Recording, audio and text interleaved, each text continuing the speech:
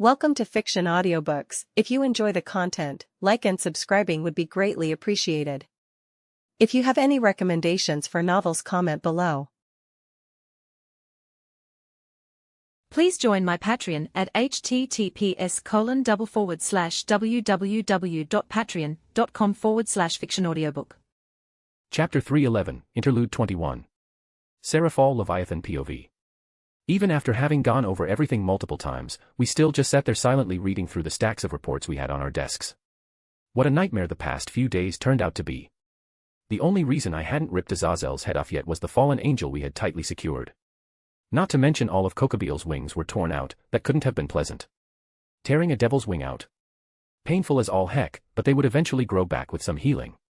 Tearing an angel's wing out. That's permanent, and it's one of the worst things you could do to an angel. I know from speaking to a few that they would rather be defiled and fall than to have their wings taken. Their wings were basically their connection to heaven, to the big man himself. To lose those was a fate worse than death. Had to resist the urge to push all these papers away from me. I couldn't just ignore the problems and have the others handle everything this time. We were, surprisingly close to having things topple down despite our efforts. And after what we did to the old Satan faction after Mama Gremory was kidnapped, they would have salivated at the chance to undermine us and push for war had things gone wrong. Had my Sona been killed?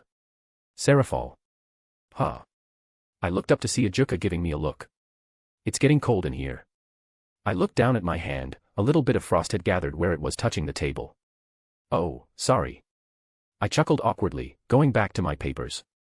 Cersei didn't even react, and that Baldy Falbium was away dealing with other things.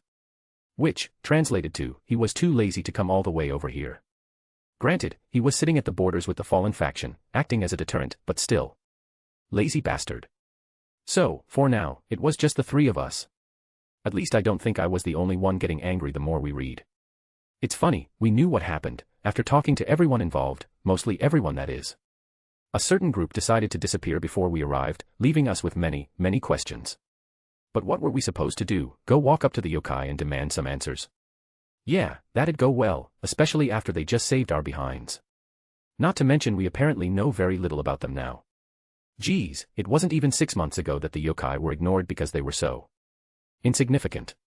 I mean, it's not like I wouldn't have loved to smooth things over with them after several incidents that admittedly had caused. But it was never at the top of the priority list and was constantly moved to the bottom of the list by other more immediate things. The Shinto gods didn't really care much about the yokai, so we in turn didn't really care about them. When was the last time our interests intertwined?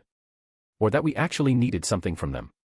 Hell, their strongest could be matched by so many of ours, and we outnumbered them like 100 to 1 at this point. Then Serzex had to go screw the pooch and apparently pushed his bastard son away. Wasn't that a nice thing to find out afterwards?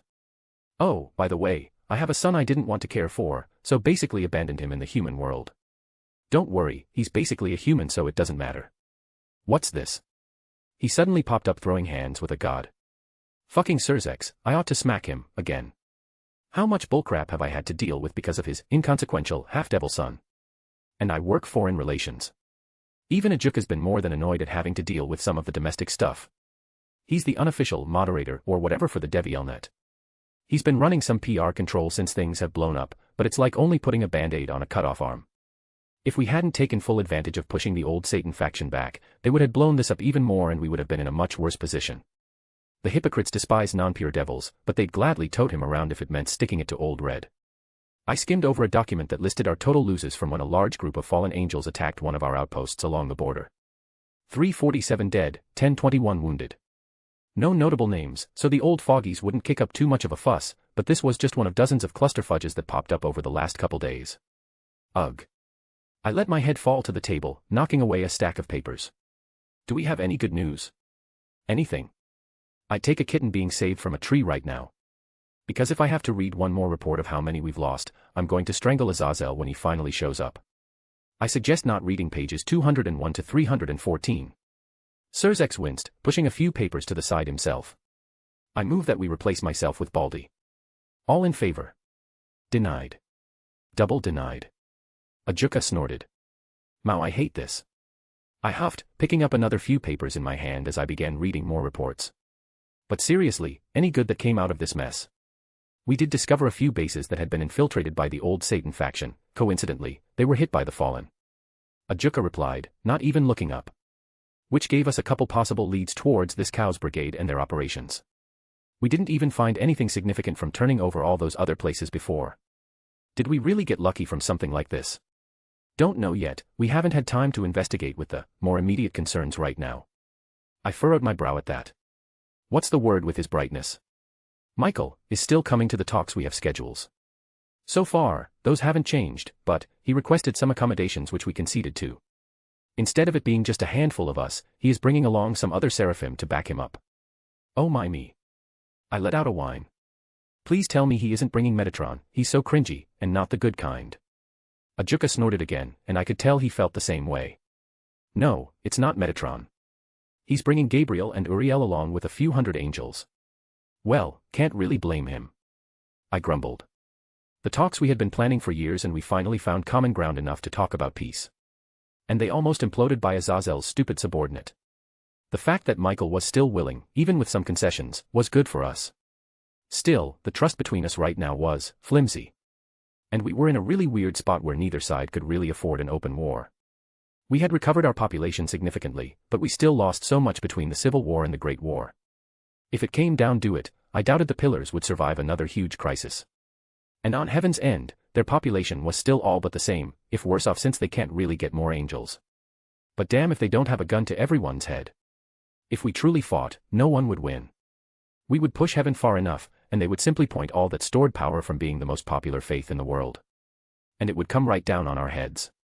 I didn't care for all the pureblood devil nonsense, but I did have my pride as a Citri. I didn't want to see my own, and the other pillars go extinct. I let out a sigh of relief when the teleportation circle on the other side of the room finally lit up. Out walked Graphia followed by Azazel. Hey-ya!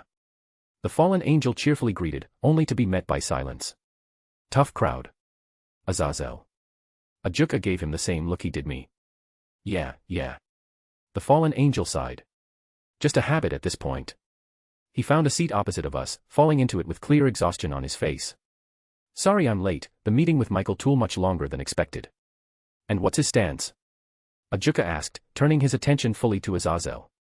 I finally got him and my other siblings to believe me when I swore on Father's name.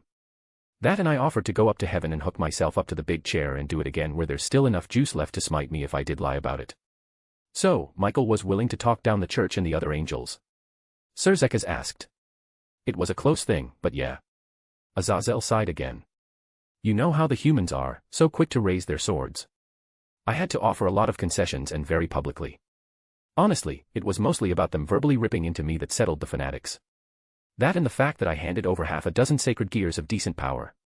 How come you don't give your sacred gears to your underlings? You have a lot of them sitting on the shelf.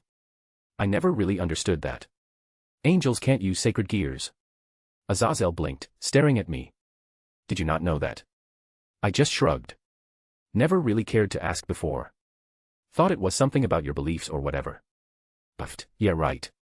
If we could, a bunch of my people would have spat on that immediately if they could. But no, we can't use sacred gears, something about it doesn't work well with angel souls. If any of us tried to throw caution to the wind, well, it would rip us apart after a bit of time. Seen it a few times. I'm working on something right now to overcome that, but I keep getting forced into other issues so it isn't finished. But I give out a few every now and then to our non-angel members, it's just, I'd rather they don't accidentally make their way back to the broken system.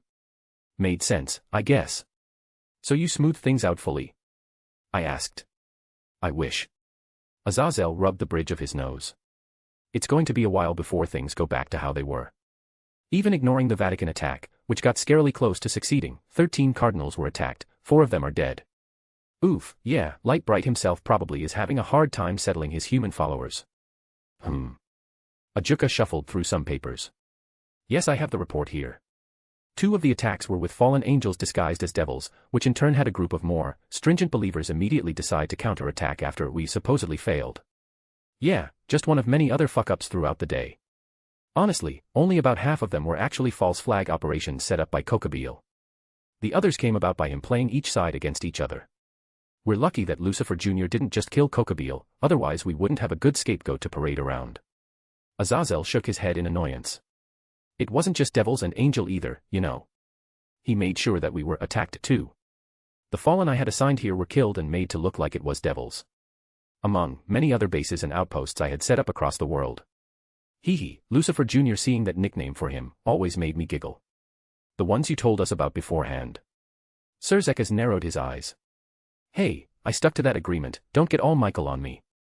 I only sent some brats that your two sisters could handle if they bungled their job, which they apparently did. I had my own house cleaning today, and one or two trusted hands I had to cut off.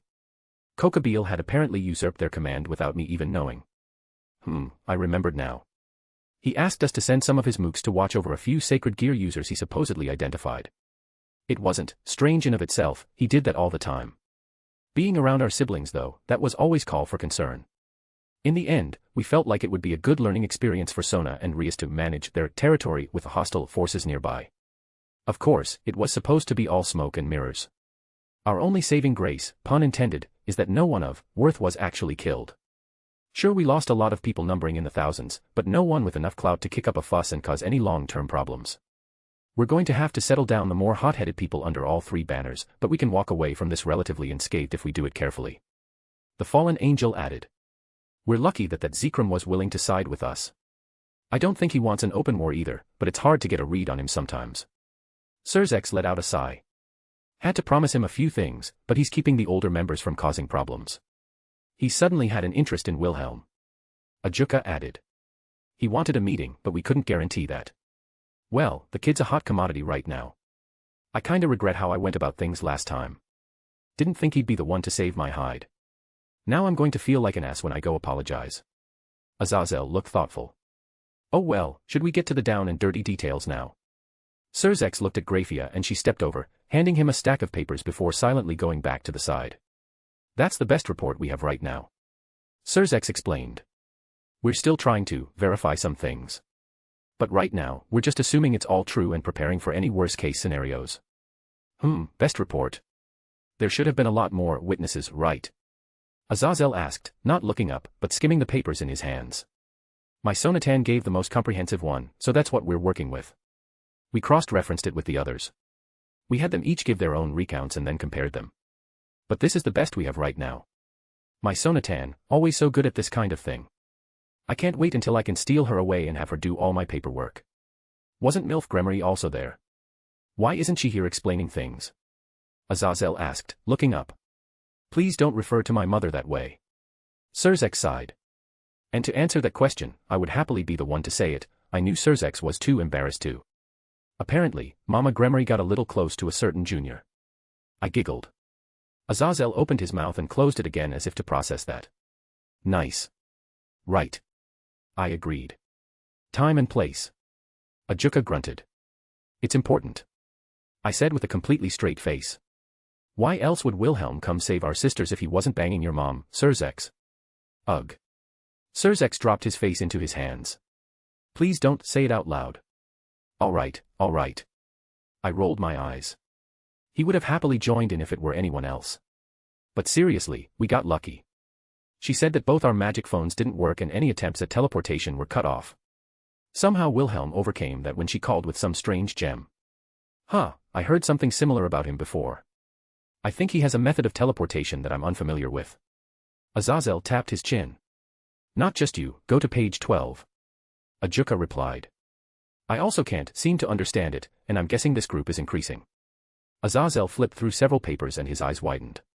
What? Yup. I popped. As I said, we were really lucky. How sure are you? Azazel looked uncharacteristically serious. Pretty damn sure, based on the context clues. Obviously, there's no definite proof, so we can't point a finger, but... You think Loki was helping Kokabeel? Azazel breathed out, setting the papers down. Father above, no wonder Odin called me. Odin called you? Ajuka questioned. Yeah, he was asking me about the whole meeting and stuff. He never cared about that before, but he was suddenly interested. No wonder. I was going to bring it up, but he seemed to want to participate.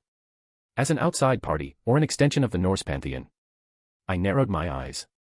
I don't know yet, but he wouldn't normally care enough if it was just for himself. Azazel looked contemplative. It's not really well known, but the Norse are in a mess right now. The giants are very openly starting stuff again, and there are voices in the Asgard court who are calling for Ragnarok to resume. Odin's son, Vidar, really isn't in a good position, and the court as a whole hasn't been since the old man passed his throne over to him. A lot of people don't like that the youngest of Odin's children is leading them, thinking it should be Thor or Baldur, even if those two are fine with it. Of course it's always some bullhickey like that. Seriously. I looked skeptical. Why would they want their own apocalypse? That just sounds silly. Hell if I know. Azazel threw up his hands. But I'm pretty damn sure Loki's the mastermind behind it. The old bastard hinted at that too and told me to be careful in not so many words. This is big. I began thinking of all the possibilities. If we could get an agreement with the Norse, that would give us a lot more legitimacy with other factions. We're getting ahead of ourselves. Zelretch tapped the table, thinking carefully from the look on his face. Let's worry about our own business before talking about including to outside pantheons. Alright, we'll talk foreign politics after. Azazel waved his hand. But if Loki was helping, it makes sense why NHGGR appeared. If there was any Norse god that Dragon would listen to, it's probably Loki, who has just as bad a personality. Among other interesting things about that dragon. Ajuka flipped a page. And we now know the source of the one that appeared in Japan. Thanks to your agent, you provided some more details. Yeah, that too, Azazel sighed again. Valley has been raging ever since I picked him up, and so has Albion. He came to me and demanded I make a spell to help Albion get a body like Drag apparently does. At least we know where both dragons are currently. Never a good thing when one of them abruptly pops up, it usually leads to a large disaster. Though, the person who possessed the sacred gear in question was the bigger issue. Well, I noticed it in his fight with Susanoo, but I wasn't 100% sure. Azazel shrugged. But yeah, confirms it, I guess. Somehow the kid got his hands on the boosted gear. And it explains why Yasaka didn't care about my help in transferring sacred gears if he was able to get one himself. Do you have any idea what he did? Ajuka asked, no absence of interest in his voice when the topic of spells usually comes up. How was he able to create a fake body of another dragon, and apparently put Drake's soul into it from what we were able to glean? I haven't got a single clue. Azazel shook his head. It's not like I've had time to sit down and contemplate it. I've been running damage control almost 24/7 since the incident. Chalk it up to him being a magical genius. I snorted. Gets around a teleportation block that an apparent god of magic put up. Then creates Drag a new body and lets him come out of the sacred gear. Whatever, I'll care about it later when I can sit down and try to go through it. Azazel grabbed his papers again, flipping through them. Do we know anything about the people he brought with him? The one who fought Loki was Skathack. Ajuka plainly stated. You're sure? Azazel blinked. They heard him speak her name, and it matches her description. Wielding a demonic spear, using Norse magic. And fought Loki until he retreated. Oh, also summoned the Gate of Sky, in case that wasn't enough. No chance of a reincarnation or spirit inheritor. Not unless she sequestered herself away from decades to train herself, then randomly decided to appear now. Fuck. Azazel spat out. I heard the rumors, but I was hoping they were rumors. That's going to get the Celtic pantheon annoyed. Not to mention it brings up many questions, like, how is she alive? I actually met her before, when I visited Yasaka, but I guess I was hoping I was wrong. It would explain Wilhelm's magical talent too. I spoke up, earning their attention. If she taught him, well, how many other teachers are at her level in the world? There wasn't any argument against it, so it was a safe bet based on everything. Wait, wasn't that dragon supposed to be dead too? I realized it just now. Oh, that's not that surprising. It's supposedly come back a couple times in the past, but this was the first time it came back from total destruction. So, everyone thought death stuck for that evil dragon finally, and that it's been so long. Apparently, it absorbed a lot of life force from eating the roots of the world tree to the point that as long as Yggdrasil exists, he can keep coming back eventually. Azazel explained briefly. Oh, didn't know that. Made sense too. But why are you so upset about the Celtics? They don't really come out anymore. I would know, I've tried to reach out only to be denied.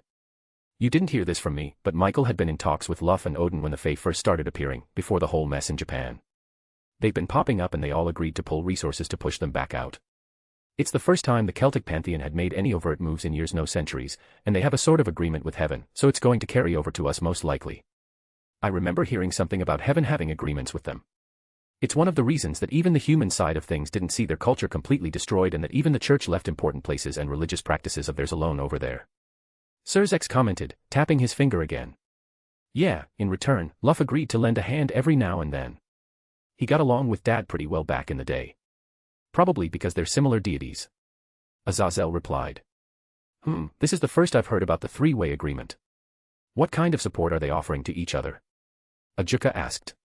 Well, it's mostly to protect their followers. Not much they have to worry about themselves. I think Odin was having the dwarves start pumping out iron weapons. And holy stuff from Dad's corner seems to be a good counter to Fey magic, so Michael was having his priests team up with Luffus druids who could find the pathways that were opened up to the Fey realms. No wonder we haven't heard much noise about Fey coming from there. I wish I had known this earlier. I could have used this knowledge to maybe squeeze us into the agreement, lend a hand, get some goodwill or even some talks. Would have been worth it even if we had to spend a lot of money. They've been handling things pretty well, until, the wild hunt popped over to Japan. Azazel snorted.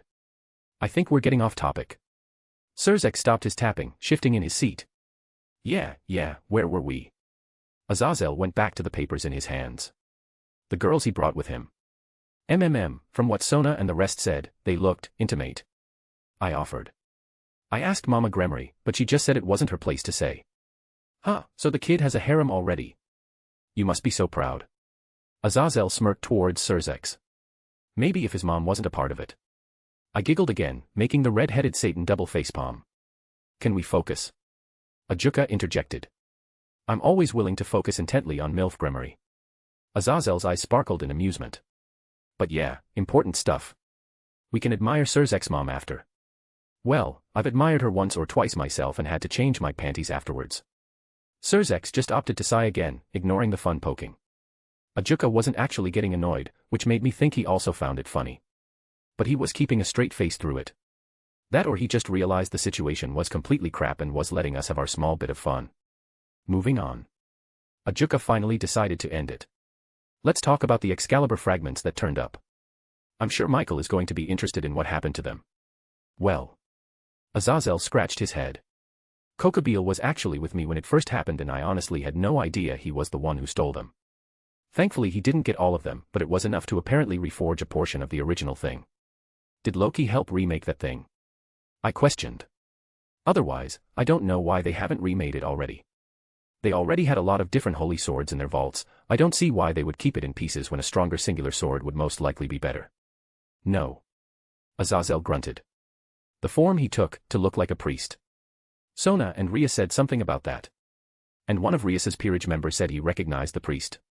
Kiba had some history or something I think. I flipped through a few pages until I found what I was looking for. The Holy Sword Project, I'm aware of it. Zerzek shifted in his seat. It's how Rhea's found Kiba and added him to her peerage. He's the only survivor of it and that priest was the one leading it before he got excommunicated.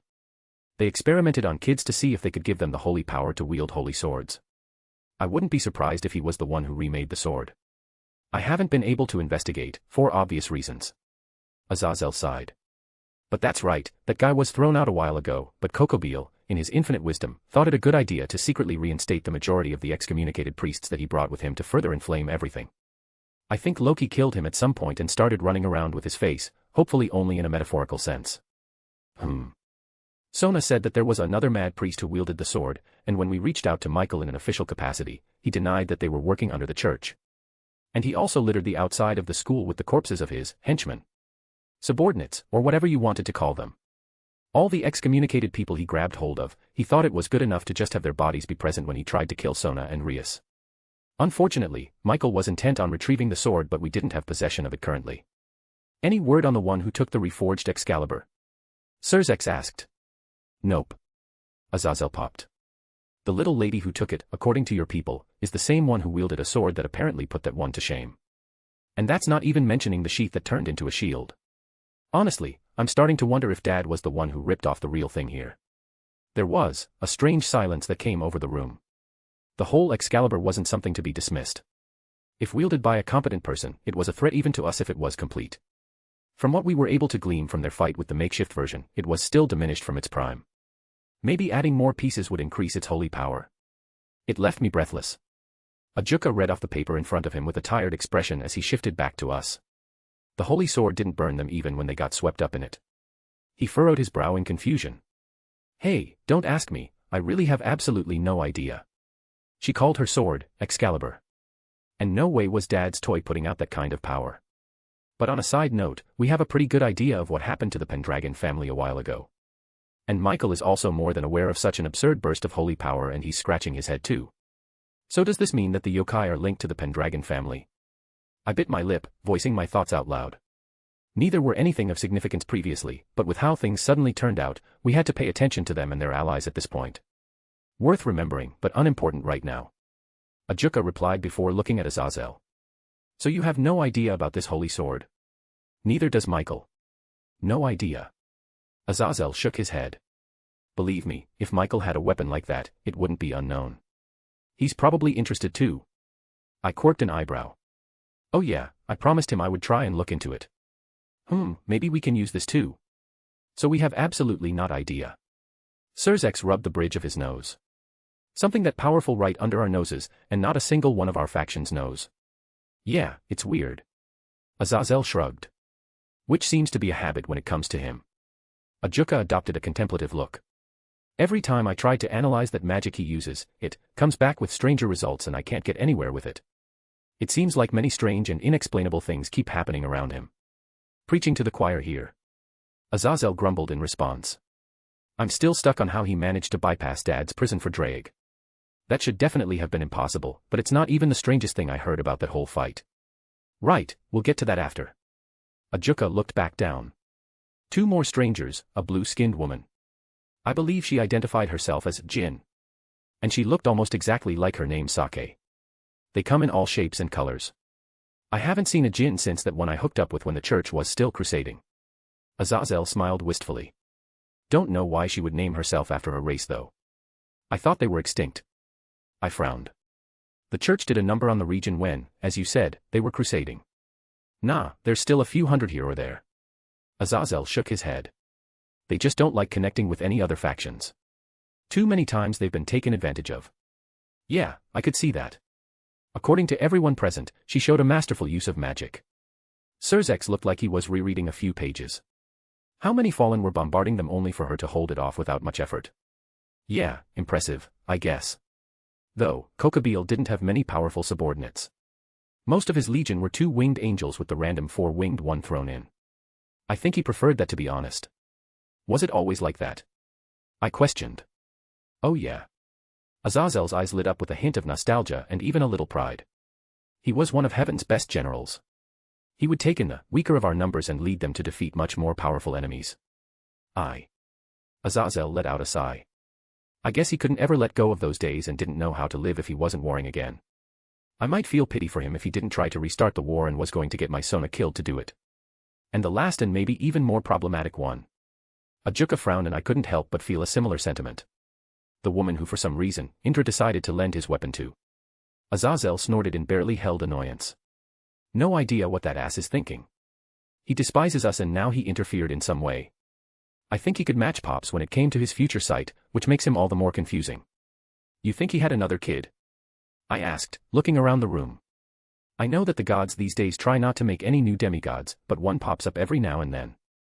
If he did, then it just makes me question what for. Azazel looked tentative. That one never does anything without a reason. Maybe it was a replica. I offered. Yeah, right. The fallen angel scoffed. That bastard would never let anyone replicate his weapon. He's not like Thor who would happily have people running around with fake Mjolnirs. He would start smiting if he found out. I'd take his word for it. The Hindu pantheon was one that we had absolutely no contact with. Not for lack of trying either. We may as well be regular humans to them in how much they ignored our existence. The Shinto gods aren't going to like it if he's putting his hands over to Japan again. He'd have to be stupid to do something so blatant right now. Especially with how the Winter Queen made them go on high alert. I heard that even Izanami is up and about and pissed off. Azazel replied. That was something I wanted to ask. My own sources were vague. Can you tell us more about this Winter Queen? Ajuka asked. That's going to need a few drinks and an even less formal get-together. Azazel scowled. Let me put it this way, I would rather deal with Lucy again than have anything to do with that lot.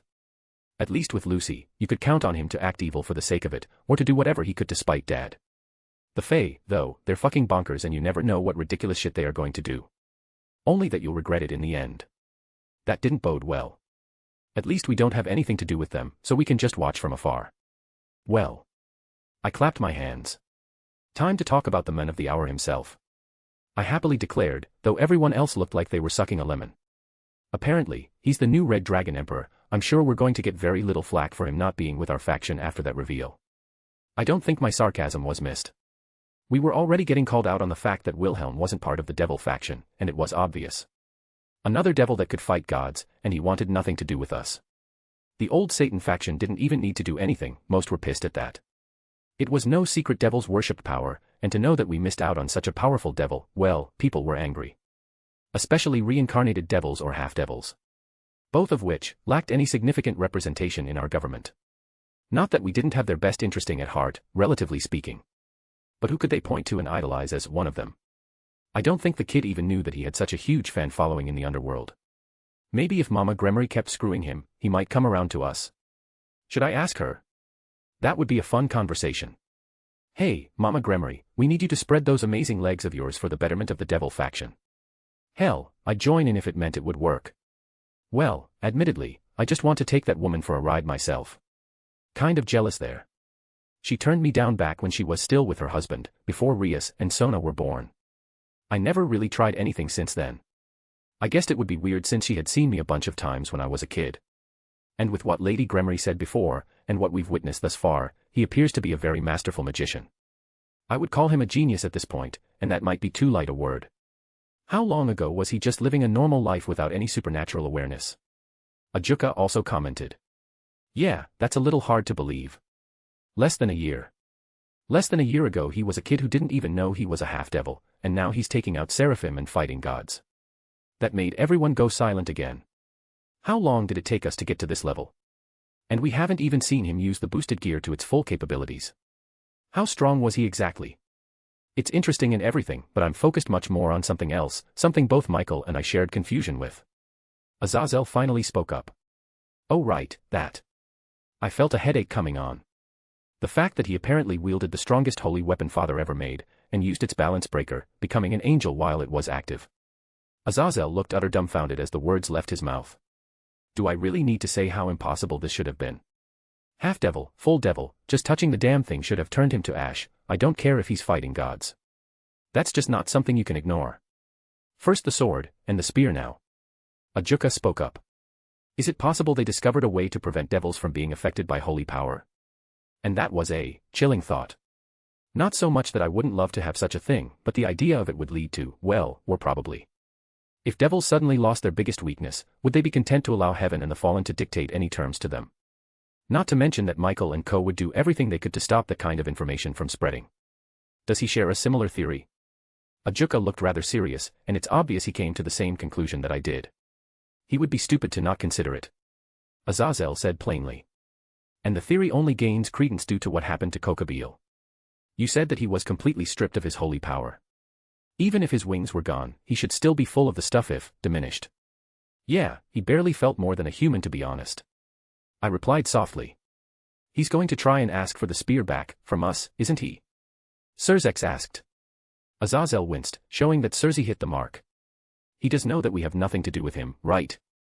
Serzex was, notably, not shrinking back when the topic of his bastard was being discussed. He's been questioning that based on what happened. I can't even fault him for that. I groaned. It does look like we're related, you know, besides the obvious. I muttered under my breath. And I guess technically we did have a link with him in the form of Venelana. I was joking before, but maybe we should pressure her to bring him back. Hell, we have plenty of women if that's his thing. He had a harem, so he's definitely got a love for women. Maybe we can use that for our benefit. Just have to figure out what kinds of girls he likes. Well, several of them were busty and had wide hips, so that's a good place to start. Did he screw Venelana just to piss of old Red, or does he just like her as a woman? Could be both, I guess. I would need details from her later. Lots and lots of details. So even if Michael is still coming, he's probably going to be asking for impossible things. Serzex tapped his finger on the table. I have a suggestion that might help. Azazel offered. A suggestion that could smooth things over. Ajuka repeated. If it could land us an official peace treaty, then by all means. Why not invite the yokai to join in and work an agreement with them as well? Are you serious? I blinked at his answer. You do realize we're almost universally despised by them, right? And who do they hate more right now? I was about to respond until I realized exactly what he was talking about. You want to use the attack to offer them peace and wash over all our past actions. That wasn't a bad idea. They might just be willing to bury the hatchet if we supported them in their own war somehow. While we've butted heads, we've never thoroughly attacked them like the Fae have. But would our own people go for it? Zelretch questioned. Wouldn't they? Look at who's backing their corner now. Before you had Yasaka and Nararihayan, both of which are notable and famous yokai. Hell, only a handful of devils outside of you lot would even be able to match them. And now, they have multiple people that can fight gods, and a bunch of other powerhouses that just popped up with them. Azazel countered with a fairly decent argument. But why would they agree? We aren't exactly warring with them right now, and they with us. Why would we need an official peace treaty? Zelretch furrowed his brow. We could always draw up some kind of agreement outside of this meeting if needed. Would they want anything if it wasn't something on this level? Yasaka hates us, fallen and devils, maybe angels too. I don't think she'd want to trade or anything like that with us if she didn't absolutely have to. But a peace agreement that's backed by other factions. That might be worth her while. If the Celtic and the Norse get involved, then it gives more authority to any agreements we come up with. That may just work out, granted, it would follow up with concessions from us for past grievances, but it might be a pittance in comparison to getting a full peace with Heaven and the Grigori. And if we invited them, Michael would probably accept just so he could get a chance to meet with Wilhelm. I bit my lip, thinking it over. And at that point, we could easily just direct him towards the yokai when he comes asking for the spear. It would be easy to just wipe our hands with that whole thing. And his little group were directly involved. Michael would want to hear from an outside source either way. Azazel nodded along. And I can say for sure that Odin wouldn't be against it. He's shown interest towards the kid too. Just don't mention Izanami around him, they've been feuding for a little while now. I'm still skeptical that Yasaka and Nararihayan would want anything to do with us in this case. But, if they joined in on an official peace treaty with other factions that would enforce it and not rely just on our word, then that might sway them. Not to mention they could use the treaty to easily argue for aid when it came to their war with the Fae that attacked them. Azazel did say that Heaven and Odin were in on another agreement about combating that particular nuisance. Would the Celts be against having a fourth joining in? If we brought them into and set them up with that, it would give us a lot of good faith that we previously didn't have. What do you think, Serafal? Both Ajuka and Zelretch turned to me. You're the foreign relations expert here. It's possible. We're going to need to work out some things, but I would say it's worth a try. Worst case, we're right back where we started and we're going to have a hard time with negotiations anyways. There was no loss from trying to bring them in. And it might put the Shinto gods in a more open position for some talks as well. They're barely better than the Celts when it came to seclusion. I did hear that Wilhelm and Izanami had some kind of relationship that could be a good door to have access to in the future. Alright, it's another avenue to look at. Zelretch nodded in approval. But for now, we need to talk about what concessions you're going to make, Azazel. Ugh, fine. The fallen angels sighed, taking out a few pieces of paper and tossing them onto our desks. Those are a list of my notable assets for the Grigori. The ones I put a star next to are those that are publicly valuable but that I couldn't care less about. The ones with a square are the less notable ones but I really don't want to lose. You're lucky we're just doing this as a formality. I snorted, looking at what he had to offer. Formality my ass, you're going to rake me over the coals when we go to the real meeting in a little while. Azazel huffed in annoyance. Well, that's true, but it's also your fault, idiot.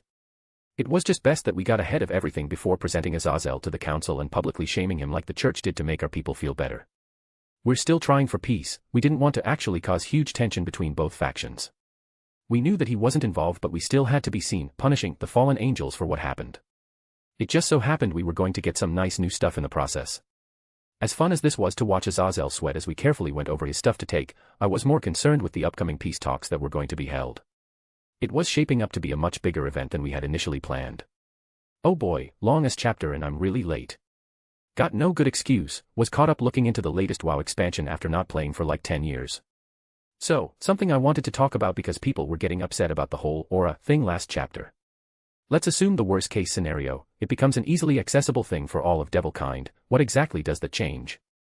Devils already have absurd tools available to them, they have real magic available to them. Not to mention, if any devil wanted, they could learn Tuki, which is much stronger than aura in the long run and they're a long-lived species. Wilhelm was only doing it because of some guilt he had towards Issei about stealing the boosted gear from him. There are very few actual consequences in the long run. Anyways, if you want to read 7 chapters ahead or support me, visit my patreon.com/astoryforum. Chapter 312, Chapter 285. It was kinda funny. When I wanted to take a break, I decided to come to the Shinto version of hell. Says a lot about me, I think. I am a half-devil, a species that originated from hell. I spent a little over 2 years in the land of shadows, another type of hell.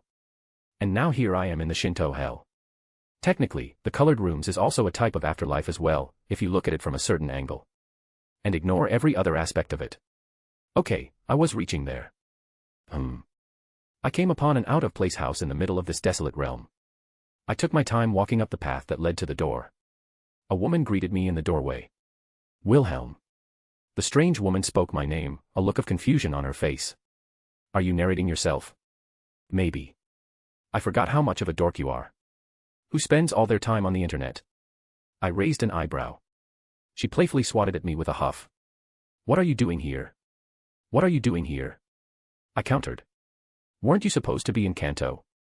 I paused for a moment. That came off as more of an accusation than I meant it to be. Can I try again? By all means. She snorted, the tiniest of smiles on her face. Well, she looked amused by the whole thing. What I meant to say was that I stopped over there to check in and they said you were gone. So I came down here to find you. And what do you require me for? Is there a problem that you need my assistance with? She asked. I shook my head. I just wanted to spend time with you. Oh. She said quietly. I see. Was she upset with me? She turned away. Better do the thing that always works. I opened my arms up and pulled her into a hug. She made a cute little noise, so I assumed she wasn't upset. Maybe I was just overthinking things. You okay? I asked, letting her go. I'm fine. She crossed her arms with another huff. And to answer your question, I don't like to spend too much time on the surface. I could tell that many people there were getting uneasy with my presence. I merely go up to make sure my presence is made known to dissuade certain individuals from attacking again. I am keeping a close eye on things, and if I sense that something goes awry again, I can appear at a moment's notice. Easy. There is no need to comfort me. I am aware of my reputation and my presence is not a comforting one to the more common masses. Hug. I held my arms open again. She rolled her eyes, but accepted it all the same. If anything, it felt like she relaxed quite a bit as I held her. It is not all bad. My son came and visited me while I was going about my business on the surface. Oh. He officially came on behalf of the others. Your other children or the others as in Takamagara as a whole? Little of both, probably. She let out a small chuckle. They are also watching and my presence was noted by them as well. They usually do not care for the mortal world, so to see me so active after the incident left them wary. Want me to go have words with them? I offered, mostly as a jest. Though if she was upset I would happily go discuss her displeasure. Yes, go beat up my other children and the whole of their pantheon. She deadpanned. I'm sure that would cause no problems. One time. I fought one of your children. Technically, twice. Touché. I admitted. But it was Susanoo both times. Well I can't deny that he needs his behind kicked every now and then. She giggled again. It was nice though. He came on official matters, wanting to know my reasoning for being active and all that so the others wouldn't freak out. But otherwise, he spent the day with his mother, and it was very pleasant. That's sweet. So I guess we both don't have anything to do right now. How strange. What? You're not usually the type to stay still. Especially with what happened a couple days ago. That's not untrue. I mulled that over. Yeah, the only reason I wasn't off doing something was because I literally didn't have anything to do right now. Yasaka was in a meeting with some other elders. Something I couldn't really intrude on with my status right now. She was discussing a bunch of important things that didn't concern me, or rather, didn't require my input. But they were also discussing my theoretical defense system that could be implemented. Artoria also wasn't one to sit still, she's over at the Pendragon family. She dragged Arthur away, and Lu Fei by association. Funnily enough, the girl was a very good magician, and Yasaka hired her to teach magic to anyone who wanted among her people. I had an inkling that the Pendragon family would be joining the yokai in any upcoming conflicts.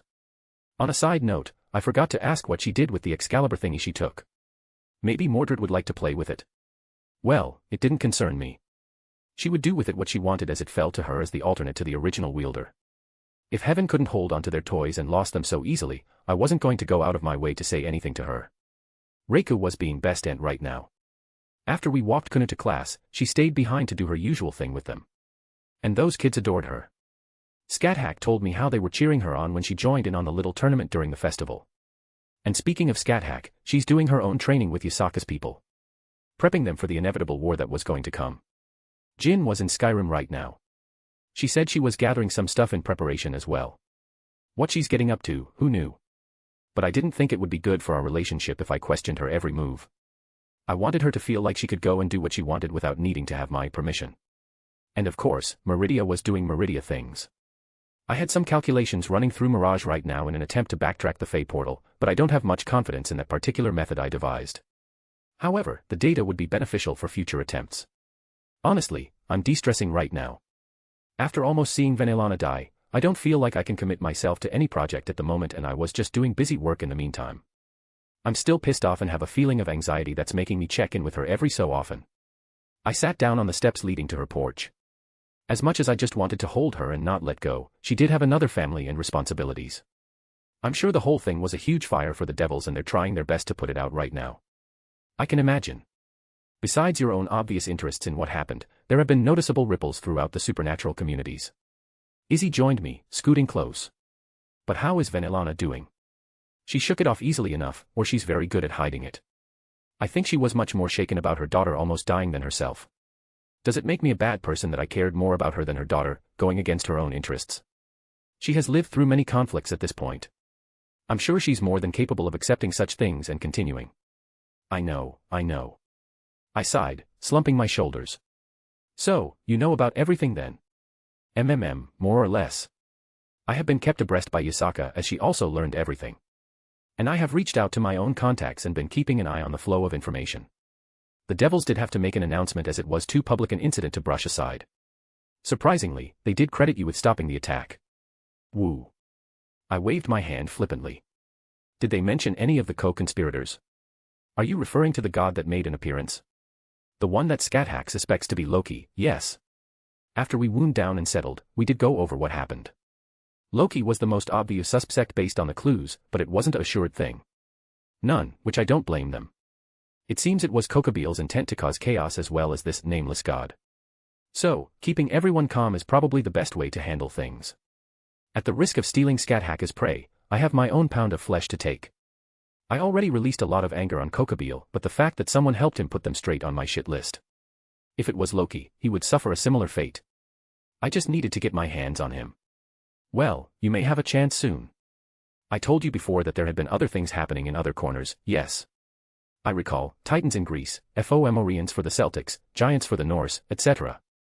I reached out to my acquaintances. She breathed out. Hell, Hades, and Around specifically. Hel did tell me that her father was apparently very visible during the attack and was in Asgard.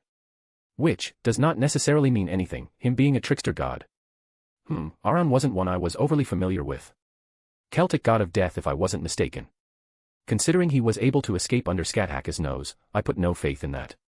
I wonder if there's a god in the world that was more adept at escaping than Loki. When it came to deception and tricks, he was probably the best at that due to his nature. You would be a fool too. Besides, that wasn't the only thing that happened. Asgard was sieged by an army from Muspelheim during Kokobeel's own attack. And Loki was conveniently seen among the Asgardian court for both attacks. Meaning he couldn't possibly have been involved. I added, very sarcastically. Isn't he an evil god or something? Why do the Asgardians even allowing him to roam free? It's complicated. For every evil deed he's committed, he's also done something heroic. There have been many times he's saved Thor from the Thunder God's own foolishness, just as many times he's played his cruel pranks. There have been times where he's defended Asgard to his almost dying breath, and others where he's led the charge on the assault against Asgard. Sounds like a fucking ridiculous situation that I want no hand in. But chances are that he's involved with my Venelana being harmed. Your Venelana, She had a humorous smile on her face. I nudged her shoulder with a huff. And what happened with the giant attack? Not much, no one was killed, that was noteworthy anyway. The attack did come as a surprise, as their march was obscured from even Heimdall's eyes. The god that was rumored to see all in the 9 realms. Probably a bit of an exaggeration, but he was the first defense of Asgard. He should have able to see the attack coming, some sort of mystic eyes or clairvoyance. Yes, and who could have possibly accomplished such a feat? Believe me, you aren't the only one pointing out the obvious. However, Loki does have allies within Asgardian court. Annoying, but not something I can care about right now. I sighed, leaning my head against Izzy's shoulder. Though, all bets are off if he comes around again. I don't care about godly politics, I will end him. Just as I was tense thinking about him, I melted once I felt her fingers run through my hair. If he comes around, I will help you, she replied. But there are other things I wish to speak about while you are here. I said I spoke to Hades when I reached out. He said he was aware of some things and asked to meet. From what I was able to gather, the titans that escaped Tartarus previously were Cronus and Hyperion. I bring this up because they also attacked during the incident. They tried to free their remaining brethren, but Hades and his people were able to thwart it with minimal loss. Interesting, so there's probably a link. The timing was too convenient. Without a doubt, and it's also unlikely that Loki's reach alone can extend so far. He is probably working with others to achieve whatever his goals are. But I brought this up for another reason. Hades asked for you, specifically. He is aware that we are acquainted, and after what happened in Kokobil's attack, he requested I bring you along for a chat. I blinked, unsure of what to say for a moment. Why? I don't think I've done anything to earn his attention. I haven't got a clue. Izzy sighed herself. To be honest, he despises most of the Abrahamic factions. By default, he shouldn't want to meet you, no offense is meant. He can get in line, I have almost nothing good to say about them either. I shrugged. Yes, well, Hades is known for his dislike for them and he was open about wanting to speak with you. I have a decent relationship with both Hades and Persephone, so I do not believe there to be ill intent. But I wished for you to know and understand. Noted. Did he give a specific time? I wasn't against meeting him, if only just because Izzy was acquainted with him. No, but I wouldn't put it off longer than a month. It appears he wished it to be soon. Soon, and no longer than a month. It's easy to forget that gods see the passage of time much differently than mortal species. Well, no reason to be antagonistic towards a god if I didn't need to be. Anything else of importance? Yes, I spoke with Aran about the Fae incident. They're the pantheon that had the most dealings with them in the past age. In hindsight, that's logical due to them appearing in so many myths and legends in that part of the world. But at this point, I honestly hadn't thought about it. You've been under a lot of pressure, I assume you have been putting out your own fires since then. She always was quick to try and comfort me when I wasn't in a good mood. And what's the word with the Celtic gods? It's complicated. Some of them had relations with the Fae before. Dagda, being the most prevalent. Oh. I quirked an eyebrow. Wasn't he the chief god of the Tuatha De Danann? The very same. Izzy nodded. Him and the Winter Queen were close. Very close. Oh. Oh. Realization dawned on me. I have yet to hear a good thing about that woman. Dagda was a good person, a good god. I'm not surprised he managed to melt that cold woman's heart. And it's not surprising that she and hers retreated from the world when he died in the Great War. I didn't know he died. I said quietly. It seems I'm not in the know about a lot of things that happened here. A lot of gods fell during that war. When the three factions warred, it caused the entire world to descend into warfare. Old rivalries were reignited with fervor, and new rivalries were formed. War gods relished in the new order, and evil gods coaxed the flames happily. And I assume that love has since taken over. You are correct. She nodded. He has shown good leadership, and his strength cannot be denied. While most think the rankings of the world as laughable, they are at least notable as pointing to something and noting how strong they are. Right, the fact that a god from such a small pantheon and religions is thought of as one of the top 10 strongest in the world should say something even if the list isn't all-encompassing. It's as you say. And after reaching out, Luff also spoke with me for a while. He admitted that after Dagda died, the relationships between them and the Winter Court became very strained. They were blamed for Dagda's death, which concerns a variety of circumstances I won't get into. So a lot of goodwill was lost on both ends and they only had old agreements and pacts to keep the peace. Is there still bad blood? Enough that they'd be willing to pool resources if we start waging war. I can't promise anything, but I did ask a similar question. Right now, they are in talks with the angels for reasons they didn't elaborate on. I did not push it for the moment as they were being very polite in reaching out in the first place. Well, definitely an avenue we could pursue. It would certainly alleviate some pressure off us if we got some more backing. Something to look into, who else had old grudges and would be willing to lend a hand. But to summarize, I was told about their overall structures and given an idea of what their forces are like. Granted, it's from many centuries ago, but given how slow the supernatural is to change, I believe even an outdated overview would be valuable in creating strategies. Honestly, anything would help. The Fae here are completely different than the ones I'm used to. We didn't have this winter or summer court, so this is all new to me. I sighed again, thinking about everything that still needed to be done to prepare for a true war. I already sent the information to Yasaka and Nerarihayon. I just wished for you to know. And I appreciate it. I gave her a smile. Do you? Izzy abrupt closed her mouth, shooting to her feet. She had a very pensive look on her face as something startled her. What? She suddenly blurted out, and the entire realm shook. I felt something start breaking through the barriers of this place, the space itself rupturing. I usually slip through rather elegantly, without causing a fuss. Whatever this was, it was bulldozing through every sort of boundary that this place was connected to. I was right beside her, my magic circuits immediately ignited. My aura was flaring violently, and reinforcement filled my body. I felt my hairs stand on end, a thorough foreboding feeling causing me to shiver. My instinct in circumstances like this had never failed me. Without a second thought, I summoned the boosted gear onto my hand, and grabbed hold of my authority. My main trump card that I was reluctant to show after the fight with Susanoo. There was absolutely no reservation about pulling it out in this situation if I felt threatened. Space itself rent and shattered, a figure slammed through all boundaries, visibly tearing through the very fabric of reality that held this metaphysical realm together. There was a hole in the sky where the threads were pulled apart that very slowly began to close, mending itself. And the newcomer landed on the ground without a care in the world. My Campione instincts went into overdrive. I could practically taste her divine nature, but also the fact that she was strong. Stupidly strong. Whatever she was, she even dwarfed Izanami, who was standing right next to me. Honestly, the only comparison I had to compare with was Meridia when she split a portion of herself off and left her realm. I glanced at Izzy, who was utterly shocked and silent and even trembling slightly. I took a step forward in front of her. I didn't know what this thing was, but I would be damned if Izzy was harmed under my watch. This thing that took the appearance of a girl not older than Kunu. Black hair so dark and it was only matched by her eyes. It seemed to absorb any light that tried to touch it. Pointy ears that denoted her inhuman nature. And, strange clothes I couldn't even bring myself to comment on due to the sheer power that radiated from her. I had no idea who this was. So many sensations hit me all at once. Draconic, divine, and a plethora of somethings that seemed unending. However, my partner seemed to recognize her immediately. Ophis. Drake sounded terrified. Her voice was monotone yet, somehow, carried with it reverberation that made me think of the kaleidoscope when actualized. Found you. Here's the weekend's chapter, a little late, but here nonetheless. If you want to read 7 chapters ahead or support me, visit my patreon.com/astoryforon. Chapter 313, Chapter 286. Sona POV. Sona, it's good to see you. Lady Lucifuge, thank you for activating the teleportation circle for me. I politely bowed my head in her direction. It is no trouble. She smiled faintly.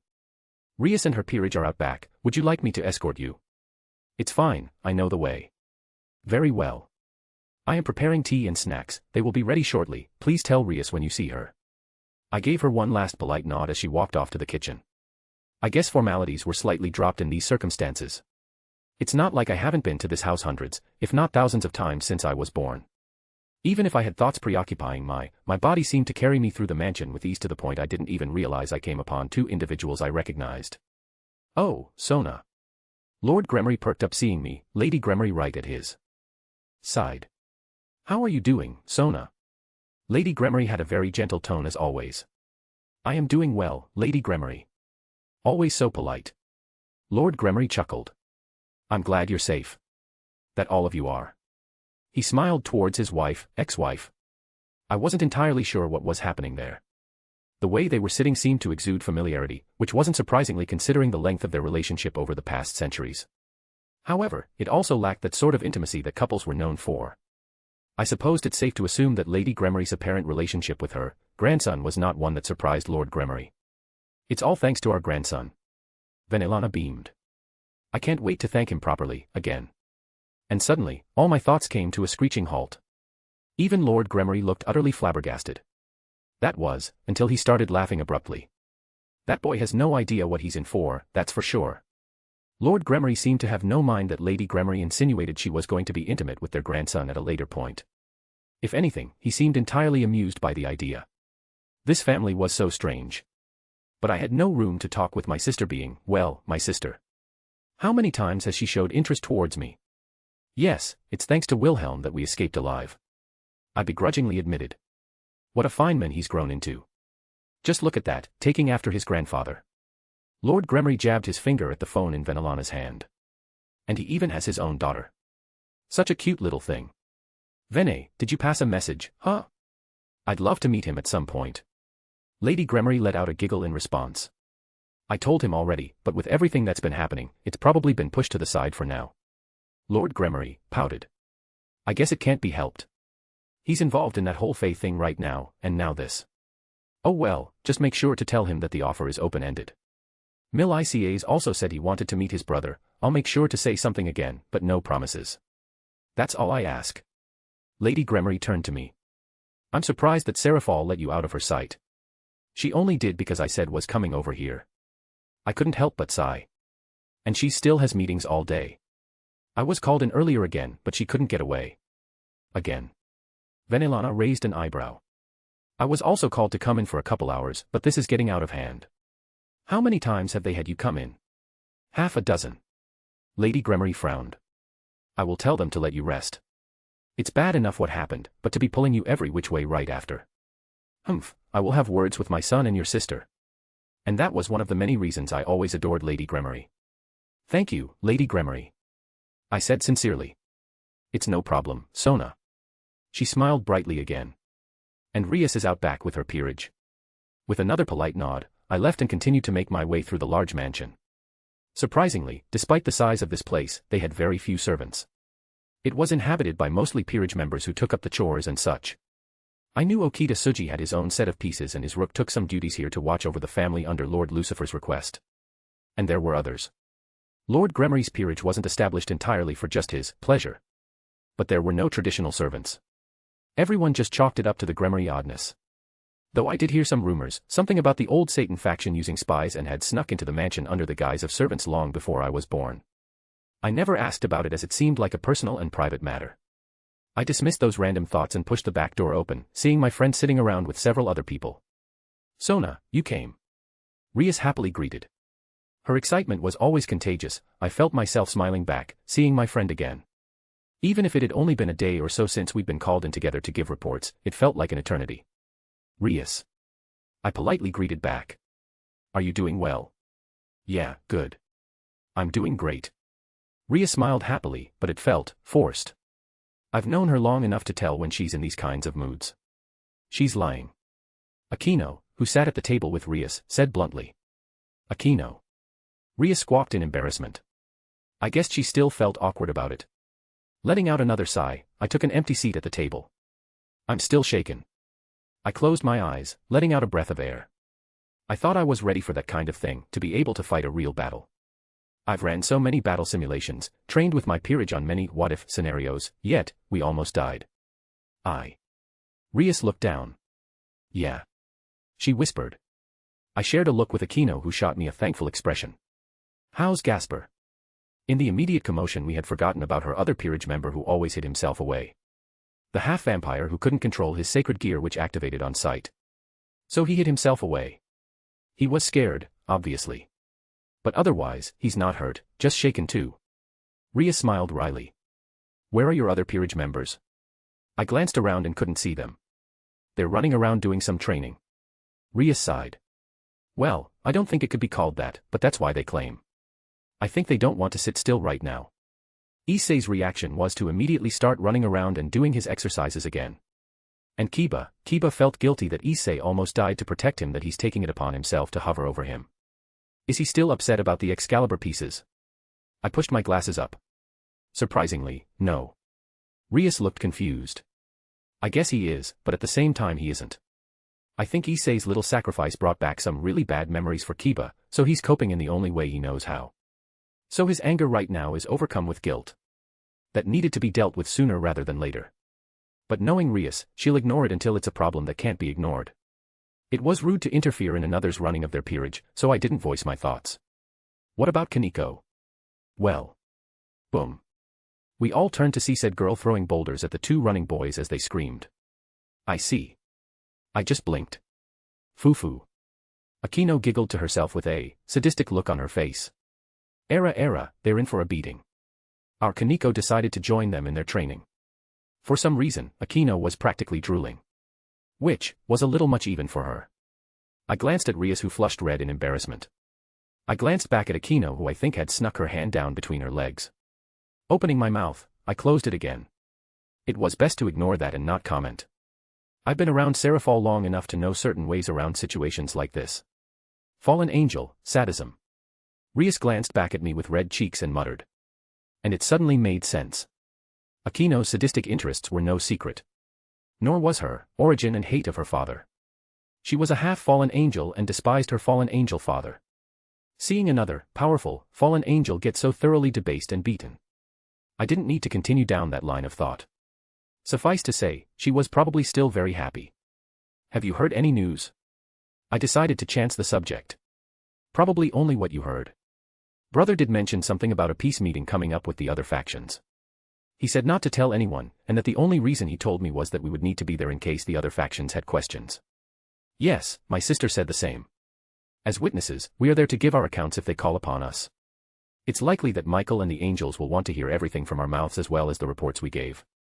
I wanted to say it's surprising that we were having a peace meeting, but it seemed like this had been a long time in the making. Technically, we're still at war, but there haven't been open or rather widespread hostilities in a long time. Did you hear anything else? I asked. You mean about Wilhelm? Rias questioned. Sona sure seems interested in him, Akino giggled. Maybe there's something else there. There is no such thing. I adamantly denied. Sona-chan, Rias had that mischievous look of hers. It's okay, you don't need to lie. I pushed my glasses up. I think your mom already took that spot, Rias. Unless, you're suggesting I'm attempting to get with both of them. Rias just started sputtering. Do you think they'd let me join in? Akino. Rias squawked again, scandalized and turning bright red. That's my mom. And she's hot. Akino grinned. If I knew that she was open for it, I would have made a pass earlier. Why you? Rias didn't seem to know how to respond. I was not prepared for this. And it's not like Wilhelm isn't handsome. Did you see him? Definitely filled out his clothes a lot better than when we saw him back in school. Please stop. Rias whined. Now, picture your mom and him foo. Rias made a strange sound as she launched herself over the table, attempting to strangle her queen. The latter of whom just broke out in a fit of giggles as they struggled. Well, this was better than seeing them depressed. And I think Akino was doing it on purpose to break Rias from her funk. Rias had a good queen. Bucho. We all seemed to stop and see the others of Rias's peerage come walking over, looking rather exhausted. Rias set herself back up properly, fixing her clothes. Sona. Kaneko looked towards me, greeting me with that quiet, monotone voice of hers. Cute. Tired out already? I couldn't help but smiled, eyeing the little Nico show as she stuffed her mouth with cookies. Kaneko barely replied, but it was still adorable. Issei, help us settle an argument. Akino grinned. Oh Satans, please don't. Rias facepalmed. Rias's mom, yes or no? October 10th pay. Issei nodded sagely. Rias just groaned while Akino laughed. Hey, is she really, with your nephew? Issei asked awkwardly. Yes. Rias said quietly. Mom told us a few weeks ago. Rias sighed. Apparently, it happened after he rescued her and Mil ICAs. Nice. Damn it, Issei. Fufufu. Eki. Kaneko blushed a little. Kiba was the only one who apparently had no comment. But even he looked a little flustered at the thought. Not surprising, Venelana acted like a mother to pretty much all of them. Well, except Issei, he hadn't been around long enough. That damn handsome. He has those magnificent foxy apay, now he even has your mom's apay all to himself. Issei exclaimed, rather loudly. Don't say it like that. Rias huffed. Why? It's true. All our heads turned to see said woman carrying over a tray of treats, while Grafia carried the tea with her. Mum. Rias whined. Venelana just looked all too amused by the looks she was getting. Must you, mother? Grafia sighed, oddly casual when she was working in her maid persona. No, but I enjoy it. She giggled, setting the stuff down on the table. I'm not ashamed in the slightest. Wilhelm and I are in a relationship, with all that entails. There's no need to tiptoe around it. Despite the nature of the situation, her confidence was something I always admired about her. Even when she faced Kokabeel, she never wavered. Rias just further buried her face when Lady Gremory noticeably bounced her chest for everyone to see. The Gremory lady giggled again, opting to leave it at that with a sighing Grafia following behind her. It's rare to see Rias embarrassed like this. The same girl that had no qualms about walking around naked when we did sleepovers. The same girl that was very vocal about her interests when we started going through puberty. My sister also said that those other women who appeared were part of his harem. It was a rare occasion, I would enjoy it a little more. Would they be your nieces or your aunts, Rias? It took all of my effort to keep a straight expression. Rias looked up at me with emotionless eyes. That handsome has a harem. Those other Ape were his too. Issei slammed his palms on the table. That's not fair. Wait, really? Even Akino was surprised. It's what my sister said. I shrugged. Whether that was Serafal being Serafal or not, I didn't particularly care for the moment. Though they seemed really close. However, it did just raise so many more questions. Like, how did he get a harem of that size in only a couple months? Not to mention their sheer strength, it was absurd. I was wrong. Issei breathed in. I thought he was a bastard like those other handsomes, but he's a kindred spirit. I wish I got to know him during school. Issei actually sounded sad. It's still weird to think that he went to school with us. Is it strange that I barely had an impression of him? Kiba, who was usually silent, spoke up. I can't really blame you. Rias sighed. If it weren't for finding out that he was my nephew, I would honestly never give him a second glance. Besides the obvious non-native features, of course. But he was quiet and never really stuck out. He was mostly average in everything, with theater being the only thing that stood out. And even then, I didn't really care about that kind of thing. Rias found out about him much later than I did. I was asked by both her brother and Serafal to keep an eye on him, as annoying as it was. They thought she would seek him out and ruin his normal life or whatever their plan was. I wasn't entirely informed, but from what I understood, he lived his entire life thinking he was human and they didn't want to ruin that. Whether that was wise or not, it wasn't my position to comment. But I could understand some of the logic.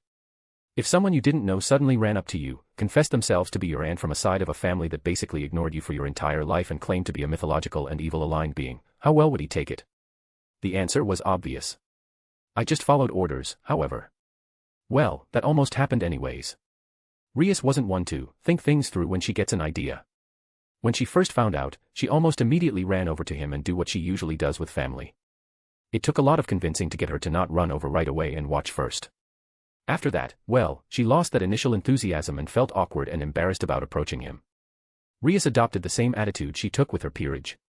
Settle for ignoring the problem unless it became more of a problem. Speaking of those girls, do you know anything about them? I wanted to understand better. No, I needed to know. How the hell did he go from a quiet, introverted, and possibly depressed teenager to that?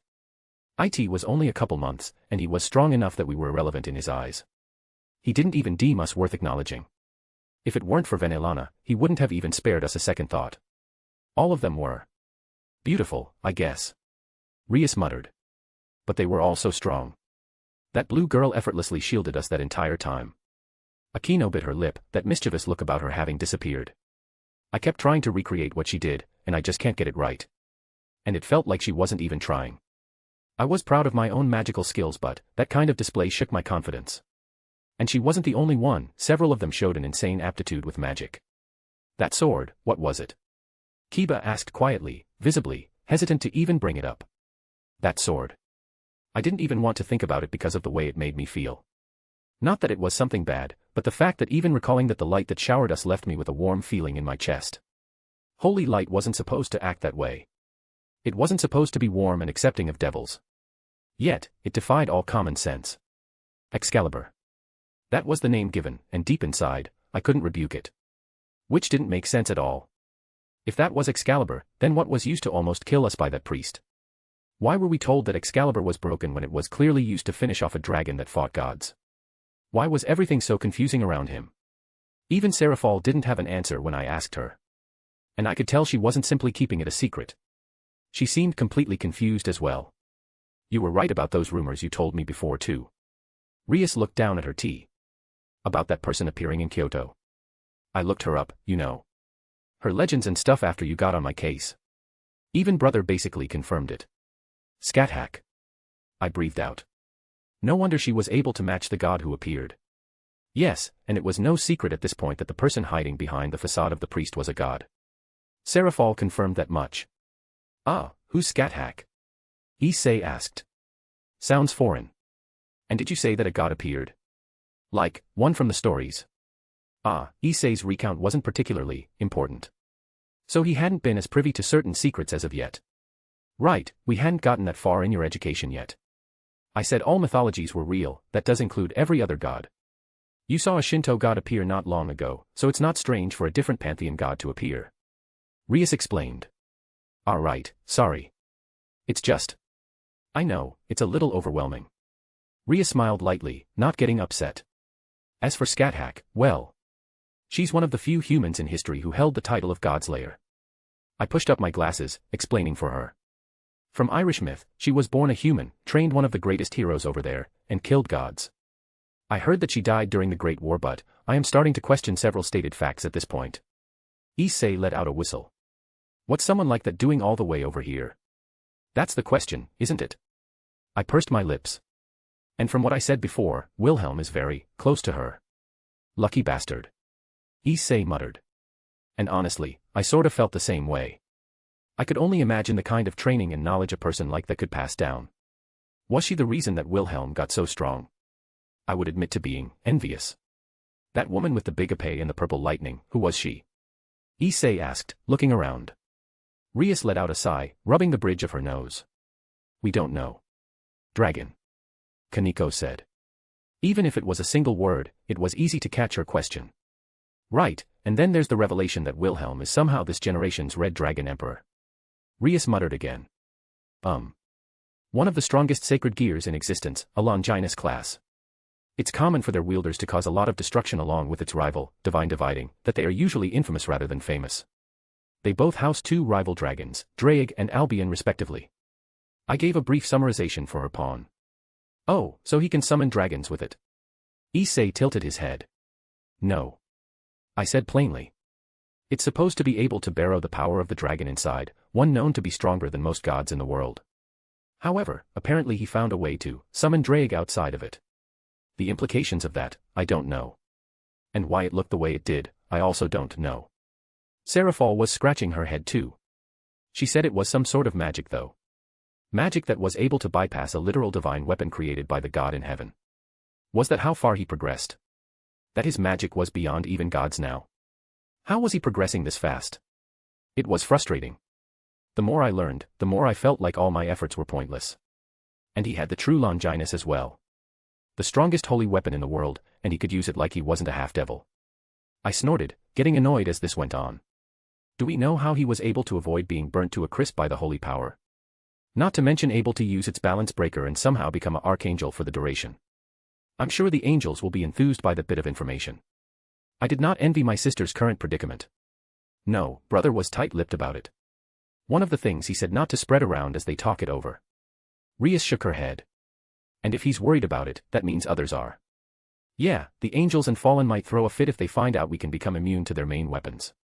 I spoke my thoughts aloud. But. I turned my eyes to Issei. It's entirely possible that the answer is right here. Everyone else turned towards him too. Any progress on, whatever this is? I asked. Rias raised her hand up to poke Issei. A strange energy-like shield came up and protected him, blue in color. We've been experimenting with it, but we're still working on what exactly it is. I asked Mom and she just said it wasn't anything bad and it's called aura or something, and but hasn't said anything else. Rias frowned, clearly annoyed about the whole thing. What about Ajuka, did he not show any interest? He did, but. Other priorities. I sighed, guessing what she wanted to say. I guess we'll have to wait and see. They said that they were going to try and pull in the yokai to the peace meeting, so hopefully we'll get some answers there. I just wanted to understand how. Was he just talented, or am I doing something wrong? Hopefully, I would find out soon. Asterisk asterisk asterisk asterisk. Wilhelm POV. I didn't know what I should say. I was honestly frozen solid here. This thing was staring right at me without blinking and it was very intimidating. Izzy was also a statue, and I felt like Draig was having trouble speaking. I couldn't tell if this thing was intentionally projecting its presence so blatantly, or if this was just its natural state of being. Or gods, was this how it felt after it reeled in its overwhelming power? She raised her dainty hand to point at me. I expected a follow-up, or anything, but she didn't speak again. What do you want from me? I barely managed to get out under her drilling eyes. Help me beat Baccared. I don't know what that meant. I smell similar. The thing suddenly was right in my face, staring straight into my eyes. Pardon. Lots of things. I blinked, still unable to decipher its words. Chow chow. It said again. Promise to help. Gone now. You help. Why me? I still didn't know what I was supposed to supposedly help with. Strong. Noisy. Hear it every time you enter the world. She said, had that expressionless look on her face. Noisy beats noisy. However, her explanation made my eyes widen. What do you mean? Enter world, noisy. Lots of noise, like Baccared. Too many voices, too many things happening all at once. She's talking about Great Red. Drake spoke. Yes. The thing apparently heard Drake from inside my soul. Dryag, help too. Too noisy, want my silence back. Lady Ophis. Izzy spoke up with a still terrified look about her. Perhaps you should explain it fully, he doesn't understand. She chose her words very carefully. Ophis frowned and the realm shuddered for a moment before stopping. Baccared came into my home, won't leave. Too noisy, I want my silence. Chow Chow promised to help me beat Baccared, now he's gone. You help in his place. Great Red lives in the dimension gap. You mean to say, he's being too noisy in the dimensional gap, where you live? Yes. It's a big place, why not just go to a different part? Too noisy. She sounded annoyed, like she didn't like repeating herself. But I didn't understand what she was trying to say. I knew frighteningly little about the thing in front of me. The bare basics of its origin, and that's it. And even that was too little for dealing with a being like this. You were born in the void between worlds, devoid of all life. And I suddenly realized what she meant. Great Red is the dragon of dreams, his existence is everything that comes from dreams, all of existence, every possibility that could be dreamed, all contained into a single entity. And that's blasting right into the dimensional gap for someone like you. Someone who never coexisted with the concept of life before. She was getting spammed with everything that every single entity dreamed, right in her face, every second that she's near Great Red. Yes. Her eyes sort of sparkled, like she was happy that I finally understood. Want my silence back. But that left me with one worry. How do you expect me to do to something like that? From what I vaguely remember, Ophis and Great Red were supposed to be relatively equal in strength. Yet, she's asking me to fight something equal to her when her current self fucking terrified me. Ophis looked actually thoughtful at my question. I don't think even she knew what I was supposed to do. And with that small opening, I did the thing I was best at. I flicked my hand, grabbed Izzy into my arms and pulled her through a portal with me, quickly shutting it off behind us. Wilhelm. Izzy breathed out, as if sighing in relief. What the fuck? I felt my heart rate skyrocketing as I pulled myself up from the sand dune we landed on. I didn't have even a second to think about where I took her, and apparently, it's the same place I threw the user of the Divine Dividing that one time. I have heard about those who ran afoul one of the dragon gods, but I never expected myself to be facing one down like that. Izzy forced herself to her feet. I only hope that Yomi remains once she grows bored and leaves. Is that normal then? To just leave? I don't know about Great Red, but for Ophis, the infinite dragon gods usually leaves after getting what it wants or grows bored. Sometimes without issue, or sometimes realms go missing. The only option is to usually wait it out and hope. Are we? The words died in my mouth. I stared in utter shock as my previous portal was forced back open. A petite arm reaching through and pulled it back open, and a familiar little girl walking through. Without even thinking again, I grabbed the spear out of my ring and stepped in front of Izzy. And for the first time in a very long time, I felt scared. I was very close to jumping to my final trump card. Ophis didn't even react to my attempt to run away. Instead, she looked at my curious, specifically my spear that is. Like she recognized it. Made promise, not your home. She replied, staring right at the spear before turning back towards me in a little tilt of her head. Give. I hesitantly held the spear out. No, the tasty thing. She frowned, tossing the true Longinus to the side like it was a piece of garbage. Tasty thing. Ophis didn't wait for me to respond, she grabbed my arm. And I felt like no matter what I did, I couldn't get her to let go.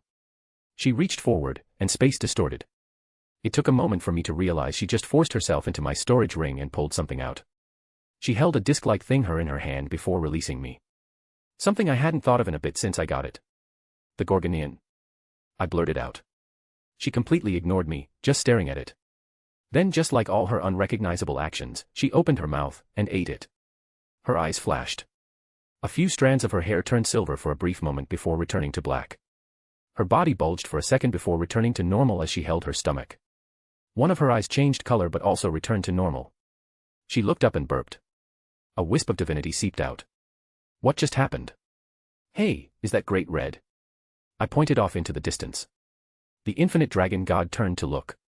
And while I would normally be dumbfounded, and marvel at the sheer ridiculousness of that working, I was understandably very stressed at the moment. I waved my hand, opening a new portal right next to her and in one swift movement, literally kicked her through before slamming it shut. What just happened? Izzy finally managed to ask, mimicking my sentiments. No fucking idea. And what's stopping the dragon god from coming back? I pressed the Meridia button. My kaleidophone then buzzed. And I didn't even need to look to know who was calling. Still blankly staring at the spot Ophis just occupied, I answered. Wilhelm. I recognized Meridia's not all too pleased tone. At your earliest convenience, can you please come over? I believe there is a matter that needs discussion. Asterisk asterisk asterisk. Sorry for late chapter, the Patreon chapter took much longer than expected. That being said, the next chapter over there is probably going to take me several days to write up, so don't get worried if I disappear for a few days. If you want to read 7 chapters ahead or support me, visit my patreon.com/astoryforon. Chapter 314, Chapter 287. So. You should probably go see her. Izzy stated. Can I procrastinate a little more? I have a feeling that Meridia is a little upset. It's not good to make a woman wait, Wilhelm. Izzy chuckled. And I'm sure if you explain the situation properly, she will not be upset. Yeah, I know. It's just going to be awkward. Want a lift back home? I offered. Do I have a home still? Izzy blinked, rather thoughtful. I hope Ophis didn't just shatter Yomi in her anger before following. Can you not feel it? Not when I'm outside Japan like this. While I could open a path due to my connection, it's thin. I suppose that's the best way to say it. The goddess of death shrugged. I sincerely hope it's not destroyed. It will take centuries if not thousands of years to reform. Huh, didn't know it could reform. It's part of an entire cosmology, supported by a predominant worldview that is still prevalent among humans in Japan. That made sense. I guessed it would take more than a regular destruction to truly remove Yomi from existence. Well, worst case, you can stay with me. I gave her a genuine smile. You are one of the only people that would willingly invite a goddess like me to live with them. She huffed rather cutely. Let's hope for the best. I took that as a cue. I traced back the coordinates and easily connected back to where we were previously before running from a dragon god. Looks like we were worried for nothing. So it seems. She nodded, walking up to the portal. Before she walked through, she quickly turned to me, placing a quick kiss on my cheek. Don't think I didn't notice how you continued to put yourself in front of me when you thought we were in danger. She looked away and quickly disappeared back into her realm. I was silent for a moment, rubbing my cheek where she kissed me. That was terrifying. Yeah. I responded, regaining my wits. Though I didn't think you would feel the same way. Fuck that. Great Red and Ophis are scary as hell. I'm not a coward, so I can admit they both terrify me. Find me any dragon that says different, and I'll point to you an insane idiot. What exactly do you know about them? To be honest, I never looked too much into them because I never had the intention of actually meeting either. Certainly didn't expect the infinite dragon god to come find me. Though some of the things she said, or tried to say, some of the things she implied were interesting. And do you think she knows about, well, me? I wouldn't be surprised. Ophis isn't a god of the world, if that makes sense. She, and she used to be an old man by the way, was born in the dimension gap before the planet came into existence. So take of that what you will.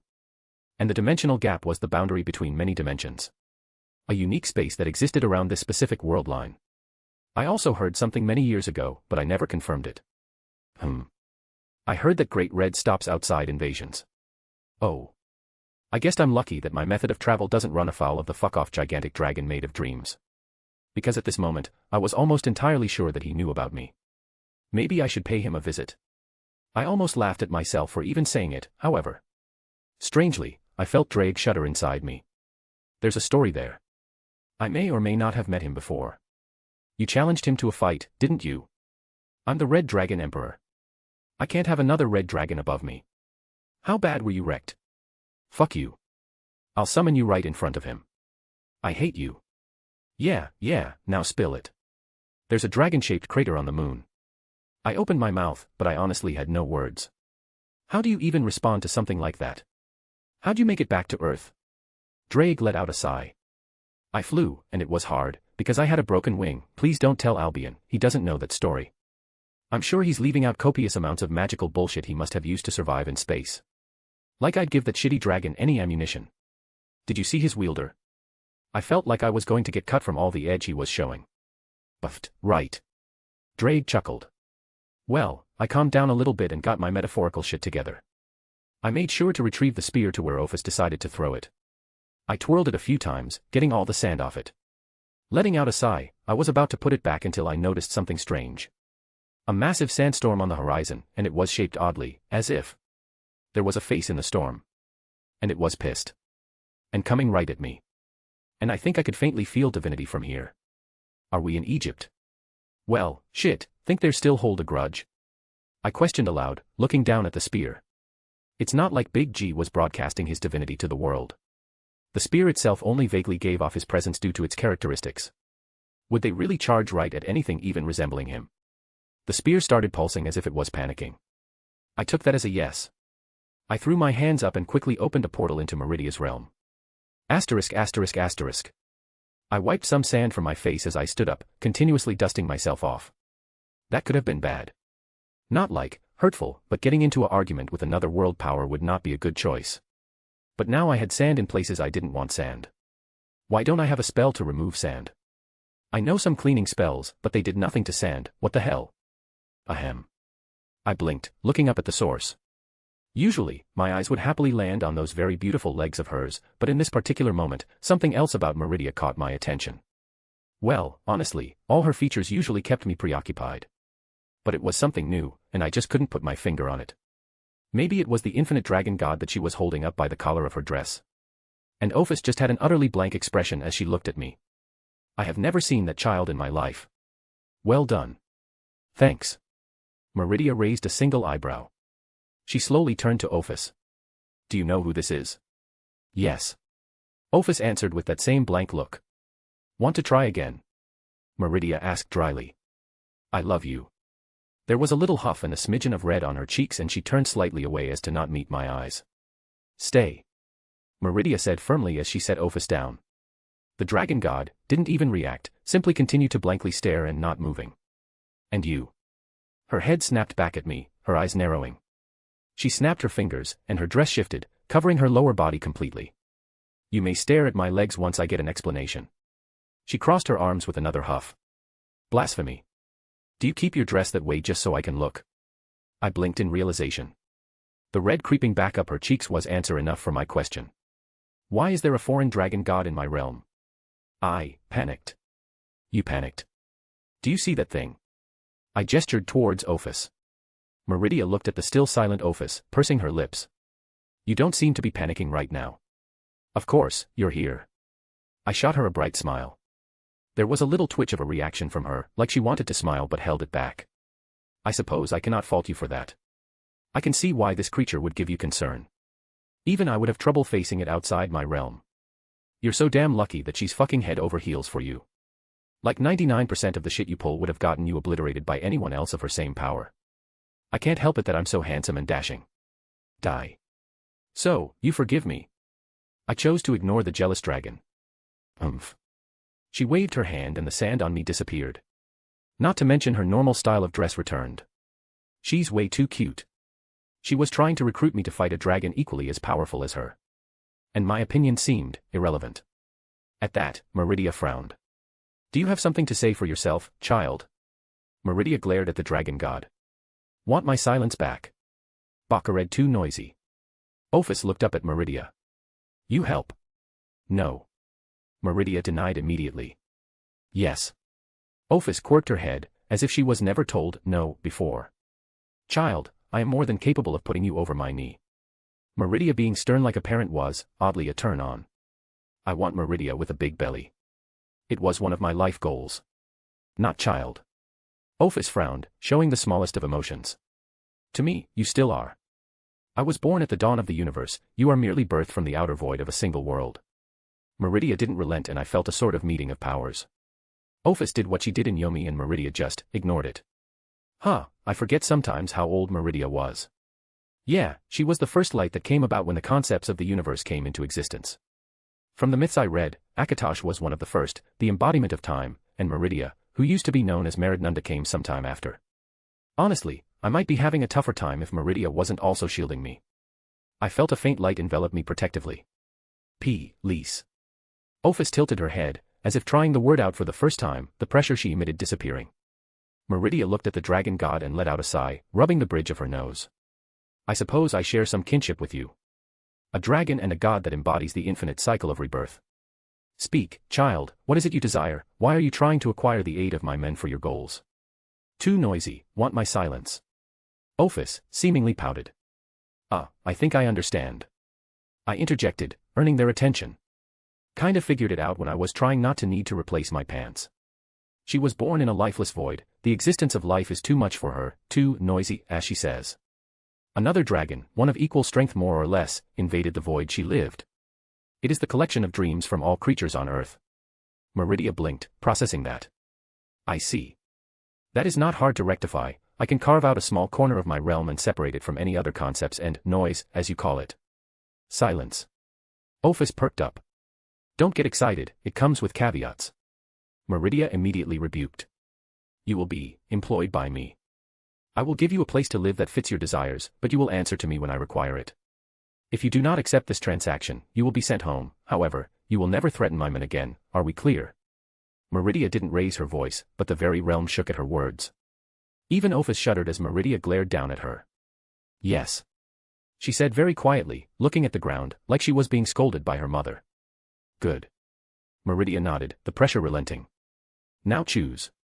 Silence. Ophis perked up.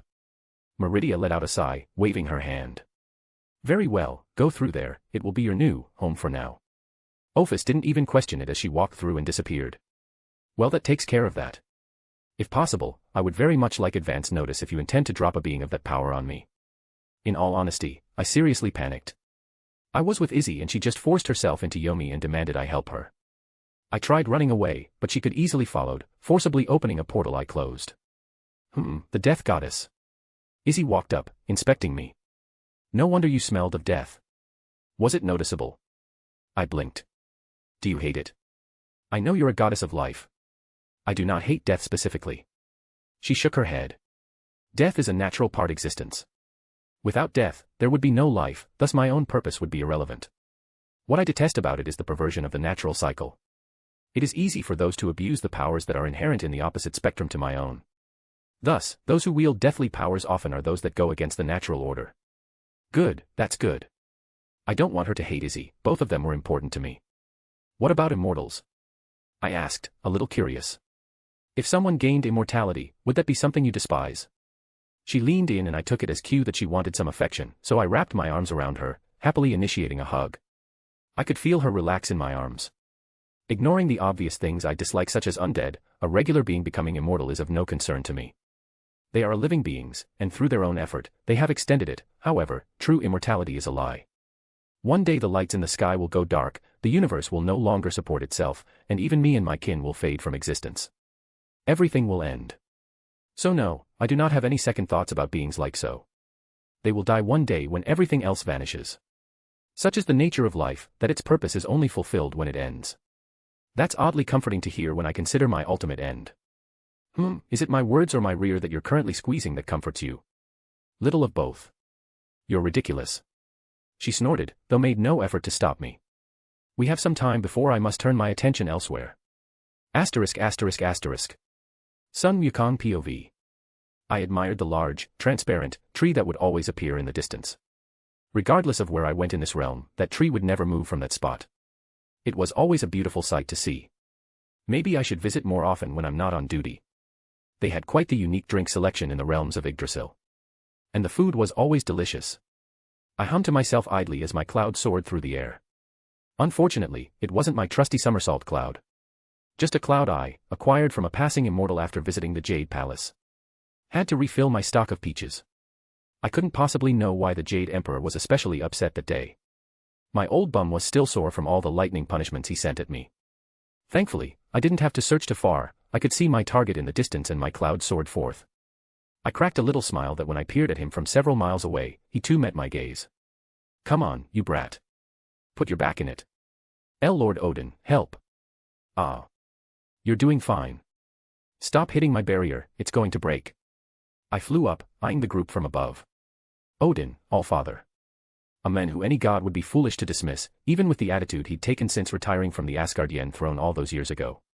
Despair and depression can cause people to change drastically. But I don't think anyone could fault a man for wanting to step away when his wife died.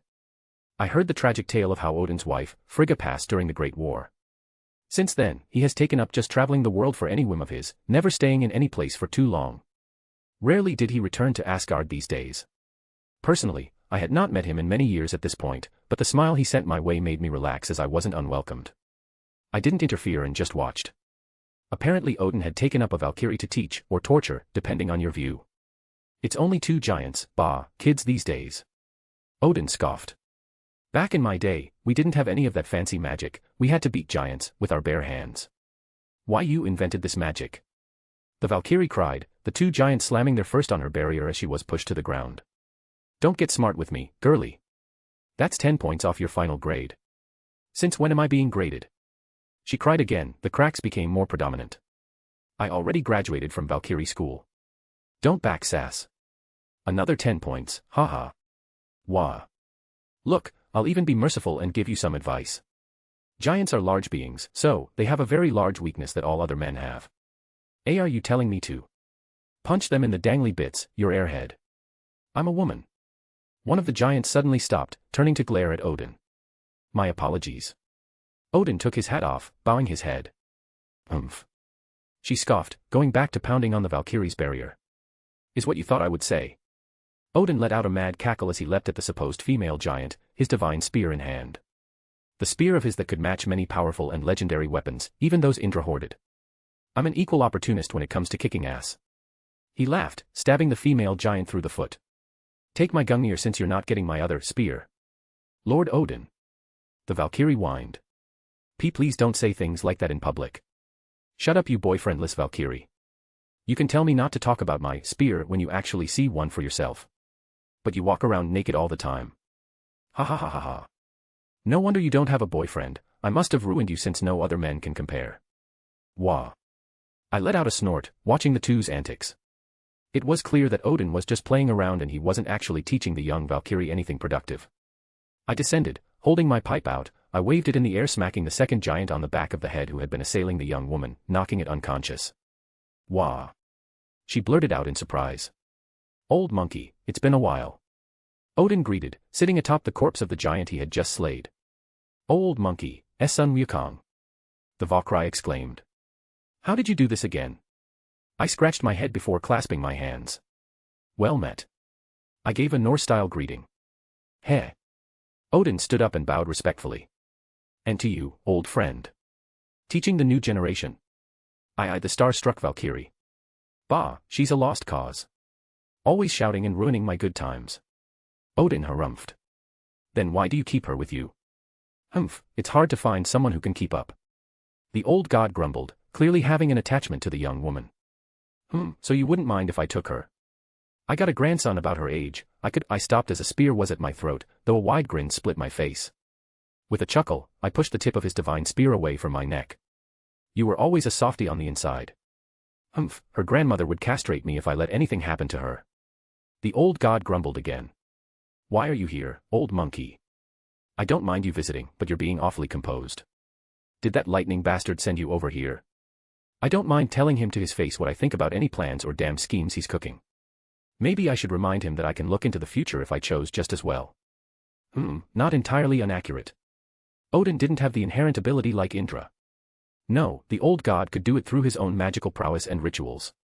Honestly, I don't know if that made it more terrifying or not. Yes, and no. I admitted.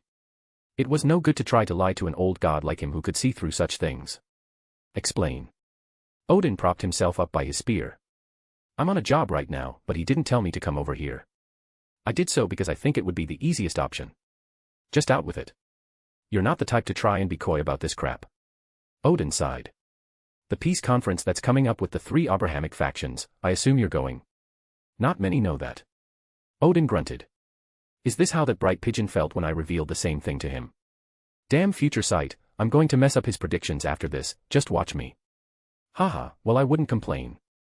If there's one thing that would ruin Indra's day, it's someone else messing with the future through similar methods. Can I take that as a yes? I smiled. Bah, of course you already know, you wouldn't come out here otherwise. That old crow Azazel asked me to come. I talked with my boy and he thought it was a good idea, so I was gonna represent Asgard and make decisions based on that. That and you were called out, weren't you? I raised an eyebrow. Loki causing problems again. Nothing we can prove, obviously. Odin sighed. So I gotta go clean up his messes again. Why do you continue to put up with him? Politics be damned, you wouldn't suffer anyone else that's done what he's done over the years, even with all the good he's done as well. It's complicated. Odin said quietly. Regardless, what you want? Mind if I tag along as a witness? Odin blinked. You want in? Does Indra have an interest in the three factions now? He's always despised them. No, it's something else. I'm sure he's been keeping up with the news, so it's most likely has to do with that young boy who fought that Susanoo brat. Did Indra take an interest in him as well? Yes, but I already investigated him for Indra. This is something else. Humph, investigating a brat barely in his 20s. Yeah, I felt bad about it too. Uncovered some personal information that I wish I didn't. I never like playing these types of games with the younger generation, just doesn't seem fair. I gave him a peach as an apology. You lot in your karma. I guess that alleviated you from some guilt, huh? I just shrugged. But to answer, it's specifically about one of the women who appeared at his side. Ah. Odin said plainly, and I know I didn't need to explain further. But, why are you investigating a woman who Indra lent his weapon to? Who said Indra lent her his weapon? I raised an eyebrow again. Stole it. No, then how? Odin's eye widened. That's the question, isn't it? Odin tapped his chin, clearly deep in thought. This is odd. A foreboding thing for such a wise god to say. If I do accept you, you know you're going to have to follow the rules. No pulling any of that Indra bullshit, even if he asks you to after I agree. As a Buddha, I swear. I raised my hand up, flaring my holy aura to prove a point. I'll take that then. Odin nodded in approval. This is turning into a bigger and bigger event. Oh, are more factions joining? Indra rarely told me any additional details. Azazel is cooking up a scheme to try and pull the yokai in. That's expected after everything. You can't ignore players of the caliber and they would be fools to not try something so obvious. That reminds me, did you look into the god slayer that reappeared? Not fully, information is scarce. I'll get a better look when I go. Don't know how she's walking around, saw her corpse myself during the war. Took a handful of minor gods with her, and a few of those original devil pillars those winged bats like to go on about. It should be interesting. Anyone else? The angels convinced Luff to throw his lot in with them. Odin replied. I think I remember that Luff was close to the god of heaven. I rubbed my chin. Which is weird considering how much Christianity wiped out their religion in the region among the humans. Only on the surface. Odin stated. You know how hard it is to control worshippers, never doing what you want. He helped Lightbright move the important stuff away from the public. They lost a lot of popularity, but their foundations were never in danger at all. Interesting if nothing else. But enough of that, we need to hash out the details. Which means, to the strip club. Odin loudly declared. Lord Odin. The Valkyrie cried, having been jolted from her stupor previously. You can't. Think of your position. My position is about to be my face between some big boobs. Wah. Oh well, I guess I could humor him. I knew he's doing it just to mess with me, and probably the little Valkyrie to a lesser extent. Though I am looking forward to this meeting. Asterisk asterisk asterisk. Sorry for the long delay, had a bunch of things going on with the intention of pumping out a huge chapter over on Patreon and didn't really work out entirely as planned, but I managed to more or less to the equivalent of about 3 days. On a side note, I saw some people saying that Ophis was stronger than Meridia. I know that often the collison of different media has many arguments, but I think this is one of the most clear-cut cases of Meridia is substantially stronger than Ophis's full power. Anyways, if you want to read 7 chapters ahead, visit my patreon.com/astoryforum. Chapter 315, Interlude 22. Luff POV. Another small meeting, is it? I gently smiled as I walked through the door. We thought it was appropriate. Michael the Archangel replied with a kind smile himself. Well, I can't fault you for your decision. Thing are, awkward right now everywhere. Trying to publicly meet would likely draw too many eyes of those that don't want such a meeting to happen. I hope you don't mind the location. I wished somewhere neutral since it was not just us this time. Michael gestured towards an empty seat across from him. Not at all, and I completely understand. It's never wrong to be cautious about accidentally angering someone from another culture. Many things could be said about the heaven faction of the Abrahamic religion, but rarely were they impolite or rude. Lady Gabriel, you are as brilliant as the last time we met. I greeted his second. Your father would be proud to know how bright you still shine after so many years. The second archangel smiled so brightly that even her aura seemed to be eclipsed. How Yahweh was able to create such a gentle and kind being is still a mystery to me. Which is even stranger when you consider that she was one of the fiercest warriors I'd ever laid my eyes on. It has been many years since she had donned her armor for a true war, but behind those kind eyes of hers was a metal that could not be bent or shattered. A contradictory existence, yet it just made her all the more exuberant in my eyes. A warrior of such prowess that she chose to be gentle and loving towards anyone. Thank you, Lord Luff. Gabriel said with complete genuineness. Would you like to call in your second, Luff? Michael asked. Who are you to address him so familiarly, Angel? Shadows around the room warped and condensed into the form of a crow with red eyes. Bab, it's all right. This isn't a formal meeting. I carefully eased the goddess. The crow scoffed, silently standing upon the back of the other empty chair. I couldn't blame her attitude. Most of my kin did not like the Abrahamic factions for their part in causing our culture and history to become so obscure to the common masses. While I didn't hold the ones in front of me responsible for their followers' actions, it was still a sore subject. No pantheon in the world could claim that their followers have not done something they were embarrassed or ashamed of in their name. It's not like we were the Egyptians who purposely challenged them. The younger ones these days only saw that heaven swept through and thoroughly embarrassed the Egyptian gods, but the Egyptians were certainly not without fault in that conflict. Goddess of war, it's an honor. Michael didn't react negatively in the slightest, and even lowered his head in greeting. Bab, who was pretty much looking for a fight, basically went silent at his behavior. I could imagine her looking rather flustered right now, unable to force anything at his attitude. I ignored her indignation for now and proceeded with the purpose of the meeting. Shall we discuss the most obvious reason for gathering? Michael, while still showing that same bright smile about him, still fell melancholic as I said the words. 12 portals we've discovered and subsequently closed. Yes. And unfortunately, we discovered some of them rather late. Michael turned to his companion as Gabriel raised her head. We've lost 23 churches since they discovered that we were actively hunting them down. And it just felt wrong for her to show such sadness. What a pure creature she was. In each occasion, we were able to push them back, however, the losses haven't been low. We've also suffered some losses. We don't have the same amount of follower to bring about. The few dozen druids and knights that died in the conflicts are heavy. It's going to take a few years before the younger generation can step up. It was unfortunate, but we had to rely on our followers in matters like these. It's an unfortunate situation all around. Michael acknowledged. We recently received the 4th batch of weapon that Lord Odin promised. So far, they have been wonderful in our fight. We separated the promised portion of them and will hand them over afterwards. Good, we've been dusting off some of the old iron weapons ourselves, but we welcome more all the same. I nodded in thanks.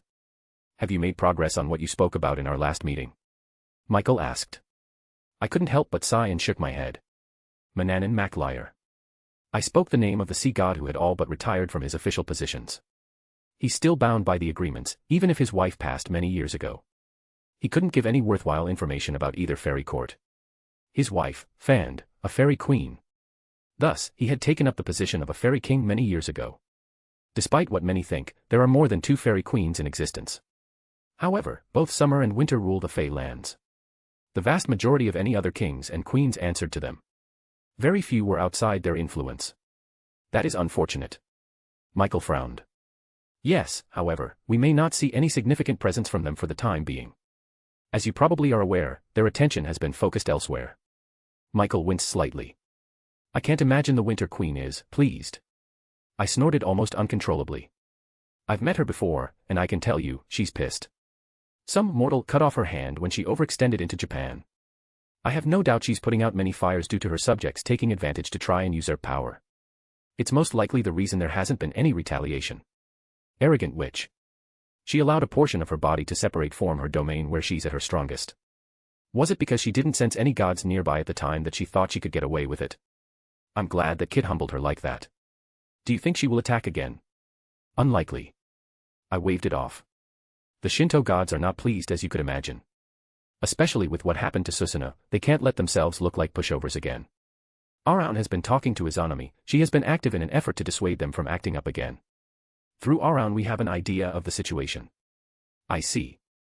Michael looked thoughtful. If your factions has been talking, does that mean you're considering lending aid? We've too many problems of our own right now. Bab interjected. We can't worry about some random mortals in another part of the world. The war goddess scoffed.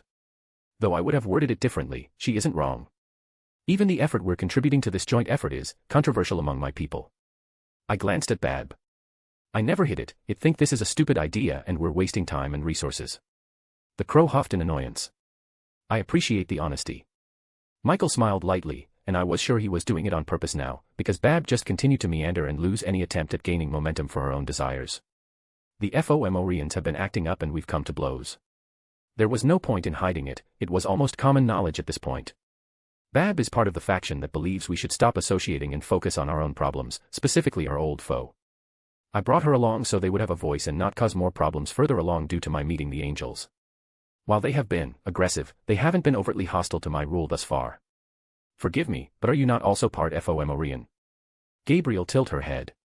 Indeed, as many of my kin could claim the same. However, we are the Tuatha De Danann first and foremost. Just how Zeus is a god and not a titan even if his parents are such.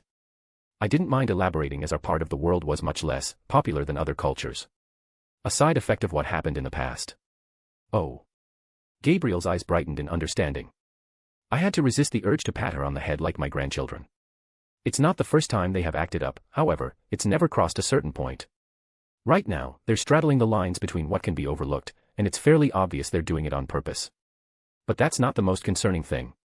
I'm sure you've heard the rumors coming from other places, yes. Are you speaking about similar situations in other pantheons? I am. I nodded. And it's all happening at the same time. I fear there are those amongst both our side, the FOMOrians, and other pantheons that are colluding. I glanced at Bab who stiffened, but didn't interrupt. While we often had different outlooks and opinions, I trusted her explicitly. The god that appeared in the most recent event. Michael said quietly. That was my thought as well. It's rare for gods to interfere in other pantheons' matters, and the timing is much too coincidental. With how many feuds that had developed since the Great War, it was almost an unspoken agreement to not interfere with other pantheons. That makes things more complicated. Like they weren't already complicated with how many parties are involved. I let out a chuckle. Michael smiled lightly, seemingly amused in an exhausted sort of way. Speaking of that event. Don't worry, I got it here. I took out the item Michael requested, setting it on the table. A richly decorated oak harp. Yuthan, the harp of Dagda. It's beautiful. Gabriel exclaimed. May I? Go ahead. I chuckled again. Be warned, only Dagda has ever been able to produce any semblance of music with it. We watched Gabriel gently reach for it, taking it in her hands. It wasn't very large, enough that she could carry it without any problems. She ran her fingers across the strings and instead of a soft and revibrating chime, the note came out grated, making everyone jerks in response. Oh. Gabriel blinked, a hint of embarrassment on her face. I guess I can't play it either. It reminded me so much of my trumpet, I couldn't resist. She pouted. I had heard of her trumpet. It was supposedly able to rally her allies in battle and infuse them with a sort of second wind. It was destroyed, I believed, by one of the original Satans. I only heard a few vague things about this. Michael admired it with a keen eye. Supposedly, it's able to summon the seasons. That's what the stories say. I smiled. But that's a bit of a miscontextual explanation. It was originally a regular harp, for that which was made by a god could be called regular. Summoning the seasons was more metaphorical than literal in this case. Specifically, it summoned winter and summer. The god Dagda, former lover to the Winter Queen, and even had the goodwill of the Summer Queen to the point where they both blessed his harp. It's less that it summons the seasons, but more that it summons their domains over each season. Michael let out a breath. Without Dagda, its abilities are sealed, for lack of a better word. However, it still contains the connection. I ran my finger over the wooden engravings. You know the price I asked before. Yes, you requested the weapons we had stored away from your pantheon. They're all here, as well as the information you requested. Michael gestured to a large crate. I didn't need to check, I knew he was trustworthy. We shouldn't have to trade one of our treasures to get back things that belong to us. Bad hissed. When we lost them due to our own failures, I disagree. I glared towards the war goddess. How we lost them? Well, my grandfather was not the most kind of man. He would commit many heinous deeds to spite others. And I wasn't speaking of Baylor. And the information? I asked. Yes, the forbidden Baylor view sacred gear. Michael produced a piece of parchment and slid it over to me. I picked it up, scanning over its contents and frowning. Should I consider myself unlucky then? I let out a sigh. Michael gave a wry smile. I apologize, I had not known until I investigated. It's not your fault. I waved it off. How were either of us supposed to know that it appeared in a damper that was reincarnated by Lucifer's little sister? I let out a sigh, burning the parchment away. It's not like I unwillingly handed over grandfather's evil eye to you all back then either. The powers of the sacred gear came from Yahweh processing grandfather's eye. I had willingly traded it with them at the time because we were in a much more precarious situation. We received much-needed resources that played a significant role in our people winning over the Fomorians. I'll try to broach the subject at the peace meeting then, even if it's unlikely to go anywhere. I resign myself to not get my hands on that thing again. It would go a long way if we tried to sue for peace once more with the Fomorians. And if not, well, I had other plans for it. So you are decided in joining us? Yes, I believe it to be in our own best interest with the potential of outsiders to interfere in our own disputes. I glanced at Bab, who was silent this time. She didn't like cooperating with other factions, however I think she realized the situation we were now in. Not to mention, there are things we wish to confirm as well. The atmosphere turned dark. Bab. I spoke her name with a hint of my own divinity added. The pressure in the room alleviated with an annoyed noise from the crow. You speak of Scathach? Michael asked. Yes. Let's just say there are plenty who are wary of her supposed return. Which was a very polite way of saying it. How many lesser gods had fallen by her hands? How many demigods, champions, or favored by our pantheon had been turned to corpses at the end of her infamous spear? She relished in the Great War, and many different factions suffered before she finally fell. Many had mixed feelings about her even among my own kin. Not many humans could achieve what she had, which made her even the more controversial figure. The Morrigan being the most outspoken in disfavor. But you have your own concerns as well. I mentally gave one last goodbye to great-grandfather's harp. Yes, hopefully, this will be enough to request the spear back, among other things. Michael didn't sound too sure of himself. You've known he's had the spear for a while now. Why the sudden need to get it back? I admittedly didn't know the exact details of what happened, as most didn't concern me. He was able to use it. Oh. I blinked at that. Is he not a half-devil? He is. That's strange. I rubbed my chin. We have some reason to believe that he is able to remove his weakness to holy power. Which is how he was able to use the spear. Michael explained. Ah. You're worried that it's a repeatable method, and if he can remove that weakness, it can become a significant weapon for devils as a whole. It was a spear worthy of being a god's weapon. It didn't lose out to my own spear in the slightest. Give something like that to those freakish super devils, then their power would just increase further. Thankfully, they are still susceptible to holy power just as any other devil is. Or so I thought. That might change from what Michael's implied. This meeting was looking more and more interesting. A definite headache, but interesting nonetheless. It is one of our main concern, yes. Michael fully acknowledged. Can we count on you? I would happily attend at your side. I would support them in this case. Our alliance had lasted many years, and I saw no reason why to not help them now. The benefits far outweighed any perceived negative. Not to mention, we have our own interests in it. Michael smiled brightly again. I have the full reports as to what happened, if you wish to read over them. I think you'll find some things rather interesting. I raised an eyebrow as I took the new parchment from him. It only took me a moment to fully read it. Very interesting. It seems this was going to be a more popular event than I had first thought. Asterisk asterisk asterisk. Phew, I'm back, mostly. This chapter should have been out a few days ago, but work really kicked me in the balls. Originally, this wasn't going to be an interlude, but it got too long, so I just cut it off at this point and made it so. Normal schedule will resume this Tuesday EST. Anyways, Merry Christmas, Happy Holidays, and if you want to support me or read 7 chapters ahead, visit my patreon.com/storyforum. Chapter 316, Chapter 288. I straightened my tie and made sure my shoes were tied. I glanced over at Meridia as she adjusted her dress back on herself. She easily regained her normal demeanor, and with a few motions, it looked like she hadn't been bent over her own throne just a few minutes ago. I was still a little peeved that my Gorgonian was gone, or maybe it wasn't. I would check in later, see if I could get it back. Regardless. Seeing her bent over again, fixing her dress a little. I really couldn't help myself. A crisp clap echoed out into the otherwise silent area. Meridia stiffened, then slowly turned back towards me, a bright red hue on her cheeks. I assumed it was only matched by the new red spot her left butt cheek was now sporting. I regret nothing. For last words, they are not the worst I've heard. She said dryly, waving her hand, and I felt the void tug on me. Wait. She paused as I smiled towards her. I love you. She huffed cutely, rolling her eyes. I love you too, despite how much of a fool you are. Be gentle. I'll be as gentle with you as you were to me. To be fair, you were the one who was being rugged. The words died in my mouth and I only saw the flustered face of my lover for a brief moment before I was pushed through the boundaries of her realm. I saw existence stretch, stars fade, replaced by the cosmic powers that coated the very walls of reality. Honestly, if I wasn't so used to this kind of experience, it might have given me a sort of existential crisis. But at this point I was used to seeing things that a normal person shouldn't see. Otherwise, it wasn't the worst method of traveling through different planes of existence that I'd ever used. Kind of pleasant, actually. Like laying down in a boat as it floated down a quiet river. Until I was jerked in another direction, directly pulled back towards the plane that I knew to be Nirn. The familiar sensation of that place was easy to notice after spending so much time there.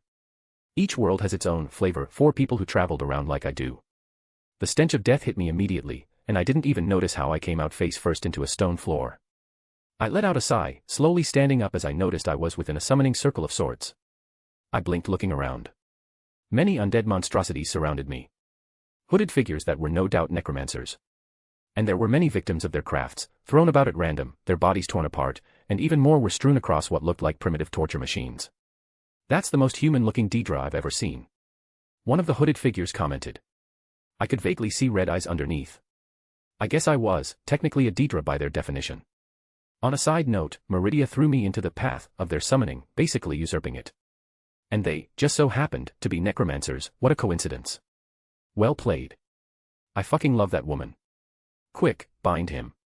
The spell is already going, he can't escape and he'll be our slave soon enough. I looked down at the floor, the spell circle was underneath me. And I felt the magics trying to wrap around me, but the combination of both my aura and my magic resistance meant they were just slapped away. However, these idiots didn't seem to realize that. It's done, he's ours. Well done, Kakik. We're one step closer now. The closest one to me, who appeared the leader, raised his staff up as if to command me. Now, give your name and enter our service permanently. I kinda just stared at him incredulously. Can he not speak our language? Daedra should be able to speak it. The leader spoke up again. I command you. Speak. He flared up his power, trying to intimidate me. If you insist. Have you heard about our Lord and Savior Meridia? I slammed Dawnbreaker into the ground, pulsing its holy light.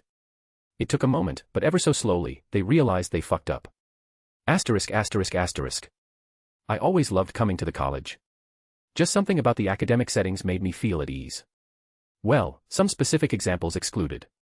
You pretty much always had to be on guard when at the clock tower, even if that was the most prestigious magical research institute back home. Admittedly, the college fell short in comparison, but I much preferred the ambience and relaxed nature of this place. In the future, I think I would happily send any of my children that had the inclination here when they reached a certain age. Let them get experience in a place like this before branching out to institutions like the clock tower. But I digressed. As my idle thoughts took me through the outer courtyards of the college, I ran into a familiar face and my own face split into a wide grin. Tolfdir. I exclaimed upon seeing him. The older mage perked up, turning to look at me. His expression changed abruptly, adorning a smile himself. Oh Wilhelm, what a wonderful surprise. It's been far too long. I greeted. How have you been? I've been doing as well as one could expect under the circumstances. And yes, how long has it been? It seems that we've both been busy and running around these past weeks.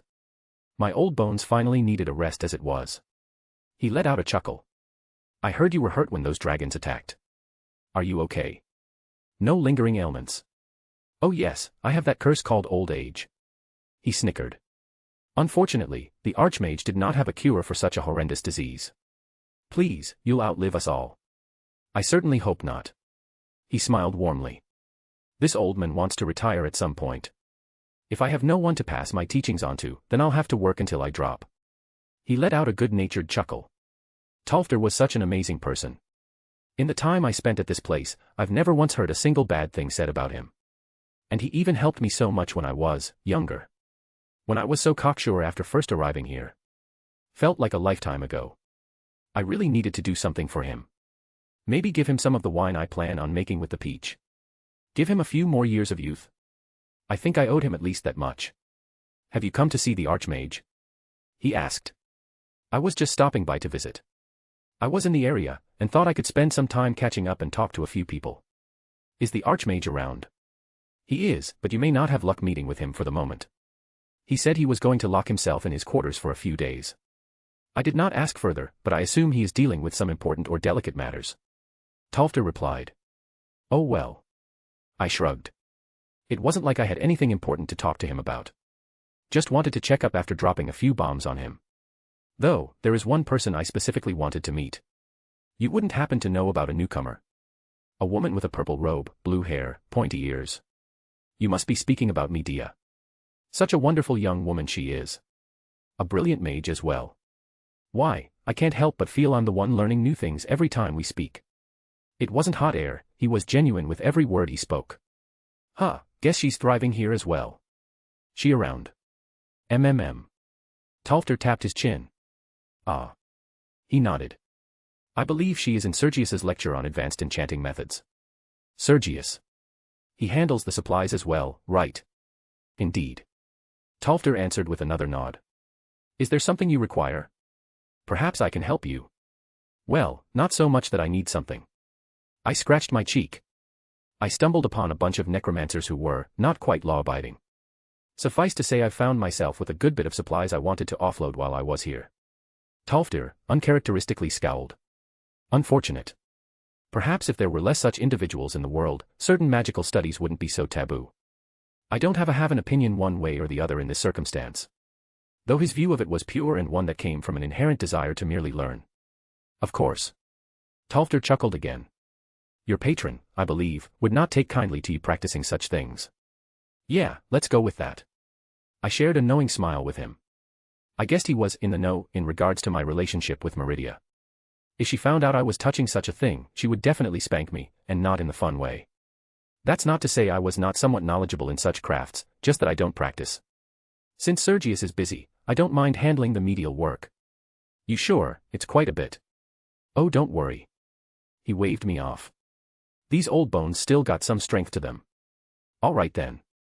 I waved my hand, letting out about a half-dozen sacks of various goods. Food, potions, various alchemical and enchanting supplies. And various weapons and such that I'm sure they could distribute if needed. I was about to say something until the older mage flicked his hand and they all floated up in the air. He gave me a cheeky little smile, practically reading my thoughts. Come, I'll lead you to the hall that he's lecturing at. Tolfter smiled, turning towards the college, beckoning me on. *****. I quietly opened the door to the lecture hall. And it seemed some things were the same regardless of where you go. The whole thing was set up like how you would find back home. Rows of seats set up in a semicircle as they descended forward. And the teacher standing up front so everyone could see him. The man eyed me briefly but never missed a beat as he was in the middle of a sentence. I looked around and found who I was looking for. Medea was sitting far in the back, in the corner. Even if she never looked at me, I knew she noticed me. She scribbled away on some parchment as I took a seat next to her. The primary enchantment requires a yet higher-leveled source of magicka to anchor it to the item of choice, lest the secondary enchantment usurp the initial magicka reservoir for itself. This is why it's rare to find an item with two enchantments of the same strength. We'll be discussing ways around this on the next lecture. But for now. Whatcha need, boyo? Medea finally spoke up. Can't I just drop in to say hi to a friend? Umph. She snorted, jotting down some more notes. I cast a couple runes onto the table, creating a shoddy-bound field. Essentially, it stopped sound from escaping, but not from entering, so I didn't disrupt her plans. But also, I didn't want to distract anyone else. What if I need to ask questions, She lightly teased. If such a regarded magus had to ask questions, then I really question where I stand. Down here. Medea quirked a smile, moving her hand down towards the ground. On the ground. I would go lower, but the floor is in the way. Cute.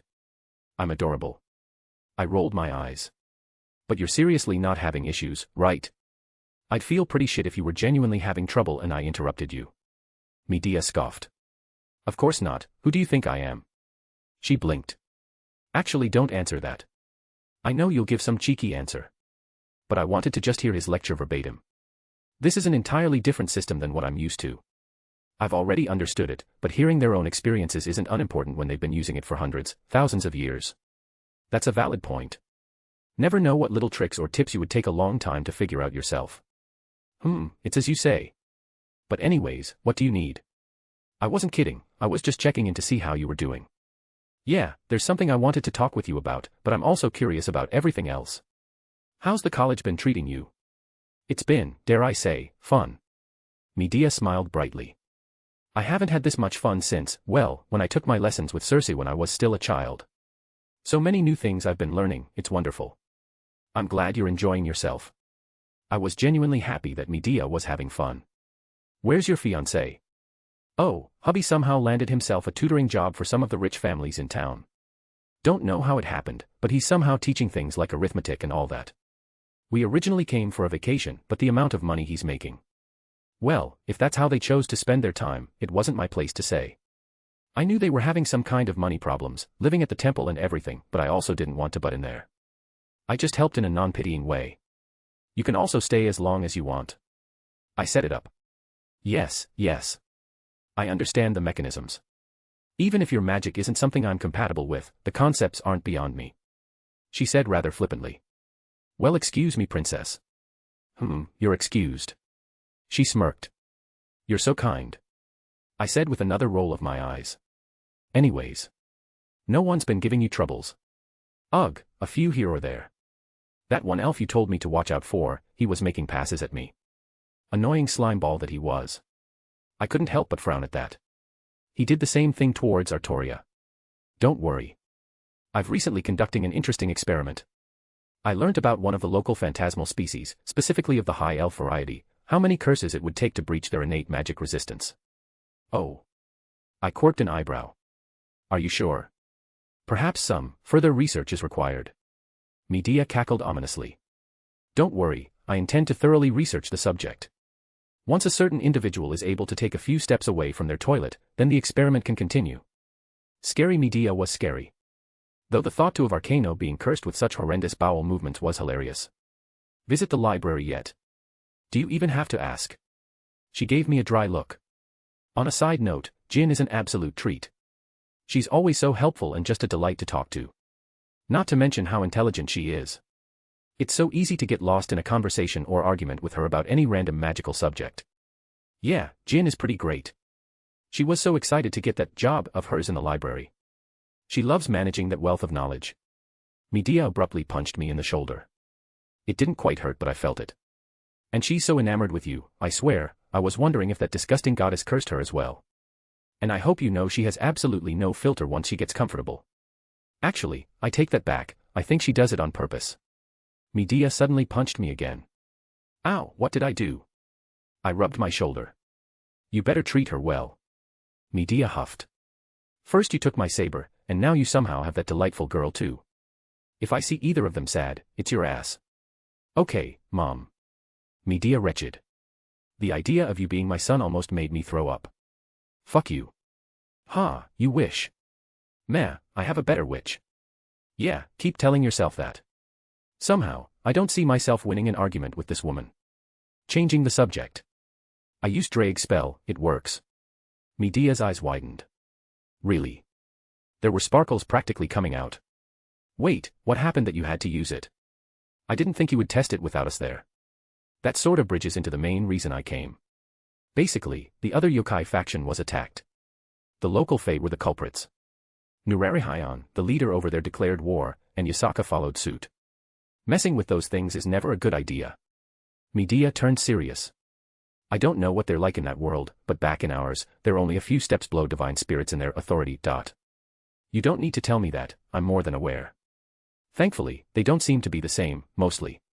One of their leaders made a partial appearance, and my first instinct was to call her a nature spirit. Complicated. Very complicated. I hope you're not asking me to stick my hands into that mess. When things of that level escalate any further, well, I don't want to be around when the gods start truly moving. I would never ask you to join in on our mess. I said with completely sincerity. The others, Achilles, Atlanta, Sasaki, they live very mercenary lifestyles right now. They still haven't settled down like Medea has. She has a fiancé, she's trying to live her life.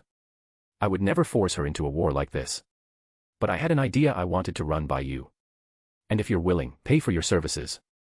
After all, I don't know anyone else that can match you in the crafting department other than Scat. And even with her, I'm positive you beat her out in terms of sheer mass production while still keeping a high quality. Scat-Hack's true expertise was not found in crafting, but she could certainly hang with the best of them. Just look at her weapon, it was made a legend of multiple people through the years. That being said, Medea probably had her beat in that regard. That sounds like something more I'd be willing to consider. She tapped the table. What do you have in mind, boyo? I withdrew a handful of petty soul gems, setting them on the table. I assume you've messed with these already. Yes, I have. She picked one up, eyeing it. I admit I was skeptical when it was explained to me. But a harmless way to harness the power of a non-sapient soul for magical use that causes no harm. It's a novel concept that I found myself envious of not having in my own life. These would have made so many things much easier. And I did double-check on the regular usage of soul gems. They don't go to that wretched place like I had feared before. Black soul gems though, those got destroyed on sight. I don't need to explain much then. As you know, petty soul gems are the lowest tier. I picked up one in my palm and crunched it, shattering it into about 10 pieces, letting them fall onto the table. Each of these pieces still holds about the same fractional power comparably to the size of the whole. Each a tenth of the soul gem's overall power. Yes, I am following the simple math, I'm just confused as to where you're going with this. You're aware of those staffs that use a single spell and require the usage of soul gems to recharge? I saw her nod, so I continued. Smaller scale, intended for single casting, maybe more depending on the spell. A single petty soul gem equals 10 wands, or something. Instead of using the soul gems to recharge the mystic code itself. These pieces act as the foci. An interesting idea. But the power would be average at best. And you would only get a handful of uses before it would quite literally crumble. The majority of yokai are fighters. I explained. And we're vastly outnumbered if what I've discovered is correct. So imagine giving each yokai a couple of these wands. Little more than sticks, and they don't have to worry about maintenance or anything like that. Simple use and throw away. Fire and forget if you know the term. 1,000 of these petty soul gems equals about 10,000 of these wands then. Medea seemed to be thinking out loud. It would certainly prove useful in warfare, but if you're thinking there's some sort of game changer. I cut her off. It's just, I'm not foolish enough to think one of us can be everywhere at once. It's a war, not a fight. I'm just trying to eke out any advantage for us that I can. Arming our soldiers with more power and options is basically what I'm on right now. And giving them a way to use magic without months of training can help level the playing field away from the Fae's favor. 1,000 yokai all lined up, facing off against a force of Fae, most likely of higher numbers. If all of them could just simply reach to their sides, lift up a simple stick and unleash a basic fireball, numbering in the thousands with repeated use, it would do something. It's unfortunate that giving them guns wouldn't do much. It might be comical and win a battle or two versus lower-end opponents, but mundane weaponry isn't hard to defend against. It doesn't hold the same weight that magic does. But in regards to the wands, quantity is a quality of its own. And who says they had to be offensive spells? Give every yokai a wand with a few uses of a healing spell. Or maybe a warding spell. The options are nearly limitless. I can't fault you there. She let out a sigh. Do you have more specifics? I took out my notebook, handing it over. It starts on page 27.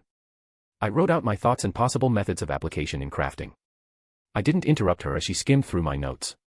However, when she turned the page, a small smile made its way onto her face. I'll help, but I also want a hand in this. She tapped on the page, looking rather amused. I couldn't help but chuckle myself. Well, every war needs siege weapons. Asterisk asterisk asterisk. Zekrom Baal POV. Enter. I closed the book I was reading, setting it on the table next to me. Ancestor. The current head of the Baal family bowed respectfully. I eyed him for a moment before letting out a breath. Raise your head. Yes, Ancestor. He replied, standing straight up. I bring news from the old Satan faction. Oh. My spies have told me that there's been some talk about disobeying your commands, Ancestor. My descendant hesitantly relayed the information. I tapped my finger upon the closed book, a hint of annoyance flashed across my mind before I regained my composure. If they know what's best for them, they will listen to my words. Are you sure you wish to side with the new Satans in this circumstance? We could join in on the old Satan faction and gain some resources while they voiced their complaints. How short-sighted. They were asking for a pittance after being thoroughly humiliated, and you want to stand with them. Why not just whore yourself out on the street for a few gold coins if that's all you can think about? Perhaps I should remind them for whose descendants they decided to attack in their pitiful game. But Venelana left the family, she's no longer a Baal ancestor. Why should we care about what happens to her? And Zerzek's son wouldn't have been hurt, he was too precious to control him. Ridiculous. I scoffed at his continued short-sightedness. She is, and always will be, a Baal. While she carries my bloodline, she is a Baal. Her son who sits on the throne is there because of my bloodline, and he is a Baal. Her daughter who shows magnificent talent as well, is a Baal. Her grandchild has already shown outstanding talent as well, and he is thus a Baal. You would do well to remember this, child. I looked the other way when you sought to remove your son, don't continue down this foolish path. It didn't matter what last name they carried. They were Baals, and everyone knows it still. However, I was not displeased with the Gremory brat that Venelana married. She was always an intelligent woman, but she never had the passion for the political games that her husband did. I was pleased with the results of their union and I had nothing bad to say about that aspect. I was able to gain more strength due to that union as well. And that's ignoring the son they produced in my glory. But Serord doesn't have the bloodline, ancestor. The fool quickly tried to cover himself. And what if he has children? I resisted the urge to roll my eyes. Do I really need to explain how our devil genetics work? No, ancestor. He's lucky that the boy was still under our control. Tell me in detail, what of these disappointments who cling to their ancestors' coattails? The irony was that he could not understand that I added him to such grouping. The biggest disappointment in the Baal house right now. While Serord did not possess the power of destruction, his father did. And yet, what had he done? Absolutely nothing. It's almost shameful that the ones carrying the Gremory name had furthered my agenda more than my own family. I suppose it didn't matter. A Baal was a Baal, regardless of what name they wore. They're upset that you stood with the new Satans during the incident. And now that you're also pressuring them not to interfere with the upcoming peace meeting, there are many more voices who are showing discontent. Now they will know not to cross me. I glowered. And if they continue to push this issue, I will retaliate. Make that clear to them. They think they can kidnap and try to steal my bloodline. Not just Venelana, but Mil ICAs as well. I had a soft spot for the young devil. I admit to requesting time to nurture him every so often. They're fools if they think I'm going to let it be at just this either. I simply don't wish to cause any problems until certain things were settled. Yes, ancestor. He stiffened. But, why are we caring about the peace conference? I have a newly vested interest. Ancestor. The recent addition to my descendants that I have been made aware of. Your sister's apparent grandson that no one bothered to tell me about. Perhaps the fool could feel my irritation as he shrunk down in my presence. But he's just a half-devil. The current head of the house muttered, seemingly ignoring every feat the child had performed thus far. But that was not what I focused on for the moment. And he carries my bloodline, boy. He carries my bloodline, and he's not under our faction. I grit out in annoyance. This peace conference is an opportunity to pull him back in where he rightfully belongs. Under my control, just as everyone else was. I've heard such information that this new descendant of mine already had a harem of his own. I would normally not care about such things, but when he can potentially pass my bloodline outside of our society, then it becomes my concern. How long until he gets one of his lovers pregnant? He was apparently with that fox yokai in the east. Would she produce a yokai with the power of destruction? She's directly under the Shinto's head goddess, how would I have to maneuver to get any of said children under devil rule? That foolish Zerzek. Could his maid not keep him in line? Did he really have to look for a human to relieve himself? The odds were astronomically lower, but even then, he simply had to take the boy in.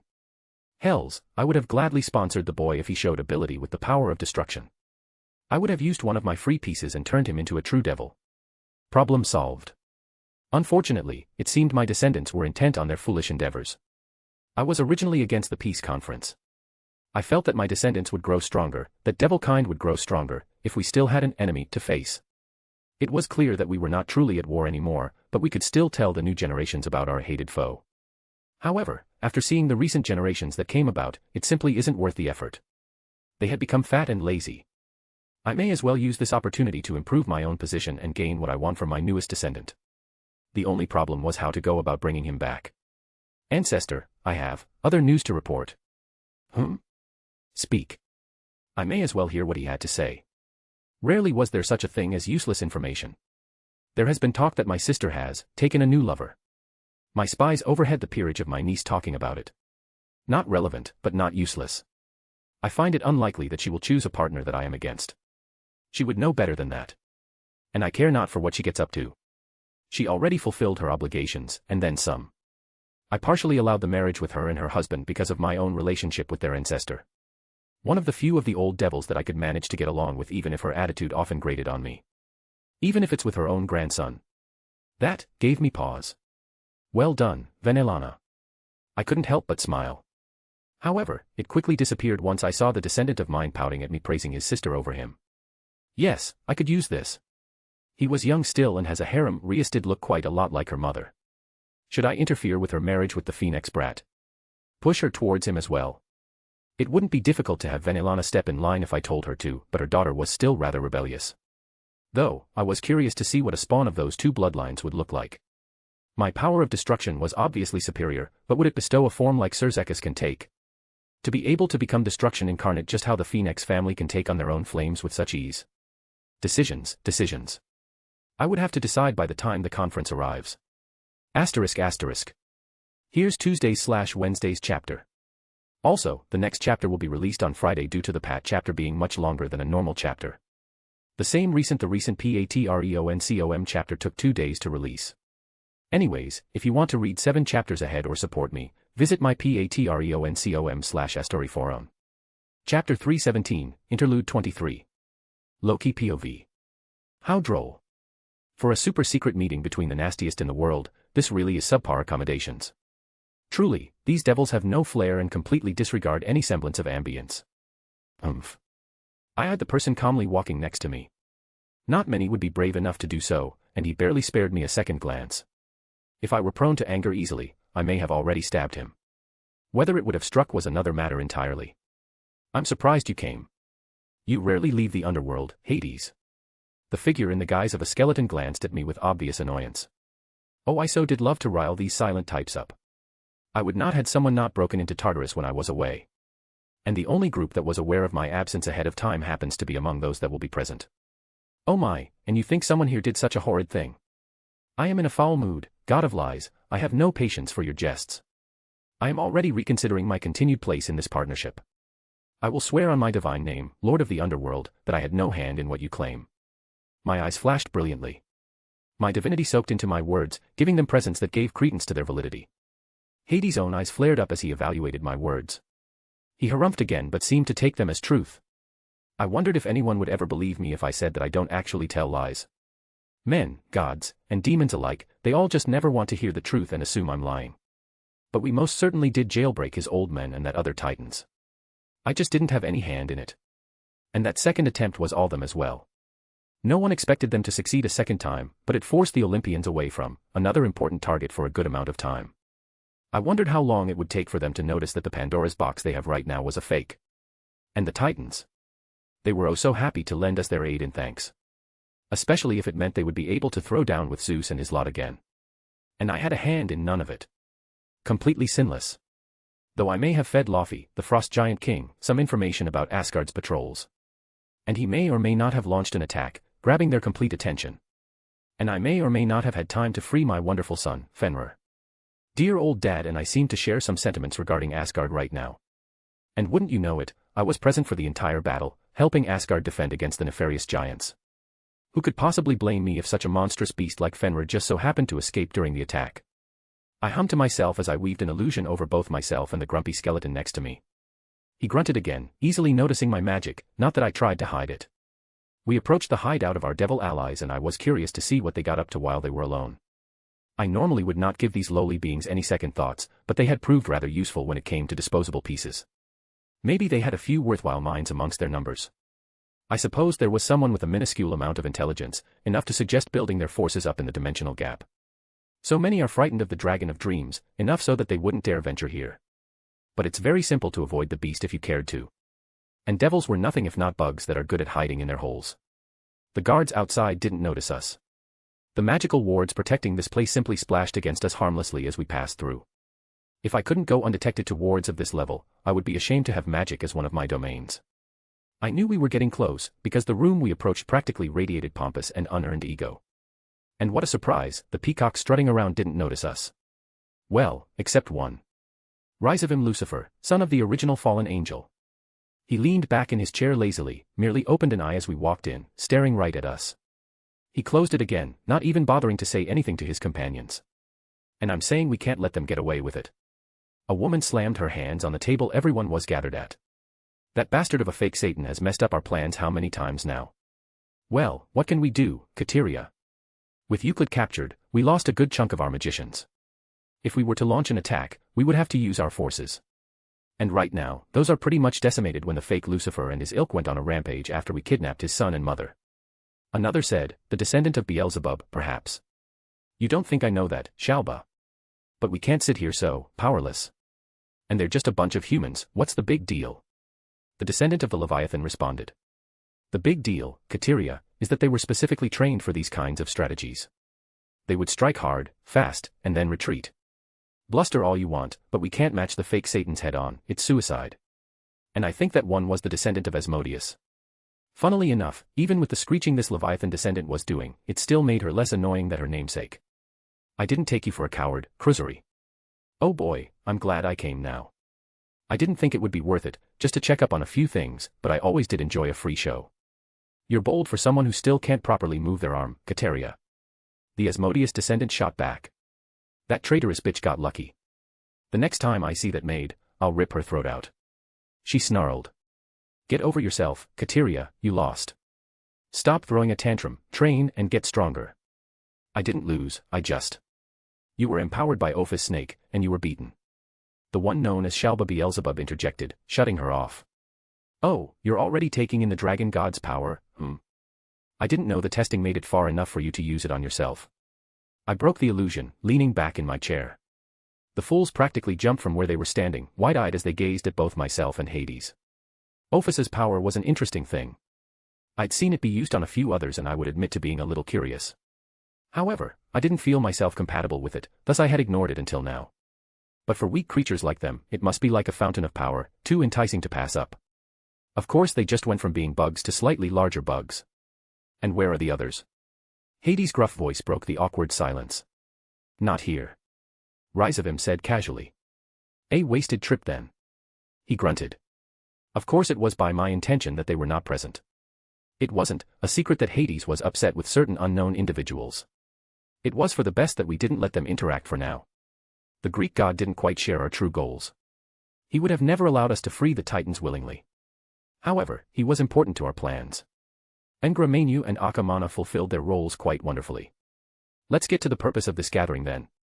We all know about the peace conference coming up.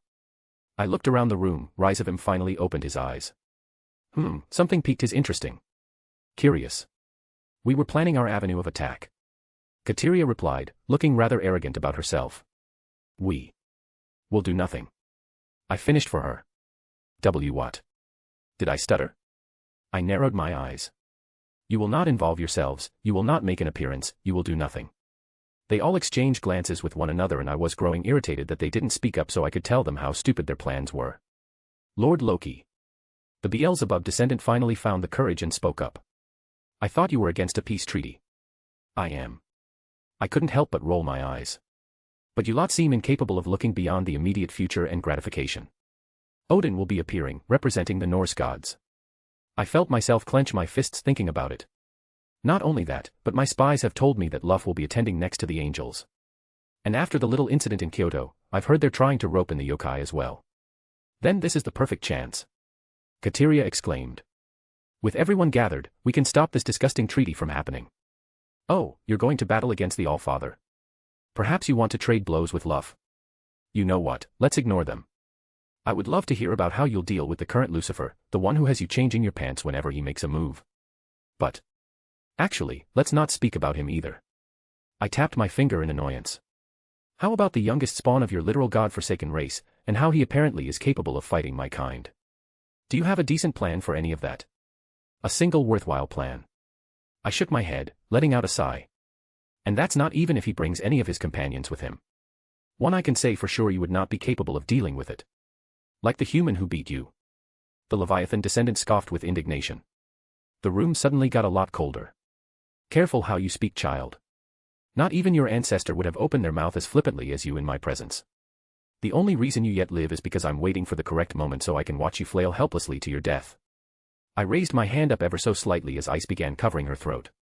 She grasped at it, but it filled her air pathways, choking her. And let me make something abundantly clear. The one I fought was no simple human. She was the Witch of Dun Scaith, a name that is exalted so far beyond yours that you are not capable of touching her feet.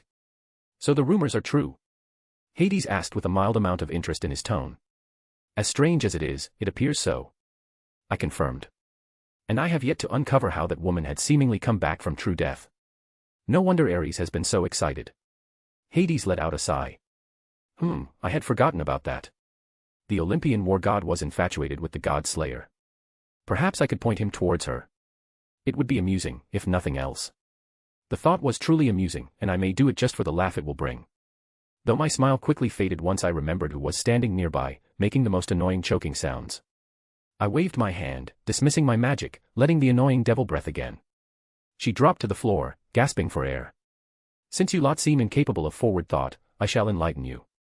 Yes, I abhor the thought of this peace conference succeeding, but stopping it is nearly impossible unless you wish, or rather able, to wage open war. There are too many different forces being brought together, too many different ideals and needs that are going to be voicing their wants. A simple gathering is difficult, but they're going to be negotiating. I don't think I need to speak about what that's going to entail. But whatever agreements they come to, it will be tenuous at best.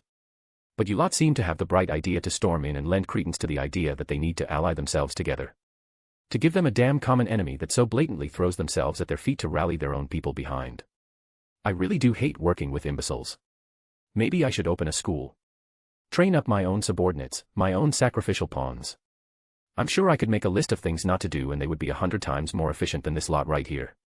So let me reiterate, you will do nothing. My voice carried my divinity with it, shaking the room around us so my point came across. We will let whatever happens, happen. Because afterwards, their agreements will be unsubstantiated. Meaning, no will unravel with the correct pressure. A single string pulled at the right place, and we're right back to where we were previously. Agreeable. Rizavim stated, making the other devils jerk in surprise. If it were almost any other devil I would be annoyed at his attitude. But this was one of the few who had the right to act this way. He was, as begrudging I was to admit it, a peer. Why were you helping that crow? Hades asked. You were one of the causes that set this in motion. I only lent a hand. That fallen planned this far before I got involved, I just made sure it went along without a hitch. Hades let out a snort. Without a hitch. I'm not omnipotent, I can't plan for every ridiculous variable.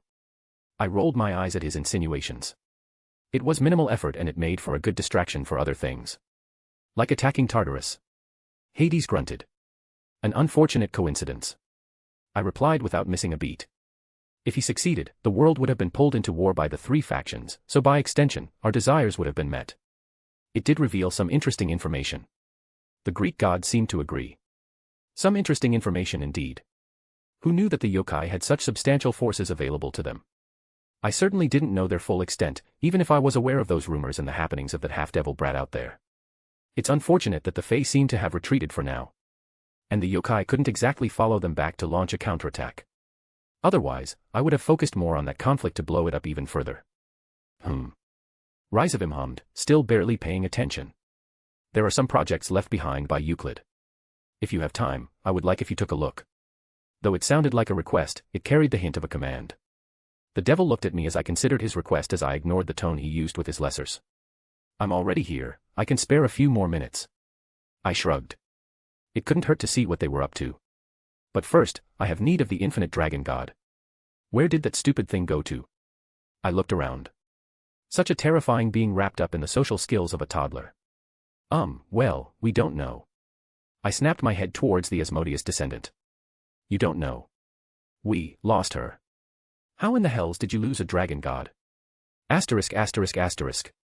Another one of those that got too long, so I split it into an interlude. Good news, I think this is the last one before the peace conference, which I just wrapped up over on Patreoncom. And sorry about the delay, the past few chapters over there had been like 3 times the normal length, so they've taken a while to finish up. Now, I'm back to writing the normal length.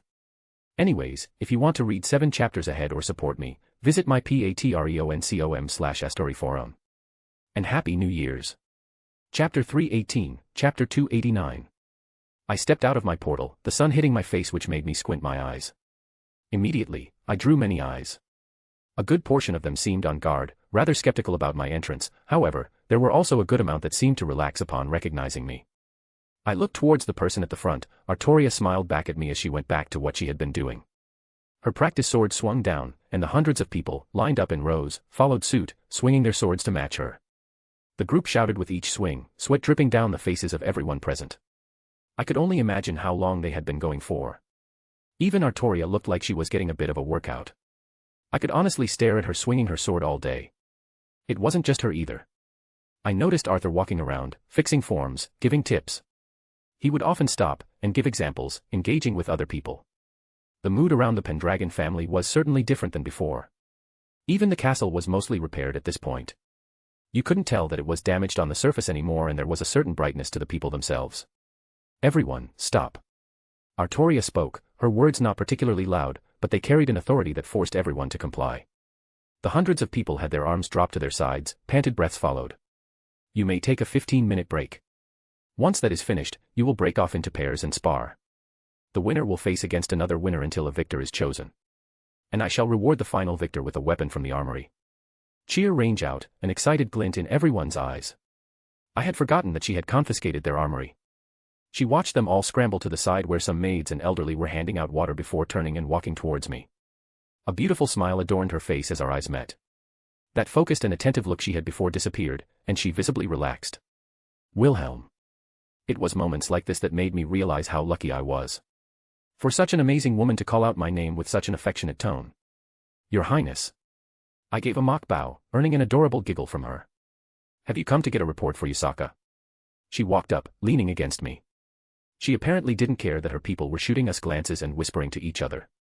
I wondered if they knew the truth about her or they were just charmed into following her based on what happened before. A report. I blinked at her words. No. Artoria furrowed her brow. Oh, then why did? Because I wanted to see you. I poked her forehead. The adorable girl could be really oblivious sometimes when it comes to things like this. That faint blush on her cheeks always made me feel good as well. But what's this about a report? I have been coordinating my new forces with Yusaka. Artoria settled down. Many here have heard what has happened in yokai territory, and they are aware of where I live. Thus, many have volunteered, and suggested I officially ask for volunteers among the clan. She gestured around us. This is the result. I have gathered roughly 1,000 members who wish to aid us. That's not an insubstantial amount, and any extra help was greatly appreciated. And you've started training them, I presume based on what just happened. Indeed, I have started the basics of building them into a proper army. They all have experience fighting as individuals or small groups, but they have never fought in such large formations. Artoria nodded. And you're okay with doing this? I was a little hesitant to get on board with the idea, considering how reluctant she was to accept the Pendragon family as a whole. I admit I was unsure when it first happened. Perhaps I initially forced myself out of duty. However, I have enjoyed myself the last few days since we have started. It must be nostalgic. Yes. Artoria smiled faintly. I look at them and remember my old nights. There remains a weight of responsibility, but I do not feel it as suffocating as it once was. It's an environment she thrived in. She was a leader, through and through. She no longer was needed to wear a crown, and she had people to support her, so I guess she felt comfortable taking a role of leadership again. Are we well, Wilhelm? Artoria asked. Izanami informed me of what happened. She assured us that you were fine, however, you appear tired. Scared me, I'm not going to lie. That dragon god is frightening, but Meridia handled it. And yeah, I guess I'm a little tired. Haven't really gotten any rest or relaxation, beyond an hour or so I spent with Meridia. Been running around a lot recently, feels like things just keep happening. One thing's after another. How is Venelana? I was a little surprised she asked that, to be honest. While Artoria hadn't thus far expressed distaste, it was something she took a wait-and-watch approach to. She is doing well, I've been talking. She's mostly relieved that her daughter and the others are safe. Do you believe she would be against coming to meet? Artoria asked. I think she'd be thrilled to meet you and everyone else. Good. Artoria nodded. I shall speak with the others and arrange things. She was taking the initiative. I guess she left a good impression on Artoria for their first, rather abrupt and chaotic, meeting. Speaking of, I just remembered. Do you still have that Excalibur that was left? I do still retain that weapon. Artoria frowned. I have sought to destroy it many times, but in each instance, I hesitated and ultimately stopped. With that she withdrew said weapon and held it in front of her. I felt the holy aura as my own aura flared up in response, an instinctual reaction, even if I was used to wielding the true Longinus at this point. It's not a bad sword. No. I believe anyone would be happy to wield it. I find its origin distasteful, but the sword itself is not at fault for the reforger's preconceptions. 'Tis a different sword than mine, and I question if I have the right to destroy it. It is a legacy of my other self, my alternate, and I do not know how to handle it. Why do you have to make a decision now? I replied with a shrug. Keep it, if you change your mind, it's always there to be destroyed at your leisure. Just be certain that this is what you want to do. Your words are true. I suppose I merely feel my heart heavy when I think about how this sword was broken. She sighed, putting the sword away. It's kinda funny. I slid my hand down, my fingers interlocking with hers. She shifted slightly, but also squeezed my hand happily once she realized what I was doing. You remember the story I told you? About how I got my memories back? Yes. Artoria giggled. It was a memorable occasion. The one who held that sword, he was the one who stabbed me. That made her stiffen and stare at me. Are you sure? Yup, noticed it after the fighting ended. You did not mention this previously. She frowned. Are you well? Honestly, it barely even fazed me. Of course if he was sitting in front of me, I would have lopped off his head. But seeing his dead body, I felt very little. I guess, it seemed so insignificant now. A little maniacal priest that meant absolutely nothing. I don't even know his name, and I don't care to learn it. You have changed much since we have first met. Artoria said quietly. Oh. What was I like when we first met? Was it for the better? I raised an eyebrow. You were an arrogant boy. Admittedly, you were charming, and it was easy to get swept up with your words. You forgot handsome. Hush you. She puffed up cutely. But you turned into a wonderful man. I lied a little. I guess I do feel something slightly from that priest. Maybe a tad grateful. If it wasn't for him, I wouldn't have met so many people I care about. I wouldn't have met you. And I see you still can say such things to rile my heart up so easily. She turned away. I am very happy to be your girlfriend, and I have not once regretted the decision. So cute. Do you have any other engagements? I have nothing planned, no. Come with me then, I will go report to Yasaka. I believe it will be beneficial for you to hear everything along with her as well. That's true, I wanted to make sure I'm caught up on what's going on. Do you need to finish up, or? No. She shook her head. Agravain. She called out, her voice carrying a little outwards. A man perked up, and I almost didn't recognize him. Besides not wearing the same armor, and instead in something more suited for training, he looked healthy. My king. He came running over, kneeling down in front of Artoria. Rise, Sir Agravain. And Artoria seemed accustomed to his behavior at this point. Lord Schweinorg. He bowed his head towards me. Lord Schweinorg. I tilt my head. While I do get called that in some places, I didn't expect that here. How else should I address you, my lord, when you have such a relationship with my king? He questioned. Fair. I shrugged and I turned towards Artoria. Does he? I told him my true identity. She confirmed. I believe he is trustworthy enough to know at least that much. That must have been an awkward conversation. It was. Artoria turned a little red in embarrassment. Agravain coughed awkwardly. What can I do for you, my king? I will be returning to Kyoto. Watch over the training, Arthur is proficient enough to lead the remaining exercises. I will have it done. He bowed his head. Very well. Let us depart. Artoria looked towards me. And I nodded and created a new portal for us to walk through. Asterisk asterisk asterisk. Oh Wilhelm and Artoria. Yasaka perked up from her desk, and she wasn't alone. Perched upon a chair next to her was a young woman, a yokai, a cat of some variety with 2 tails. Naya, this is him. It is. Yasaka nodded. Wilhelm, Artoria, meet the wanted criminal, Kuroka. Pardon. Artoria questioned, and I followed her thoughts. Well, by devil standards. Yasaka snorted. She's a stray devil and all that nonsense. Killed her king because the man was experimenting on her and was going to do the same to her sister. I didn't even notice her being a devil. Her yokai aspect seemed completely dominant over her devil power. Are the devils going to kick up a fuss? It's entirely possible. Yasaka nodded. Good, fuck them. Exactly how I feel. She's one of only a couple Nikosho in existence. An extremely rare variant of Nikomata, being inherently much more powerful than the latter. At her age, she's already an ultimate class. Yasaka continued to explain. Nikomata. I do not believe I'm overly familiar. Artoria furrowed her brow. They mostly live over at the old man's branch, whereas I have most of the kitsune. Our two species tend to butt heads often, so it ended up this way. Yasaka replied. But she came over and asked to join up with my faction. Apparently she was somewhat associated with the hero faction. Naya, I didn't help them with the attack. I was busy at the time. She quickly explained. I do not believe you would allow anyone involved to so easily join you, so I will not question it further. Artoria said plainly. If you trust her enough, I have nothing to say. I shared Artoria's sentiments. And another ultimate class added to her ranks would be very helpful right now. And as Yasaka said, this girl appeared relatively young. No older than 20, I would say, probably younger. Good, I just wanted to introduce you as it's likely you'll be seeing her a lot. She has an outstanding mastery of many fields, such as senjutsu, yujutsu, tuki, and even magic. Part of her duties involve training others. Huh, that's interesting. How does? Wanna make babies? Kuroka suddenly blurted out, staring right at me. Damn it, Kuroka. Yasaka facepalmed. Nyaewa. The cat girl let out a surprised cry as Yasaka grabbed one of her tails. Get out of here, you horny cat. You know what you're supposed to be doing right now. She dragged the cat yokai out of the room, literally tossing her outside before shutting the door. That just happened. I said absent-mindedly. Ignore her. Yasaka sighed. Is that normal behavior for her species? Artoria asked in confusion. Somewhat. Yasaka groaned. Nikomata go into a mating season, but Kuroka expressed a strong desire to find a strong male to mate with.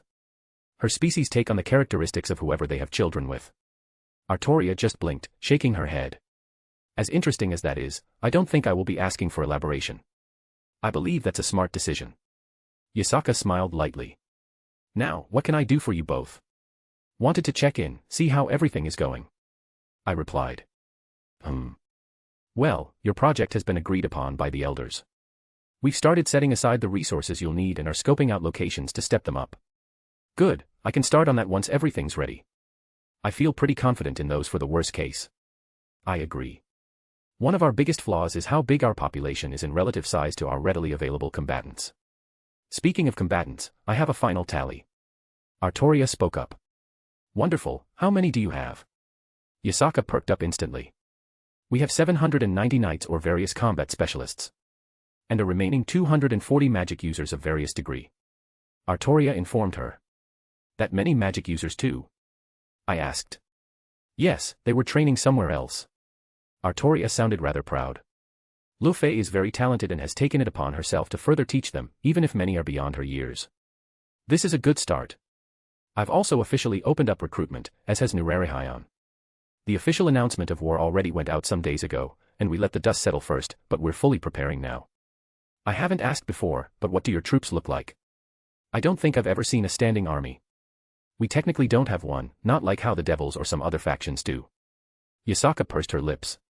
As you know, we aren't the biggest faction around, and we were mostly protected by association of the Shinto gods, so we did not need to be as prepared for warfare as others do. And then the Fae decided to crap all over that. It's unfortunate, but that's where we are at. The Shinto gods won't make a move unless something of equivalence intrudes, again. Yasaka sounded irritated. And that's not to say we don't have options. As I said, we technically don't have a standing army, not that we decidedly don't have one. We had our own troops during the Great War and we still keep up on some things. But you can think of it as something like a reserve force. How many could you call upon right away, without an active recruitment? 20,000 if I was to be generous. Yasaka stated. Maybe a quarter of that matched from Nurarihayan's end, but his are usually stronger in a one-on-one comparison. That's right, Yasaka usually had more civilians that were non-combatants under her care. It is a tidy force. However. Artoria looked contemplative. Is it sizable enough to face the foe we face? I can't for sure say yes, but I believe once we finish our recruitment, it should suffice. Wars in our hidden side of the world aren't like the ones most humans fight. We don't throw millions of our own at each other. Individual strength plays much too great a role, magic and other supernatural abilities warp the battlefield completely. Artoria was clearly pondering some things before she spoke again. Yes, I recall many times that Merlin never engaged in battle with his magic. He often said things such that him bringing to force his magic would in turn cause opponents to match it, thus changing the shape of battle completely. Did you not just release your noble phantasm on the enemy army to win? Do you think that is how I defeated all my enemies? Artoria looked surprised, and a hint embarrassed. Mayhaps on 1 or 2 occasions. But my blade was not something to use for every circumstance. Merlin made sure that I understood the significance of what my sword represented. You would think that most would surrender, knowing that you possessed a giant laser sword that could decimate their armies if you desired. Not all my foes were the brightest. She sounded amused. But truly, it was not to be abused, and it was known that I only used it under the most dire of circumstances. Never against a foe we could match by mundane means. That made sense. I'm fairly sure the world wouldn't allow her to own a true noble phantasm after the age of gods ended if she used it so flippantly. Especially one that was birthed in the inner sea of the planet. I'm not experienced in this kind of thing. I can fight, I can duel, and I don't mind facing even gods in battle. But I've never fought a real war before, I don't really know quite what I'm doing. So, I can't really comment on that aspect. However, I have been preparing a few things myself. Oh. You tend to come up with some good ideas and they've always been beneficial. Yasaka looked interested. What have you thought up this time? I talked with Medea, had her get started on a project. With her item creation ability, and helping her set up a workshop, we can start mass-producing something I thought would be helpful. To start off, I'm assuming that the majority of yokai prefer closer combat. Unfortunately, it is a weakness that we possess. The majority of my people, and even Nurarihyons, are specialized in close-quarters fighting. Yasaka nodded. So, I had the idea of creating disposable mystic codes, wands. Basically, they're good for a few uses before they run dry, but on the other side, they're very light, easy to carry, and require very little train to use. That would solve some problems. Yasaka tapped her chin. How strong would the spells be? Still working that out.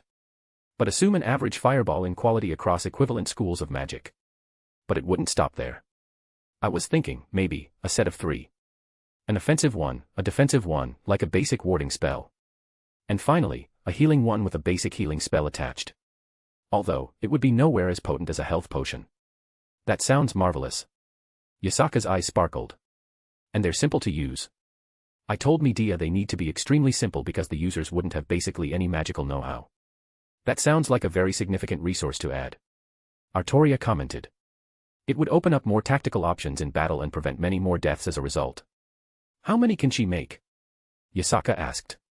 I don't know yet, she's producing some prototypes right now. How many do you think we need? That's hard to say. We need to see how they work in practice, but assuming we get a set for every one of my soldiers, and having spares, well, I expected at least to double the amount of recruits before long. So, possible around 50,000. And that's just an initial amount, the production would need to continue throughout the duration of the war. But that's still something to consider after we had all the details settled. 50,000, huh? Is that too much? I can't imagine that is an easy number to reach. Not as unobtainable as you might think. I believe the biggest hurdle is the manpower in their creation.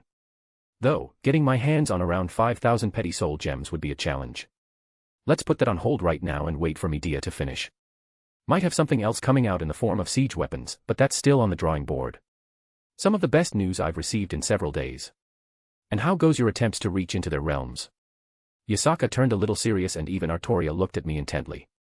It's slow going. I admitted. It doesn't seem to be a place that wants to be found, as strange as that is to say. I think the concepts inherently woven into its laws make it resistant to being found the way I'm trying to do. I may need to take a look at Avalon or something equivalent, but I feel pretty confident that I can do it in about a month, give or take a week or 2. Well, if I got stuck further on I'd reach out to Gramps and see what he suggested. If you require Avalon, it is here at your request. Artoria said immediately. I gave her a nod of thanks, always so ready to help. Avalon wasn't merely a defensive noble phantasm, nor the sheath of Excalibur, it was literally a connection to its namesake. To invoke it was to envelop yourself in the untouchable realm. Make it 4 months. Yasaka propped her head up. Pardon. If anyone asks, it will be at least 4 months before we can march. Are you worried that they'll be impatient? Yasaka nodded. The elders that advise me, they don't wield inconsequential power. While I am undoubtedly their leader, and they are loyal to me, they do have their own pride and desires. They was almost unanimous in support for the war, but there are varying degrees of difference in thought on how to proceed. Suffice to say, several of them are waiting for the soonest opportunity to fight. I know the type. They think only with their fists, foregoing logistics and strategy. Artoria sighed. It is better that they do not know the details. I'll trust your judgment. It should be enough time to whip them into shape too. Yasaka smiled. Not to mention, we are still lacking supplies in other areas. Are you still going to be trading with your Balgraf? Without a doubt. Even with the dip in certain resources, the money we gain more than makes up for it. Enough that we can start sourcing a substantial amount from other places and still be in the green. That's good at least. Some of them are going to be civilian recruits, are you sure that's enough time? I questioned. You're thinking as humans. We're yokai, we are more prone to conflicts and battle in general, with few exceptions. While most of my people are peaceful, they still have potential that can be drawn out to become powerhouses in their own right. A thorough training over a few months will be enough to get them ready to fight at a minimum. An instinct inherent in the many species. An interesting thing to consider. That gives us more time to prepare, I suppose. I'll head over to the Igmalenia family and tell them to increase their production on potions. I'll also head over to Remnant, pick up more dust and other things. Dust bombs in mass. Maybe whatever else I can get my hands on. I could also. Wilhelm. Artoria put a hand on my leg. Calm yourself, you have been running around in the past several days without pause. That's not entirely true. I've just been doing some work here or there. I even took a break to see Meridia. An hour, you told me. And that was after you were beset upon by a god while you were spending time with Izanami.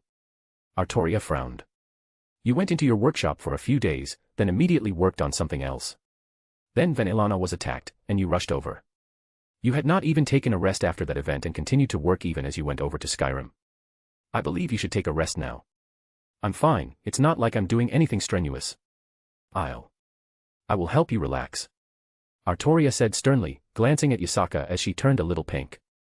I have asked Yasaka to assist me. Yasaka got up from her chair, walking around the desk towards us. I'm just helping out, Artoria is the one in control. Huh. I blinked. Wilhelm, remove your trousers. Artoria turned a rather bright red, yet still maintained eye contact with me.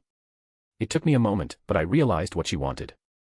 And I would happily do as she asked, because they suddenly got a lot tighter. Asterisk asterisk asterisk. Non-canon omake. Asterisk asterisk asterisk. Sona POV. What a mess. Yeah, it's going to take a while to fix everything. Ria sighed, kicking a large piece of rubble to the side. It might be easier just to bulldoze the land and start over instead of trying to rebuild. Do you really want to start over like that? She tilted her head. I mean, yeah, we've talked about adding or removing some things, but it's feel weird. Like moving homes. Yeah. What can we do? 90% of the buildings are thoroughly demolished. There's massive craters and gouges taken out of the ground. I gestured towards a large hole where the dragon landed. And don't even get me started on what happened on the other side of the school. Ugh, I know. It's just, I'm feeling really sentimental right now. I had so many fond memories all over here and I feel like I'm just abandoning them if we rebuild. I honestly felt the same way. How much effort did I put into this place? From the coordinating the staff to my liking, to arranging the overall decor of the courtyards. Every small detail was meticulously planned, tested, or otherwise chosen mostly by me. It was supposed to be a sort of test before I building my raiding games school in the future. Maybe that's why I felt so bad about it. Oh hey, the student council building is standing, practically intact. Rias covered the top of her eyes, blocking the sun as she pointed over to the side. Lucky, my club building was the first to explode. Huh, it is standing. Not much worse for wear, actually. Maybe we could build around it. A sort of memorial and acknowledgement for what once stood here. A beacon of my pride. Even after everything that happened, my office still stood tall. Maybe. I froze. A familiar portal opened up right next to said building. A familiar person walked out. Red hair, immaculately dressed, and oddly enough, a rabbit on his head. He apparently saw me too, because we locked eyes and a grin slowly grew on his face as his head slowly turned towards the student council building. Wait, did his rabbit just make a rude gesture towards me? But I didn't dwell on it. My eyes widened as I realized what he was going to do. Don't you? Boom. Sona. Ria suddenly shouted, my attention suddenly snapped to her sudden shout next to my ear. I caught her turning towards me, completely unaware of what happened. How unlucky, did it actually just collapse now? It must have been damaged on the inside. But. Oh well, I guess we'll build everything from the beginning. Did you see that? Ah, yeah. The building just fell down. No. I exclaimed. Shimoda, he just blew up my building. Sona, what are you talking about?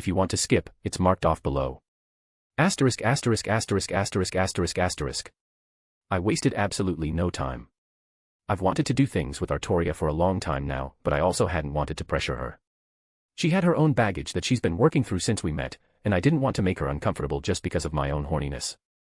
So, whatever she was ready to do at this point, I was more than happy to oblige. My beautiful knight who was oftentimes completely oblivious to her own appeal. I stood up as Artoria slid off her seat, moving down in front of me, on her knees. She looked up expectantly as I started to undo my belt. My member sprung free from the confines of my pants. I almost ripped them off in my excitement. Artoria's eyes widened as my manhood stood erect in front of her face.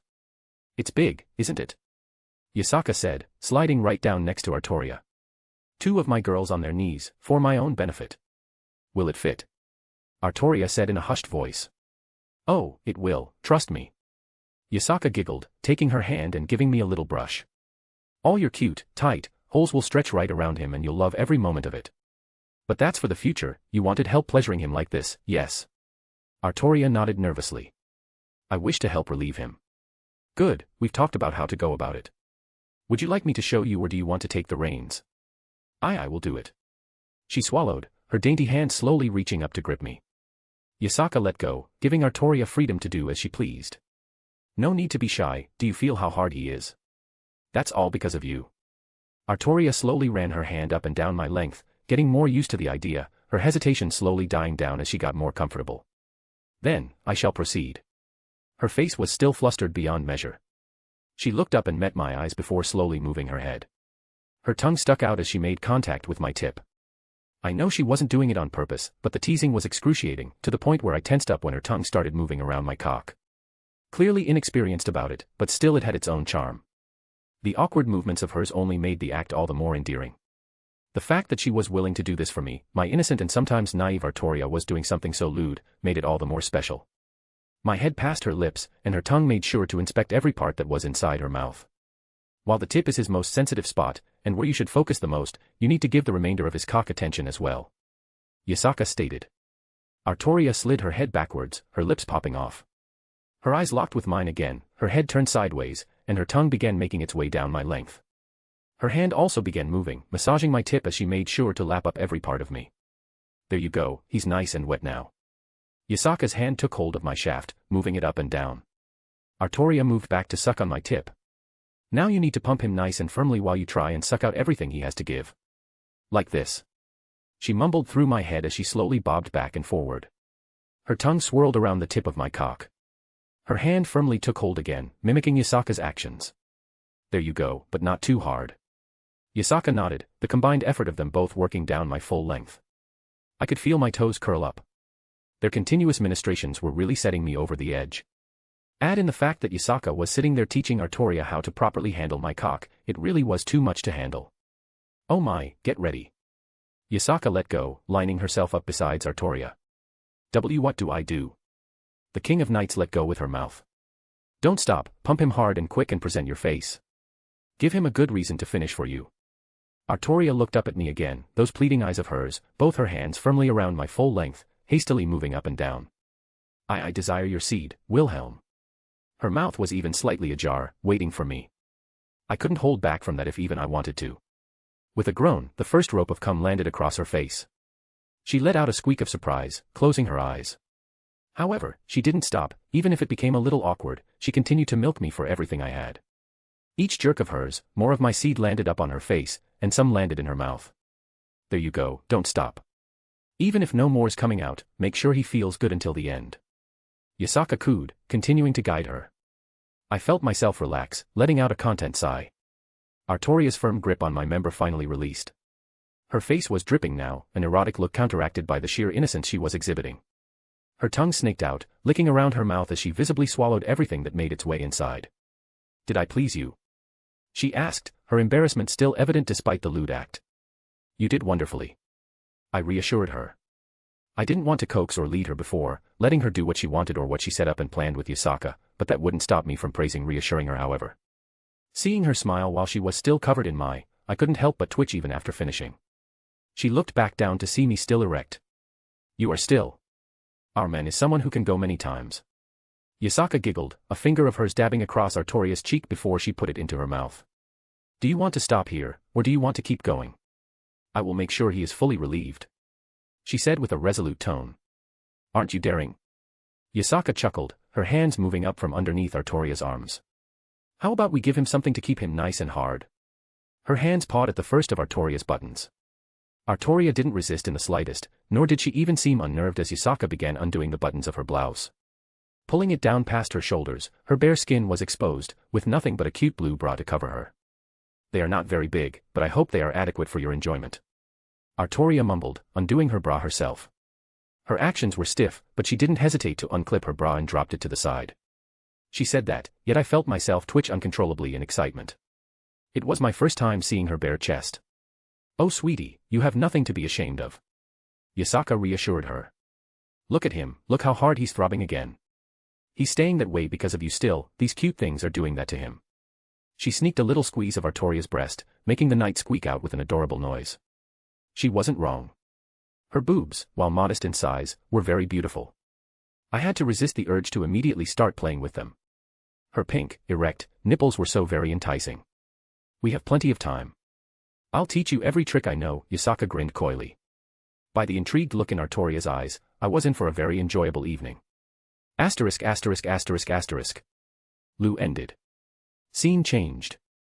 Asterisk asterisk asterisk asterisk. With a flick of my hand, I created a portal to a very special location. I stretched my back, having just got out of bed and a very good rest. I have returned. I declared with a decadent flair. Are you going to make a fool of yourself every time you come? Izzy looked at me. Yes. I smiled. Dork. She rolled her eyes, throwing a piece of popcorn at me. I, of course, plopped myself down right next to her, and took a handful out of the bowl she had in her lap. What are we watching? This inane adaptation about the monkey. Complete foolishness and a ridiculous plot. However, I can't stop watching it. Oh dear God, is this a drag so ball? Is something wrong? Yes, this is an abomination compared to the one from my home. I scoffed. Its real name is Dragon Ball, and it is a wonderful anime, and I will find the creator of this abomination and throw him into the sun. Izzy blinked, continuing to munch on some popcorn. So bring it next time, we can watch it. Huh, that sounds like fun. It's a date. Nothing. She cleared her throat. So did you need something or just come to waste your time?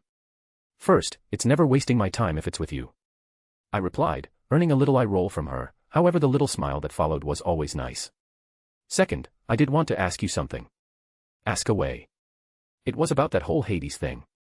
I find myself with some free time, so I figured I should take care of it.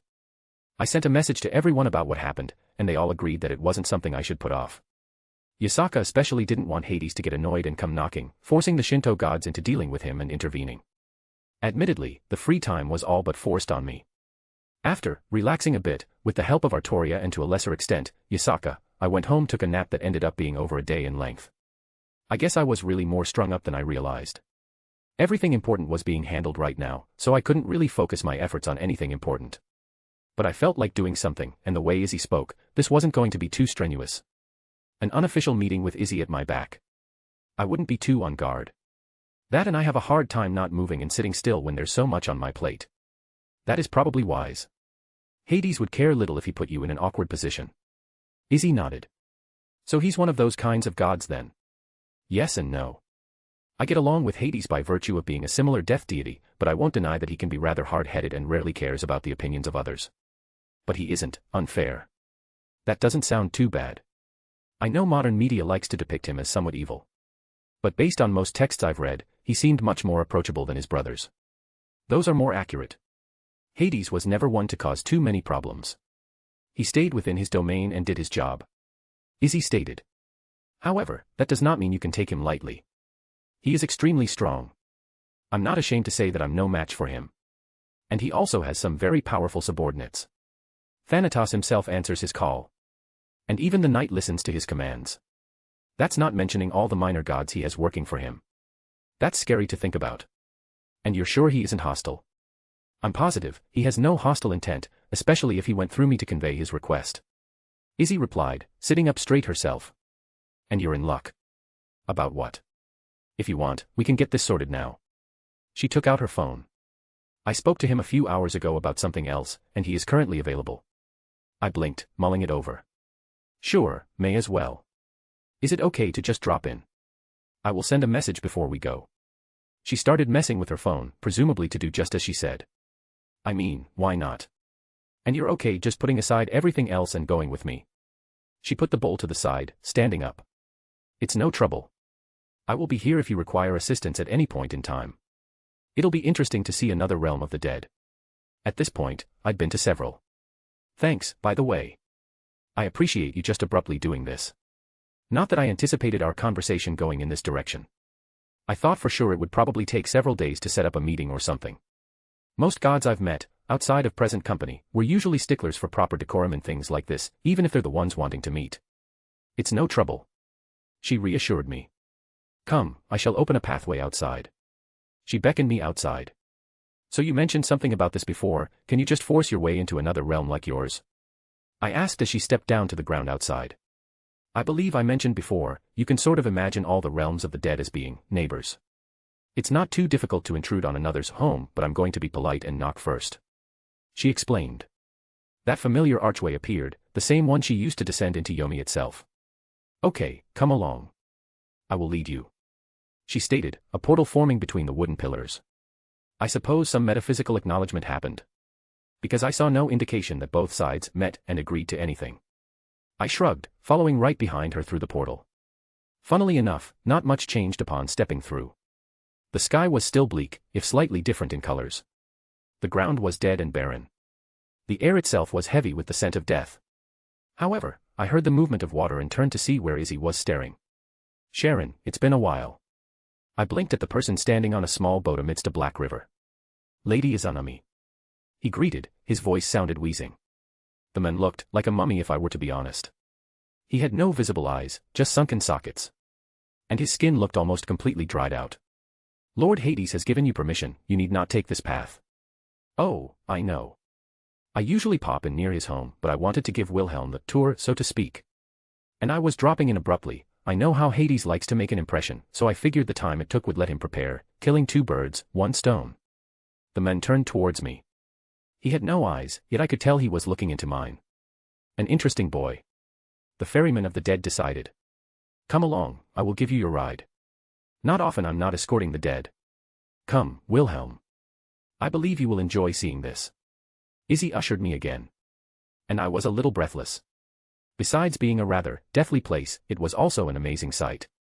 The river Styx was something I'd never seen before, in either lifetime. I stepped up to the boat, expecting it to sway within the water, yet it didn't move an inch. It was as if it was locked into place. I even tested it a little, rocking myself back and forth slightly. The boat moves how the ferryman commands. Izzy stated, noticing my efforts. The ferryman looked amused though. Does that mean it can fly? I raised an eyebrow. I believe that's the first time I've been asked that question. Sharon let out a strange bark of laughter, the boat shuddered it and lifted off the water about a foot, floating there for a moment before settling back down. That's pretty neat. Oh. I blinked in realization. Aren't I supposed to pay the toll? I fiddled into my ring, taking out a septim. The ferryman looked at it and shrugged, taking it happily. Those invited by Lord Hades don't have to pay. But I appreciate it. Oh well, no harm done. The boat shoved off, and almost instantly, I could no longer see the shore, either one. Before, it looked like you could almost jump across, maybe with some enhanced strength. But after actually being inside it, it appeared as an ocean. Interesting, isn't it? Izzy smiled. So the river is bigger once you go into it? Indeed. Izzy replied. How else is it supposed to house all those wayward souls? What would happen if I tried to fly over it at the start? Lord Hades would get upset. Sharon grinned. If he was in a particularly bad mood, you may be forced down into the river. Huh. I looked around again. It's strangely beautiful. Death has its own charm. Sharon agreed. What does it taste like? Sharon froze, staring back at me. Its taste. Ignore him, he asks strange questions. Izzy facepalmed. I think it's a valid question. I crossed my arms with a huff. It's a river, yes. So, mystical water of some variety. What does it taste like? Feel free to dunk your head inside and take a big gulp. Izzy snorted. I would not advise drinking it. Sharon chuckled. It is a part of the realm of the dead, it would not do well for a living creature to ingest such concentrated deathly power. Even if you are unique. Would Hades be upset if I took some? I was rather intrigued at this point. I do not believe so. Sharon looked confused again. Once more, I've never had someone ask me a question like this. Already this has been an amusing trip. He smiled good-naturedly. Go ahead, if you desire. You paid the fare when you didn't need to. If Lord Hades is disgruntled, I will speak with him. Good enough for me. I took out an empty vial and dunked it below the surface of the water, careful to not let any touch my skin. I was fairly sure I could resist the effects of mere touch, but at the same time, I'd rather not take any chances when we were about to talk to such an important figure. Corking it shut, I happily put it away. Can't wait to brag about this to Gramps. I couldn't help but grin. Another interesting thing I'd gotten. I wonder if I could add this to the peach wine I plan on making. Such a powerful life concept attached to the peach might offset the deathly nature of the water. Interesting. We're here. Sharon declared. The board abruptly jerked and was pushed up against the shore. Thank you, it's a pleasure as always, Sharon. Izzy expressed her gratitude. The pleasure is always mine, Lady Izanami. And it was an interesting little ride. He turned towards me. Be cautious, young man. A word of warning, Lord Hades will not be as open to such whimsical behavior as I am. I nodded towards him in thanks. I knew how to act on such occasions. With that, the ferryman disappeared back into the river, presumably going back to where he came from. So, anything I should know? I asked, getting more serious than before. I'm sure I don't need to remind you, but don't act foolish in front of him. He takes his job and his position very seriously and expects others to do the same. Izzy replied. Be warned, he despises devils, so he may hold that aspect against you. Noted. Anything else? Be careful with how you address his wife. She will for sure be at his side and he is very protective of her. Persephone enjoys acting flirty and getting a reaction out of men just so she can watch her husband get protective.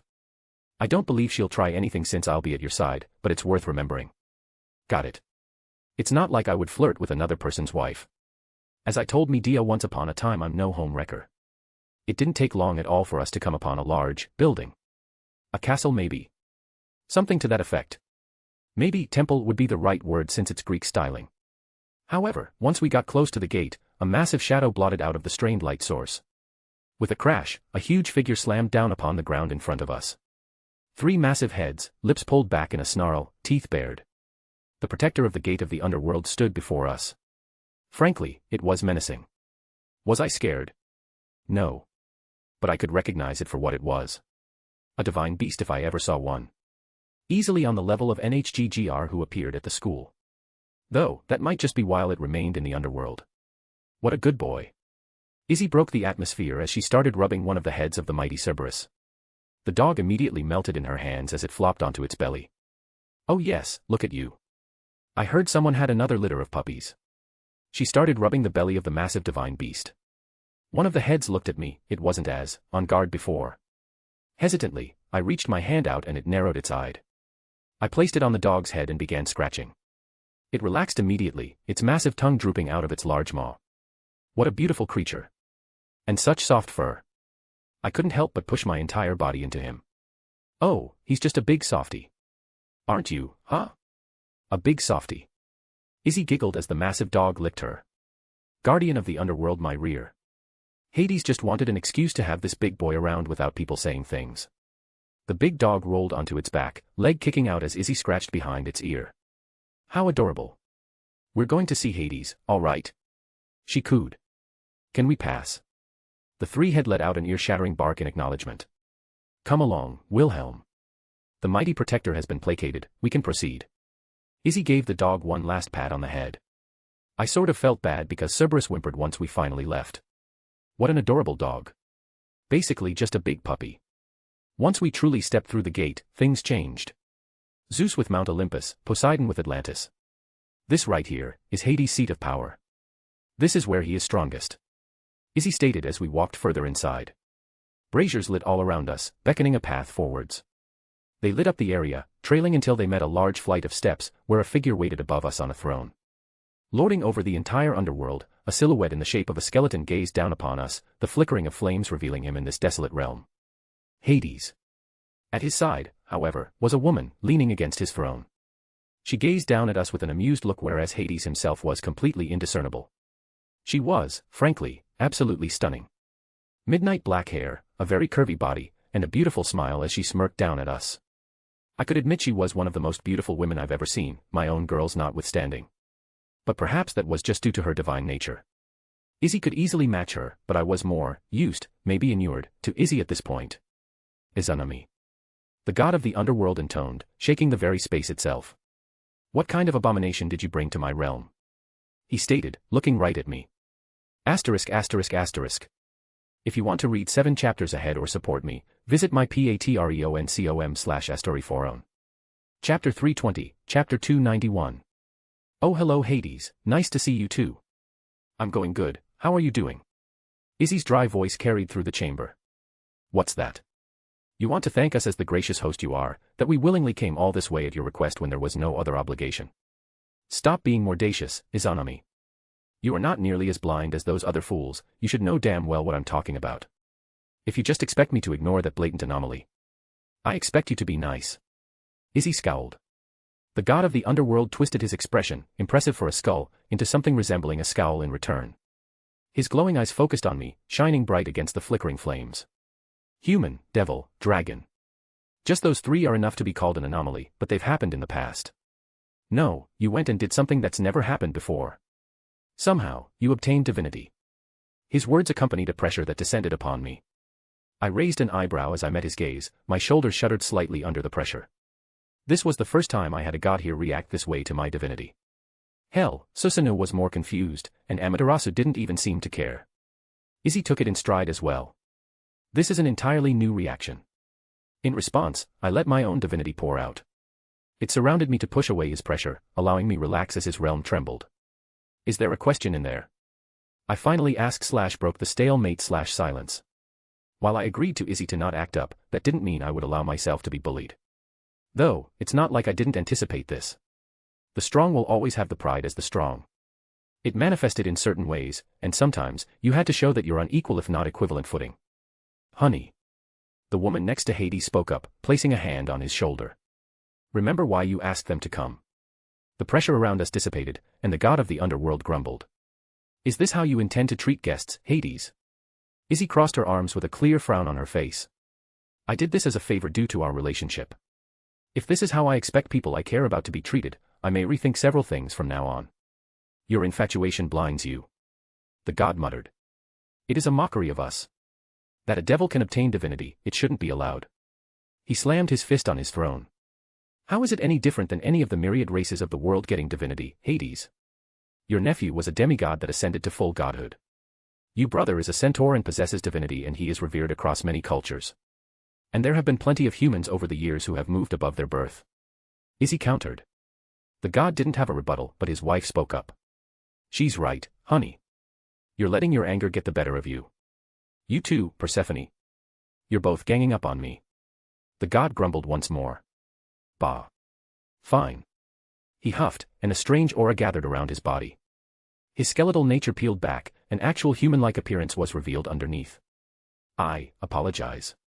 His voice changed, but it sounded much more authoritative. Izzy grunted. Shall we get to the point then? Well, Izzy was leading the show right now, so I would let her keep the lead. I looked the men over again. The god of the underworld. Was this his true self? I had questions, but I doubted I would get answers. He didn't seem to like me all that much. I would also like to know what I'm here. May as well get it out of the way. While I did enjoy the trip, you clearly don't like me. Devils are parasites. Hades spat out. Tell me, what do devils do? Pardon. I blinked at his question. What do devils bring to the world? What is their purpose? I'd never thought about that before. I'm not sure. Nothing. Hades snorted. They bring nothing. They do nothing but leech off the hard work of others. They leave nothing but chaos and destruction in their wake. Oh, here we go. Izzy rolled her eyes. Tell me that I'm wrong. Hades huffed. They were created by a child throwing a tantrum. Their purpose, their entire creation was meant to devour and consume everything and cause misery wherever they go. They've calmed down over the years. The originals are almost all gone. It's not like the ones in power are clamoring for war or anything like that. I replied, feeling just a little bit insulted since I was also cut from the same cloth, if indirectly. And I was playing devil's advocate just for the sake of it. Which is ironic given the circumstances. Bah. So they've gotten smarter over the years. Why do they need to openly wage war? They continue creating chaos through other means. They disrupt the flow of souls with their evil pieces. Converting others into their misbegotten race. Stealing souls from where they should truly go. They've used those abominable things to force themselves into a position of power. Look at their leader, he holds a clone of Surtur as his slave. You won't hear me say anything good about those things. I crossed my arms. I am half human, I've always aligned myself with humanity over devils. I am of the mind that they're stealing the potential of humanity. Hades went quiet, giving me a second look, clearly pondering something. Maybe I was too quick in my judgment. I suppose Izanami would not consort with that lot. He shook his head. Those crows are not much better. Abandoning their job so they could imitate devils. Only causing problems, and doing nothing useful. Is this why you called me? Your problems with the three factions. I was still confused as to why he had summoned me. He tapped the arm of his throne. What do you know of the Cows Brigade? I blinked in confusion. I've had some run-ins with them. It seems like they're headed by the old Satan faction. But I also have crossed paths with the hero faction that operated under their banner, so maybe not all that much. I was a part of it. Hades said bluntly. Hades. Izzy hissed. Explain, now. It was a means to an end. He waved his hand nonchalantly. I never shared their goals, only seek to use them for my own. After your rant about devils, you willingly bowed your head to them. I questioned. Who said that the Cows Brigade is ran by devils? Hades huffed. Do you think I would need their help for anything of note? That had unpleasant insinuations. Honey, Izanami is upset, explain properly. Persephone lightly chastised.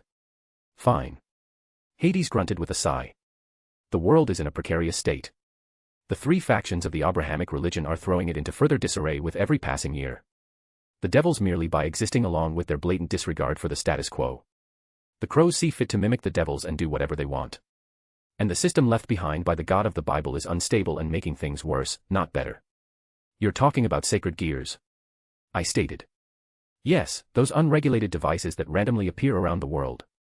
Those items of power that cause untold devastation if left in the wrong hands. Hades scowled in annoyance. Ask that dragon inside of you. Have him tell you how many of his previous owners went on a rampage and caused wanton destruction. He isn't wrong. I've had several users where I just woken up because Juggernaut Drive was activated after a traumatic event. That sounded horrifying. The look on your face, I can assume he confirmed it. The god spoke. I have no love for the dragon, but at least he didn't rampage without reason. What exactly was your plan? Ally with the Cows Brigade to kill off the three factions. It doesn't matter anymore. Hades grunted. I have chosen to sever ties with them. They have crossed me and my original goal seems to have been for naught with your appearance. Weren't you just calling me an abomination not a few minutes prior? I raised an eyebrow.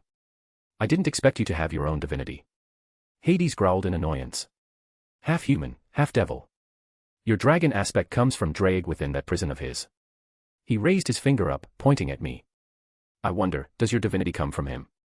The spear you are somehow able to wield. He muttered. No, it's different. Your divinity is more like my brother's, there is the crackling of lightning and the smell of the sky. But also the roar of the ocean's tides. Storms are your domain. His head suddenly jerked towards Izanami. Izanami, did. Hades. Izzy's voice overtook Hades entirely at this moment. We both know my son would never willingly give up his divinity. So if you are about to ask me what I think you are going to ask me, I'm going to walk up there and smack you. And I will say nothing about it, husband. Persephone crossed her arms, staring at Hades as well. I apologize, I overstepped. Hades admittedly looked rather sheepish. Was he about to imply that Izzy stole Susanoo's divinity and gave it to me? Oh yeah, I could imagine that Izzy would be very upset at the insinuation. You said that the Cows Brigade isn't led by devils. Can you elaborate on that? I might as well move past the awkwardness that came up. There are many beings around the world that don't like the peace that came about after the Great War. Hades took to the renewed talk quite readily. You should have met one thus far based on what I've been told. Loki. I breathed out, his name still left me angry. Yes, the trickster god. Hades scowled. Whom I have no doubt had a hand in breaking into Tartarus with his cohorts and freeing my father and Hyperion. Both of which I have no doubt now bolster their ranks. I see, that would explain why Hades had a falling out with them. There are many more, nearly every major pantheon is represented. If they were to move together, it's unlikely that any singular force could meet them. Hades stated. And you are now outed from said group. I pointed out. Who said I left? He huffed. I would be a fool to not keep tabs on them. That's true, I suppose I thought he just up and left after getting pissed. Maybe I'm too used to dealing with the more prideful kind of people. So, no longer allied, but they didn't quite know that yet. And how does that lead back into me being important for you? I was apparently the reason he was willing to stop working with this Cows Brigade. I have watched those sacred gears more than any other god beyond their creator. I have seen every instance that they have disturbed the world. Hades intoned.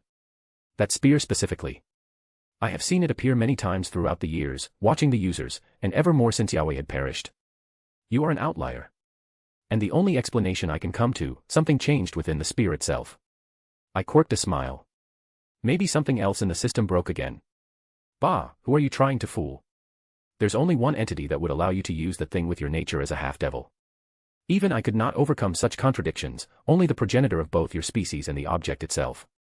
He snorted, though there was a hint of amusement in his tone. Tell me, is he coming back? You really don't mince words, do you?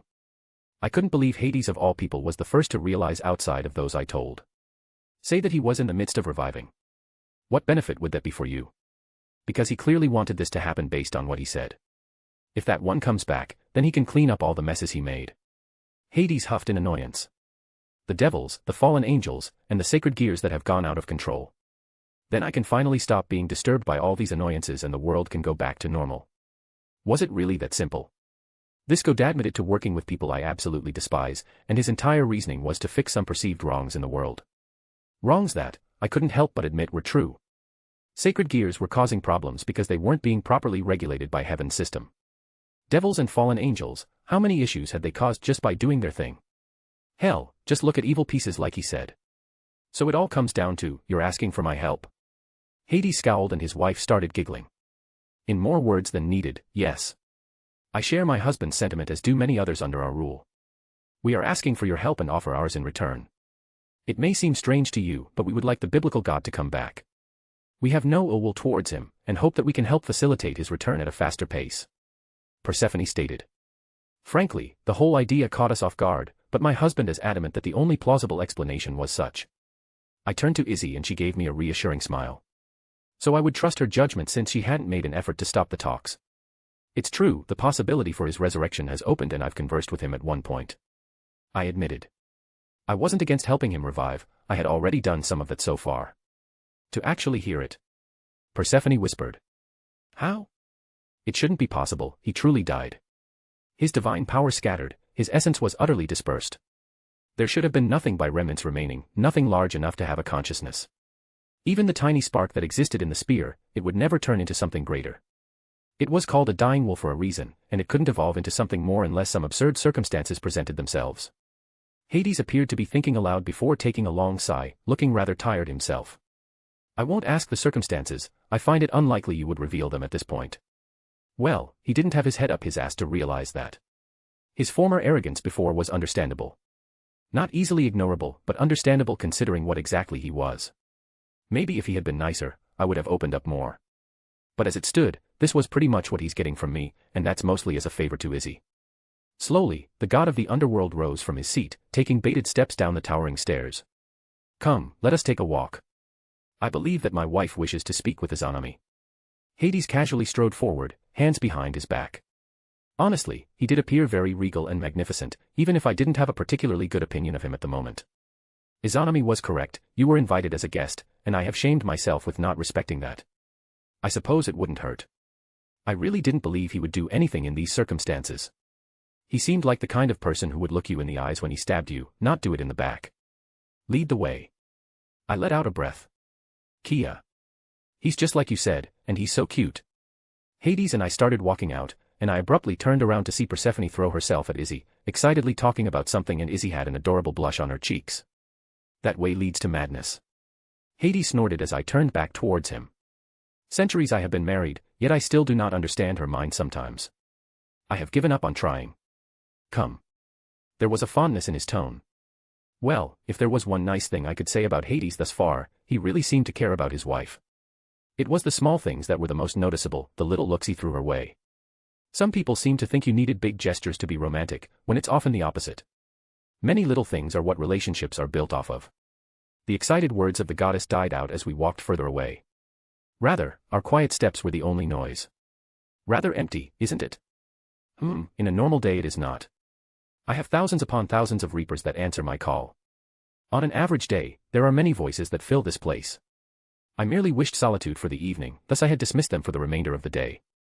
Hades said, rather casually. What do you think of my underworld? As you asking me to compare it to Yomi? I quirked an eyebrow. Though, I have been to one other deathly realm so far. And I think Karen's words were right. These types of places have their own charm. Another. The land of shadows. I replied.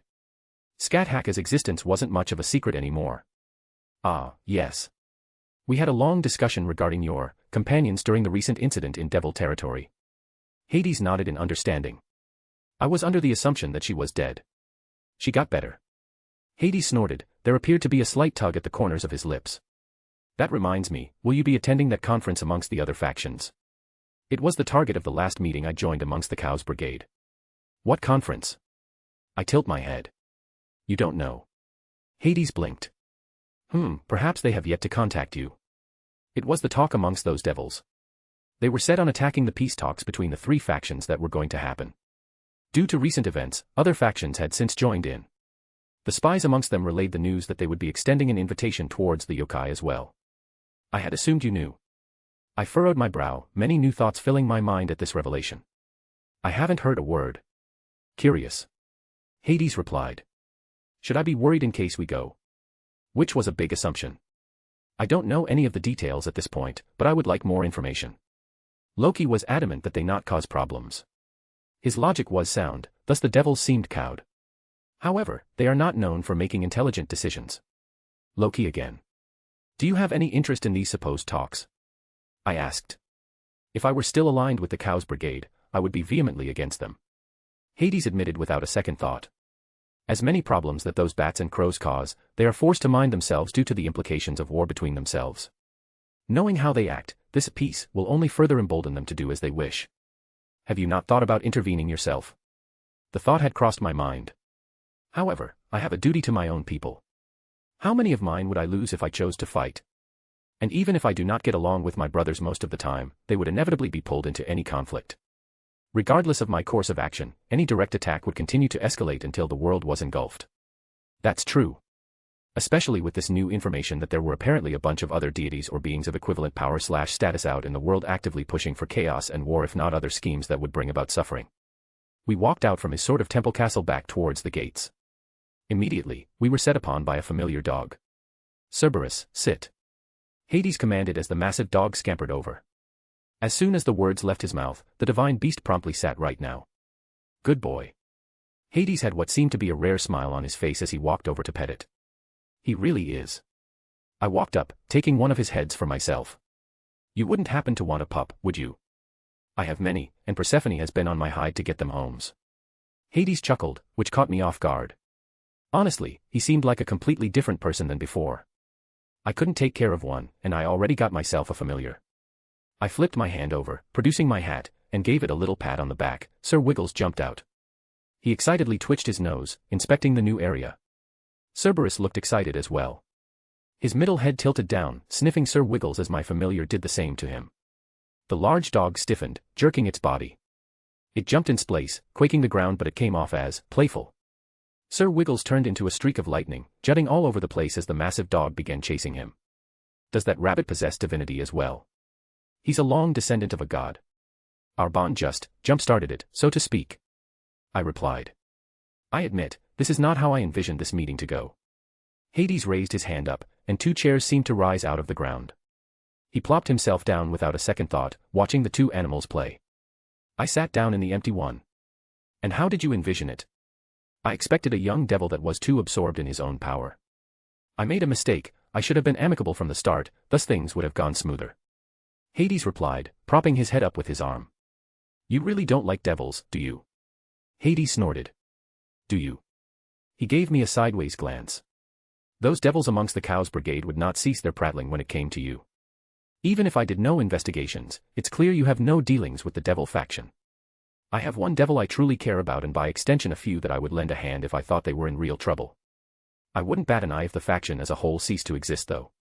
I said with complete honesty. What a strange boy you are. Hades leaned back, rather casually. What do you want? Pardon. What do you want? You are aware of what I desire, and I wish you to continue down this path. You showed slight hesitance, and I don't want this chance to slip away. A bribe, was it? Why not just take the spear from me and do it yourself? That was a consideration. He admitted with a hint of shame. I decided against that. Besides the fallout that myself and my wife would have with Izanami, which neither of us would be pleased about, I am not entirely sure I could do it without coming away unscathed. And you are the one who somehow began the process, something I would have deemed impossible some months ago. I feel you are the best one to continue as you are. I tapped my finger on the armrest, mulling over his words. Personally, I want the information on the Cows Brigade. Everything you know about them. It will be done. He stated. Sacred gears. You spoke that you have been watching them for some time. How many have you accumulated? The corners of Hades' lips curled up. So you noticed. Yes, I have acquired many over the years.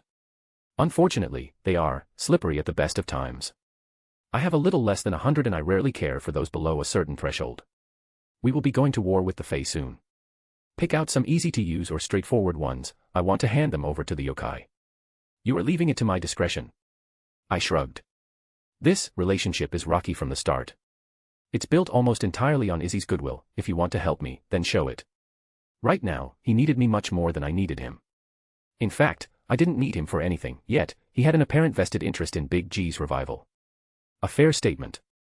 Very well, I shall look at my inventory. Hades nodded. What else? You also manage the fields of Elysium, right? I do, however, I cannot make decisions for those who dwell within. If you are looking for soldiers, you will be left wanting. And I refuse to allow the dead to wantonly walk amongst the living once more.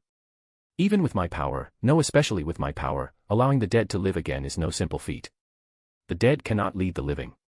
I repeated the words I had heard Artoria say in the past. Hades' eyes flashed, a look of actual surprise.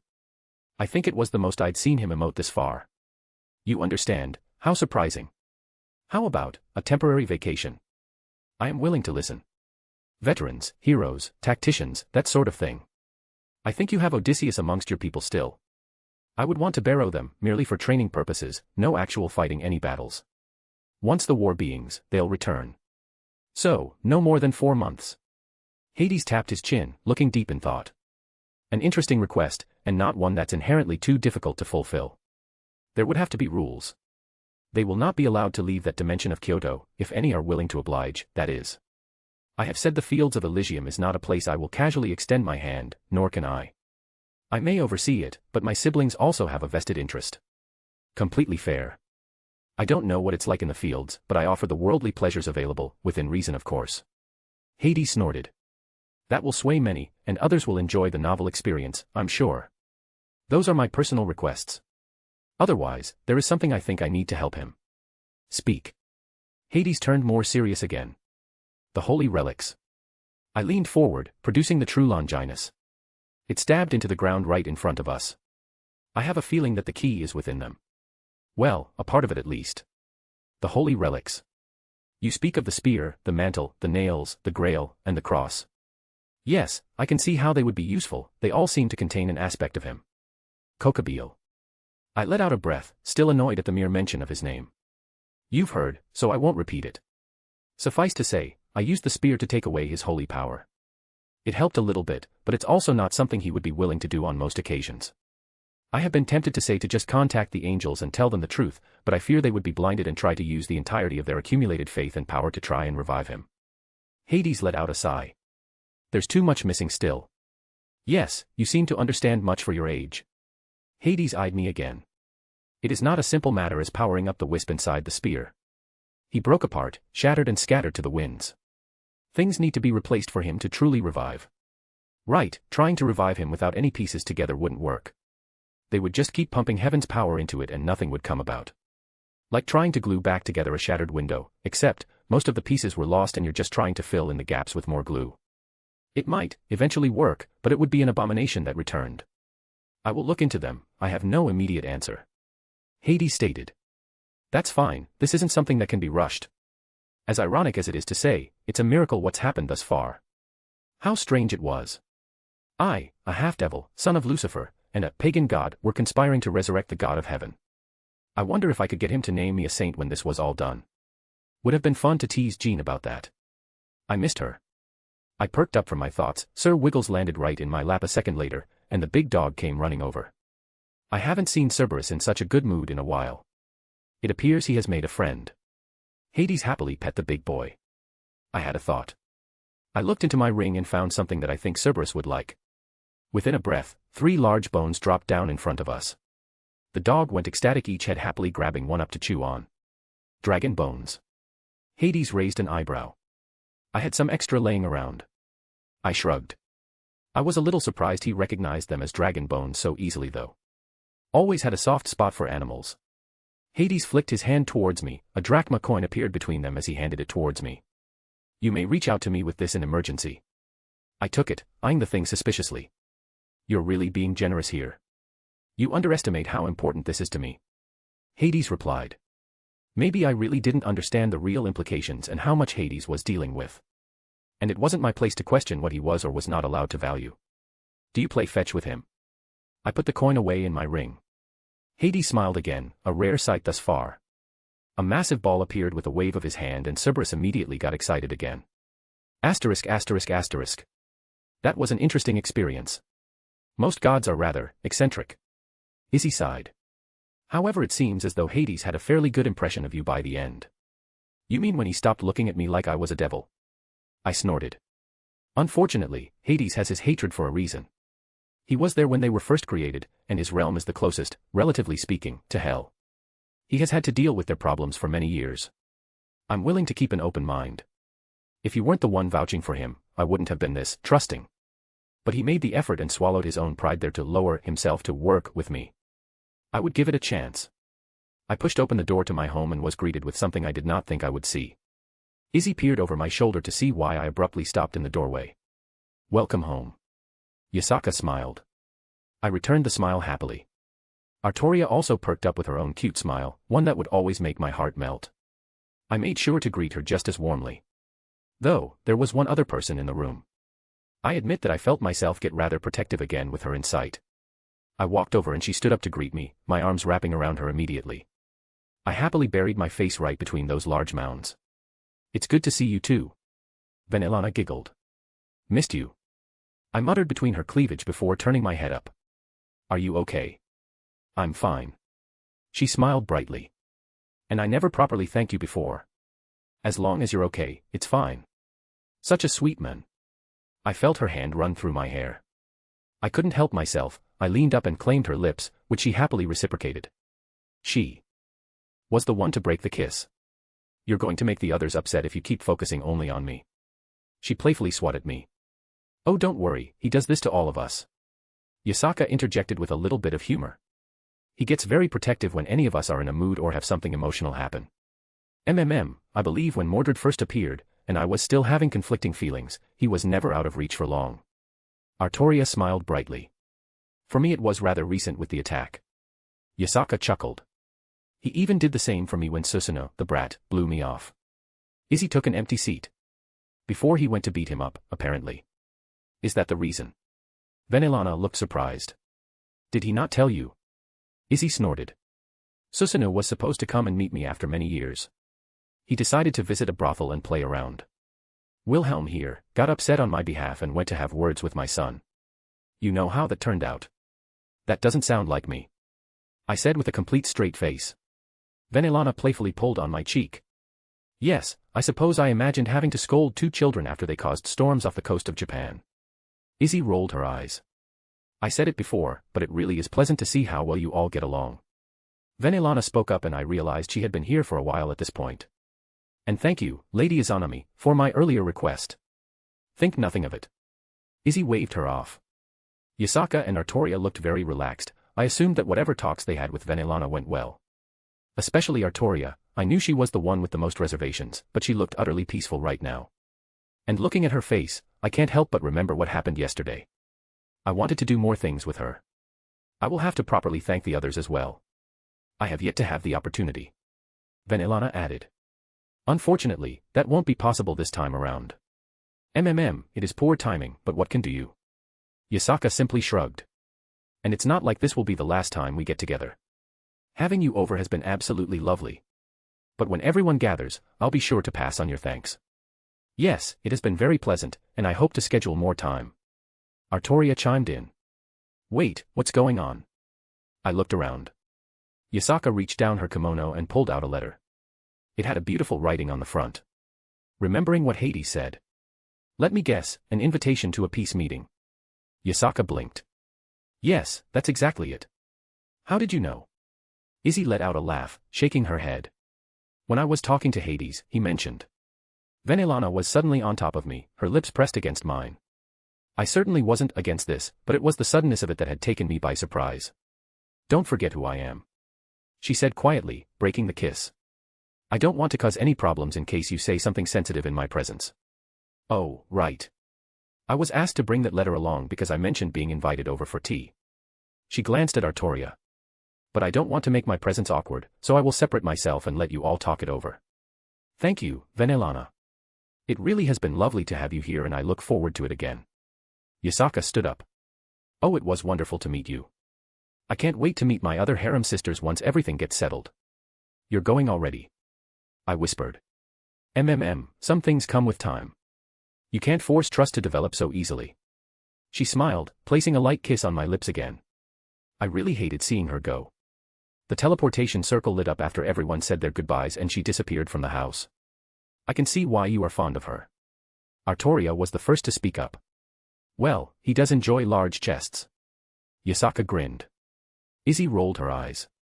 He is a boy, of course he does. That and an ample rear, and he would be thinking with the wrong head. Artoria's lips twitched in amusement. I think she felt a lot less self-conscious after what happened. I made sure she knew just how arousing she was herself. I meant with regard to how charming she was. She is a very charismatic woman, and it is difficult to find any negative words about her. However, I believe you are correct on the other matter as well.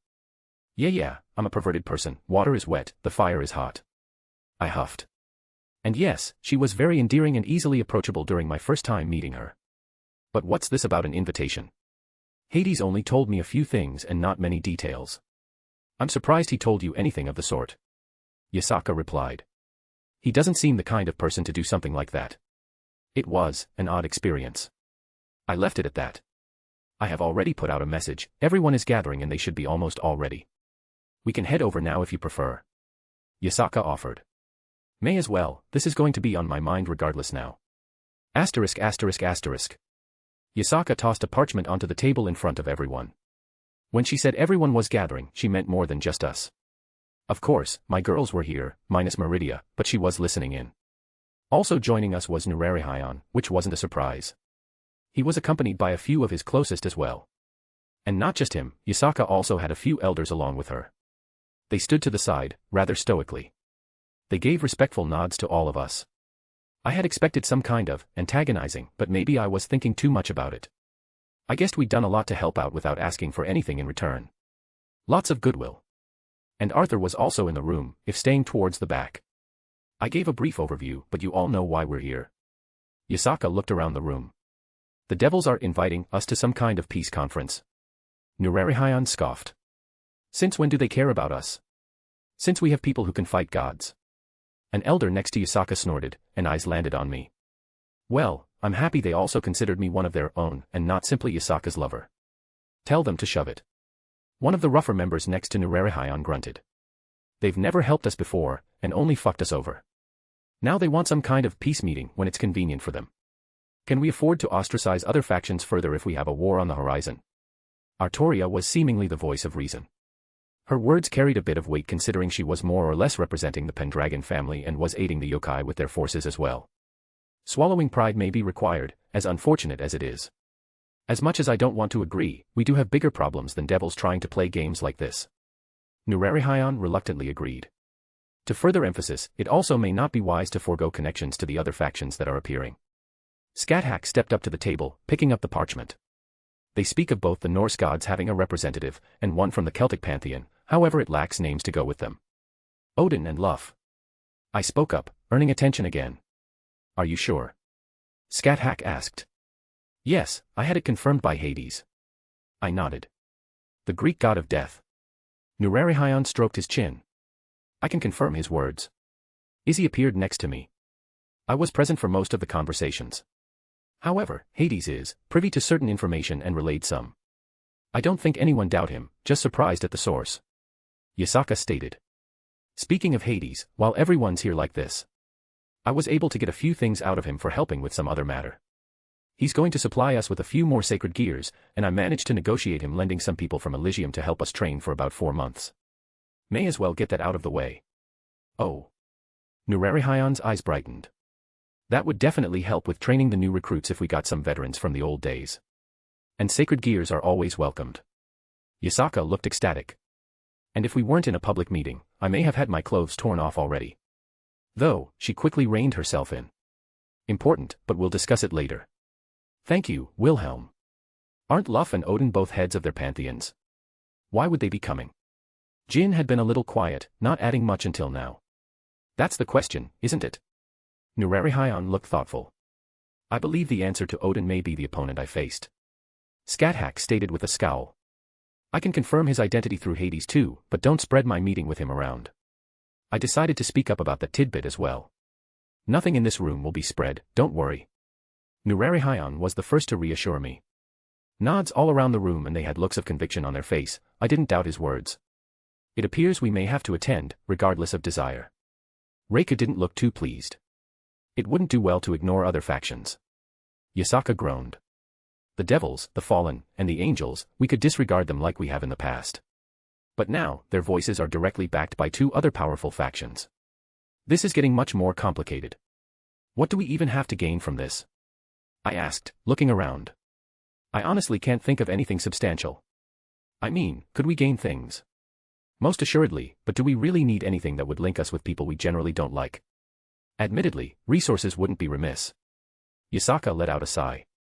As annoying as it is to agree again, yes, we aren't exactly in a good position regarding things in that regard. But we're also not in a horrible spot either. We're surviving and moving forward with what we have and we didn't take this into account, so it isn't a necessity. Nurarihayan had an annoyed look as well. Credit where it was due. Both Yasaka and Nurarihayan were willing to swallow their pride if it meant a better situation for their people. Then let's do it like the Americans. I offered. Like the Americans. Yasaka blinked. We can survive without them. I held up a finger. That much can't be denied. So, realistically, we don't need anything from them. Yes, that's true, like we said. And if they're inviting us, they clearly want something from us at this point. That is most likely correct as well. Well, any negotiations are simply another form of fighting. The corners of my lips curled up. So, let's do like the Americans do. We simply declare victory from the start, and go from there. Asterisk asterisk asterisk. Here's Friday's late chapter, don't worry, still got a chapter coming for this weekend at some point. Anyways, if you want to read 7 chapters ahead or support me, visit my patreon.com/AstoryForum. Chapter 321, Chapter 292 Part 1. Not that I'm against it, but why exactly are we doing this? Rin looked around. And why does it have to be her? She jabbed her finger towards me, Dia. Several reasons. I replied, holding my arm up as Medea took measurements. Negotiations are rarely about strutting in and just stepping on everyone. We don't want to make enemies even if we're not going to be playing along the way they're going to suspect us to. You look good, Rin. Artoria cut in, tightening a little binding, giving herself a ponytail. Well, beauty is in the eye of the beholder, or so I'm told. Medea smirked. Obviously, why else would you have a fiancé?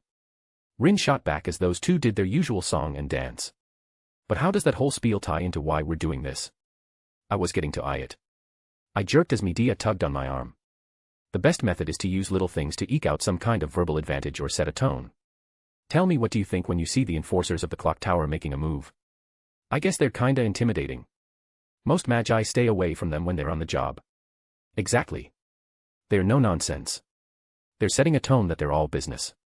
I listed off. One of the factors that facilitates that is their dress code. I gestured to myself as Medea continued to take measurements. He's not wrong. Medea started up. Clothing can say a lot about a person based on the situation. It's all about that first impression. I nodded. What do you think the faction leaders will look like when we arrive? Odin, Luff, the devil leaders, the fallen leader, the angel leader. Rin blinked, looking thought. I don't know, something good. If we're going off stereotypes, the angels will probably be wearing robes. The devils some kind of maleficent armor or something. The gods, I really couldn't say. Do you think everyone they bring will look the same? No. And then we come along, all matching in the same style, clearly dressing up while they are probably wearing the same old things they always do. Immediately, it puts them on the back foot. Without even saying any words, it makes us look more prepared. As if we are taking it more seriously, as if we're giving the whole event the due respect it deserves. Essentially, it makes them lose face. Medea summarized. For beings of this caliber, outward perception is extremely important. So, it's going to hurt their pride. I wouldn't go that far. I shrugged. And what tone are we trying to set? That we don't need to be there. Yasaka said frankly as she admired herself in a full-length mirror. We don't need them, and we know it. It also makes sure to let everyone know that we are all part of the same group. I fixed my collar slightly. At this point, it's been made pretty clear about some of our names, so I don't want anyone to get any ideas that we can be separated. I glanced over at both Scathack and Reiku. Both of whom were looking amazing. They really rocked the look we were going for. Couldn't wait to peel those layers off afterwards. So it's all about the impression, huh? Rin muttered. Doesn't sound much different than school. It really isn't. I let out a chuckle. Only that the popular kids can decimate the world if they put their minds to it. They're expecting us to be meek and come crawling out of the woodwork for whatever handouts they're willing to give. Hell, even with what we showed off, I'm guessing that they're only inviting us because they want something, not because they recognized us suddenly. Even with all of us added together, we still are a small faction in comparison to almost everyone else. Most other factions already had god-level combatants, so the fact we suddenly got some didn't really mean much in the grand scheme of things. And they aren't normal clothes either. I said offhandedly. Yeah, I noticed. Rin had been inspecting hers the entire time. The mindset of a magus wouldn't let her not take a look at any magical effects, especially those that would be touching her. Some of my finer work. Medea stated, smiling brightly. Though, it was a rather abrupt request. So it won't last long beyond the meeting you're going to. And I wouldn't advise you to fight in it. Which was fair, it was highly unlikely any actual fighting would happen. What exactly did you do? Rin asked. I made each set its own mystic code that resists any peeping. Medea bluntly explained.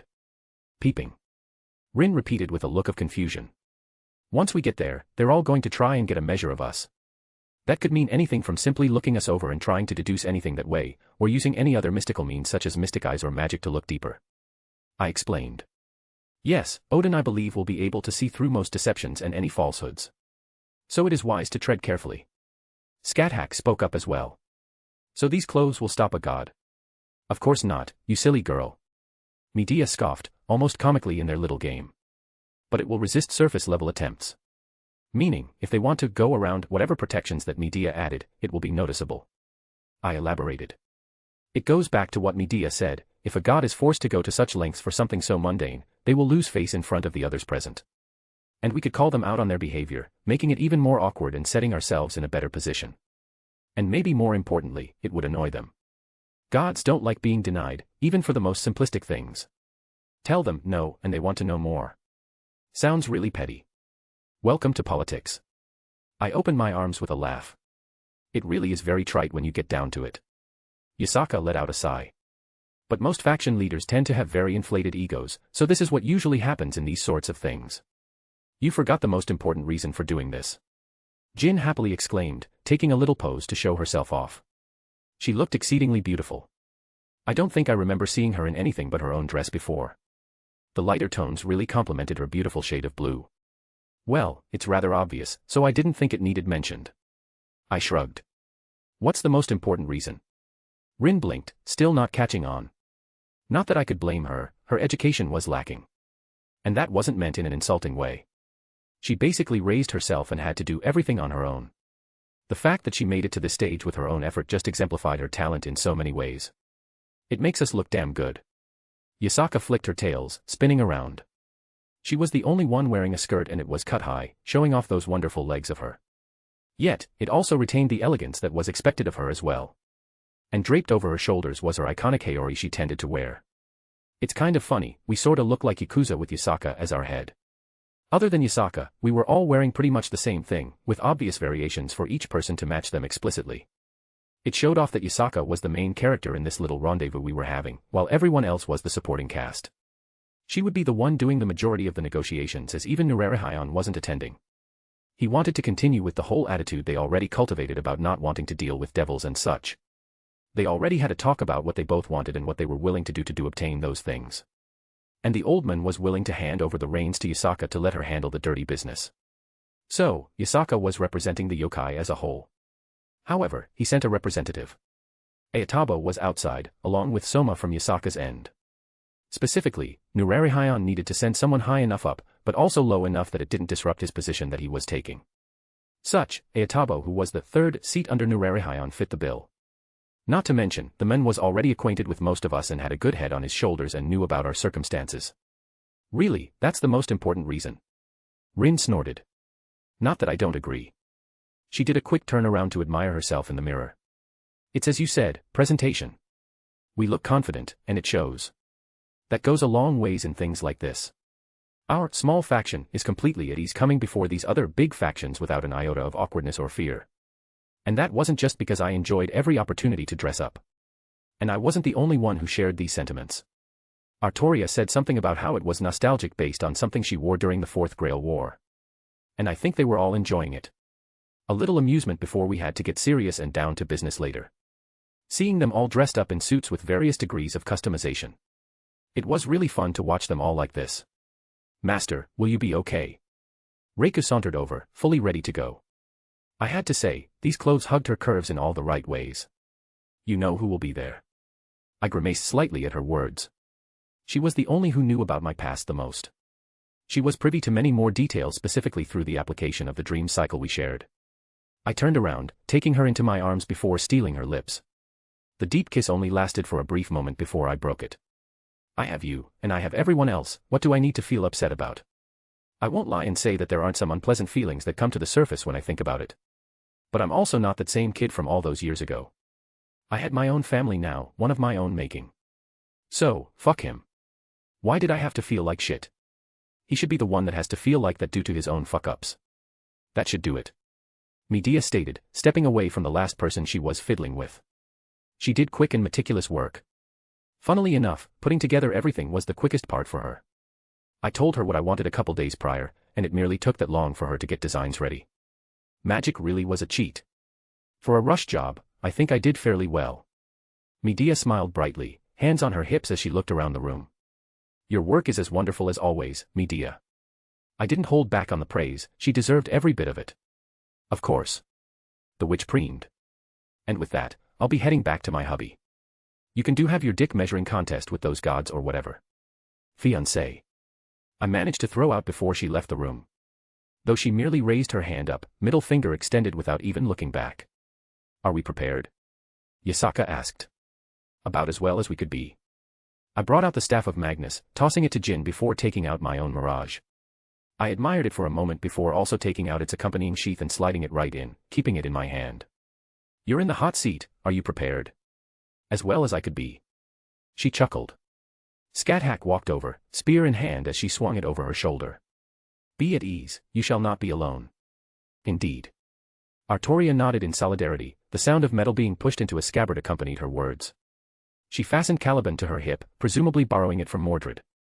She was presenting herself as the representative of the Pendragon family, so it made sense. All of us made final preparations, even Rin had her own staff out with her. Reika carried her own sword in her hand. Jin cutely stood there with my staff of Magnus with her. We used the few days since the original letter arrived to get ready as a whole. A few days to anticipate what we would be walking into, because it could be a windfall for the yokai if played right. I told them everything Hades relayed to me, so that could be used in bargaining as well. There were also other, minor things. But to be honest, we didn't know entirely what they wanted. We could make several guesses, most of which had to do with the Cows Brigade, so we were feeling somewhat confident. I'm sure they were able to get the information out of Kokabeel regarding his friends. So they were probably really interested in any information about that organization. And I found it unlikely that Kokabeel knew more than I did. And I wouldn't pretend to not know they most likely had questions for us. It was entirely possible this was just a smoke screen so they could attempt to interrogate us without coming across as hostile to anyone else watching. They very well couldn't just waltz right into Kyoto and demand answers. We had talked about all of that and were ready for just about everything. Shall we get going? Yasaka's tails waved in the air as she pushed her Haori to the side. What's our time like? If we head out now, it should be perfect. I replied. A grin made its way to her face. Excellent. Let's grab our two others then head over.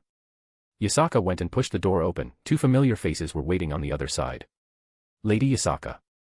Both Soma and Ayatabo greeted at the same time. Looking good. I held my arm out as Ayatabo smiled and bumped it with his own. Haha, you think so? The big guy smiled happily. You look quite fetching, Ayatabo. Yasaka grinned. I'm sure Reika will enjoy it too. The big guy flushed a little at Yasaka's teasing. Are you prepared, Soma? Scathach patted the shoulder of the youngish Tengu. I will do what is required of me, teacher. Soma bowed his head towards Scathach. Fufu. Stand up straighter, you have been taught by this Scathach, you should be more proud. When we finish with this nonsense, I shall resume my teachings. I will have you up to what they refer to as ultimate class within the next few months. Scathach declared. Surprisingly, the Tengu looked excited.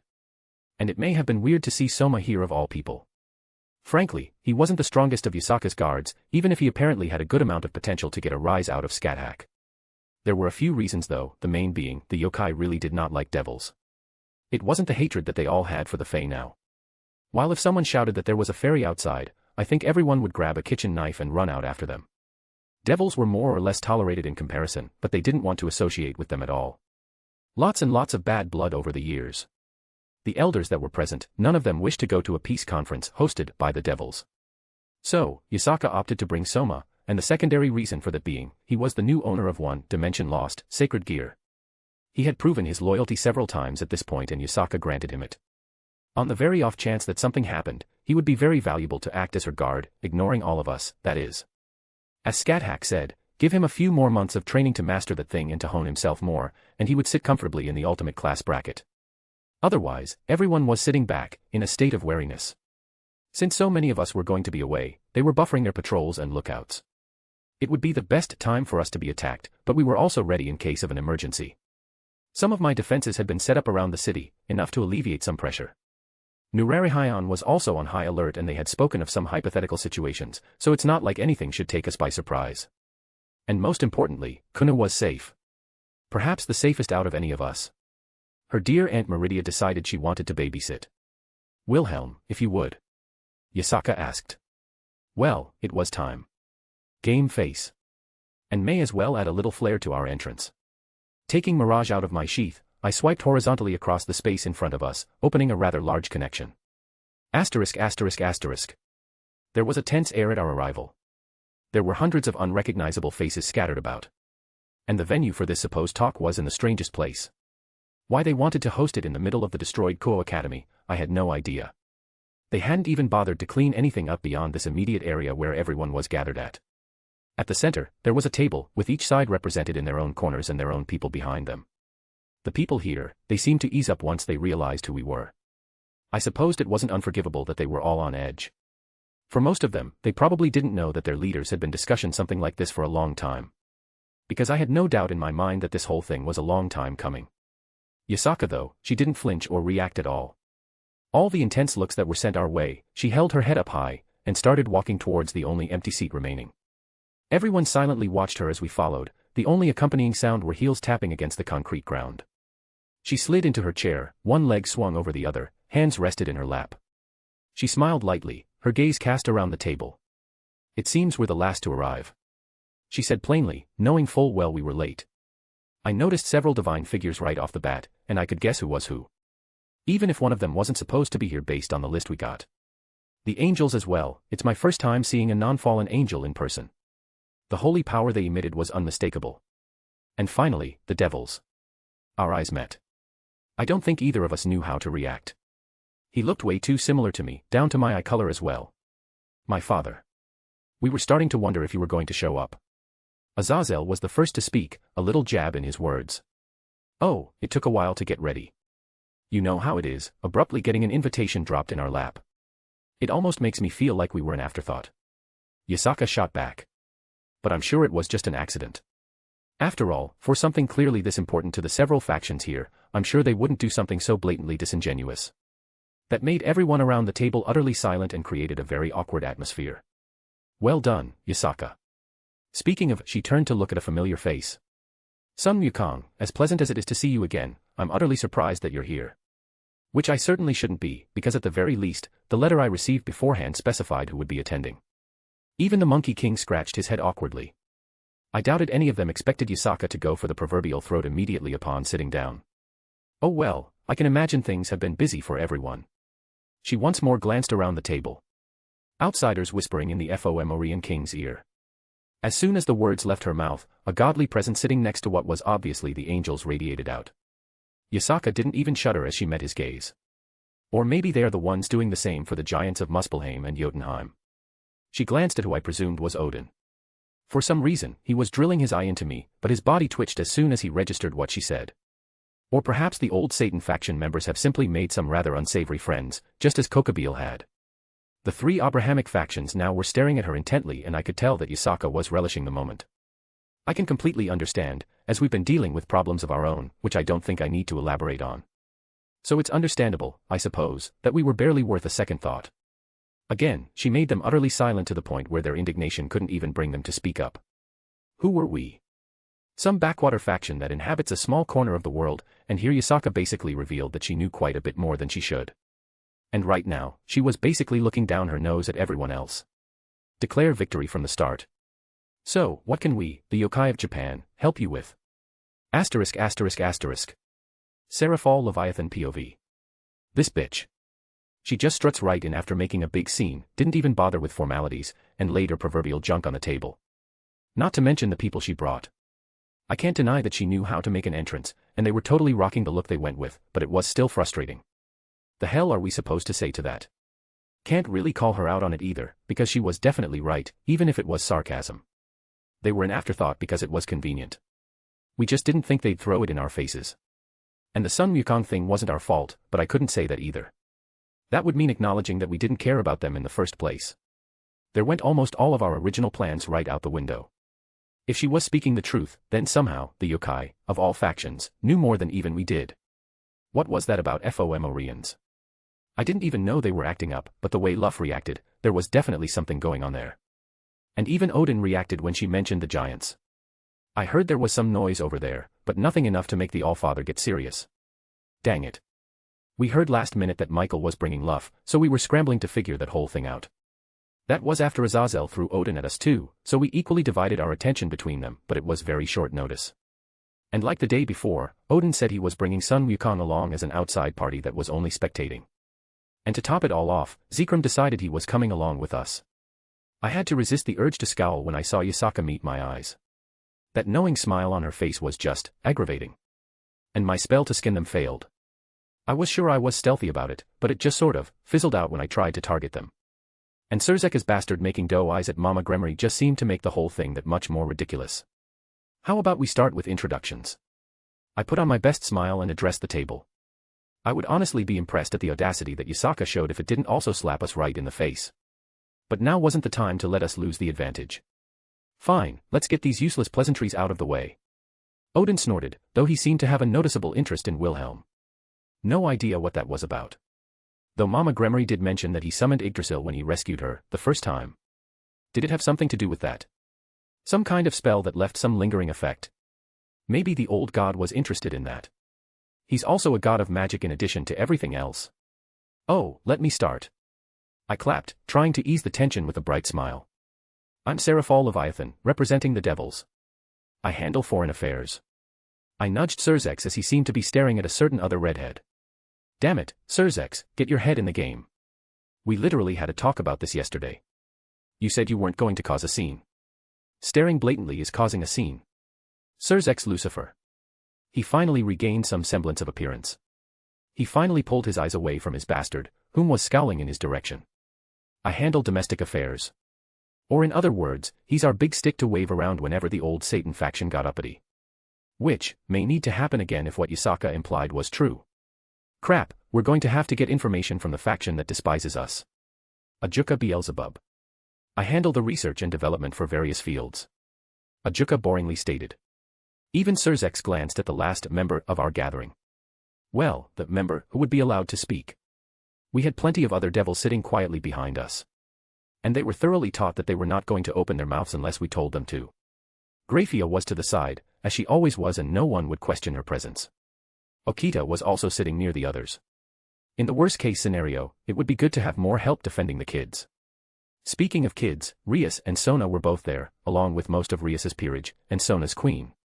Basically, everyone that had been involved Kokobeel's suicidal bout of idiocy. Of course, that meant Mama Gremory too. As funny as it was to make fun of Serzex about her and Wilhelm being a thing, it really did make things awkward. Like, how were we supposed to handle her? Normally, it would have been great to use her relationship to bring the half-devil to our side, but we couldn't exactly pressure the matriarch of the Gremory family. And that also meant we had to be careful what we said around her. I am Zekrom Baal. The old coot raised his voice, drawing every eye to himself. I lead a faction amongst the devils known as the Great King faction. Still had no idea what hidden agendas he had. This guy was always so hard to read. At least he was being supportive of us. It wasn't a secret that he didn't side with the old Satans, seeing that they were leading us to extinction. But he also didn't always have interests that aligned with ours. He usually wouldn't step into the spotlight like this, which made it even stranger. And I could guess the reason why. A certain red-haired boy that's been causing us nothing but headaches. We also brought along the ones involved in the attack by Kokobeel. It was my turn again. In case anyone has any questions, or you want to hear it from their mouths. It would be a good experience for them too. Are we next? An angelic voice touched everyone's ears. Golden hair, shining and pristine aura. Just being near him honestly made me uncomfortable, just from the holy power that he possessed. I am Archangel Michael, representing heaven. And he was always unfailingly polite. Hello everyone, I'm Archangel Gabriel. The most innocent voice accompanied one of the most beautiful faces I'd ever seen. It was absurd that such an innocent woman had that lascivious body. And I am the flame of God. The last of the archangels present let out a roar, his holy flames enveloping his fist as it hit the table. Thankfully, we had anticipated something like this and made the table very durable. I am the Archangel Uriel. Something told me that he wasn't that keen on this whole thing. Couldn't put my finger on why. But the glares he sent our way didn't bode well. Then again, Uriel was always one of the more vicious angels. Michael also began introducing a few more people, some members of the church. It wasn't unexpected. While heaven rules over the church often acted with autonomy. Often to heaven's own annoyance. It was important and everyone but one person amongst the church took my full attention. And this is Vasco Strata, second only to the Pope. The last man was introduced. He was massive. I knew who he was, I'd seen him before. And I always doubted he was human every time I saw him. Because I've never seen a human give off that kind of aura before. He was strong, and I didn't even know if I could beat him in a fight. The main cast were introduced, and he made an offhand remark about the legion of angels brought along. Not that we could fault him for that, things were shaky as they were. Once he finished, eyes turned once more towards the god that had accompanied the angels. I, Luff, god of light, represent the Tuath de Danann. The first of our godly representatives introduced themselves. We have had an agreement for many years, so I was more than willing to accompany them to such talks. And it seems that I also have a new vested interest here. His eyes briefly flickered to Yasaka, making me frown for a moment. However, his gaze was almost completely locked onto a different woman. She stood behind Yasaka, radiant red eyes, and a lithe body. A red, demonic spear, held over her shoulder as confidence shined in her eyes. Yeah, this was really going to get complicated quickly. My turn. Azazel's voice cut through my thoughts as I shook off my own annoyance. Hey everyone, I'm Azazel, Governor General of the Grigori. I have my secretary Penemu, and my second-in-command, Barakil, here with me. Along with my own group that are sitting off to the side. Azazel's introduction was rather casual, but that was normal for him. As much as he liked to act nonchalant, he was very calculating and intelligent. If he thought this was the best way to go about things, then I wouldn't get hung up on his flippant attitude. Passing over to you, Ol One-Eye. Odin was someone to always be wary of. He was technically retired, yet here he was representing the Norse faction. He had an old cap on his head, a monocle over his missing eye and a weather look about him. Not to mention that large stick he held in his arms, presumably a walking stick, but that was fooling no one. Odin was known for a certain spear, and I doubted he would go anywhere without it. But surprisingly, in this moment, Odin looked lost.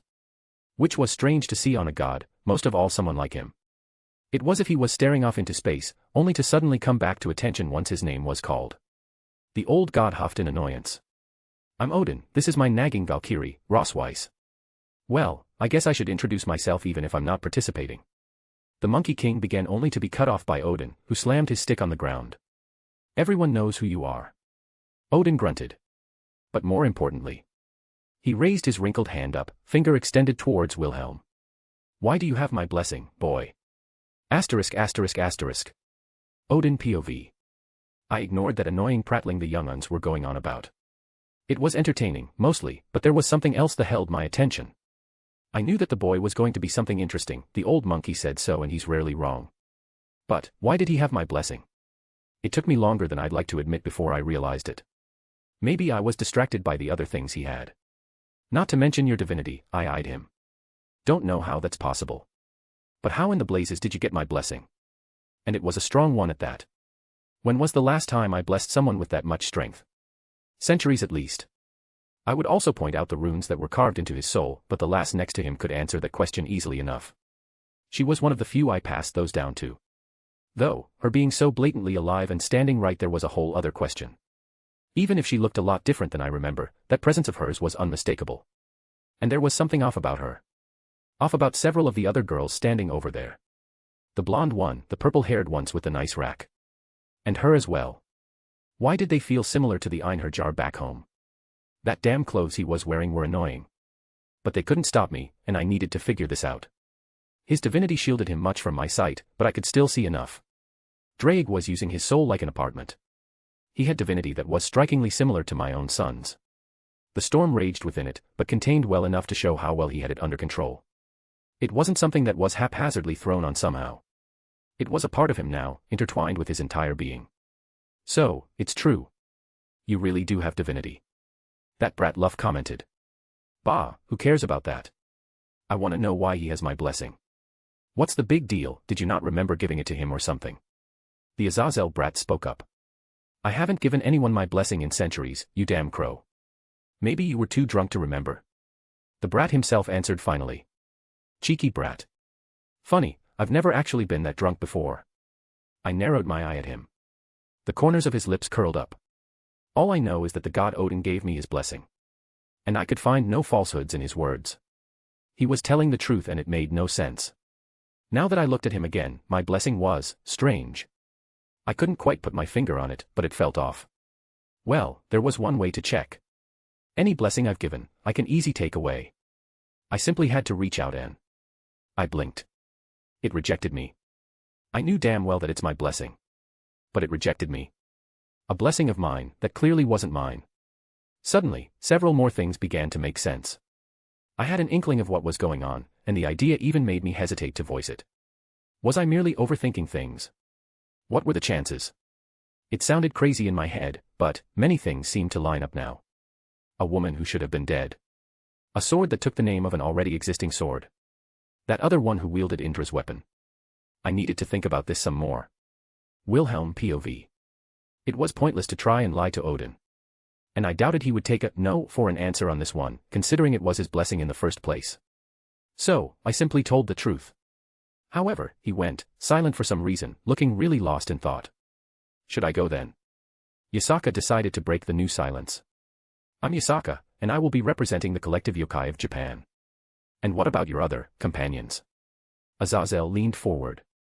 Oh, my companions.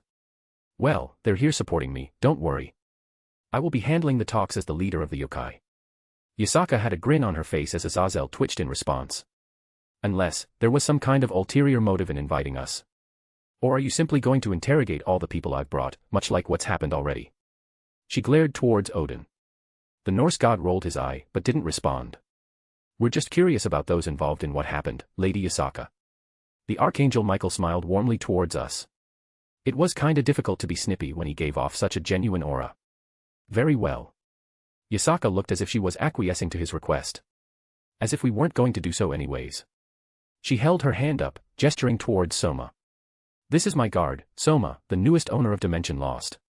The reaction that this new information got out of most people present was amusing to see.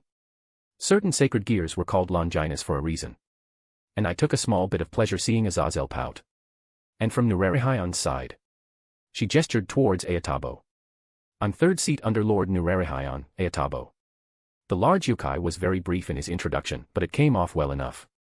Yasaka glanced at us, and we were up. I am Artoria Pendragon. Artoria was the first to step up. I am representing the Pendragon family. She held a hand upon the pommel of her sword, earning some glares from the church members. Rin Tosaka, student of Kister Zelretch Schweinorg. Rin's introduction was brief as I think she felt a little intimidated. She was the one who was adamant about coming, and I couldn't deny her. She had always been helping and threw her lot in with us just as much. Not to mention, she was the master of Artoria, she had every right to be here with her. But the name drop of Gramps raised some eyebrows. None of them knew the origin of my name, to hear someone else bearing it, well, it probably opened up some questions. Hello, I'm Jin, Spirit of Knowledge. Jin introduced herself. And honestly I'm wondering if she was capable of feeling intimidated. Being stared at by both gods and devils, yet her cheerful attitude didn't change. And it was obvious my staff was drawing some mild attention as well. I wondered how many here could recognize its divine origin. I am Minamoto no Reiku. My wonderful servant said very bluntly. Her name wasn't exactly unknown, but it was unlikely that it made its way out of yokai territory. And I could guess that most assumed her a descendant or spiritual inheritor like those that seemed to pop up every now and then. She also didn't elaborate further, but she also got quite a bit of attention. Especially from the godly guests, and specifically, the Monkey King was looking at her in astonishment. Scathack spun her spear before slamming it on the ground. I hail from the land of shadows, conquering it as its queen. I am Scathack. Once more, there was utter surprise flashing across many faces. I think knowing and actually hearing it from the mouth of the woman herself was something completely different. The god, Luff, looked the most conflicted. And it was understandable considering what pantheon and part of the world he hailed from. And finally it was my turn. Hundreds of eyes were now on me and it felt strange. I looked around, and my eyes fell once more on someone that brought about many negative emotions from me. As I told Reiku, I couldn't help but still feel some of those even if I knew I wasn't as powerless and insecure I was those years ago. I had been through a lot. I had grown, I had gained my own family. I hate those I love now. So, I looked right at him. My gaze met his own and I didn't back down. The one who had condemned me to a ruined childhood filled with loneliness and depression. Who expected me to simply live within the confines of a box he set up so I was out of sight and out of mind. I'd never been very self-conscious about my name, but strangely, right now, I felt inordinately confident in myself. It was a declaration. I am Wilhelm Henry Schweinorg. And seeing him frown, it just made me all kinds of happy. Well then. Yasaka took the reins back. Shall we get down to business? Asterisk asterisk asterisk. Part 1 of 4 for the Peace Conference. Sorry for the late chapter, this is for the weekend. If you want to read 7 chapters ahead or support me, visit my patreon.com/astoriforum. Chapter 322, Chapter 292 Part 2. Yasaka POV. I was really proud of Wilhelm in this moment. I knew all too well that he was experiencing quite a few emotions right now, yet he kept himself calm and collected, at least on the surface.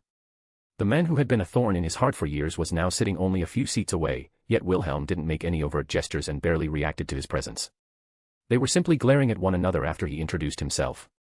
Good, with that, the devils were being rather quiet. Sirs X Lucifer was always going to be someone difficult to deal with. Strength spoke much louder than most other things in our world, having him stay silent would only help us. Being cowed by the sun he decided to push to the side and forgot about. I even took a glance at Graphia Lucifuge, the wife of Lucifer, who briefly looked like she sucked a lemon. The haughty maid really didn't know how to react.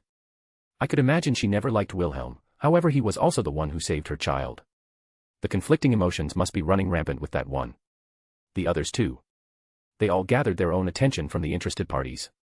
I don't think I managed to stop the inevitable questions that would come up, but I managed to stymy the tide of interrogations, which was what we wanted. We just had to keep the conversation going along a path we wanted. And with that we could. How are you alive? The head god of the Celtic pantheon seemed to ignore everything else, instead opting to stare intently at Scathach. I watched you die, I saw your corpse and we even performed the burial rites. You were dead. And I had almost forgotten I was dealing with gods here. Since when did they play by our rules or common sense? Scathach's expression didn't change, but I felt I knew her well enough at this point to know she was annoyed. There were a few slight shifts in her demeanor that noted such things. Having watched her train many of my people at this point, I could guess when she was about to give someone punishment, and this was a close match to those times. Then again, I couldn't imagine what she felt when facing Luff. He was supposed to be the chief god of where she was born and lived for so many years. Someone she would probably acknowledge and revere in some regard. The father of someone she cherished many years ago. Your face reminds me of that stupid look that Satanta always had. Or I could be reading into it incorrectly. Words as sharp as her spear, she made the god of light unable to speak. And an awkward silence ensued. I suppose that's one way to shut down the question. You really are her. The Celtic god whispered, almost in resignation. He didn't seem off-put by the comment at all. Though he visibly deflated, the wind completely taken out of his sails. And that somehow worked. I supposed I should have more trust in Scathach to not do anything foolish. She was much older than I am and more experienced with her own corner of the world. Her wisdom wasn't something I can always anticipate. It was hard to gauge what the Celtic god was thinking after that. Based on the information we currently had, courtesy of Hades and the amazing man I call my lover, we do know that the Celtic pantheon was sort of split on Scathach's existence. So, whether he was happy or displeased with her emergence was up in the air. Truly, the abrupt alliance that Wilhelm somehow created with the Greek god really gave us a lot of cards to work with. He had knowledge that stretched far around the world. Without it, we would have been very far on the back foot. I would like to know the agenda for this gathering. The singular letter we received only a few days ago was lacking. I addressed the table reminding them of their failure in proper etiquette. It was good to keep them in an awkward mentality. And it would also force them to move forward while they were still lost in their own thoughts. The green-haired devil cleared his throat. We were originally gathering here to broker a peace agreement between the three factions. He sat up a little straighter. However, as an unforeseen circumstance arose, it has been extended to beyond what we originally intended with several others pulled in as well. A quick glance around the room could easily deduce what he meant by that. That was a little interesting, so they never intended for the gods to become a part of it. Maybe they too were caught off guard then, it could explain the abruptness of how this was assembled. Not that I would give them any slack. One of many messes we've had to clean up of yours from over the years. How is this one any different? I offhandedly mentioned, making Ajuka react ever so slightly. I would hardly call this our mess. He said stoically. The first time, a significant sub-faction amongst the devils kidnapped two important individuals. Who was it that rescued them again? And while I agree that you aren't held accountable for what Kokabeel does, I shot a glance at Azazel. He specifically targeted several more important individuals amongst your faction to restart the war between yourselves in an attempt to engulf the entire world. Were they really going to try and argue that they didn't hold any responsibility here? Zekrom Bale grunted. And how many involved were your yokai? You seem to have a high opinion of yourselves when you have not once been involved. The one who was involved has more connection to us than you. I narrowed my eyes at Zekrom Bale.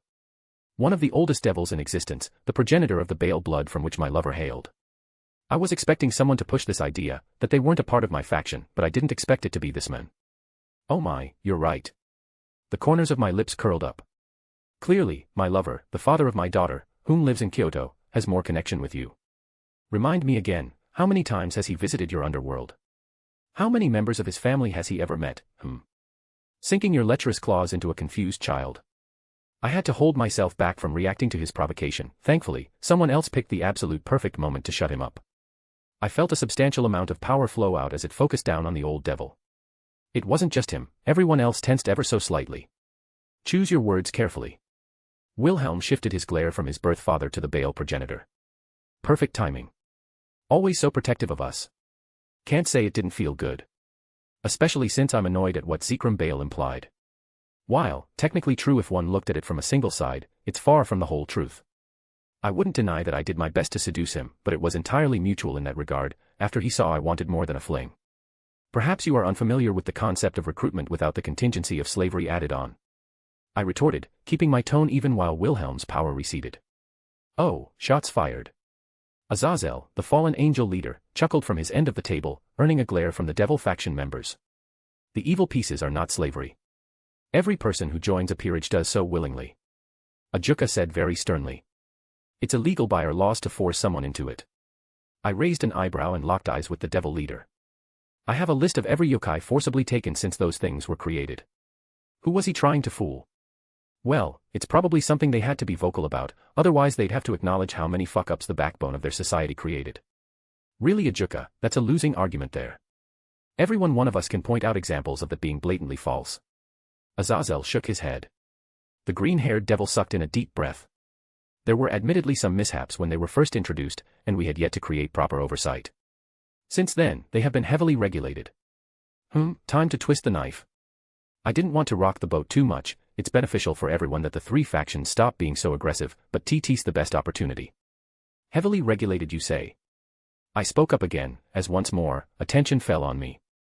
Even the two gods present were opting to stay silent as we bickered between ourselves. I doubted they overly cared for our immortal arguments, merely amusement for them if nothing else. However, Luff sported a complicated expression as he kept stealing glances at Scathack. Odin concerned me. He had a very serious look on his face as he stared intently at all of us. But especially when he looked at Wilhelm, as if trying to uncover some sort of secret. I was worried that maybe we had been discovered. Because everyone finding out about Wilhelm's ability would be unpleasant. How many other beings in the world would covet such a unique power? We were forced to walk a fine line here, to both reveal ourselves, but also keep back anything of real value/importance. Such things are found quickly and punished heavily. Ajuka reiterated, unsure of where I was going with this. Excuse me if that sounds ridiculous considering what your relative, Diodora, has done. There was a pause with Ajuka. He certainly didn't expect me to bring up his cousin, but he also looked blank. What does my cousin have to do with it? I blinked, appearing surprised at his ignorance. You really didn't know? Ajuka adopted a frown. I fail to see what my cousin has to do with this meeting. An awkward cough sounded across the table. I agree. I believe we are here to discuss more important matters regarding ceased hostilities between our people. The Archangel Michael interjected. My apologies, I thought the cousin of one of the Satan kidnapping the church's holy maidens and forcing his evil pieces on them before he forces himself on them was a matter worth bringing up. Ah shit. Azazel seemed to say it best as both the angels and the devils went stiff at the accusation. Surprisingly, it was the very large man standing behind the archangels that had the most immediate reaction. His own power started seep out, a contradiction to his very gentle and polite tone. Lord Michael. Would you please ask for clarification? The words were very light, yet they rumbled through the air. Vasco Strata spoke and everyone was forced to listen. Even both Luff and Odin looked surprised by the man's sheer weight in his words. While Sun Wukong looked rather impressed. It really made me question if he was truly human. I guess he's called the strongest human for a reason. Fear not. Michael narrowed his eyes towards the devils before turning back towards me. I too have questions regarding this accusation. I assume you have more evidence than just your words. This is nonsense. Ajuka interjected, though he hesitated ever so slightly. I think even he may have realized something was more remiss with his cousin than he previously thought. If it was some random devil they could easily sweep it under the rug, throw him to the heaven faction to appease them. However, it was the cousin of a Satan. I am inclined to agree. Michael surprisingly also was hesitant to accept me at face value, though I expected something like this. I'm curious to know how you came across this information, when even we are unaware. Especially since you would have no reason to look into such a thing. Azazel. I didn't react under their intense gazes as I turned towards the fallen angel. Oh no, he waved his arms in front of himself. Don't you dare drag me into this mess, I'm already in hot water after what Kokobeel did. I rolled my eyes at his antics. You have a recently excommunicated nun possessing the twilight healing under your purview, do you not? The fallen angel cursed, and while I didn't know which language he used, it was clear in his meaning. The combination of Hades' knowledge, and the insights that Wilhelm held, if scattered. Otherwise, the missing pieces were easy enough to fill in while we were making last-minute preparations. Azazel. Michael raised an eyebrow. Look, I had no idea, all right. All I know was that one of your holy maidens was excommunicated for healing a devil that literally dropped on her doorstep. And like the good little Catholic girl she was, she helped him without asking questions. Your people threw a fit and kicked her out because they wanted to hide the fact that she could heal a devil with one of the old man's sacred gears.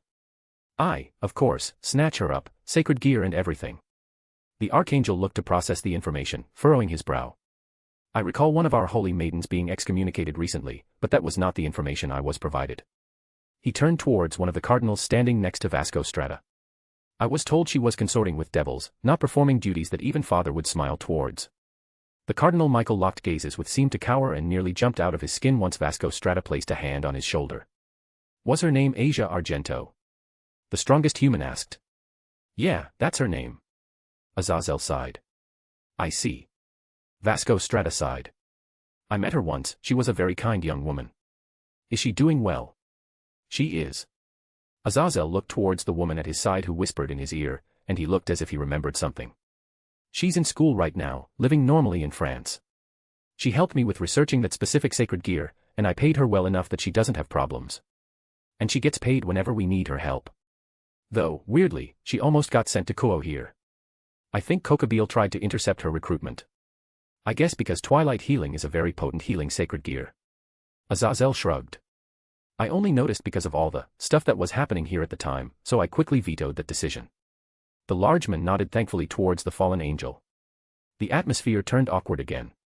While I didn't specifically say it was Ajuka's cousin, the insinuation was enough to put doubt in everyone's heads.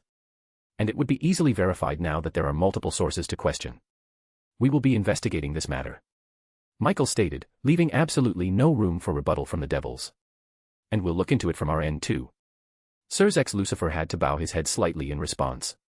I highly doubted this newfound information would shatter any pre-discussed arrangements between them, and it didn't have as much as an immediate impact as I had hoped. Oh well, it was well enough as is. I just needed to drive a small wedge between them and prop ourselves up as knowledgeable for everyone else. Or, rather, prove it based on what I said before. It seems we veered off topic. I took the reins once more, even though I was the one who pulled attention away from the immediate talks of peace. The look I got from the devils was amusing. We were discussing the need for this gathering. I believe I've yet to hear the reason we were invited. Asterisk. Archangel Michael POV. An unfortunate turn of events. I was not blind to the fact that the church often took matters into their own hands. And often to the detriment of our own interests. Father above, I wished I could just fly down and take hold of everything myself. Even with how overworked we are, with how hard it is to use Father's system and attempt to maneuver it, it would leave us with less headaches. But it was always Father's will that humans lead themselves, they can look to us in times of crisis, and to handle matters beyond what they're expected, such as with other pantheons, but they have to be able to make their own way, both good and bad. I did not know who they spoke about until I heard the name. I recalled it because I remembered her prayers. Through the millions upon millions of prayers that I try to shift through, among them are those who shine brightly with true sincerity and light. Asia Argento was called a holy maiden for good reason. I should have looked into it further. I could make all the excuses, but it was my fault that we lost such a faithful believer. At least she was taken care of from what Azazel spoke about. And I did not believe he would lie about such a thing. I would further ask Azazel for details once we had concluded everything here. I had a responsibility to do that much at a minimum. And we would certainly be looking into this accusation. For something to have been happening for an extended period of time, I was doubtful that a young devil would have managed everything by himself. I did not wish to believe that Ajuka Beelzebub had a hand in the affair, but for the moment, I would remain skeptical. There had to be other parties helping in the shadows. We would proceed with how we decided before. If something did come up, we will handle it appropriately. As loath as I was to admit, we are not faring well without Father. Every day, it seemed his system fell further and further into disrepair. How many more centuries until it failed altogether? Sacred gears were appearing in non-humans. No more true saints born. Kokabeel was able to force a connection, albeit temporary, and we were told he harmed himself substantially in doing so. What peace will break next? If nothing was done, our enemies will eventually tear down our walls and march on us without recourse. We had to secure a future, even if it was one we were dissatisfied with. While the modern devils were not their namesakes, we still did not see eye to eye in most matters. An intrinsic contradiction to our beings. I only hope that Father would not blame me for the choices I am making. I think he would be more satisfied with these ones compared to those we warred with so many years ago. Even not, I would gladly take whatever punishment he gave me if it meant he once more sat upon his throne. When Azazel brought up the idea of adding other factions to these discussions, I was hesitant, but I think it was the correct choice. Just as the yokai leader said, there had been many messes that had been cleaned up by outside factions. Based on recent events, we believe there has been an escalation beyond what a single faction can handle. I spoke up towards her. We are seeking peace amongst ourselves, however, we wish to treat as something more formal amongst everyone here to combat such future occurrences. Seraphol Leviathan perked up, taking it as an opportunity as well. Yeah, what he said. Everyone is usually pretty strict about faction boundaries amongst us, but with what happened with Kokabeel, it's obvious that our enemies aren't respecting those lines anymore, so we can't really do that either. Yeah, don't know how Kokabeel was able to make friends like that. Azazel also commented. We should probably look into the Cows Brigade. Yasaka interjected. Wait, what? Seraphol looked confused. Why would the old Satan faction have contact with a god? I suppose it's obvious from the report that the helper Kokabeel had was divine in nature. But I'm also curious about this. Who said the Cows Brigade is headed by devils? The yokai leader raised an eyebrow. From the reports we received, and our own investigations, the Cows Brigade is an organization created by the old Satan faction. Serzex Lucifer replied. That's merely one faction of their organization. Which is indeed headed by devils, but they are not the leaders. Yasaka replied. You are implying that this Cows Brigade is led by gods. The All-Father seemed to take an interest. I did not know what forced a complicated look on his face previously, he looked to have snapped out of it. And I was keenly interested myself at this new information. More or less. Yasaka nodded. Well, there is one devil they consider their peer amongst themselves. And I'm sure you know who I'm talking about. She glanced towards the devils. The current Lucifer frowned. Rise of him, Lucifer. So that's what he's been up to. Azazel sighed. Lucifer's first child. Our nephew. I never knew what to think about him. He never moved and did anything overtly, but I could never call him a good person. He seemed to be content to just disappear and not cause any problems in public. However, there was a much more pressing concern, and I think everyone shared the same question. How do you know this? I asked. The Fox Yokai smiled wide. We have a good information network. The All-Father snorted in annoyance. As if it was something so simple. I have to agree. Luff added. You're saying that you know about this secretive organization comprised of gods, when we don't know about it. You said something before, but this is far beyond the scope of what I first assumed. That's correct. Yasaka said plainly. And the way she didn't hesitate, it gave me a bad feeling. I was opting to believe her for now. And that just made it worse, because apparently there were gods allying with each other who were intent on some nefarious scheme. You understand, we have quite a few questions. I asked. By all means. She didn't look perturbed one bit. No, she had expected everything thus far. She has been leading us at her own pace. She was much too confident to be simply lying. There were other matters I wanted to bring up, but this took precedence for the moment. Do you have evidence to support what you said? Kyoto was attacked not long ago. She replied. A group of humans, wielders of sacred gears, descendants and spirit inheritors. They called themselves the Hero Faction. They were a faction of the Cows Brigade. I heard about that, but I don't know the details. That explained some things if true. I looked into it more. Azazel perked up. Specifically, the sacred gears you got a hold of. I didn't really think of anything past that. Dimension Lost, Variant Detonation, Night Reflect, some I didn't have a chance to identify, and the True Longinus. Yes, those were in the reports. Ignoring Father's spear for the moment, the others were dangerous themselves and they landed in the hands of a smaller faction. Now, one of Lady Yasaka's guards wielded a weapon capable of slaying gods. You forgot the demonic swords used from the Sigurd project from the Holy Church. The project that was created to essentially clone the namesake to wield the swords without a problem. And of course, the one who wielded all of them had a very powerful version of Twice Critical. Yasaka glanced towards us. I winced, closing my eyes as soon as the words left her mouth. I felt a pressure descend upon us and I did not need to look up to know who it came from. Odin. Luff spoke up on our behalf. Explain. Heaven had no hand in it. I quickly explained as the pressure eased up. It's true, Gabriel said quietly, my sister looking like she was about to break out in tears upon remembering it. Once we found out, we stopped it and punished everyone involved. The gods stared as both of us intensely before the pressure completely let up. Hand them over. Odin grunted. All the ones involved. They will be handed over to us to deal with. I will see it done. I nodded. If it would appease Odin, then I would do it. They knew what they did was wrong, and they showed no remorse, only made excuses or justifications for their actions. And the swords, which are you talking about? There have been many that have been missing for centuries. I thought they were lost to time or destroyed, but apparently, they were kept hidden by another faction. He sent one more glare towards us. Bamung, Nathung, Graham, Turfing, Dainsleaf. Yasaka listed off. Odin took a deep breath. On behalf of the Norse pantheon, we would like them returned. The yokai of Japan are more than willing to negotiate. Yasaka smiled.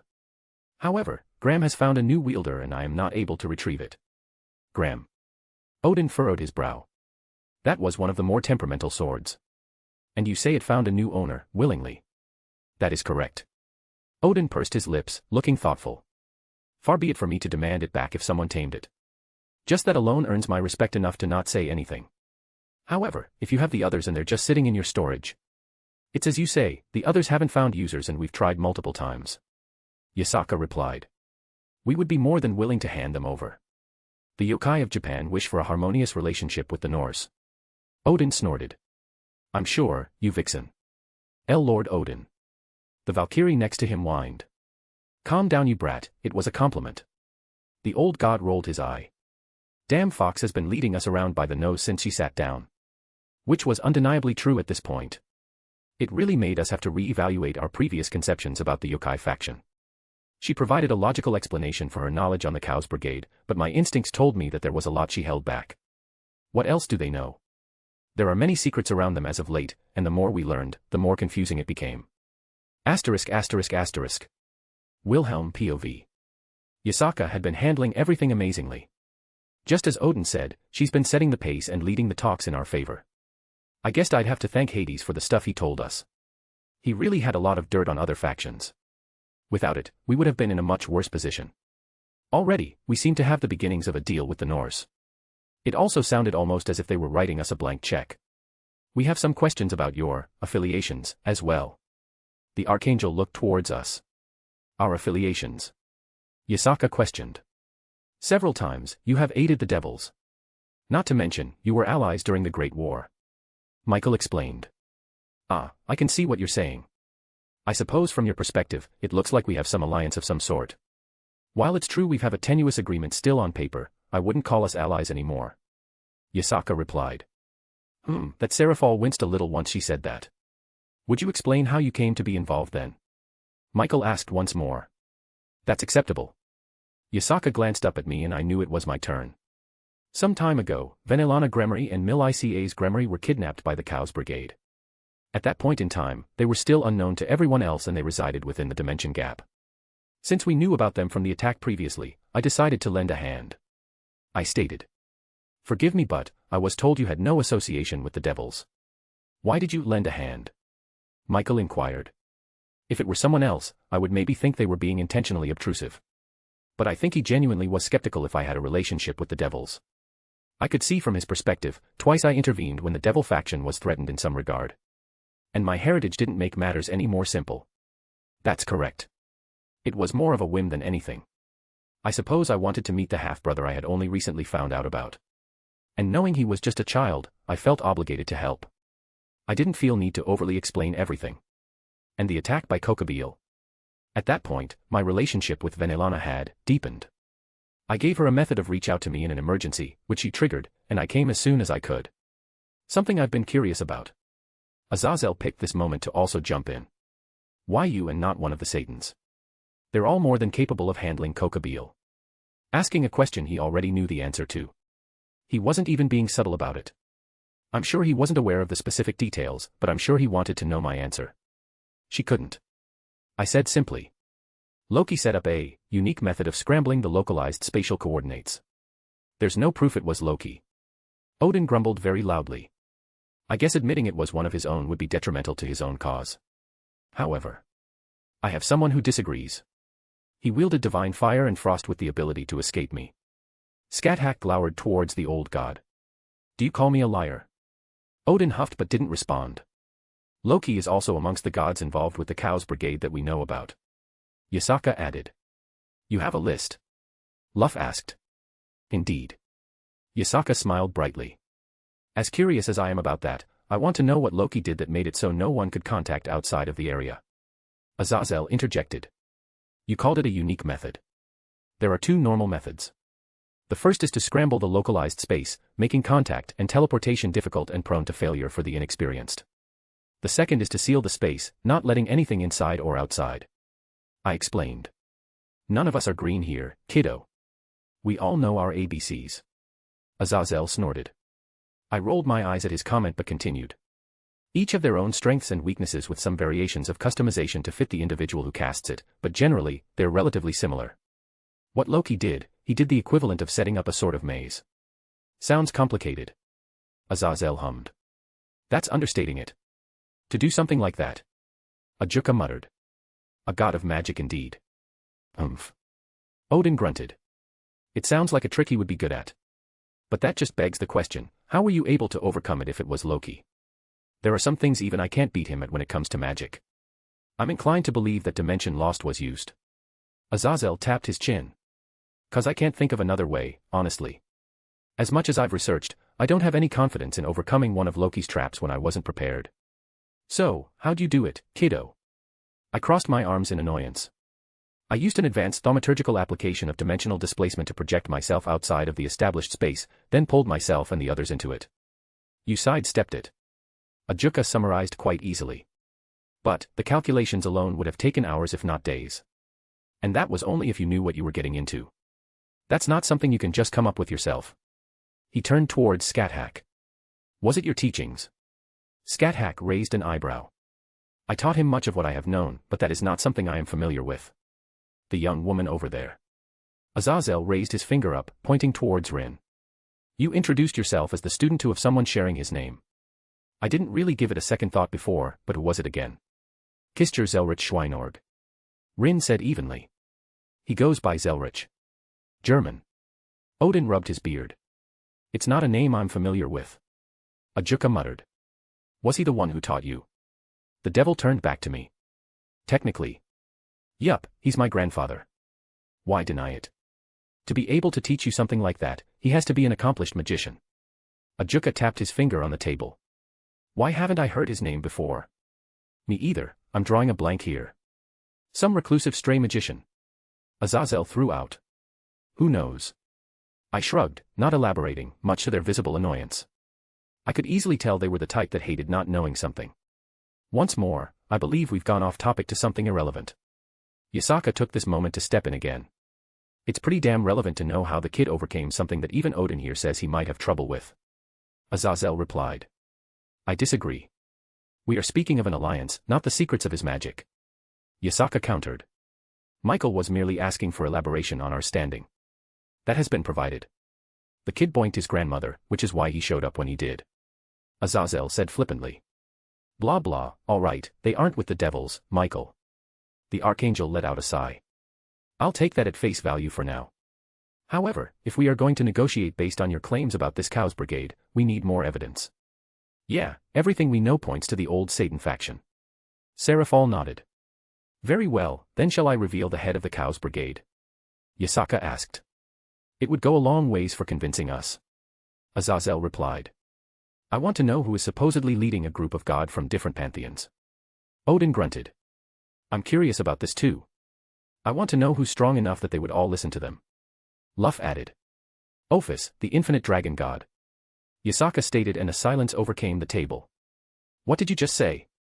Odin gritted out. The infinite dragon god. That is correct. But, why? Azazel's eyes widened. That old guy just sits there silently in the dimensional gap and doesn't bother with anything that doesn't annoy him. He literally has no interest in the world. Her. Yasaka corrected. What? Ophis has recently taken the form of a little girl now. As such, it is her, I would presume. Yasaka stated. Weird, but okay. There haven't been any sightings of Ophis in years. Michael exhaled. And now you're claiming that she is leading a group of gods among others that are involved in plans like what Kokabil attempted. They're taking it more seriously than I thought. Honestly, I expected them to hem and haw, call it all lies or something. But there was a clear sense of unease when Ophis is discussed. I guess she was strong enough that it made them worried even with a mere implication. Do you have any proof? Luff asked. Before we start getting worried, is there any proof beyond your words?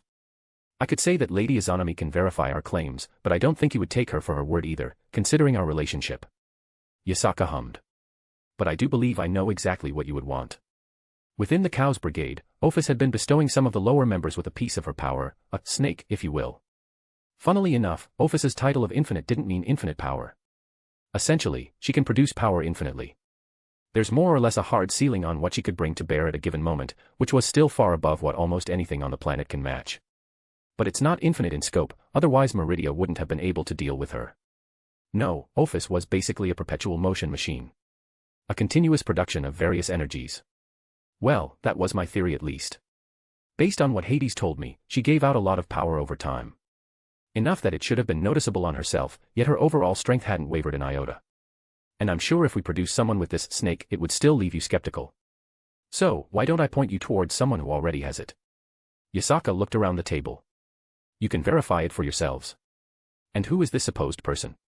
How do we know you haven't gotten to them before us? Ajuka asked. Ajuka, I'm glad you asked. Simply put, do you think we have managed to get to your cousin in recent times? Yasaka's grin was wide as she spoke. The green-haired devil twitched uncontrollably. Are you implying? You can check for yourself. Yasaka nodded. But yes, your younger cousin, Diodora, is a member of the Cows Brigade, and he accepted a snake from Ophis. How else do you think we know what he's been up to? He was one of the first guinea pigs. There are a lot of notes on his movements and such in the past due to research conducted on behest to his knowledge. They wanted to make sure there weren't any ill side effects, so they followed him for several months, which is how we knew of his activities.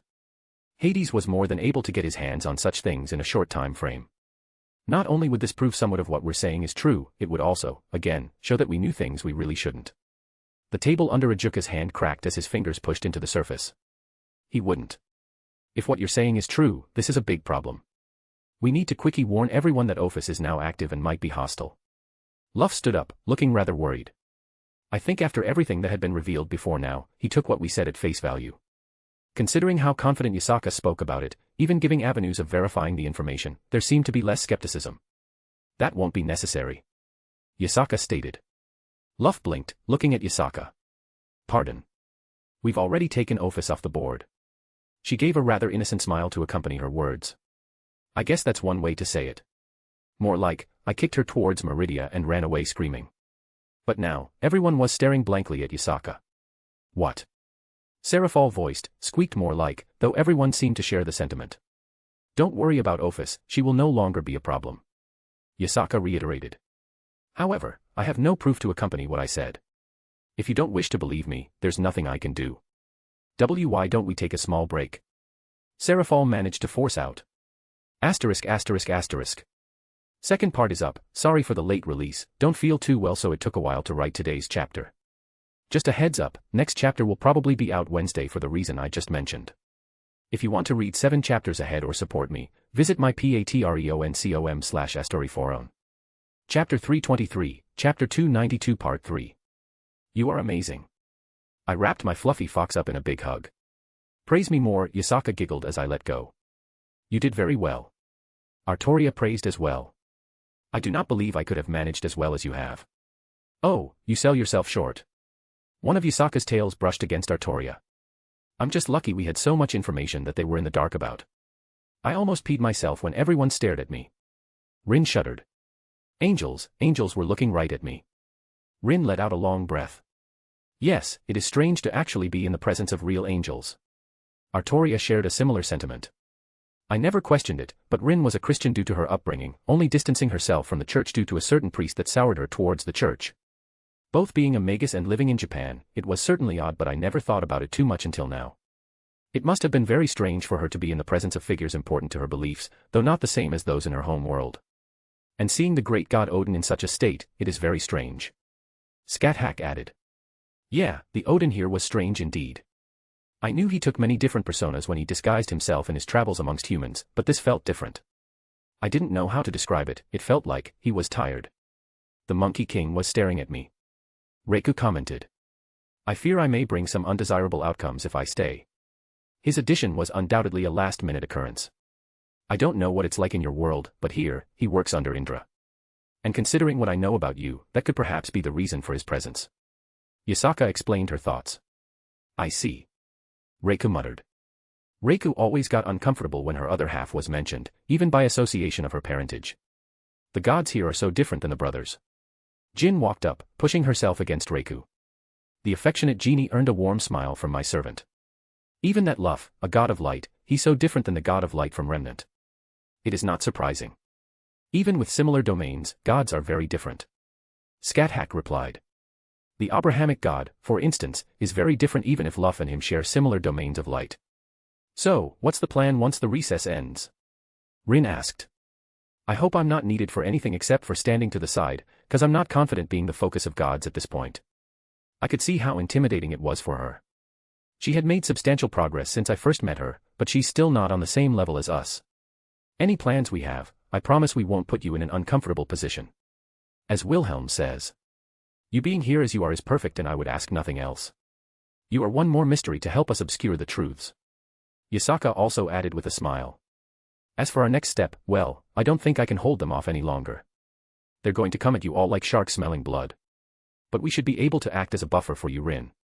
True, we played a bunch of cards already, next is to figure out what we can gain, which will involve answering some questions no doubt. As annoying as it would be. I joked about being shameless, but I did have things I don't want to flaunt in public. I supposed I'm very personal about my own stuff and I don't like revealing too much. Maybe a holdout from being on my own for so long. I don't like other people having their noses in my business unless they're close to me. We merely must keep up our unassailable position. Artoria stated. Our initial plan has succeeded, they will come to us and that gives us the advantage. It worked wonderfully. They did not expect us to warp the talks around ourselves and make us invaluable with everything new we added. Yasaka giggled. Is that why we're hiding under this dimension? Rin poked her servant. Gotta keep up the mysterious act that we have going on. They got no idea how we know what we know, and this just makes them more anxious. I replied. The small yokai faction that no one cared about was now the center of attention. This space is actually very strong as well. Jin sort of poked at the misty barrier that surrounded us. I want to play with it later. I'm sure Soma wouldn't mind if you helped him experiment with his new power later. Yasaka responded. And you're right, it's a Longinus-class sacred gear for a reason. It is impressive. Even Scathach acknowledged. I do not believe any god here is capable of assailing us here or spying without our knowledge. That is to say, it couldn't stop a god from forcing entry, but we would notice the instant they tried, and that isn't exactly subtle. So, the perfect place to have a private conversation. So, what's the next part of the plan? Rin asked. A mischievous grin appeared on Yasaka's face. We get them to pay us, then we give them the privilege of dealing with the Cows Brigade lurking in the shadows. Asterisk asterisk asterisk. I stretched my arms as I exited the mist that made up the temporary subdimension everyone else was staying inside. I nodded towards Soma and Ayatabo who were standing guard outside. Gotta keep appearances up and all that business. The surroundings were relatively deserted. The faction still had representatives standing around though most had scattered for the break. Some familiar devils were off to the side who I cast a sideways glance at. Venelana smiled warmly as I met her gaze from where she was still sitting. Had to resist the urge to go over there. And it made me want this to be over sooner so I could start introducing her to my other girls more. Because at the moment, it felt like we were leaving her out. I knew it was unavoidable due to extenuating circumstances, but it still made me feel like crap. I would definitely make it up to her later. I pulled my eyes away to look at everyone else. Odin was off to the side, out of earshot, and appeared to be in a heated discussion with the Valkyrie he brought along. I expected more of an appearance from the Norse representation, but then again, the Allfather himself showed up. Wasn't going to touch that with a 10-foot pole though. After my last experience with an Odin, I wasn't too keen on getting close to this one. The fallen angels were off on another end, taking some privacy as well. I could see the amount of warding that went up as they made a little camp. And it wasn't just them either, the angels were somewhat visible from where I was standing, they had taken cover behind a partly destroyed wall so you could see flashes of them whenever they stood behind a hole or where the wall had collapsed. The taste of their holy power also hung in the air. I admitted that I was a little confused with how to treat heaven. Normally, I would be wraith neutral towards them as a whole, perhaps leaning towards dislike just out of habit. However, with a certain entity residing within my sphere, I guessed I had to spare some goodwill towards them. Well, more like towards the big man himself, and what he left behind. Strangely, the presence within the sphere had been silent. I would have thought he would have spoken or relayed something to me, but it remained silent. And I knew for a fact that he was capable of reaching out if he desired. I had the faintest feeling like he was simply watching for now, and didn't want to interfere.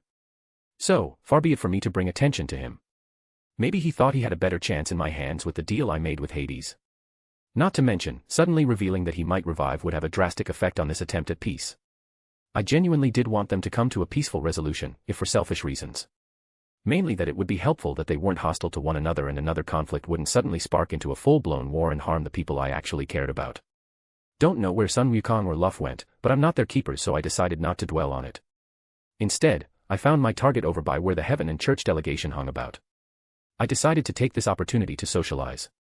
The few members of the church looked like they collectively had to change their pants as I started walking over. Don't know why they were so on edge. It's not like I was hostile/antagonistic towards them, but they cowered behind the largest member of their little routine. I locked eyes with him. Yasaka explained it to me, the strongest human in the world. Or so the church liked to propagate. However, that aura he continuously reeled and did not lie. I stopped my steps with only a couple feet between us. I saw he was sizing me up, however, I didn't notice a hint of malice or disgust when he looked at me. The others around him, well, it was clear my presence was unwelcomed. After a moment, a rather warm smile made its way to his face. It's funny, this man was massive. As in, I think our Heracles might be smaller. Yet, I didn't feel intimidated in the slightest, his presence was warm and welcoming. Hello, young man. His voice was just as weighty as it was when he spoke during the meeting, and again, there was a gentleness to it. If you're looking for Lord Michael, I'm afraid you may have to wait. They are currently discussing some important matters in private. What important matters could they possibly be talking about? I quirked a smile. And he looked rather amused himself. If you require it, I am willing to relay any message you wish to give. Kick him out, Father Strata. One of the cardinals behind him raised his finger, stabbing it in the air at me. Don't let him profane our presence. I blinked, looking towards the source. The rather frail-looking man. In his later years, maybe 70 or 80. He does realize that we're technically in devil territory, right? There isn't any kicking me out. I looked back up towards the large man. And even then, this is Japan, if anything, I could kick them out since the yokai has more claim to the land than anyone else. It's not like I was forcing myself into their little secret meeting they were having while we were taking a break. Vasco Strata let out a tired sigh, opting to turn to look at the cardinal who spoke. He didn't even have to say a word for the cardinal to stiffen and retreat back to where the congregation of angels was gathered. And the others quickly followed after him. Rather cowardly lot they were. I imagine they are the kind that wanted to come and attend for the glory and attention they would be receiving. If I had to guess, the only one of worth that the church sent was actually the big guy. I apologize. My fellow faithful are uneasy due to the nature of this gathering. I kinda was hoping he would stick around, get into an argument with me so I could start arguing scripture with him. I admit that my devil nature was shining through just a tad. A losing battle isn't one my companion would have fought. I blinked at his rather blunt and honest remark. I honestly had no witty retort for that kind of response. Anyways, I'm not actually here to see the angels. Yasaka is handling the negotiations and all that. I just wanted to come over and meet you. Oh. He raised an eyebrow. And what can I do for you, young man? You know, looking at him, I kept forgetting he's supposed to be like 80 years old. Different from Zelretch who used a method of immortality, Vasco Strata was purely human and didn't do anything of the sort to himself. I'm wondering if he was a case similar to Scathack where he just decided he wasn't going to age. Well, I'm wondering if there's a secret to getting as buff as you. The men gave a good-natured chuckle. Lots of healthy eating, a steady training regime, and faith in our Lord and Savior. Ah, I see. I nodded. So Jesus is the path to swollenness. All is possible through the love of God. He smiled humoredly. And the doors are always open for those seeking. I tilted my head at his invitation. You do know I'm a half-devil, right? Not to mention, I'm a magician and proud of it. My lover is a heathen demon from the East. I think my lifestyle contradicts a few of the church's teachings. As I've come to learn over the years, the rules are more of guidelines. He replied rather evenly. Huh, was that a dig at his own church members or his own approach at following church doctrine? The church is a human institution and all that. I muttered. You'd think with angels being in literal arm's reach, the more ambiguous of believers would hold to a certain standard. There's no need to be polite, I am more than aware of the darkness that profanes the church from within. Unfortunately, there is little I can do to absolve the issues that permeate its foundations. Wow, again with the blunt admittance of his own faction's faults. Yet, at the same time, he didn't shy away from it. I had a feeling that if I truly started insulting the church, the actual foundations of his faith, he would get upset. I liked him. Have you ever considered going to a fitness competition? You know, where you go on stage, flex a little, show off the muscles. And while you have everyone's attention, you just drop your preaching there. I think if people were willing to do steroids, they would be more than willing to following a belief system if it meant getting some of those gains. Vasco Strata had a bemused look on his face until he processed what I said. A rumble escaped his throat, a genuine laugh that echoed through the surroundings. That's a wonderful idea. I'll have to run that by the other cardinals when I have time. God, I hope he's not joking. I would pay to watch him go on stage and make everyone else feel insecure while being just completely wholesome about it. So, in all honesty, I just came over to introduce myself. Was curious about the supposed strongest human and all that. But, now I'm a little curious about something else. Are you not put off by my being a half-devil? I questioned the man of faith. No. He said as bluntly and dismissively as before. You have no influence on your heritage. By what right do I have to hold you accountable for something beyond your control? You really are a good person. I couldn't help but say under my breath. Fuck it, just make this man the Pope and the church would become like 100x better. Your kind words are appreciated, young man. The large cardinal smiled warmly. Thanks for chatting with me. I returned the smile towards him. And if you're ever over by Kyoto, look us up. You would be more than welcome within our borders. I was speaking on Yasaka's behalf here, but I don't think she would find fault with me on this one. The opposite, in fact. I think she would appreciate it if I extended some goodwill towards such a strong person. Bonus that they were actually a very kind and gentle soul. Not bad for just a whim of checking him out. Ho ho, I'll have to take you up on that offer in the future. He chuckled again, though a hint of seriousness appeared on his face. A warning, young man. I dare not speak for what heaven plans to do, however, it's clear they seek the return of the sacred spear. I didn't expect this guy to come right out and say something like that. Then again, he also didn't seem to be someone to be coy or beat around the bush. So heaven wants my spear. I raised an eyebrow. I don't like to give up my stuff. I speak for no one, merely relaying news I have heard. I believe you to be a kind person, so I see no fault in relaying this to you. If possible, I would hope you accept what deal they attempt to make, but I will not speak in favor or against. I gave it a genuine thought on what I should say in response.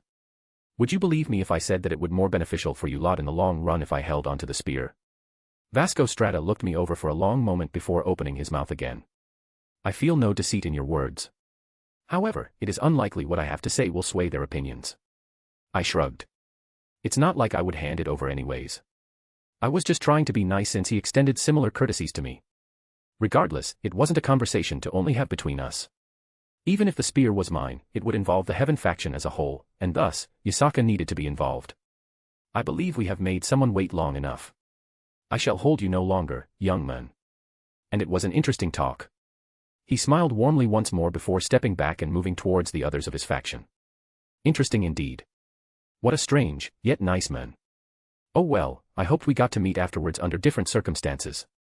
I didn't get the chance to ask if he wanted to spar sometime. But now, it was time to deal with someone else. And I was currently not very fond of this person for the things he said to Yasaka. Zikram Baal. To what do I owe the pleasure? I turned to face my apparent ancestor. He adjusted his collar as he walked over. I have wished to meet with you since I have learned of your existence.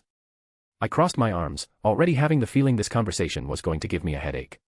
Literally, a few words out of his mouth, and I was loathing the fact that I didn't escape when I had the chance. Well, here's your chance. I said bluntly. The old devil gave me a scrutinizing look. What would it take for you to become a devil of the Baal family? I was, immediately taken off guard by the question. I expected many things to come out of his mouth, but none of them were such a direct and blunt invitation. Pardon. Was all I managed to blurt out. Was I not clear in my desire? I want you to join the Baal family and work under me. I heard what you asked. I regained my composure. What I'm wondering is what the hell? Where did this come from? You went from insulting someone I clearly care about then asking me to join you. I said nothing false. He grunted.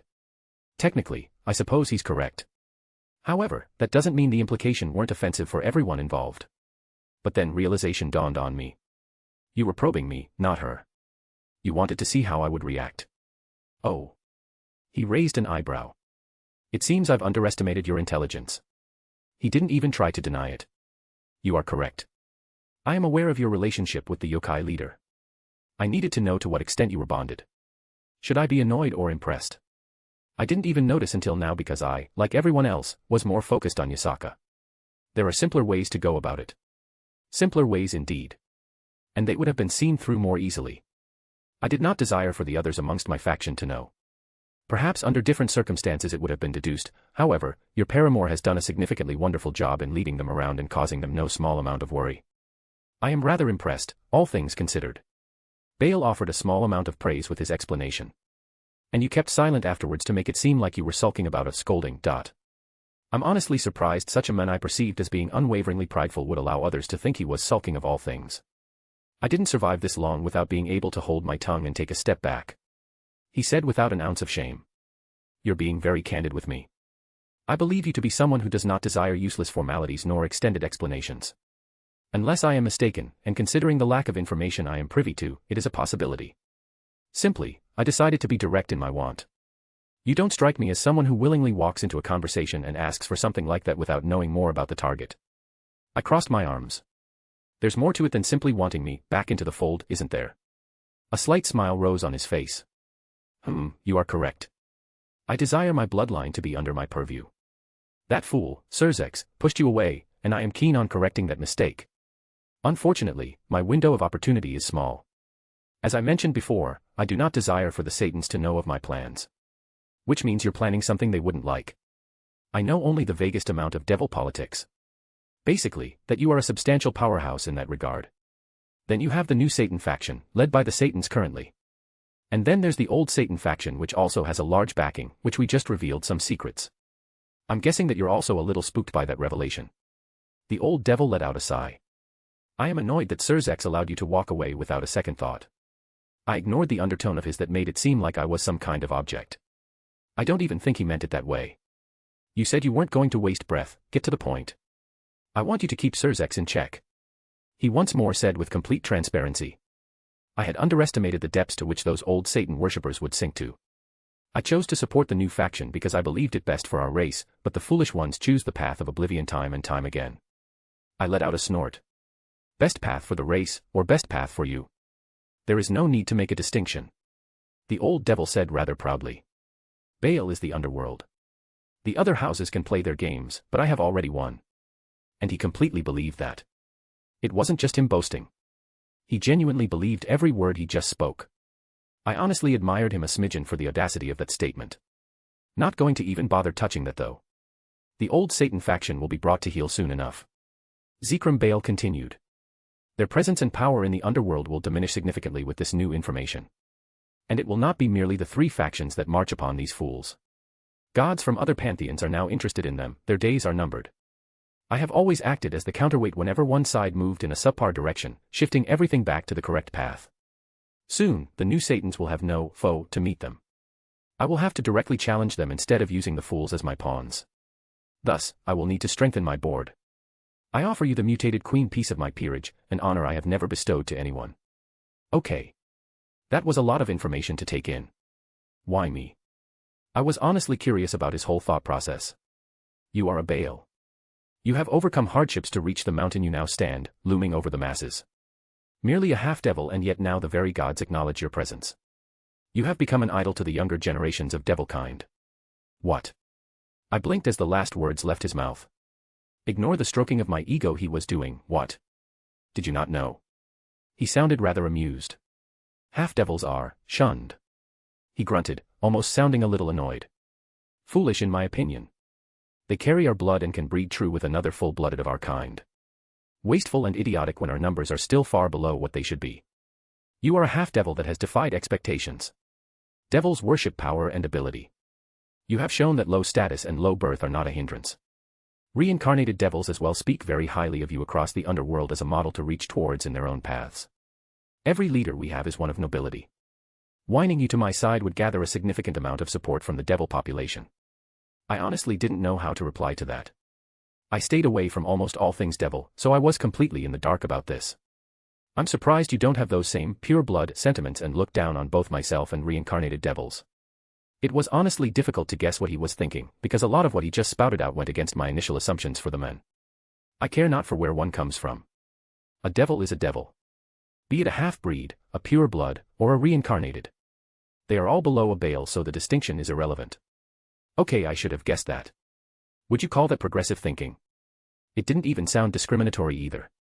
Like it was merely a fact of life and it couldn't be helped.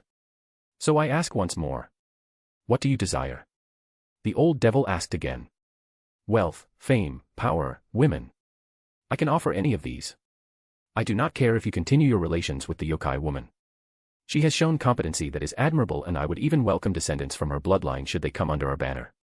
I think I twitched unconsciously as he said that. It felt rude as hell, yet at the same time, I don't think it was intentionally meant to be insulting. I have all of those things. Women. Completely ignoring the incredibly important emotional attachments between me and my lovers and focusing on the very narrow value of their looks, they are objectively some of the most beautiful women ever to walk this world. Wealth? I have multiple divine weapons.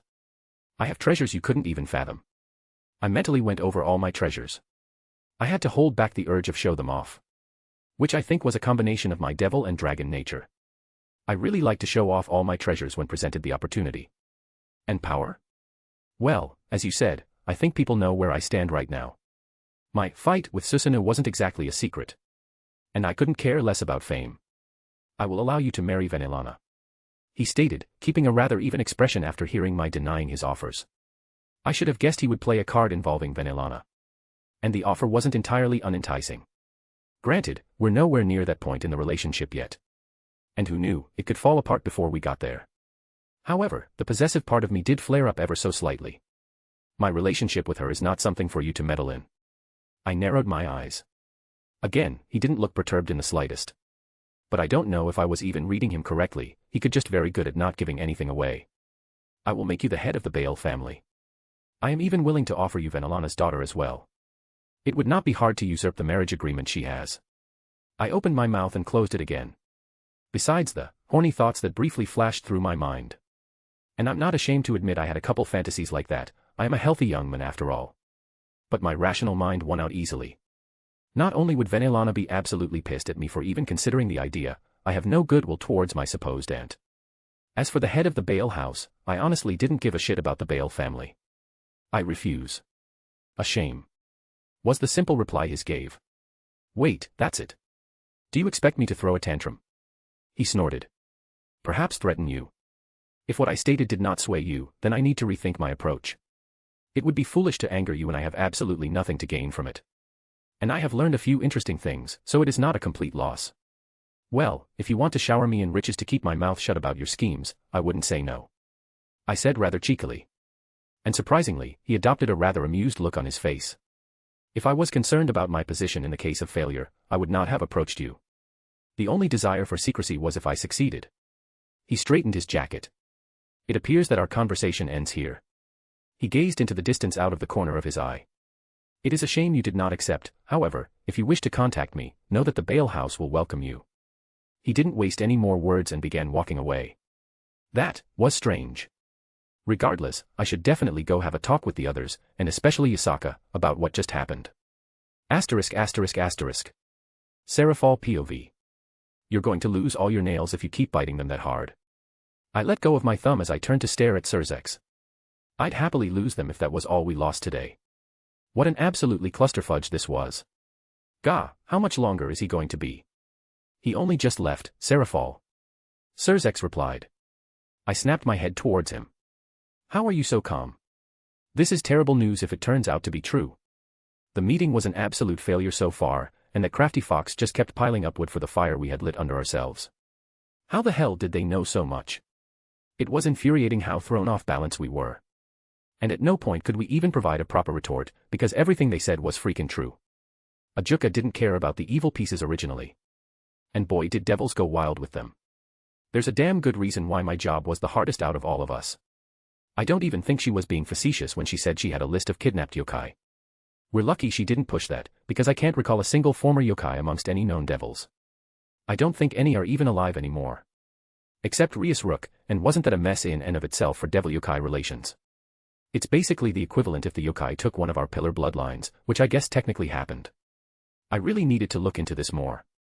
I wouldn't let myself be caught off guard like this again. Well, she didn't have to because she just kept dropping bombs on us and we couldn't even take a second to process them. Cow's Brigade. We thought they were just some edgy organization the old Satan was hiding behind so they could act out. This makes things significantly worse if they turned out true. And honestly, I was believing her at this point. There was no good reason for her to be lying so much out of her perfectly round ass. I couldn't help but start pacing around. And I was glad we were far enough away from Sona and the others so they didn't see us acting like this. Ugh. I was about to start pulling my hair out. Damn it, Ajuka. Couldn't you pay a damn iota of attention on your family? Your damn cousin was kidnapping nuns and holy maidens from church territory. And if that wasn't enough, apparently, he's part of the Cows Brigade. If what the damn fox said was true, that means he got a power-up from Ophis, somehow. Which means, it should have been noticeable. I'm going to slap that lazy greenhead so hard when he comes back. I can't even spare any time to scold Zelretch for acting like a complete idiot during the meeting too. Mister, I'm going to glare at my bastard son the entire time. I would strangle him if I wasn't so preoccupied with the potential threat looming over our heads. And the less I thought about their nonchalant admittance taking care of the infinite dragon god, the better. The hell was I supposed to say to that? Like, why lie about it either? No one would believe you, yet, for some reason, it made it all the more believable once they revealed so many other things. Thankfully we had a quick avenue to verify something. Ajuka had gone for a long overdue visit with his cousin. And if even half the crap the fox said was true, that boy would be very unhappy from now on. If he lived past sunrise. Michael was going to be out for blood, if this whole peace meeting didn't implode on itself, even if we sorta already had the peace treaty signed between us all.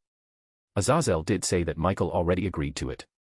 This was originally supposed to be a publicity stunt until it all went out of control. What exactly does it change, Seraphal? My own thoughts were cut off as I turned back towards the redhead. What do you mean, what does it change? I mean, we were already investigating them. We hadn't yet committed to any plans yet, so nothing changed on our end. Now we know that we have to take them much more seriously, but we aren't exactly in a bad position. He pointed out. Well, he wasn't exactly wrong. But still, this was a whole mess and a half. Ugh, Ajuka, hurry your slow ass up. I groaned out, kicking a piece of rubble that was still laying around. I need a distraction, or I'm going to fuss over this relentlessly until he gets back. Zelretch. I yanked his cape. Who the hell is that Zelretch person they mentioned? Why would I know? I kicked his shin, making him wince. Okay, fair. He breathed out. Honestly, I have no idea. I don't think Grafia does either. He replied. And we couldn't ask her because she's assisting Ajuka at the moment. Not really his grandfather then? I asked. No known living relatives other than his deceased mother. Zelretch replied. Unless you think it's my dad, we're in the dark here. I snorted at the thought. It would be kinda funny, but that's too absurd. Shit, how many things have we missed? For all we know, Zelretch could actually be his biological grandfather, who was some sort of magical powerhouse that's completely unknown, yet had even Ajuka in a tizzy. It's not like I couldn't understand the implication of what Wilhelm said. His magic being to so easily overcome the basics of spatial sealing. A thought to file away for later if it ever became important for us. Just another thing we're in the dark about. Which was basically everything concerning the yokai faction as it stood. How did they not get noticed all this time? Really made me want to have another look at all the smaller factions we've scoffed at in the past. Who knew what other factions have going on under the radar at the moment? Alright guys, I'm here. Azazel finally made his entrance. Was hard to slip away without Michael noticing. About time. I crossed my arms with a huff. Hey, you guys aren't the only ones scrambling to try and figure things out. Bunch of bombs they dropped on us. By the way, saw Ol Bale walking towards Wilhelm. Not my problem right now even if I thought that had the potential to go horribly wrong. But seriously, how fucked are we? The fallen angel asked. I may as well just bend over and drop my panties, because that damn fox is going in anyways. Ah shit. Yup. Do you have any idea about this whole thing, Azazel? Zelretch asked. I mean, in hindsight, I think I noticed a few things but it felt like just you devils being devils. No offense. Some taken. Yeah, well, deal with those old Satan assholes and I'll stop thinking that way. The fallen angel rolled his eyes. Is Michael still wanting to continue? The redhead asked. As far as I know.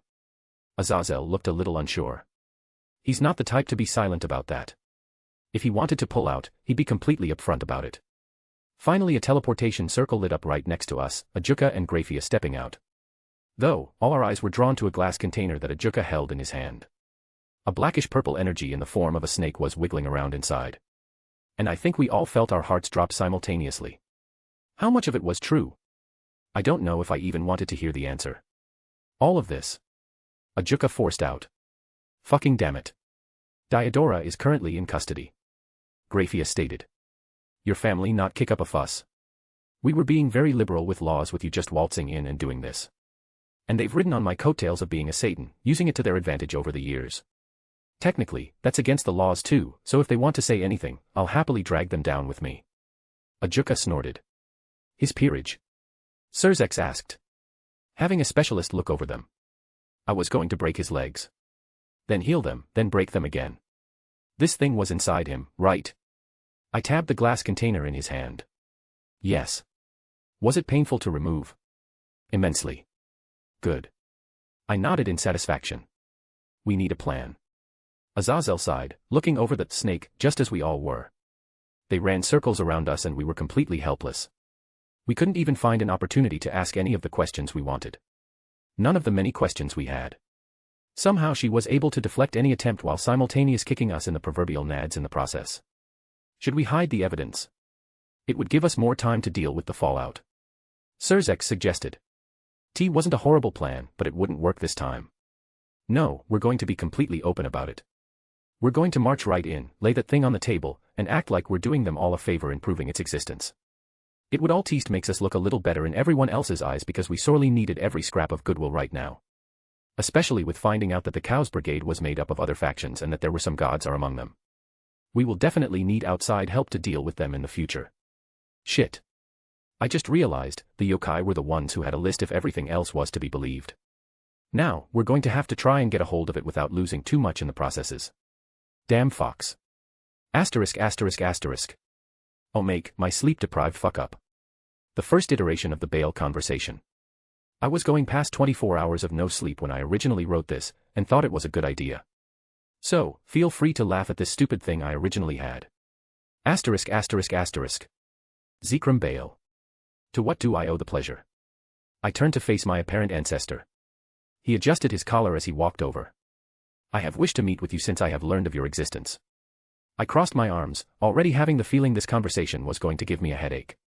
Literally, a few words out of his mouth, and I was loathing the fact that I didn't escape when I had the chance. Well, here's your chance. I said bluntly. I had no patience for this man after the crap he spouted before. The only reason I didn't completely blow him off was that I was being respectful for Yasaka's position. To his credit, he didn't react at my almost annoyance to his presence. And it's not like I tried to hide it. I am here to right a wrong that was done to you. He declared. Oh.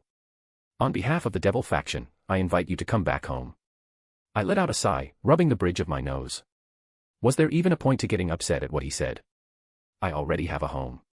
Honestly, I didn't expect him to come try this after what happened. He hadn't spoken after I made my stance known during the meeting.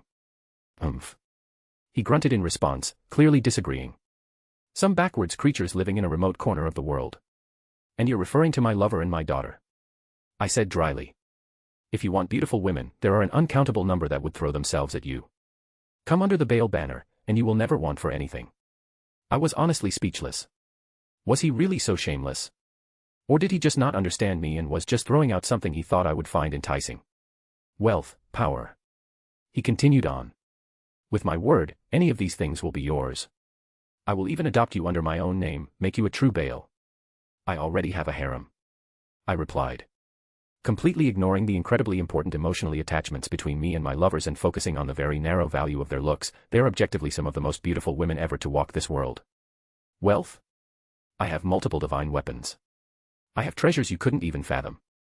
I snorted just thinking about the absurdity of his claim, but I wasn't done. And power. I let my divine lightning arc between my fingers. I've killed gods.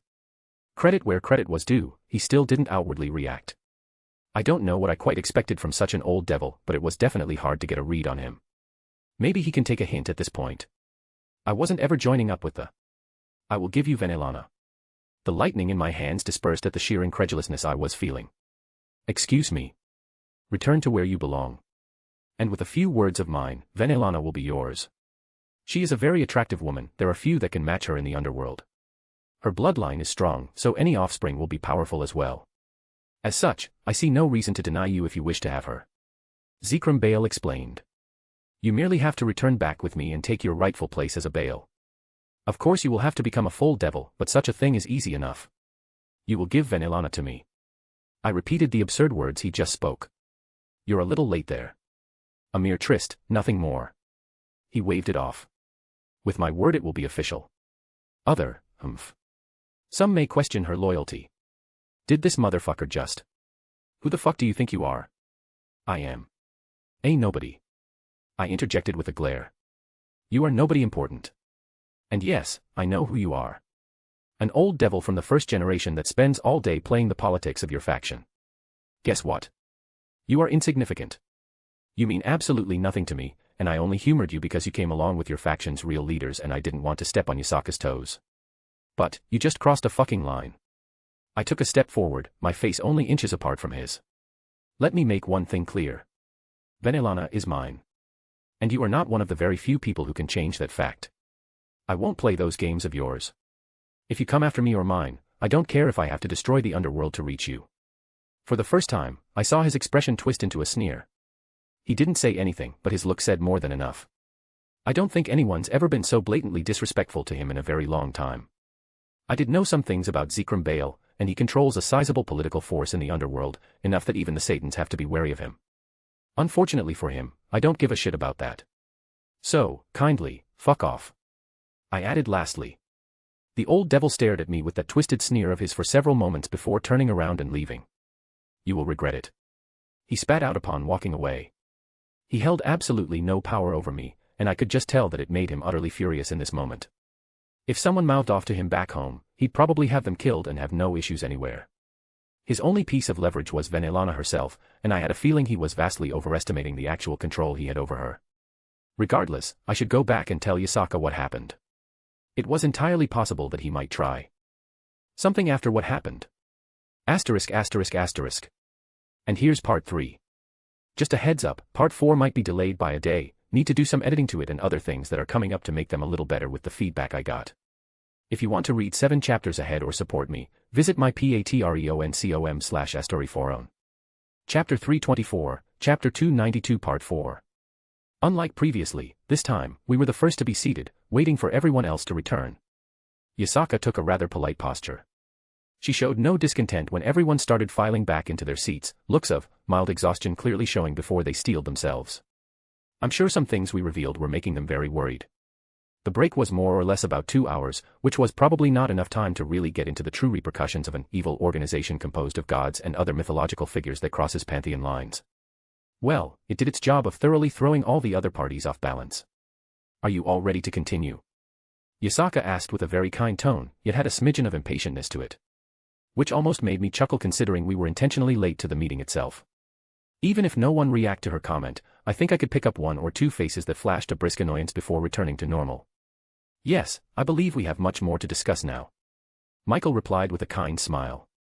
As if to respond, Ajuka loudly set a large container on the table. Glass on all sides so everyone could see what was within. It certainly made everyone tense as the power within was something menacing, even if a small quantity compared to the original. We were able to verify the earlier claims. It appears as though Ophis was in fact giving away portions of her power. The Satan revealed to everyone present. There were a few hushed whispers in every direction. Feels like that damn dragon. Odin grumbled. Met it once or twice. You don't forget that kind of thing, ever. And at the very least. Lufa's eyes turned to us. It adds some credibility to previous claims. Which raises the damn question. Odin grunted. How in the dark depths of hell's decrepit home did you, how did you say it, take Ophis off the board? The old god huffed looking our way as if trying to glean an answer through a little glare.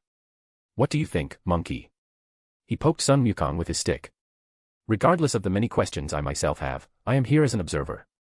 I forwent my right to speak when you accepted my last-minute addition. I will respect those terms. The Monkey King said rather evenly. Honestly, it sounded a little foreboding as well. Especially since he was staring right at Reiku. And regardless of the good impression I had of him, I did not appreciate those stares towards her. I was feeling very protective right now. Bah, you got boring in old age. The Norse god huffed again. There are still some things we will wish to keep secret. Yasaka stated, earning another grunt from the Norse god.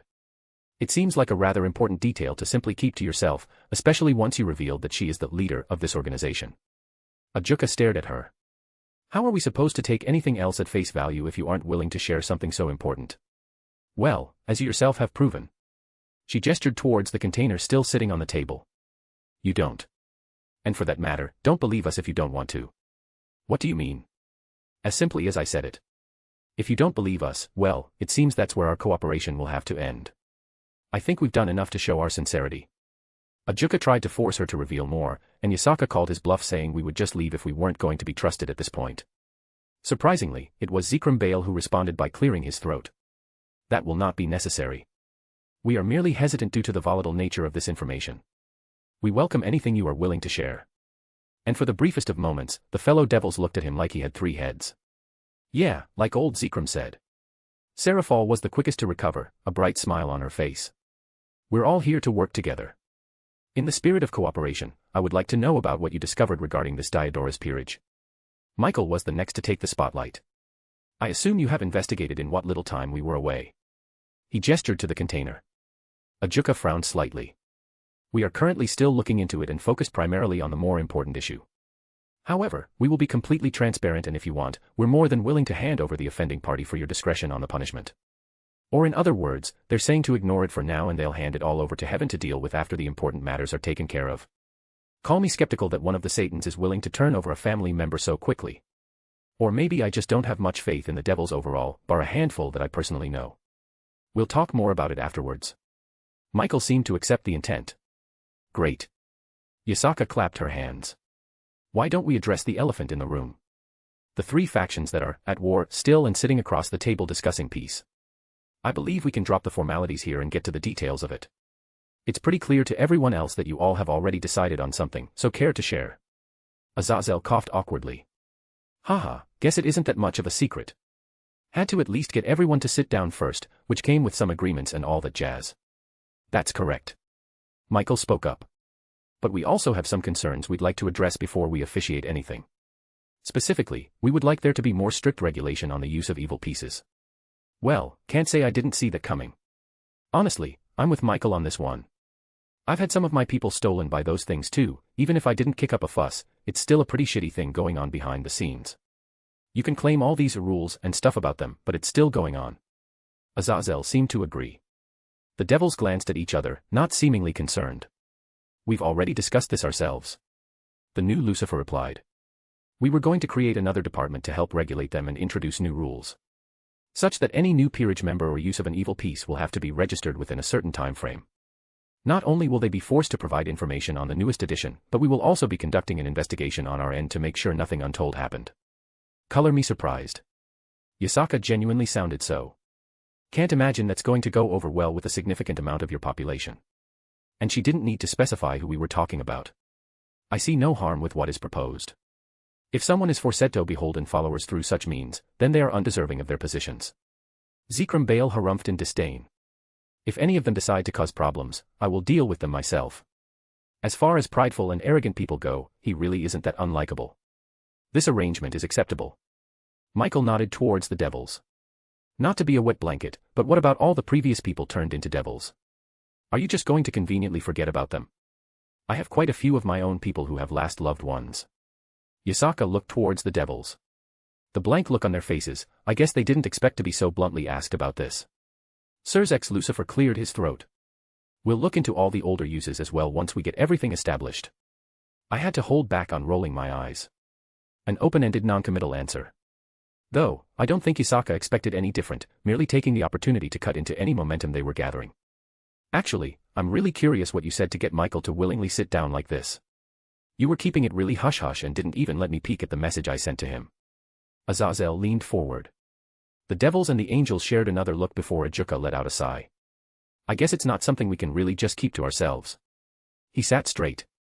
In accordance with the signing of a formal peace treaty, we of the Devil faction will conduct research in joint with the Heaven faction to manufacture devices similar to the evil pieces to turn humans into angels. Oh. Odin was the first to react when everyone else went silent. To be honest, I never even considered the possibility of this. Now that's an interesting thought. As much as I abhor those things, I can't deny they're beautiful pieces of magic. But to change their design to turn humans into angels, that's not a simple thing. Is it even possible?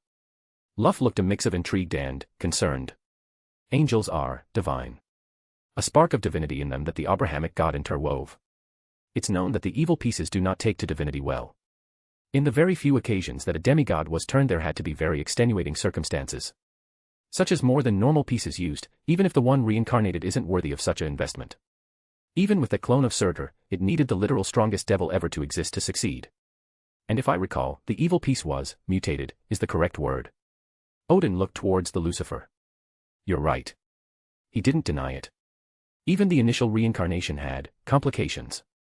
I had to call in Ajuka and Serafal to help me stabilize the process. And even with that, it was very close to failing. It isn't quite the same. Ajuka responded. It would be a human gaining some manner of divinity and becoming an angel. The context is the same. You wish to fundamentally change the aspect of a person. I would call the evil pieces a fluke of invention, and now you're wanting to go in the opposite direction. Odin shook his head. I would call it foolish if there were not more natural examples that have existed in the past. He looked up, specifically towards us. And 2 of them are standing here now. Admittedly, it would help with research. Ajuka said quietly. Michael perked up. Knowing how it's possible in different circumstances, would it be too much to ask how? He directed his question towards us. Scathach snorted in response. You wish to know my secret? It is simple. Merely kill enough gods, bathe in enough divine blood, and you shall develop some of your own. Yes, simple. Luff twitched slightly. I believe you are the only one who would say something like that. I have the weirdest boner right now. Lord Odin. The Valkyrie next to him screeched. Michael smiled awkwardly. I do not think such a method applicable to us. However. He turned towards me. Well, I suppose it wasn't really a secret. And with the many eyes on me, being Yasaka's lover, I did want to make an impression. I killed a god and usurped its divine authority. Silence followed. With Scathach, it was more or less expected. But I just openly admitted to a feat that was only has a handful of recordings throughout history.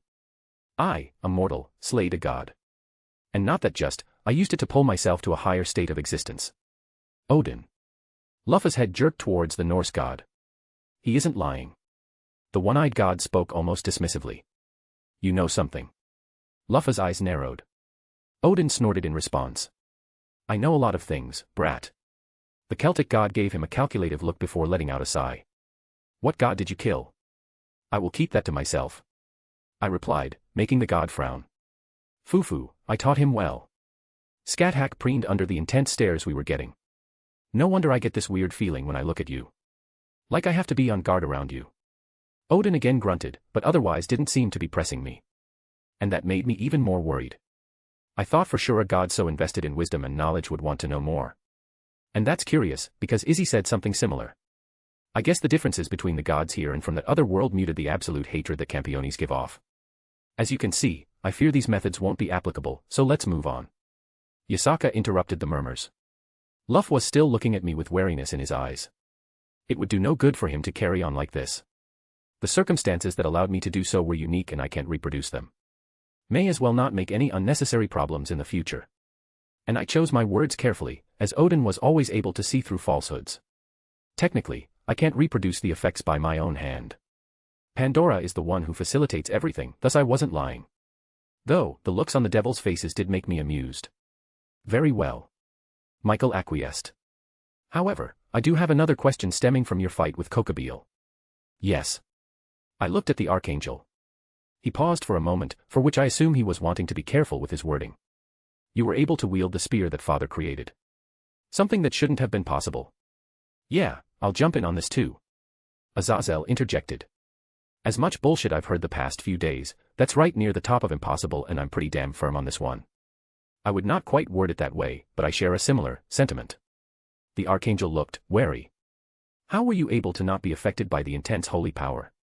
And there was also the other holy weapon that enveloped all the devils present, and they were fine as well. I guess Artoria's turn was coming up next.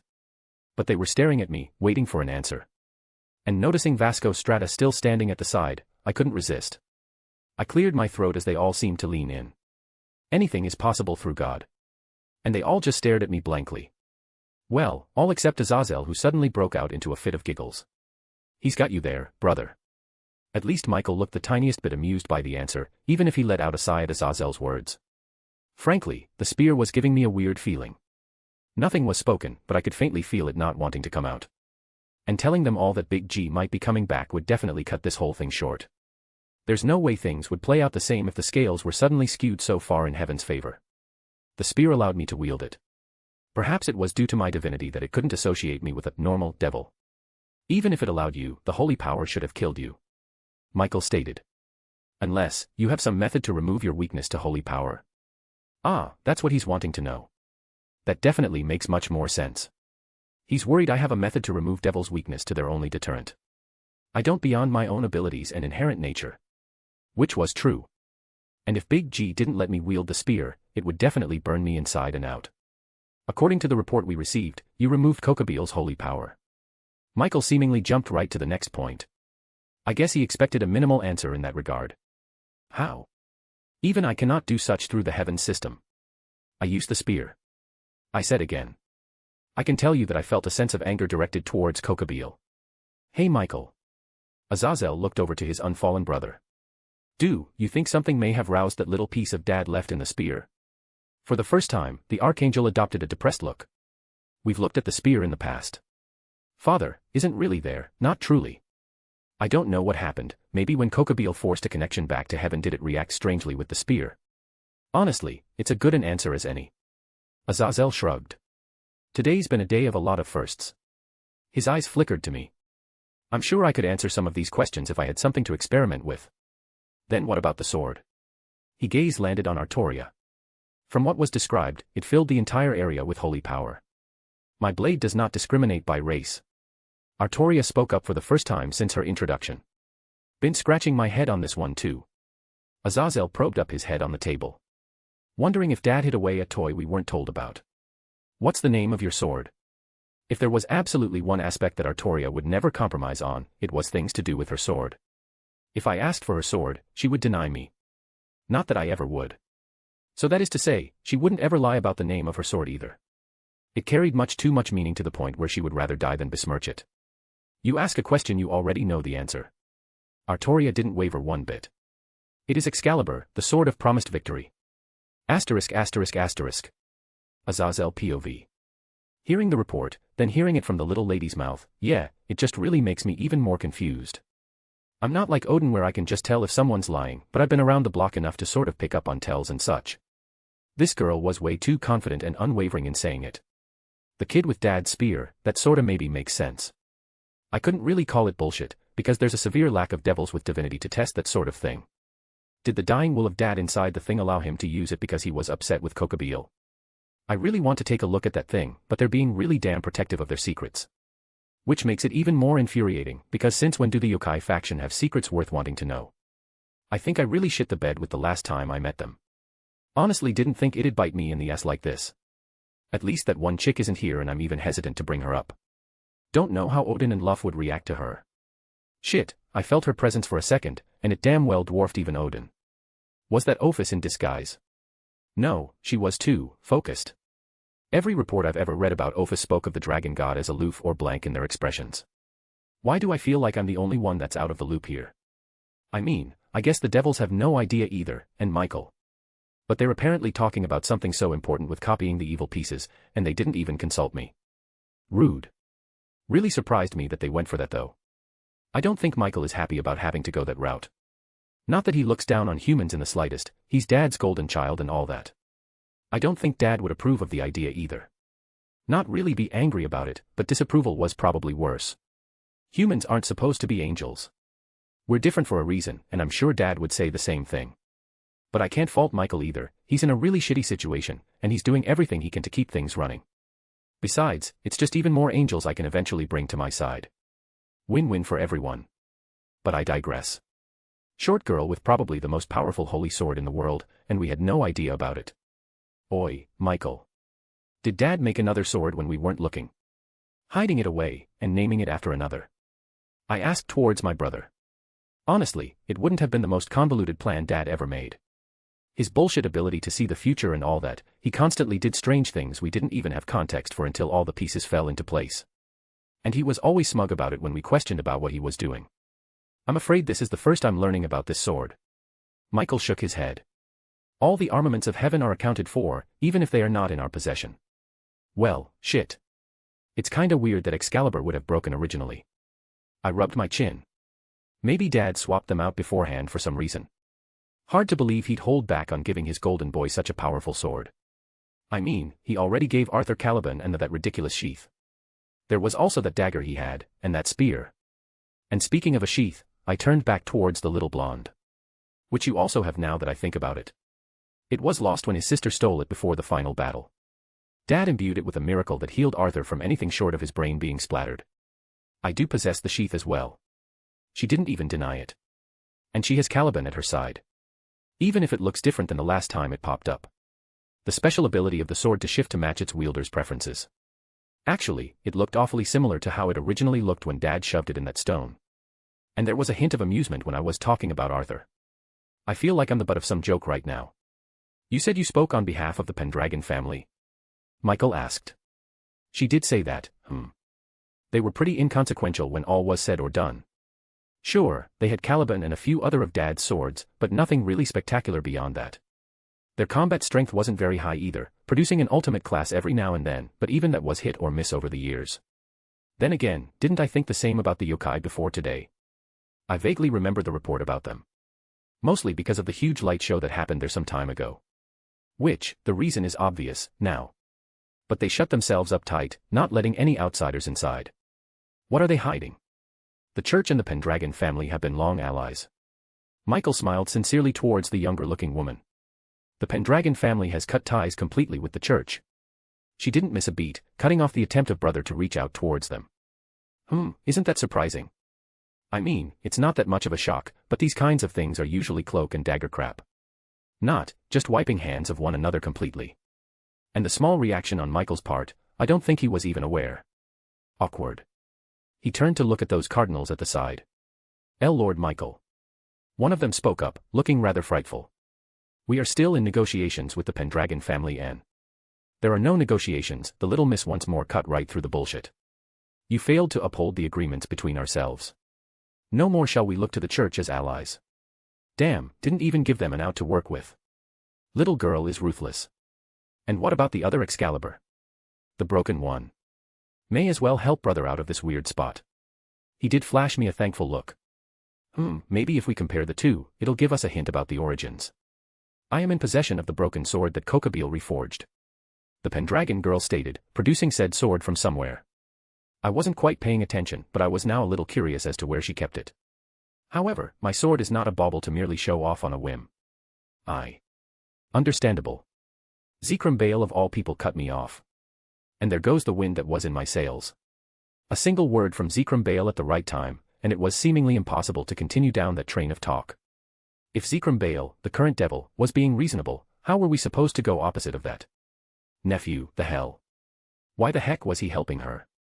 Shouldn't he want to know about some absurd holy sword? Shit, even the newer Satans were looking at him strangely. Guess even they don't know what he's doing. Maybe he wanted it to stay out of heaven's hands.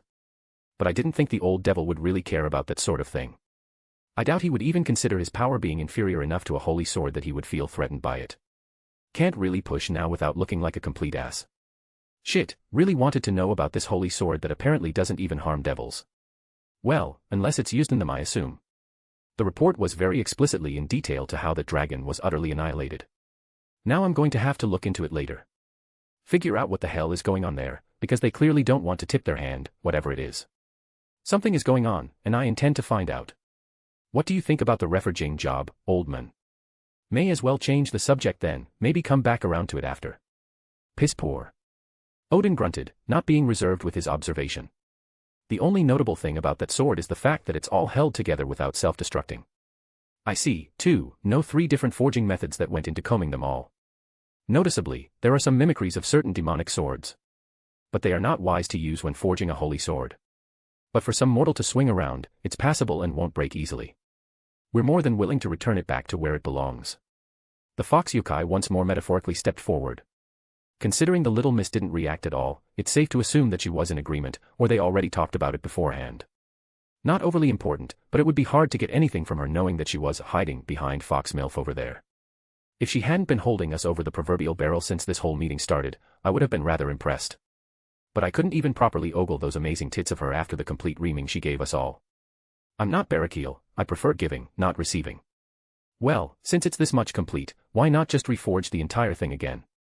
It's not like you don't got enough holy swords in those vaults of yours that you couldn't do without the broken pieces. Might be better off with quality increase in this case. I offered towards Michael, to help him salvage this situation with the sword. I wouldn't mind helping either, especially since it was Kokabeel who is responsible. Would get me some brownie points at least. That might not be a bad idea, Michael. Even Gabriel looked a little interested. We have several people in this generation that are capable of wielding such a powerful holy sword, regardless if it is father's true Excalibur or not.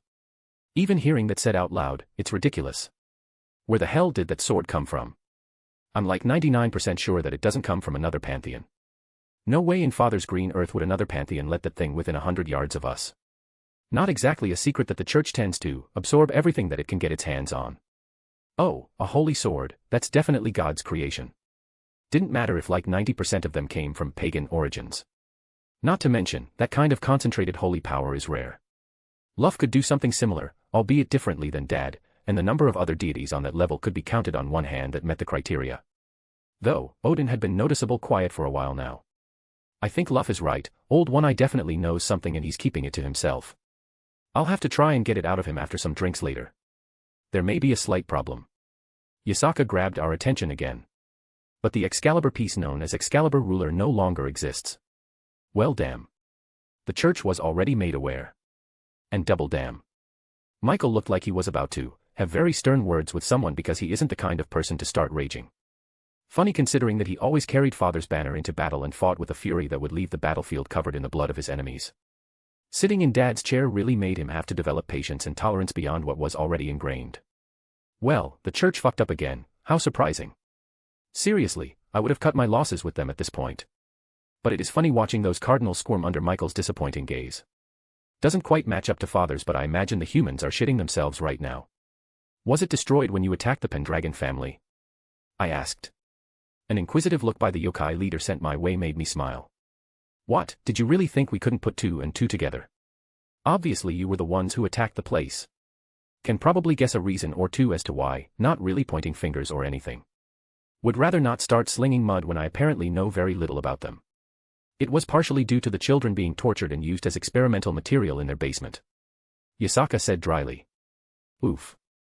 Glad I didn't try to jab them with that little tidbit. Would have come out looking like an absolute cunt. They are looking frighteningly competent compared to beforehand. How much do they actually know about my own secrets? Got some of my own skeletons I don't want coming out. Nay. The Pendragon girl denied. I destroyed it much earlier. I blinked at her blunt acknowledgement to completely destroying what amounted to a rather notable holy weapon, and she didn't even bat an eye at such a thing. That was not yours to destroy. Another of the cardinals shouted from across the table. You were allowed to bear that sword by our grace. How dare you destroy one of the church's treasures? Michael raised his hand, causing the cardinal to shut his trap. Can I hear why? It is a sword that forces obedience, a ruler has no need for such despicable means. It is a mockery of the legacy associated with its name. Good answer. Luff was the first to respond, and I think several at the table agreed with him. I agree. Odin stroked his beard. Well, Michael and the church couldn't really call her out now without looking foolish. The fucking balls on this girl, telling them to their face that she broke their sword and getting praised for it afterwards. No way in hell that she's not aware of what she's doing. There was almost no wiggle room there for Michael to try and grasp at. I think he realized it too because he shifted his focus back towards Lucifer Jr. over there in Yasaka. Heaven will accept the goodwill with the return of reforged Excalibur. He stated. Guess he gave up on the other Excalibur. Can't really blame him, she was stonewalling him pretty hard on that aspect. And can't really claim it belongs to them if they haven't ever seen it before. Though, I'm surprised the church people aren't screaming for the return of it. We're more than happy to help. Yasaka smiled good-naturedly, but that underlining feeling as if everything went according to her plans. And we would like to negotiate the return of the true Longinus back to our side. Guess I should have seen that coming. Too powerful a weapon to keep going through Dad's broken system. I wonder if this means they'll start cracking down on all sacred gears and storing them away. I know for a fact that Michael wouldn't have touched them if the system was working, but with how messed up it is, he has to be grasping at any straws he can to make sure it doesn't fall apart. I can't claim to know much about it, Michael definitely won't let me anywhere near the controls. But I can't imagine the strain it's under to try and manage the sacred gears all the time. It might alleviate a lot of stress if they started thinning the tide, so to speak. Back to your side, is it? Was it on your side, when a member of that hero faction used it to lay siege to Kyoto? To use it to kidnap my daughter and slaughter my people? And the fox didn't hold any punches. The initial intent behind its facilitated lending seems to have fallen to the wayside. We apologize in how it was used by its previous user, but we had no hand in that. That being said, we can't agree to leave something with the potential to strip one of us of our blessings. That's a really damn good point. Like, what if the kid was just blowing hot smoke, or didn't know, or he was just straight lying without being overt about it? What if he really could just point the thing and bam, no more holy power? That's frightening. Michael is being composed, but I honestly think him and the others are shitting bricks. Denied. The fox said with a near absolutely response. Even if Michael didn't outwardly react, I spent more than enough time with him to know that he was upset. Father damn. That fox just straight told Michael, and by extension, heaven, to get fucked. Surprised she's able to walk with those gigantic balls she's dragging around. We're willing to trade for it. Something I believe your people will appreciate more. Oh. Yasaka raised an eyebrow. Continue. Michael held his hand out, producing a harp. One I didn't immediately recognize, and it didn't feel like something belonging to heaven. This is Dagda's harp, with a link both to the summer and the winter of the Fey lands. Holy shit, Michael, bold move there. Not hard to guess where he got it from, considering Luff sitting at his side. But damn, he really went for the low blow there. To hold a potential method of reaching the place where those fairies are. That might be too valuable to pass up. With them at war, they might. No thank you. Or not. Michael awkwardly cleared his throat. Maybe you don't understand. With this you can. I understand completely. Yasaka cut him off. You want to use a method of connecting to the Fey realms in order for us to hand over the spear. In short, you want to use the fact that we're at war with the Fey to get a rather potent weapon from our grasp without much fuss. Did I miss anything? We would be more than willing to lend assistance. Ajuka added. The devils had been quiet for a while, I was wondering when they were going to join in. I don't think they wanted to rock the boat considering they were already in some hot water with Michael and them. If you accept the deal, I think we could manage a way to open a path after some effort. We're being very much underestimated here. Yasaka's expression turned dark. Do you think we declared war just to soothe our own pride? That we didn't have our own methods? Admittedly, I did think just that a few days ago. Kind of wave their swords around, make a lot of noise to make themselves feel better and all that. Maybe start hunting down any fairies on Earth as well. But a full-on invasion of the Fey lands, you didn't even consider it a possibility. Going to have rethink a lot of things after this. Even Father once told us about that place. It isn't so simple to just teleport to. Michael replied, trying to salvage the situation. We're well aware. The Fox Yokai leader once more dryly replied. Wilhelm. She turned her head up to Lucifer Jr. at her side. How long will it take to construct a pathway? 4 to 6 months. He said almost nonchalantly. Impressive. Almost makes me want to call him out as a liar, because even I couldn't manage that. But as he already showed, he has some method that I'm completely in the dark about. As is Ajuka, but I don't think either have considered that method of being applicable in this situation. Maybe our pride was getting in the way here. Well, that settles that. The fox looked all too smug. Michael was banking on that a bit too much. I can't really fault him either, I would have been confident too. But they managed to completely overcome our expectations throughout this entire meeting. Regardless, the spear must return to the hands of the heavenly host.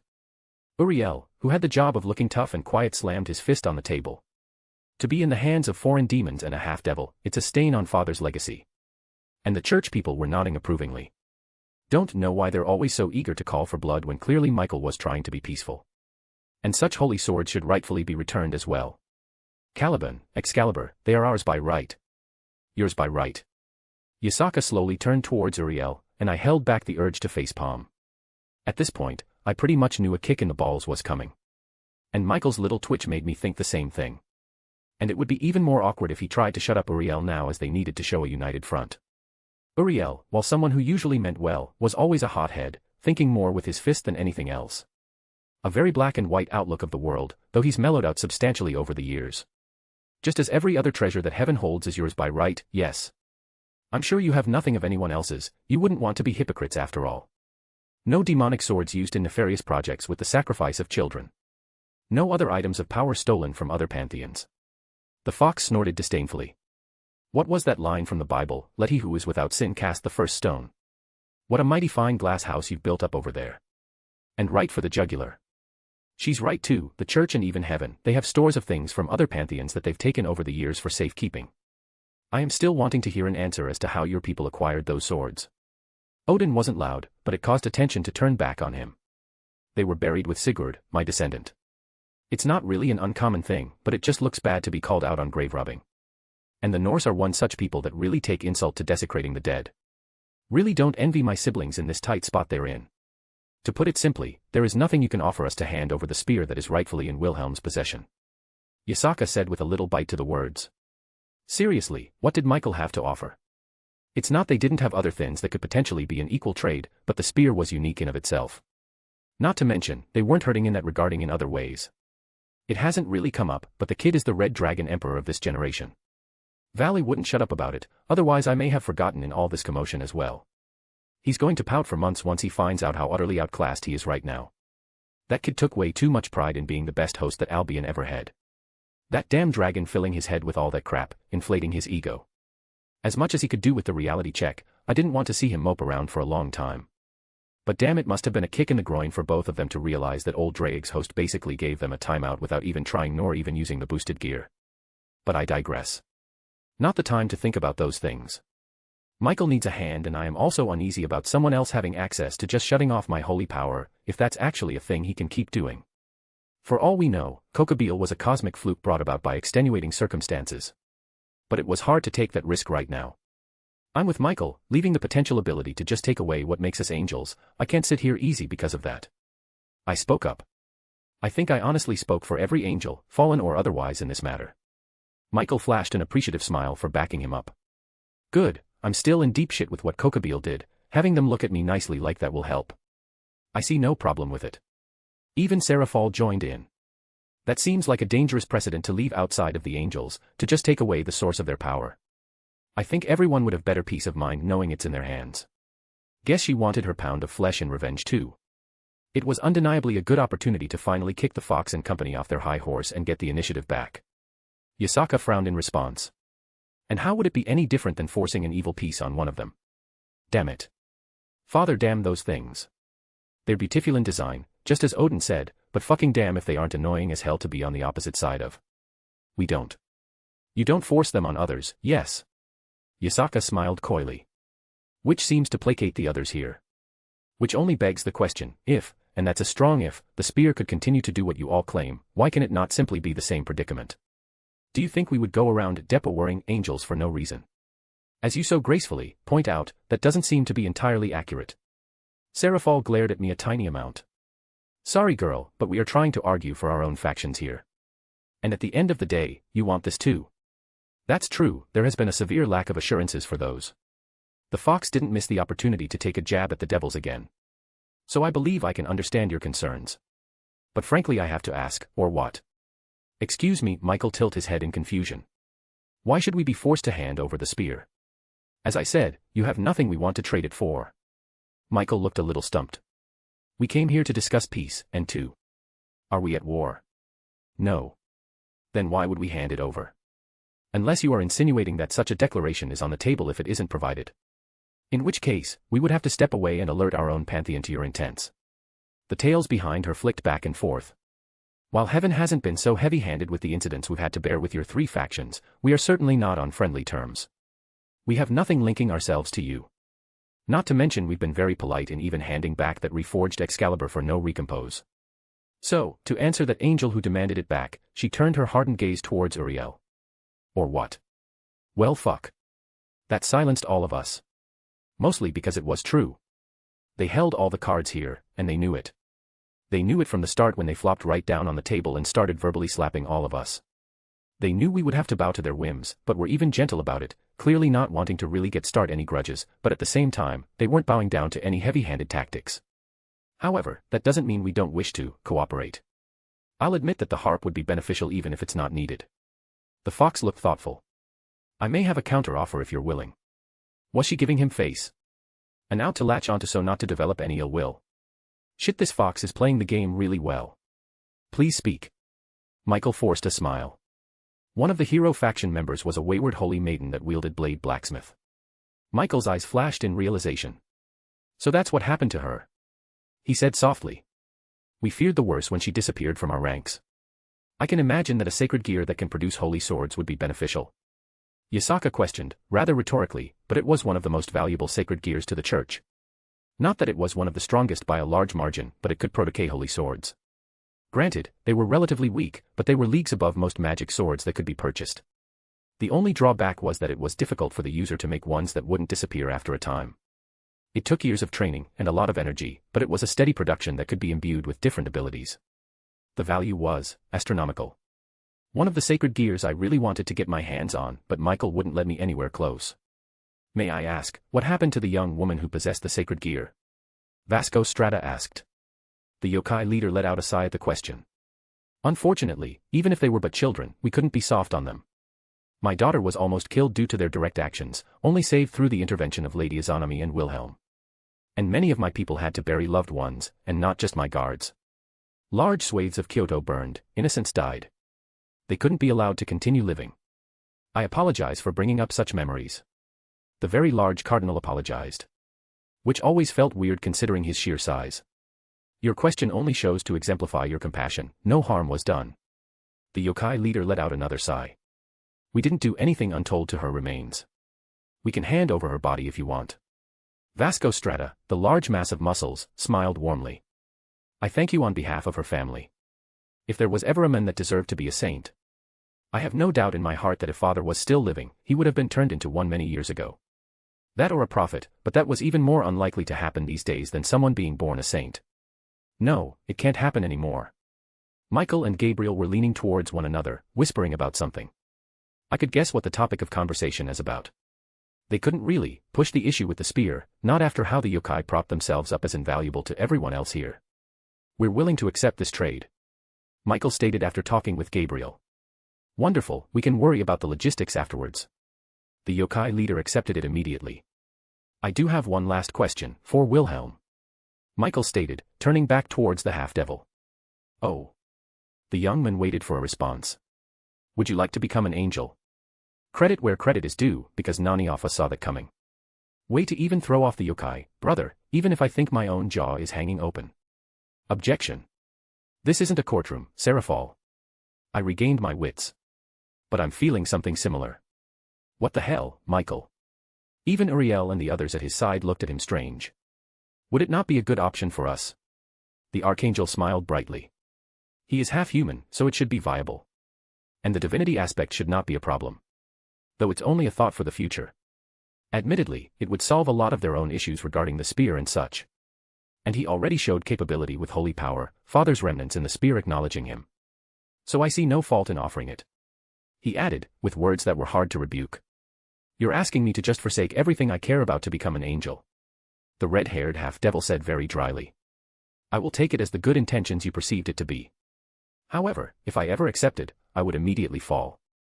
I do not share your cultural values, nor would it be fair to your others to make an exception, even if that was possible, to allow me to continue on as I am, but as an angel. Actually, I take back what I said. Make him an angel. When he falls, he'll be mine. I slapped my palms on the table. Best idea ever, Michael. Pretty sure he's banging all those girls next to him, so he definitely wouldn't last long as an angel. I'm totally on board with this now. And bonus, the devils looked absolutely horrified at the prospect. And I would have to associate with him. Her jerked his thumb towards me. Rude. I can understand your reservations. Michael smiled humorously. Asterisk asterisk asterisk asterisk. Yasaka POV. Well, that turned out better than expected. Besides the obvious curveball thrown there. And while I don't think we needed that harp, I think it would help Wilhelm drastically in what he's attempting. I didn't want to keep putting too much pressure on him after everything he's already done. And we couldn't even use that blade blacksmith to begin with. It simply wasn't compatible with yokai as a whole. It was better to further enhance our goodwill with the Heaven faction, even after giving them back their Excalibur. Would also stop them from being overly aggressive about Artoria's sword, and the spear in the future. Now that this is settled, we should return to the topic of the peace between the three factions. Am I safe to assume that everything is still proceeding in that respect? The devils, the angels, and the fallen all shared looks, a silent agreement between them. If there is nothing else, we are happy to formalize a treaty. Sirs X Lucifer stated. I'm sure there are more smaller concerns to be had, but I think we can work out those details later. We are willing to also accept peace. Michael nodded. And us too. Azazel quickly added. Well, can't say I'm envious of all the additional work an official agreement between them will mean. The paperwork would be an absolute nightmare. Rather uneventful too. This is a big deal to the three factions, but it was just quietly reached without any mishaps. I expected some kind of dreadful attack or maybe some opposition deciding to be more aggressive. Oh well, it doesn't really concern me. Good, now we can talk about the important stuff. Odin, who had been quiet for a while, slammed his stick against the ground. Hearing you kids bickering was getting on my nerves. I came here because of NHGGR appearing, and the possibility of someone from my faction interfering in matters concerning yours. With some revelations that more might be going on, how are we going to deal with this in the future? It's obvious we need to work together if our enemies aren't adhering to the lines in the sand anymore. Serafall stated. I think we should all pool our resources together. And when all eyes landed over on me, I could easily tell what they really meant. Do you think you'll be getting this information for free? You're sorely mistaken then.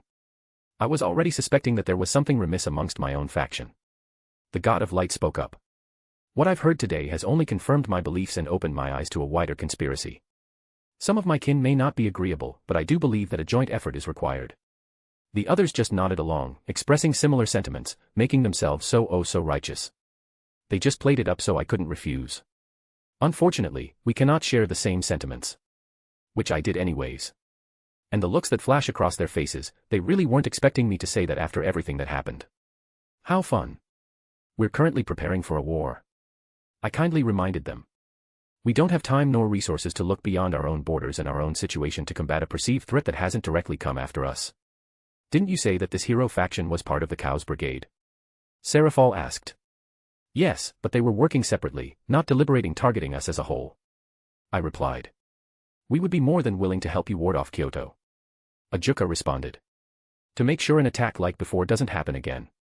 Do you mean like the ones that were supposed to protect this place? I gestured to the destroyed buildings around us.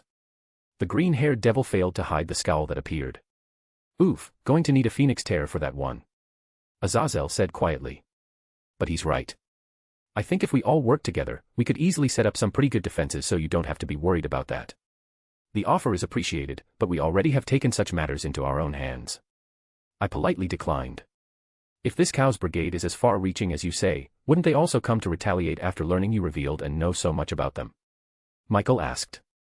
I know you have some powerful people on your side, but are you capable of standing up against these gods? Do you think this is everyone that we have? I let out a laugh. I assure you, we are making our own preparations. I looked towards my lovely blue sister who was quietly standing to the side. Jin, sweetie. Tell me, how goes the project you were working on? Jin perked up happily. I think this was the first time anyone here actually paid overt attention to the girl. Insofar, she hadn't really been any major focus. Jin merely adopted a thoughtful expression. I got it all planned out at this point and already started. Give me a month or so and I think I can cover all of Kyoto after some effort. Or more specifically, where there were magical defenses. After hearing what Wilhelm was up to, Jin also started doing something similar, albeit it a little different. She was very familiar with godly power. She began constructing citywide wards that would detect those sorts of things as well as weaving into some new things she picked up over in that other world. Essentially it was in preparation in case the Cows Brigade decided to attack us. Would it stop them? No, but not much could. But it was enough to buy time for our people to deal with them. Between her and Wilhelm's efforts, well, Kyoto was going to be very secure. Maybe the most secure, mortal place on the planet. And of course, they didn't know the details, only that Kyoto was currently being completely defended. As you can see, we're doing okay on our own. I smiled towards everyone. But, the size of Kyoto. Ajuka muttered. The sheer amount of work required would be astronomical. It's not that difficult. Jin replied. And I don't think she meant it to be as dismissive as it sounded. Should I feel bad for Ajuka? How many times today has his ego taken a hit? Jin isn't a spirit of knowledge without reason. I have no doubt that Ajuka could overcome Jin in a battle of magic. However, if he wanted to match her in sheer knowledge and ability, well, he would be in for a rough time. Once again, it just showed that we utterly did not need them. So there was only one real way for them to proceed. Damn fox. Odin grumbled. Fine, what do you want? And that was basically the sounding of the end of this little meeting. Now it was just time to reap all the rewards. Asterisk asterisk asterisk. Here's Friday's delayed chapter. Why it took so long, I was revising it a little before the post date. I intended to get it done on Thursday, but it seems like life likes slapping me in the face when I get complacent. TLDR, my car got towed by accident. That was fun to settle, took most of Thursday. So, here's part 4 of the peace meeting, wrapping up the main talks while the cleanup starts the next chapter next. Also, you can blame Cross. He linked me his snippet thread, so I lost track of time and spent a couple hours reading over those. And to wrap everything up in a nice bow, this marks the passing of 1 million words. If you want to read 7 chapters ahead or support me, visit my patreon.com/astoryforon. Chapter 325, Chapter 293. Once everyone basically bowed their heads to Yasaka, it got boring. Realistically, that's a good thing, but still, they just droned on about certain things that didn't really concern me. I, of course, was attentive and supported Yasaka whenever she needed me to. Sometimes asking me questions, very visibly, for whatever reason, or sometimes I would speak up about certain things. It was literal hours later that everyone finally had a solidified agreement in front of them. A document that was magicked up, copied over, and would copy their signatures or marks with a hint of their aura left on it for validity. I would have been skeptical about this treaty in any other circumstance. Being nothing more than a piece of parchment, not worth the ink it was used to write. However, with both Luff and Odin as signers, and Sun Wukong as witness, everyone would be very cautious about breaking it. They would immediately become pariahs to much of the world. More so than they already are. Right now, people simply don't like the 3 factions for the most part.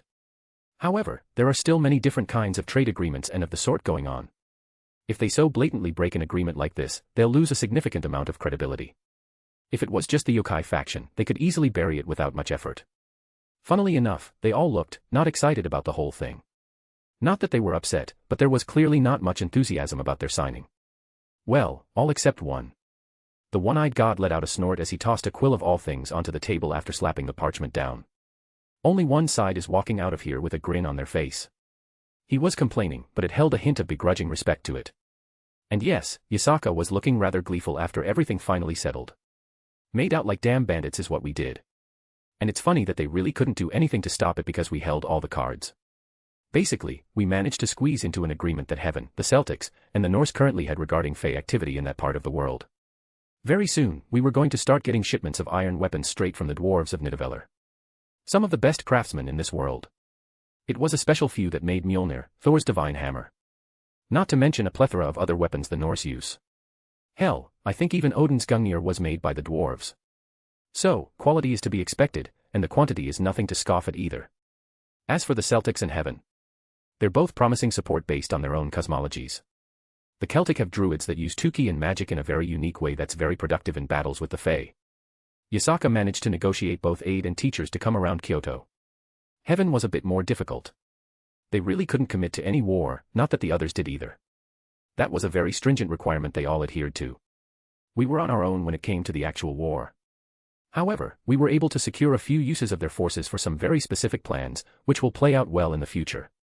That was, in addition, to more tangible resources they would be sending our way. The devils, well, honestly, we wanted nothing to do with them. Basically, we were getting just raw resources in return for all the information we provided. And it was unlikely that the yokai would want to work with them in any case. Funnily enough, that irked the devils something fierce that we basically told them they were unneeded for the most part. That isn't to say they wouldn't be paying some substantial amounts, but they were otherwise not worth more than what they were giving us in monetary value. The Grigori, they're basically an in-between of Heaven and the devils. Their population isn't very good either, but they promised some resources and some manpower for certain things along with some monetary compensation. Though, that was just the benefits we got. The main focus was the fact that there was an organization out there that was composed of cross-pantheon deities and other creatures. Everyone agreed to pull their resources and look into it. An alliance of sorts to deal with the problem. Before Yasaka decided to overturn their entire perception of this conference, they originally gathered for something similar, if less, pressing on the matter. Odin came due to NHGGR and presumably Loki causing problems. He would have done the usual song and dance, throw a few promises out, ease any tension, and be on his way. Luff, he was a little more difficult to read. From what I summarized, he came out to support the Heaven faction, and due to his own interest in Skathack. He apparently had suspicions of something like the Cows Brigade existing, but nothing concrete. And of course, the 3 factions would have come together to broker a peaceful coexistence. Before, even with the unspoken ceasefire, if a devil or fallen popped up in church territory, it was very much smite first, ask questions never. While they're trying to keep territory lines strict, it's not going to be immediately smiting if a devil finds themselves where they shouldn't be. Now, though, there was something much stronger binding everyone to common goal. Something that forced everyone to solidify a real agreement of cooperation and peace. And as hilarious as it all sounds, they were all looking to Yasaka, to us for some manner of guidance here. The smallest faction that was never even thought of anything worthwhile. Well, we were going to be under a lot more scrutiny from now on. But even so, I could easily tell how euphoric Yasaka was right now due to this. She made them look at her like an equal.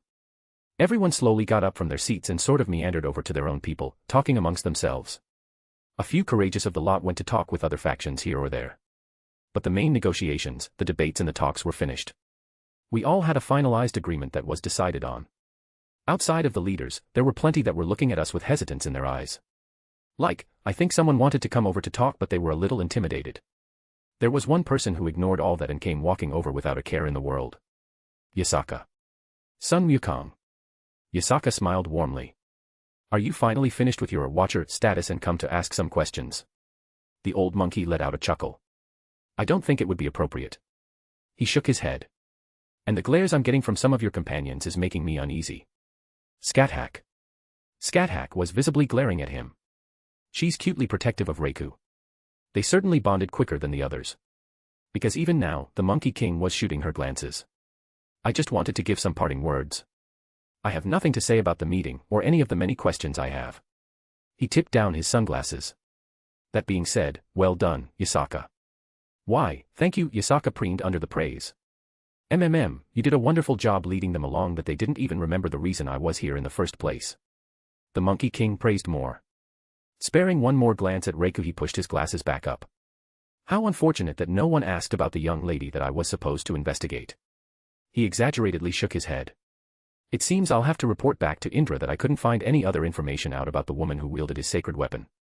Even Scat-Hack seemed to relax a little after hearing that. It was honestly very difficult to dislike this Buddha at all. Every time I've met him, he was doing something that was objectively against my own interests and those around me, yet, I don't think I had any ill will towards him. Thank you, Sun Wukong. Yasaka said softly. Thank me? For what? He chuckled. I'm just an old man, talking to myself. He hummed, taking out a familiar pipe before biting down on the end. How the years passed by. He turned, looking towards the groups of people still gathered. I remember a long time ago, Indra had a child by the name of Arjuna. It was a time when many heroes rose under the banner of the Hindu pantheon. There was a tale about Arjuna and his half-brother, very popular in that part of the world, but I won't get into it. Indra was different back then, he had many children and never cared to put much thought into having the next. Though, after those two died, he changed. The swathes of little demigods began to trickle away. He rarely had any other children with mortals afterwards. In fact, it's been centuries since he's last had demigod. He very clearly emphasized that point. How random a thought you're having there. I crossed my arms. Yup, just a random thought I had. I'm old, I like to reminisce sometimes. The Monkey King chuckled again. Though, if there was a child of his, one that could hear my words in this moment, I think I'd say something like, stay in Japan and don't go near India and Southern Asia, but of course I have no idea about such a thing. The Monkey King shrugged. Thank you, again, Sun Wukong. He silently waved it off with a smile. Oh, and before I forget. He raised on a finger, pointing it at me. Odin asked me to send you his way since I was coming to say my goodbyes. Odin wants to talk to me. I raised an eyebrow. About what, exactly? Might help if I knew the specifics, even if might seem obvious. Might be able to bullshit better if I have a few more moments to give it some thought. Who knows? He tapped his pipe, putting it away. Just a messenger. Anyways, I'll see you ladies later. And you, young men. I'm sure we'll be meeting again soon. He didn't really give anyone time to answer before he stepped away and shot off into the air on a cloud. That was surreal. Rin muttered. The Monkey King was just talking in front of us. Literally friends with Japan's mother goddess. I pointed out. It's still weird. Rin huffed. Are you going to go talk to him, Wilhelm? Yasaka asked. Should I? I mean, I assumed I was before, but maybe not. It may not be wise to disregard him. Scat-Hack admitted. If he is vengeful like we are familiar with, the next time may not be polite. If there is a time, he is now forced to act with decorum under this situation. Ugh, she's right. I guess I'll go have a chat with the Allfather. Asterisk asterisk asterisk. The Norse god was sitting quietly off to the side. It wasn't very difficult to find him, but he was putting out this sort of presence that made it difficult for others to approach him. Sitting upon a large piece of rubble, he raised his head as I approached, silently tapping his palm on an empty spot to his side. Well, I followed along and plopped myself down right next to him. He didn't even look at me. Instead, he leaned on his walking stick as he watched the other people in the area go about their business. Could see all of them from where we were sitting, even my own people. Look at them. The god opened his mouth. The angels? I questioned, turning my gaze to where he was staring. Yeah, even as a devil, they're really something. I could admit that they were magnificent creatures. No, I was talking about Gabriel's boobs. He replied without a completely straight expression. I don't know how to respond to that. He then broke out into a soft laughter, his walking stick tapping against the ground a few times as he held himself sitting up straight. It was odd, in this moment, he really did seem like a frail old man. Just look at them bounce, that roundness, yet they're also so firm. Really, that biblical god, he was a man of taste. The Norse god nodded to himself. Makes you wonder why he would give that kind of body to such a kind and selfless woman. Doubt she'll ever touch a man, let alone put those assets to use. Such a shame. All right, good talk. I was about to get up and walk away, but his stick found its way pushing against my chest. Won't you listen to an old man for a little while longer? He sounded pitiful, which set off some dangerous vibes. I let out a sigh. What do you want? He hummed, not answering me, instead turning towards somewhere else. That brunette, with the white dress. She's the one that's yours. He raised his stick up, pointing to my woman. Yes, Venelana and I are in a relationship. I didn't hide it, not that it wasn't mentioned during the talks. Nice, very nice. Odin nodded appreciatively. I wonder if I can flip her dress from here, get a look at that nice round butt of hers. Is it as amazing as I imagine it to be? His stick slowly moved towards her before I grabbed hold of it. If you want to lose your arm, feel free to continue. Ho ho, so protective, the god chuckled. That's good though. A man should be protective of his woman. He nodded approvingly before letting out a sigh. I can't control Loki anymore. He suddenly said, leaning more against his stick. He wasn't always evil. The god emphasized that word. He would sometimes take his jokes too far, causing pain. He would sometimes do unpleasant things to others without considering their own feelings. But, he didn't used to be intentionally cruel. Are you trying to make me sympathize with him? I raised an eyebrow. Due to his actions, someone I care about almost died. He's just living on borrowed time right now as far as I'm concerned. And if I said I disagree with Loki facing your wrath? If I stood in your way? Odin, the great god of the Norse. I felt his presence suddenly looming over me. No longer the frail old man he was pretending to be, but the god of war that the world would cower away from if he marched to battle. However, I didn't react, I didn't back down from his presence that bore down on me. Make sure it's the hill you want to die on. The presence around him dissipated as quickly as it arrived, the god letting out a bark of laughter. Ha ha ha. If I was a few centuries younger, I'd love to go a round or two. Please, you're talking like you don't sit at the peak of the world right now. I rolled my eyes. He smiled smugly. Pretty dang smart for someone so young. The young-uns these days, they look at that supposed list and think it's the end-all, be-all of power. But there's still a bunch of us old geezers that stepped back. The old monkey is one example. Hell, you got one over in Japan too. Though, he sleeps all the time. I blinked at his words. Who? The creator god of Japan, who else? Izanagi. I breathed out his name. That's the one. Odin nodded. The husband, or former of a goddess you're familiar with.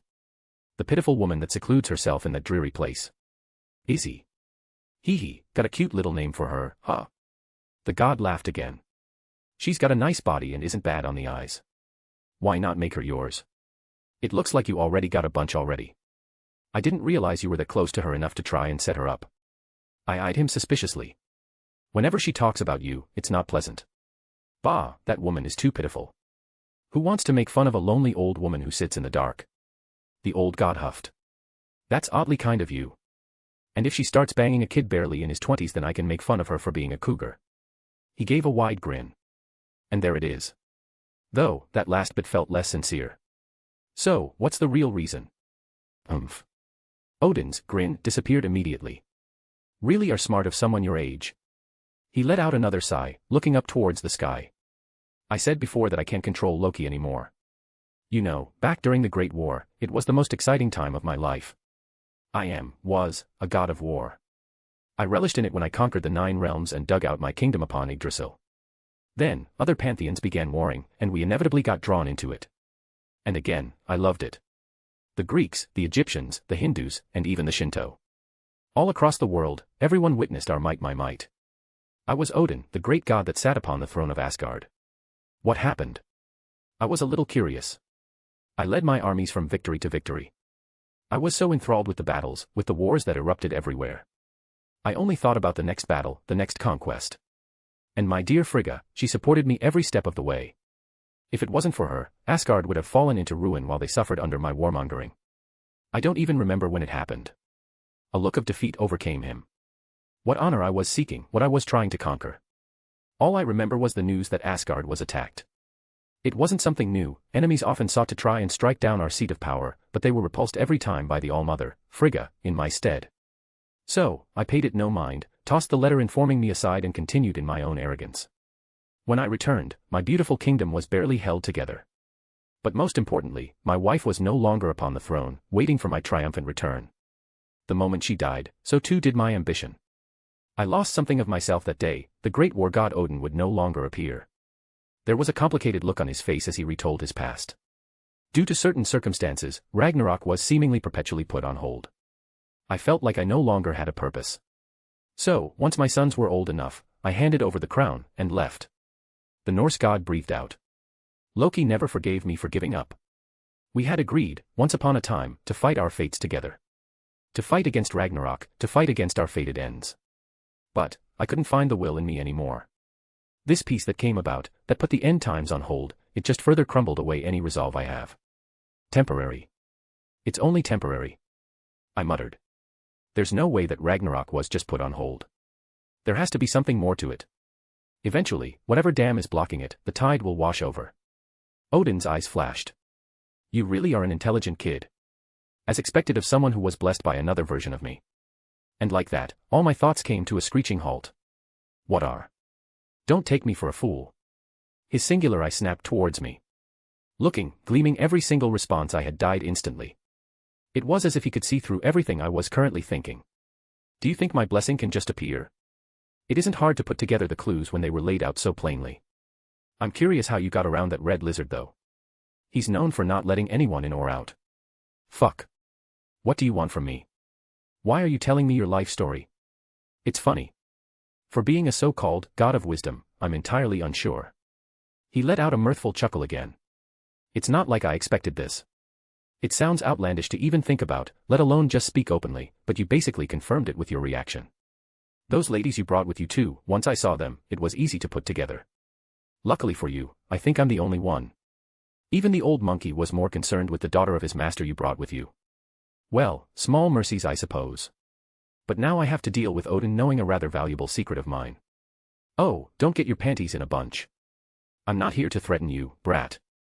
The god huffed. I want your help. My help?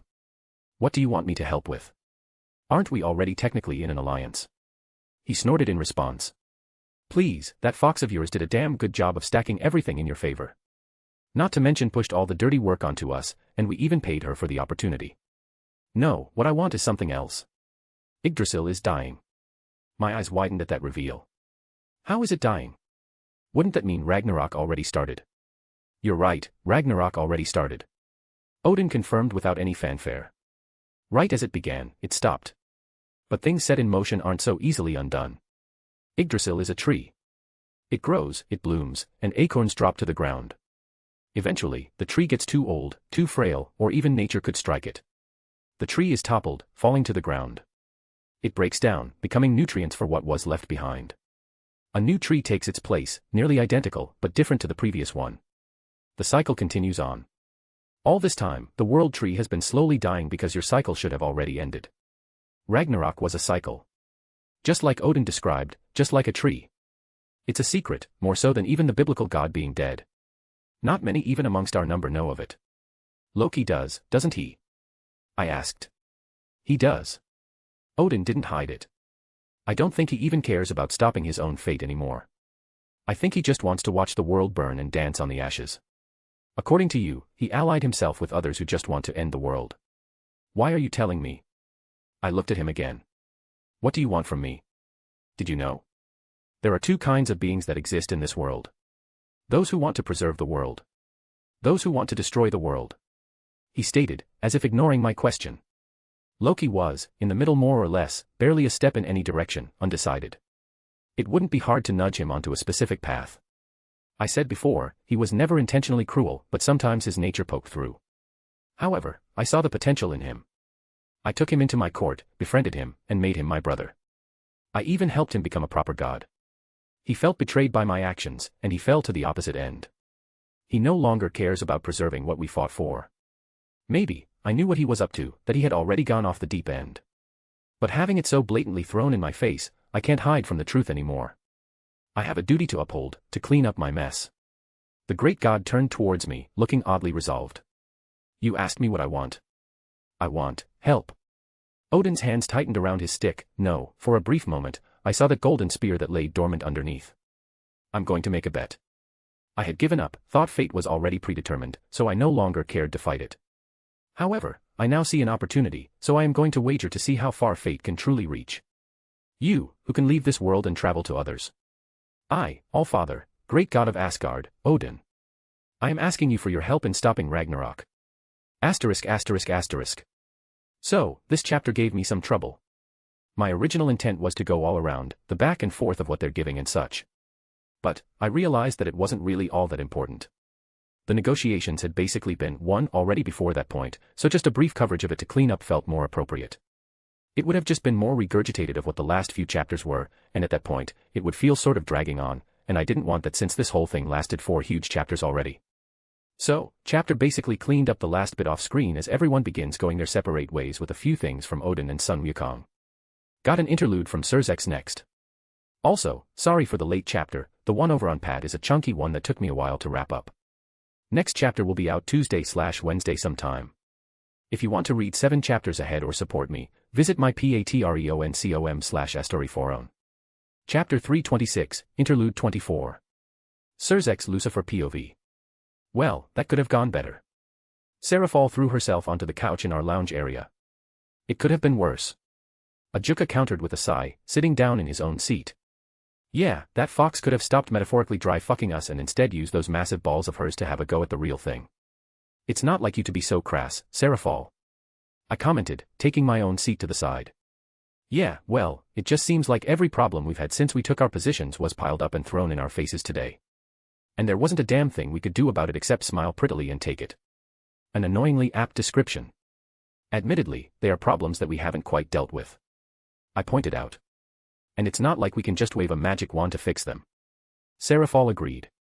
That was some nice bullshit about the evil pieces you fed. Sounds like they believed we had actually came up with that idea beforehand and it wasn't just something you thought up right at that moment. What can I say? I have a few good ideas every now and then. I chuckled. And honestly, it's only a few steps further than what we were doing already. I mean, we just keep watch for powerful sacred gears and anyone that was a potential political hazard. Otherwise, we didn't do much and kept our hands away. I did think that all up on the spot. And it wouldn't be too hard to actually implement if we really wanted to. We're going to need to actually do it though. Ajuka frowned. Not that I'm against it. Doubly so as the creator of the things. But they're going to be watching and wanting visible results. And a lot of the noble houses aren't going to be happy. You know how they get when we have to police them even if they aren't part of the problem. And we can parade Dio around to shut them up. I mirrored his frown, remembering the vivid details about that whole thing. No offense. None taken. Ajuka scowled. I want to wring his neck myself. That little bastard could have ruined us and that yokai leader knows it. She didn't press nearly as hard as she could have. You saw how Michael was acting after hearing what she said. 1 or 2 more steps back and he might have pulled out altogether. And he hissed how did they even know, under his breath. What a mess. One of Ajuka's family members so blatantly stealing away church holy maidens and nuns, doing unspeakable things to them. And to top it all off, we were none the wiser about what was going on. Maybe, we turned more of a blind eye to our own families than we should have when we took up our positions. I know some of Rias's peerage were not technically acquired, through her own merit. I may have pushed her in a direction or two, and may have set up the circumstances that allowed her to gain a few powerful peerage members. It's unlikely I'll be able to do that in the future with my own proposition on how to deal with the evil pieces. Frankly, it's strange that they knew the intimate details about Dio's dealings.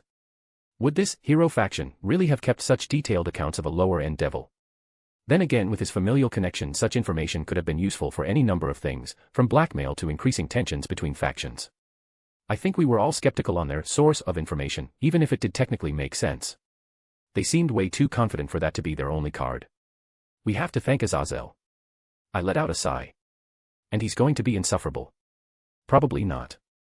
Ajuka shared my sentiment. His faction didn't really come out unscathed either. He had to sit there and bite his tongue when that fox brought up their last meeting too. And you know Michael didn't approve of Azazel doing something like that right while he's trying to coax us all together. I couldn't help but furrow my brow. I thought there was a silent agreement to not cause any problems while we were trying to hash things out before deciding anything official. Why exactly did he go over to Japan, the hero faction's sacred gears? That's what he claims, but you never know what he's thinking. Ajuka nodded. No wonder Yasaka just ripped into us. We must look like complete assholes to her with how Azazel handled things. Even if we aren't the same, most others see us all as the Abrahamic factions rather than separate factions.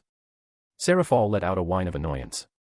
I don't think she thought any differently about us based on that singular example. I snorted. Seraphal threw her hands up.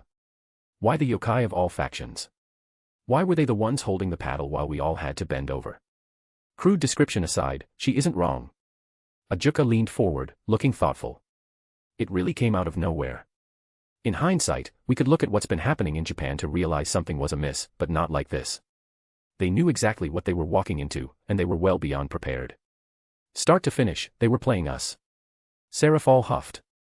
Whenever we thought we could gain the initiative, they just slapped us with something that we couldn't argue with. Something is definitely up and we need to know. Is that your pride speaking or your status as foreign affairs? Yes. Seraphal huffed again. We can't be caught off guard again like this again, especially from a small faction like the yokai. We need people on the inside now, we need to get spies over there. And how do you propose we do that? How many yokai do we have that could sneak into one of their factions, let alone both of them? Not to mention their borders are sealed up tight, and one of the points they didn't budge on was letting us and the other factions inside wantonly. Ajuka countered. I don't know. Seraphal threw up her hands. We have to do something, though. We were played like amateurs, Ajuka. Even Odin and Luff had to just bow to their whims. Which brings up the very important question. What the hell? And to answer it, we need to take action. As much as I want to figure out this enigma as well, we can't really afford to spend too much resources on it. Ajuka interjected. We have much bigger problems to worry about.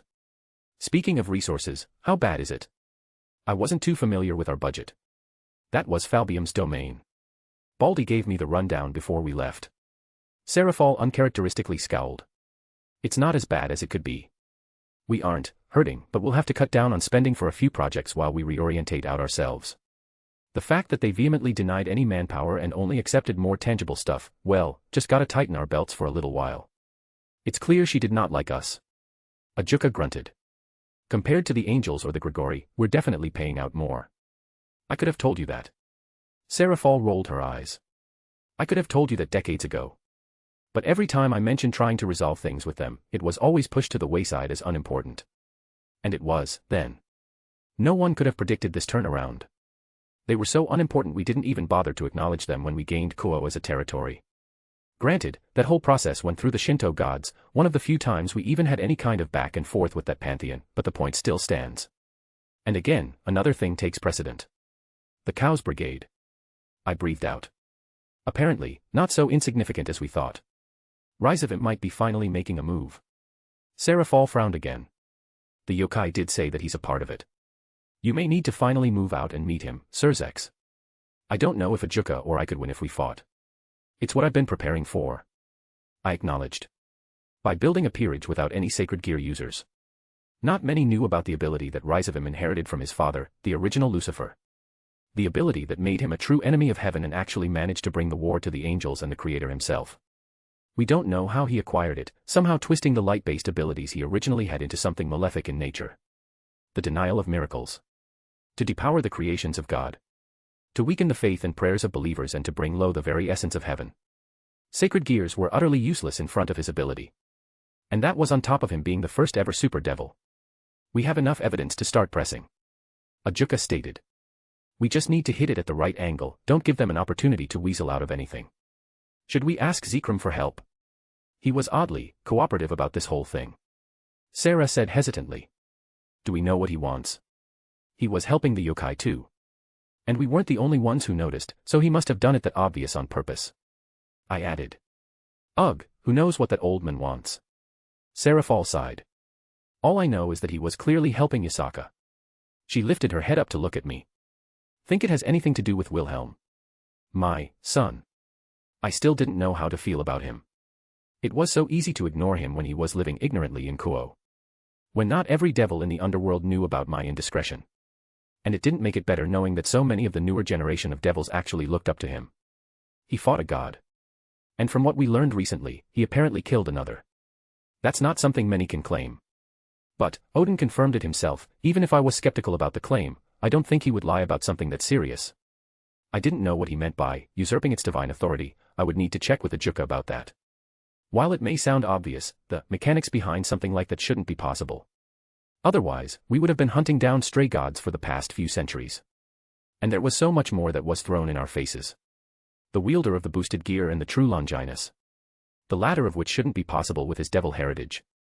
He claimed it was because of his divinity, but we don't really have anything to verify that with. Ajuka said he was going to investigate that aura thing that Rias's pawn received from him. He thinks it might be able to answer a question or two of ours when everything was said and done. And the boosted gear. It was a Longinus sacred gear for a reason. It wasn't something we could ignore by itself, and now it appeared in the hands of someone who disliked us. Again, it didn't even stop there. Magic that even Ajuka can't figure out. A magician he calls grandfather that we've never heard of. Women at his side that we also know nearly nothing about, bar one in particular that introduced herself. The name of Scathach was known throughout the supernatural community. Another person who claimed the title of God's Lair.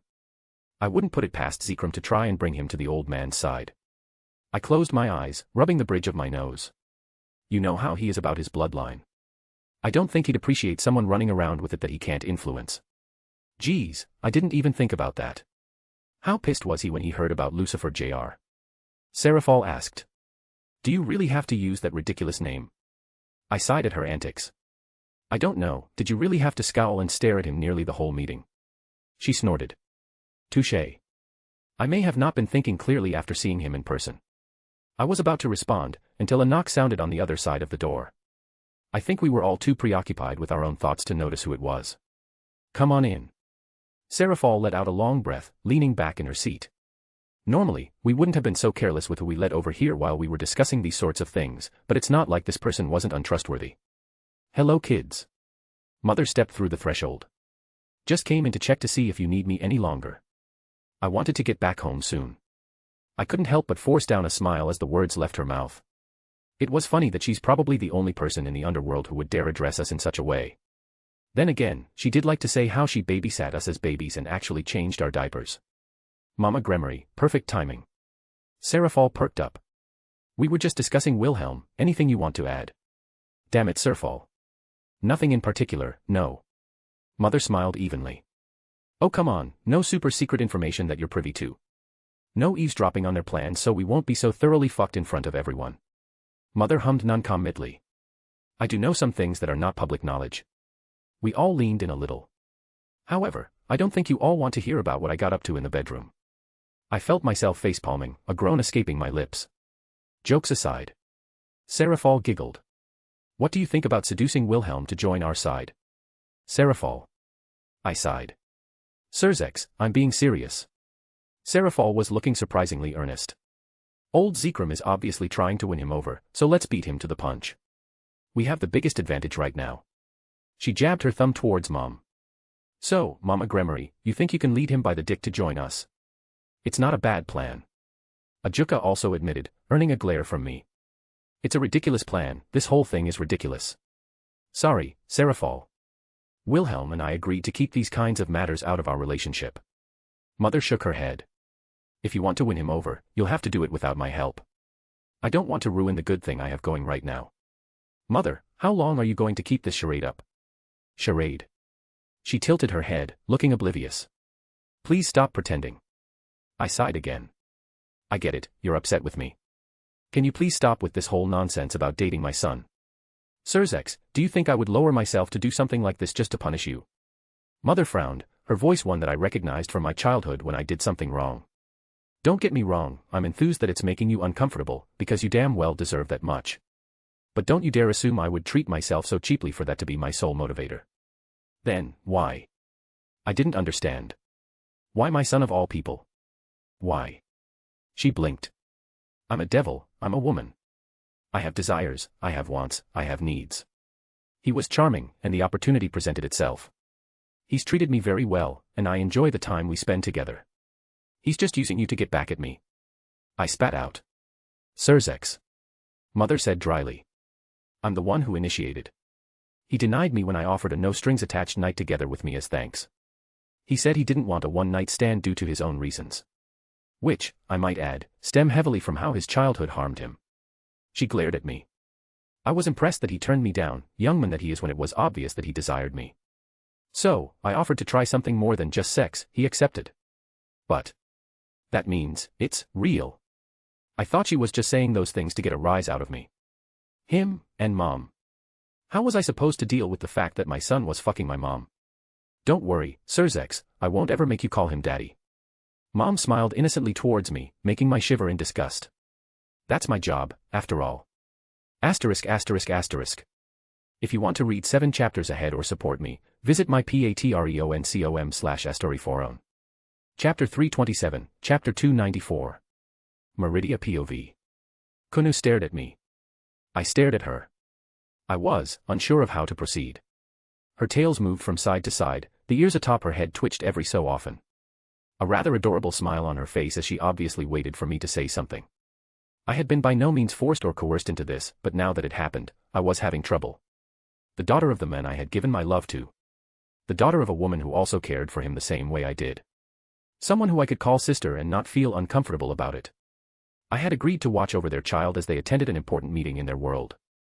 I was unable to attend personally, nor would it have been a wise decision for me to go due to my status. Thus, I wished to aid them, and I was aware they would be concerned for their child. I believed they would be at ease and be able to focus on their own affairs if I watched after her. Perhaps, I had not considered what that entailed, because I did not know how to handle children. They required a very light touch, one I was unfamiliar with using. As lofty as my position was, I was always firm and direct with those that I ordered.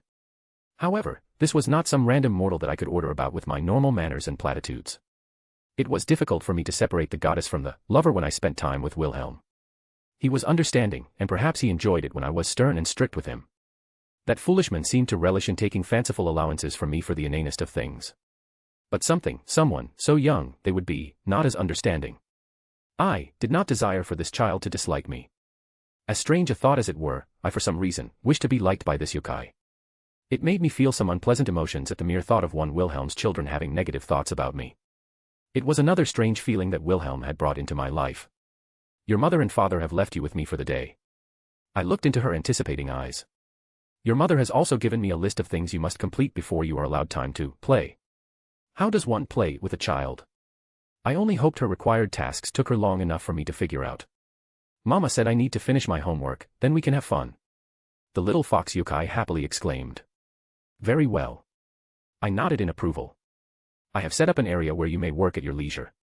I gestured to the side where a table and chairs rose out of the ground. You may call upon me if you desire anything. The little fox looked at the table then back at me. See, can you help me? Her little ears drooped a little bit in what I can only assume is embarrassment. Mama doesn't know, but I am having trouble. She was really busy and I didn't want to bother her. I see. Yes, her home must be in turmoil right now with what has been happening. Yasaka was my sister, I would help her daughter in her stead. I shall lend my aid then, child. What do you require assistance with? Thank you, Auntie. Kunu exclaimed once more and I again felt a strange, warm sensation in my chest. I beckoned her over to the table as I sat down next to her. Show me what troubles you, child. She nodded, producing a book from a similar bracelet that Wilhelm had provided for every other of his targets of affection. She plopped a rather thick tome onto the table, colors and designs I was unfamiliar with. I'm having trouble with trigonometry. A word I was not familiar with, but hopefully it was something that I knew by a different name. There were several parchments laid out before her. Many symbols and what I assumed to be equations were written all over it. I don't understand. The little fox pouted. I can't get from this to this. She pointed at the parchment presented in front of me. And I looked at it with a blank expression. I had no idea what any of this meant. She looked at me so expectantly, and I was completely clueless. I should have expected that the knowledge of another world was not something I could have just assumed to understand. I had no doubt I knew what knowledge was contained within this tome, but the dissociation between worlds left me utterly confused. I reached out for the large book and began to read where she had it opened to. Realizing I was still confused, I flip a page backwards. And again. And again. Until I found myself staring at the first page. I looked up from what I was reading, looking at the fox. Still, there was that expectation of an answer on her face. And, I felt rather embarrassed that I couldn't immediately deduce the problem of this child's school work. I cleared my throat. Child, have you ever met a dragon before? A dragon. Kunu's eyes widened. Yes, a real dragon. Your father knows him well, and he would be enthused to meet you. It was not what I had envisioned when I took Durnavir into my service, however, sacrifices must be made. It only required a single thought for a bewildered child of Akatosh to appear behind us. Bewildered by the fact that a small fox was now running towards it with its arms wide open, trying to latch onto it so greedily. The ancient beast looked at me with pleading eyes as Kuna grabbed hold of his head, speaking excitedly and without pause. Mistress. The dragon projected its thoughts towards me. Sacrifice yourself for your mistress. I sent back, turning away as I didn't know if I could handle the embarrassment of it gazing at me. I required time to familiarize myself with this tome so as to not further make a fool of myself. Perhaps I should seek out that other child from Wilhelm's world that was born in the void. Surely it should know the answers that I seek. Asterisk asterisk asterisk. Child, are you finished? I lightly asked as the daughter of Wilhelm flew by me. No, one more time. She whined. I felt a small tug on the corner of my lips as I acquiesced to her request. Once more, then we shall depart to see your mother. She has finished her matters. Kunu cheered as I waved my hand, sending her far up into the air. A contraption created from the folding of space and the bending of time. Regardless, she was sent down a slanted slope, flying into a door that teleported her to another some distance away, sailing through the air as the diffusion of contained time sequence grabbed hold, slowing her down before propelling her forward again. I do not recall how this came about, only that it was difficult to refuse any of her requests. Especially after I had to send her dragon away for another matter. His pride could only take so much, and I was not one to torture my subordinates. She giggled and laughed as she was teleported and careened through the air at random intervals. No harm was ever possible with me present, this domain was completely under my control. I let out a content sigh as I gazed at the tome of arithmancy that was near me. A proud smile crept up as I had conquered this foreign book and was able to render aid to the little fox. It was if learning another language, I understood the intent, but deciphering it was the difficulty. It was strange, never before I had welcomed another being into this portion of my realm. This little bench I sat at to find a peace within the few moments of eternity that I allowed myself. Wilhelm was the first that I accepted here, a special place that became even more dear to me as he finally said those words that I didn't realize I craved. How that foolishman just made this ancient heart of mine flutter so easily. Of course I would never tell him such a thing, he would be relentless in his teasing. Yes, it was a memory I believed I would hold dear for the remainder of my existence. I knew that there would be a time where Wilhelm would disappear. Our existences were too different, a thought that had made it so I never considered a mortal for this kind of acknowledgement. And the less said about my peers, the better. I had never thought I would feel this way about another being, yet, it had happened so quickly. Even knowing this would not last forever, be it millions or even billions of years into the future, it would end. I would cherish these few blinking moments in the current of time. I was happy. I was content that I allowed myself to try when that foolish boy first said that ridiculous line. It was merely a curiosity at first. If I wished to get rid of him without making myself a liar, it would have been all too easy.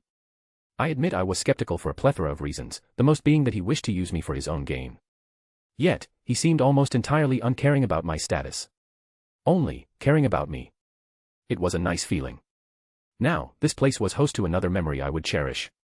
My quiet place had turned to one of noise, but I could not be any less unperturbed. The soft giggling of a child's happiness met my ears as she continued to make her way through this contraption. The small child slowly fell to the ground, her feet touched the grass without any harm, only the jittering of excitement still present on her face. She mentioned this being similar to something called a roller coaster, whatever that was. Something from her home that I was still unknowledgeable about. As long as she was happy, I did not mind. Are you finished? I asked, knowing full well if she said no, I would not be able to deny her another go. She threw her arms up in excitement. It was so fun, thank you, Auntie. Before I could respond, her arms were wrapped around me, making me still in surprise. It was no trouble, child. I said softly, my arms unconsciously returning the affection. Come, let us go see your mother, I am sure she misses you dearly. Okay. She smiled brightly, grabbing hold of my hand. Her petite little hand felt so warm in mine as I waved my hand, leading us out of my realm. We touched upon the barrier that protected Nirn from the realms of oblivion, and immediately, I felt the eyes of Time's progenitor lock onto me as I pushed through. This portion of me was small enough that I was not rejected with my small allowances. I returned the gaze with a glare of my own. For some reason, I swear I sensed some amusement from the source. We appeared in Skyrim of Tamriel. A place I was more than familiar with at this point, even if I had precious few followers within this provenance. Yes, the familiar home that welcomed one such as I so openly. I was nearly pulled along as Kuna made way for the house. The magical protections washed over us as we approached the door and she pushed it open without a second thought. My little fox. Kuna released me from her grasp as she dashed towards her parents. Both Wilhelm and Yasaka wrapped her up with a hug. They all greeted me warmly, genuine smiles on their faces at my presence. Once more, it was an odd feeling, but not unwelcomed. I never believed I would feel at home somewhere other than my own realm. Asterisk asterisk asterisk asterisk. Wilhelm POV. Did you behave for your Auntie Meridia? I rubbed my little fox's head. Kunu nodded. She behaved herself. Meridia sniffed. Daddy, I rode on a dragon. Kunu wildly exclaimed. Oh. I raised an eyebrow towards Meridia who looked away from my gaze. I have a feeling there's more of a story there. It sounds like you had a lot of fun. Yasaka cooed. Did you thank your Auntie Meridia? Aha. Good girl. Yasaka kissed her forehead. And thank you. She turned towards the goddess. I know it wasn't something. It was no trouble. Meridia cut her off. I enjoyed it. She's too cute, isn't she? Jin walked up, giving the goddess a surprise hug. The stiffness didn't last long, we were all used to how Jin did things at this point. She was probably, no definitely the most affectionate out of everyone here. Let's get you to bed, little lady. It's way past your bedtime. Kuna whined, but didn't fight it. Does Daddy get a good night hug? I held my arms out making her smile again as I gave her another hug for the night. I love this little fox. Come on sweetie, Mama is tired too. Yasaka beckoned her with a smile. I waved my hand, opening a portal right to their home. Yasaka walked over, giving me a kiss on the cheek. We'll talk more tomorrow, have to get her to bed. Of course, unwind a bit, you earned a nice rest. We'd taken a couple hour or so to calm down after the meeting, but Yasaka performed spectacularly, so she deserved as much rest as she wanted. She gave us one last goodbye before disappearing back to her home. Have the others retired as well? Meridia asked. I believe you had a few other people attending. Yasaka's guard, Soma, was dropped off at the compound. Ayatabo also went to give Nurarihayon his report on things that happened. As for Rin, well, this was a little outside of her pay grade, without trying to be insulting. So, she's collapsed from some stress and went to bed already. Rin did admirably under the gaze of so many higher beings. Artoria nodded in approval. I believe everything went as desired. The goddess asked. More or less. We got what we wanted with little give on our end. I nodded. I may have brought trouble. Reiku said softly. Due to my heritage, I have gained the attention of Indra, my father. Shall I smite him then? Meridia frowned. I will make sure he knows his place. Fufu, as amusing as that would be to witness. It may bring more trouble than the desired effect. Scathach giggled, walking up to my servant, nudging her. This one merely worries over something unimportant. If that god steps over a line, he will meet my spear. It was too cute how protective Scathach was of Reiku. She's right. I won't let anyone touch my woman. I said firmly. Master. Reiku smiled warmly. Besides, I already have a plan for that. Indra's already poked at us once before, so I think it's time to retaliate. You do not mean a direct confrontation, do you? Artoria asked. We cannot afford such a thing, I believe I do not need to remind you. I couldn't help but smirk. Trust me, he won't see it coming, nor will we even have a hand in it. He'll be way too busy to even consider us as well. Then I have no complaints. He has reached out towards us on his own prerogative, I hold no ill will if you respond in kind. Artoria gave me her support and at the same time didn't ask for an elaboration. I stepped over to Meridia, joining Jin in hugging her. The genie happily held her still, without Meridia even showing an ounce of discomfort. She really had come a long way since the first time I flirted with her. Are you free tomorrow? Do you require my help? Meridia asked. No, I just want you to be around. We have invited Venelana over. I believe Wilhelm asked her for help with his power of destruction and we were going to use the opportunity to socialize with the newest member of his harem. Artoria clarified. You accept her then? I have so far found her enjoyable to converse with and have no negative perceptions. Artoria admitted. Then I shall follow your lead. Meridia replied, glancing down at me. I have no pressing matters to attend to. I can find some time to appear. I was going to have all my girls together. Good, now that's settled. I believe it's time we move on to the important matter after having succeeded so brilliantly at the meeting. I dislodged myself from Meridia, addressing the room. Important matter. Artoria tilted her head. I threw my arms up. It's time for the victory orgy. Woo. Jin mimicked me, throwing her arms up as well. However, the others just looked at me with utter contempt on their faces. Even Reiku just stared at me blankly. Though, it just further made the shit-eating grin on my face grow. Only you, my student. Scathach let out a sigh. Master is being naughty. Reiku pouted cutely. Artoria turned a rather bright shade of red as she glanced around. No orgy. Jin deflated. Honestly, I don't think she cared one way or another, she just enjoyed stirring things up. You silly girl. Scathach chuckled, plucking the blue-skinned woman into her arms. Come, let us appropriate the bath, we can wash each other's backs and hair. The styling of this region's facilities will fit all of us together. I wouldn't mind getting out of these clothes. Reiku had a rather mischievous look on her face. It was a common bonding experience that my knights shared. Artoria said quietly. I have some time before I must leave. Meridia turned up her nose at me, though it was still rather cute how she tried to act peeved when it was obvious she was flustered. And no boys allowed. Scathach grabbed my cheek with a huff. Though she did lean down and kiss me very quickly. Accept your punishment. She added with a flick of my forehead, leaning down towards my ear. However, you may find my bed later tonight. The words whispered into my ear. She visibly sauntered off, her hips swaying right in front of me. I let out a sigh as I watched them all disappear upstairs into what I could only imagine would be the closest thing to paradise on earth. Oh well. I was kidding anyways, they knew that of course. Mostly. Could I just barge my way in if I really wanted to? Probably, but I do like them all doing things together. Regardless, I actually had something else I wanted to take care of after the idea had popped into my head. And the quicker it got done, the better. Asterisk asterisk asterisk. Thanks for doing this, I know it was abrupt. I stated, as we made our way through the dark of night. I understand the need for quickness after you explained. I agree that it's something we should do sooner rather than later.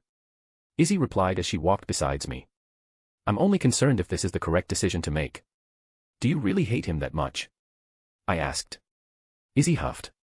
He is unrepentant, lecherous, and an annoying man. To be fair, I think I can fit in that category for the first half.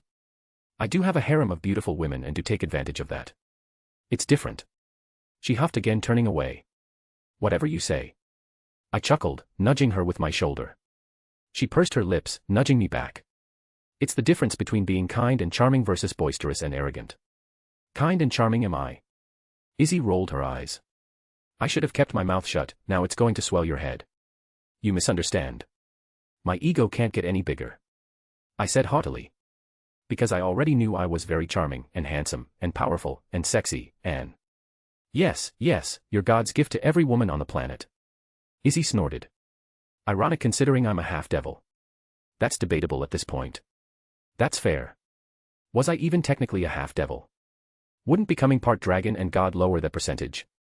So what, quarter, fifth devil? Thoughts for later. And we're here. Izzy gestured towards a cabin at the edge of a wooded area. You asked for a secluded location, this is one of the few I had available that no one knows about. I don't think anyone was watching any of us too intently at the moment, so I think this will do for now. And thank you. It is no trouble. Izzy perked up a little. Except for dealing with this person. I will not forget the debt you owe me for this. Whatever you want. I smiled towards her. Humph, I'll hold you to that. And, it looked like her cheeks went red for the briefest of moments. They're already inside, let's go. Izzy strode forward, flicking the door open with a slam. I thought I recognized those hips of yours. Odin's voice reached me even before I walked through the threshold of the door. I wonder if you can still recognize them after I break your legs. Izzy huffed in annoyance. Oh look, no minder this time. How are you going to handle yourself if you don't have a babysitter? Izzy. I quietly put a hand on her shoulder. She scowled but relented. Fine. Thank you, I said quietly. And Odin, please don't insult Izzy. Whatever, brat. The Allfather rolled his eyes. You going to tell me what you called me out to this deserted place for? Even told me to come alone. Is this where you tried to silence me? I'm telling you now, I won't go down without a fight. He started waving his stick around. Don't put ideas in our heads. Izzy rolled her eyes at his antics. If we wanted to kill you, you would already be dead. Oh ho, bold words coming from a neat. I am not a neat. Really, then why? Odin paused, staring outside the door. And now, I'm surprised. Another presence approached. A familiar head of dark hair, and an aura of death, even if it was reeled in. As am I. The men spoke. I was told of who to expect, but even so. Hades. The Norse god grunted. Now a lot of stuff makes sense. You're the one who gave them the information on the Cows Brigade, weren't you? You're a part of it after all. Hades raised an eyebrow, closing the door behind himself as he walked inside. As expected of the wise god of the north. You make it sound like it isn't obvious after seeing you here. Odin took a deep breath, adopting a rather serious look. He took a seat at a plain wooden table, propping himself up with his stick. All right, so this isn't a social call. What scheme you cooking up, Hades? Don't look at me, Allfather, I was invited as well. His gaze turned to me. Damn, you really did pull one over on all of us. Odin let out a sigh. Hades quirked a small smile. I've heard what happened. My associates are still bickering on how to handle the fact that they've been revealed. They. Odin repeated. Yes, I no longer consider myself as one of their members. My interests have now changed. As if to answer, I deposited the spear right on the table in front of everyone. The Allfather went deathly quietly as he gazed at it. Hesitantly, his hand reached out to touch it, only for him to reel back at the faintest touch. How? Irrelevant. Hades replied. The only important facet is that it's possible. And I wish for it to come to fruition. What's your game, kid? Odin looked at me. He was obviously skeptical and hesitant to just agree since this had nothing to do with what we talked about before. We have common interests. Hades, you said that with the current force the Cows Brigade has, no single pantheon could realistically stand up to them. It was a general statement. The Hindus may be able to match them, but they wouldn't come out unscathed. Some are similar, some are worse. More of a mutually assured destruction of both parties for both sides. Few pantheons are willing to pay that price. Hades clarified. If the list you gave us was even half correct, it doesn't bode well even for us. Odin acknowledged. I can verify the list, I gave it to him after all. Hades stated. And I can vouch for Hades. Izzy also chimed in. Fine. Odin grumbled. I won't question your ties nor the validity of what you gave. But what do you want? We all have similar interests. Some align, some don't, but at the end of the day, this Cows Brigade is threatening all of us. I replied. And you told the world about them. Now, everyone else is on the lookout. Odin retorted. And they didn't know about them until we the yokai faction blew the whistle. Call me skeptical, but I don't think that speaks well of everyone else. Sure, it's beneficial that now they're focused on it, but I don't like the odds of them being dealt with in such a way. It would certainly be beneficial for everyone else to be visibly laying into them when the opportunities arise, but their competency is questionable when this happened right under their noses for so long. Brat, didn't old Bones over here tell you in the first place? How are you any different than us? I knew about the Cows Brigade already, that they were made of up many different races. I simply didn't investigate further because it didn't concern me at the time. I crossed my arms. Fine, fine. The old god waved his hand. And what are you suggesting? Hades is helping me revive the biblical god. I said very plainly, making the Norse god's eye widen. He's also keeping me updated on the Cows Brigade and what they're doing. An alliance of sorts. I wanted you to be a part of it. We already had a talk about the other thing I was helping him with. I wanted him to now be a part of what we had going on here. And what do I have to gain? Odin asked. I can't say I care or not about that biblical god's return. It might even be detrimental for me. He would be in your debt, for one. But for another, we would work together. Not like the agreement we made at the peace conference. Let the others flail around in the dark, I want people I can trust to work with me for now. Well, trust was probably too heavy a word. But he already knew a secret that could really harm us if it got out. And for Hades, well, I trusted that we wanted the same thing, and Izzy trusted him to an extent. I'm not against it, he already spoke to me about his intentions. Hades spoke up. I dislike this merging of different pantheons, however, I understand the need. The Cows Brigade has overstepped, they attacked my domain, freeing both my father and Hyperion. So while the others take the spotlight, while the Cows Brigade focuses on them, you want a secret cabal, a secreter cabal than the one they have, to handle things in the dark. Odin mused. To put it bluntly, yes. I nodded. It's not a bad idea. Odin rubbed his beard. And it's an enticing thing to have the biblical god be in my debt. Convince me then that this is worth my time. Okay, I have a plan I wanted to immediately push through. I leaned forward. Indra's been reaching at me and mine for a while now, I wanted to push his attention off of us. I turned to Hades. The Hindus seem to have very few members among this Cows Brigade. I am doubtful if Indra was not aware of their existence. His sight is well known and even Apollo pales in comparison with his own prophecies. Hades admitted. It makes sense. Odin growled.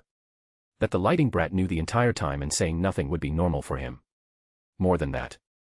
I closed my eyes, letting out a sigh. The hero faction that attacked Kyoto. The leader, Cao Cao, descendant of his name Sake. He was one of Indra's toys, as Sun Wukong put it. So he was more than aware of what was going on and turned a blind eye because it most likely benefited him in some form. And what's your plan, brat? Odin asked.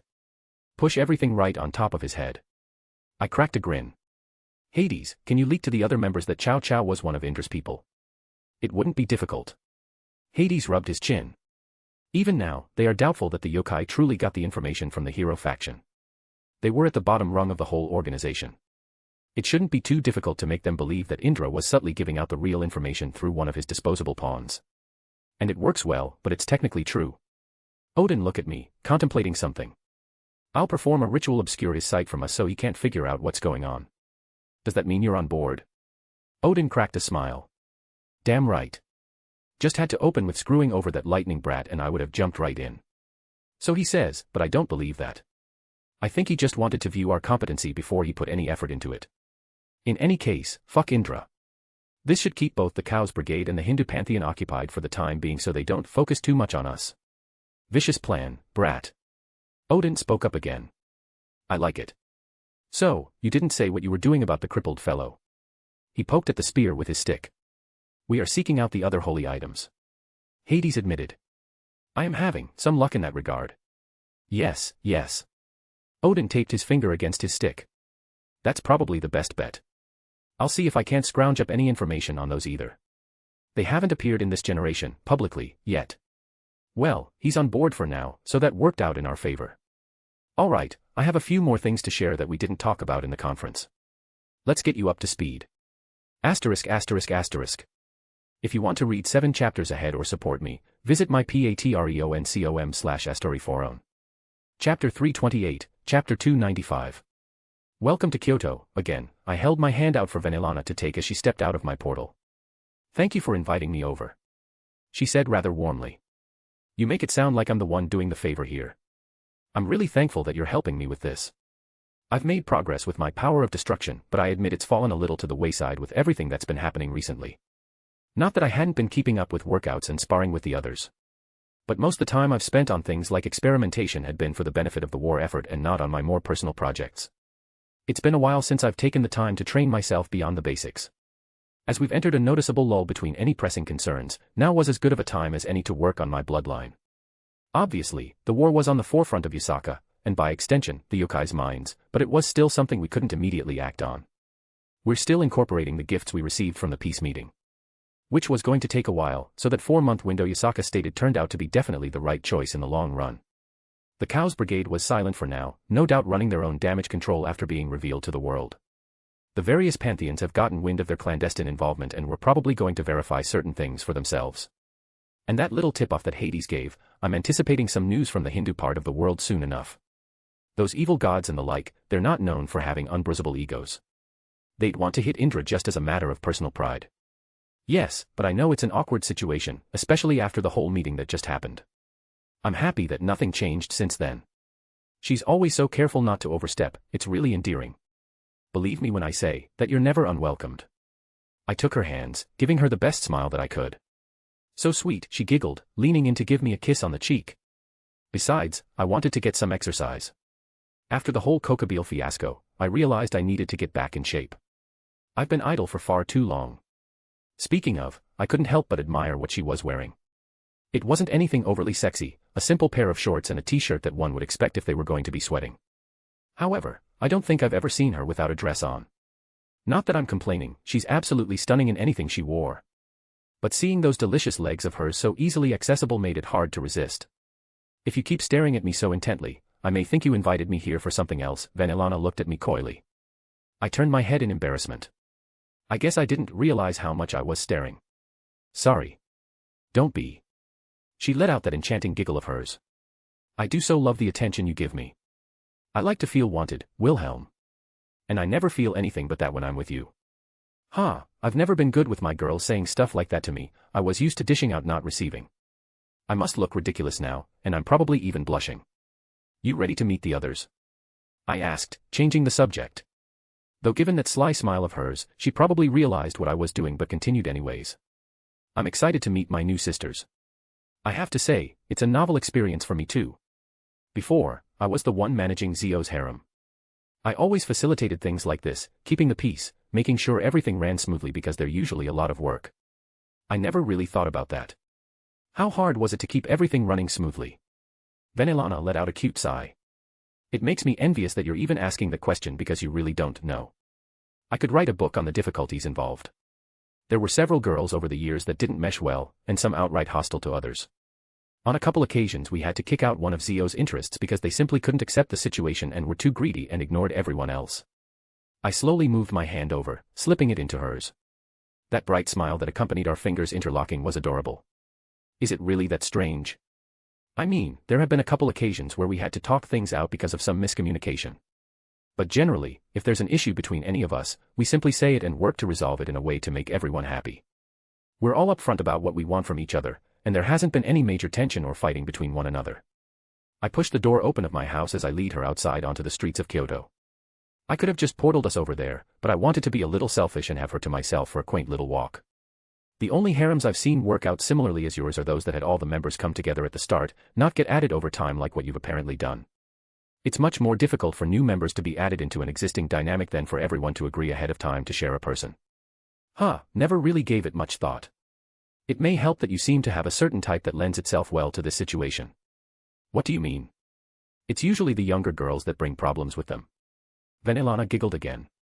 From what I've been told, you appear to have a thing for older women. I believe you said that I'm the second youngest amongst your lovers. With Yasaka technically being the youngest. I nodded. And you're right, I do prefer older women. I sent her a grin, squeezing her hand lightly. Lucky me, she cooed humorously. Tell me about the others. What should I expect so I don't do something or say something wrong? I want to make a good impression on your other lovers. Honestly, I think you'll make a good impression just by being yourself.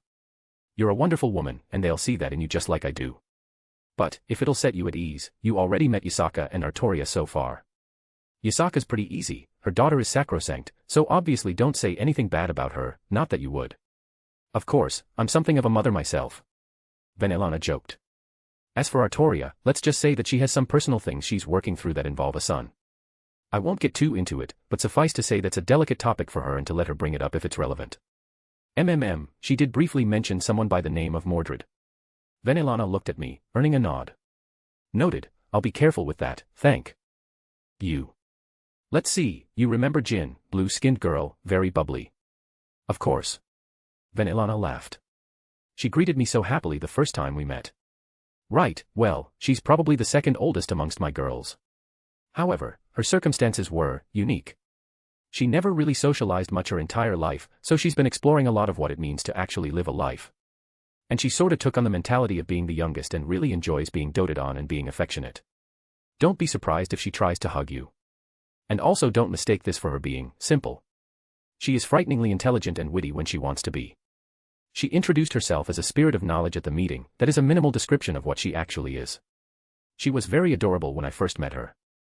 I wouldn't mind getting hugs from her at all. I feel like she's someone I would enjoy spoiling in the future. Next we have Reiku.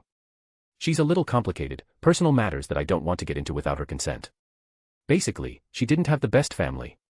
She calls herself my mom, and I will never rebuke her for that since it makes her happy. I'm hardly one to throw stones about something like that. Especially considering I'm your grandmother. She chuckled. which I happily called her when I was inside of her. And moving on to Scat. Where to start with her?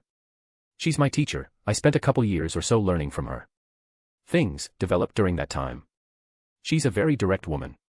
If you know anything about the stories involving her, you can probably guess what she likes and dislikes.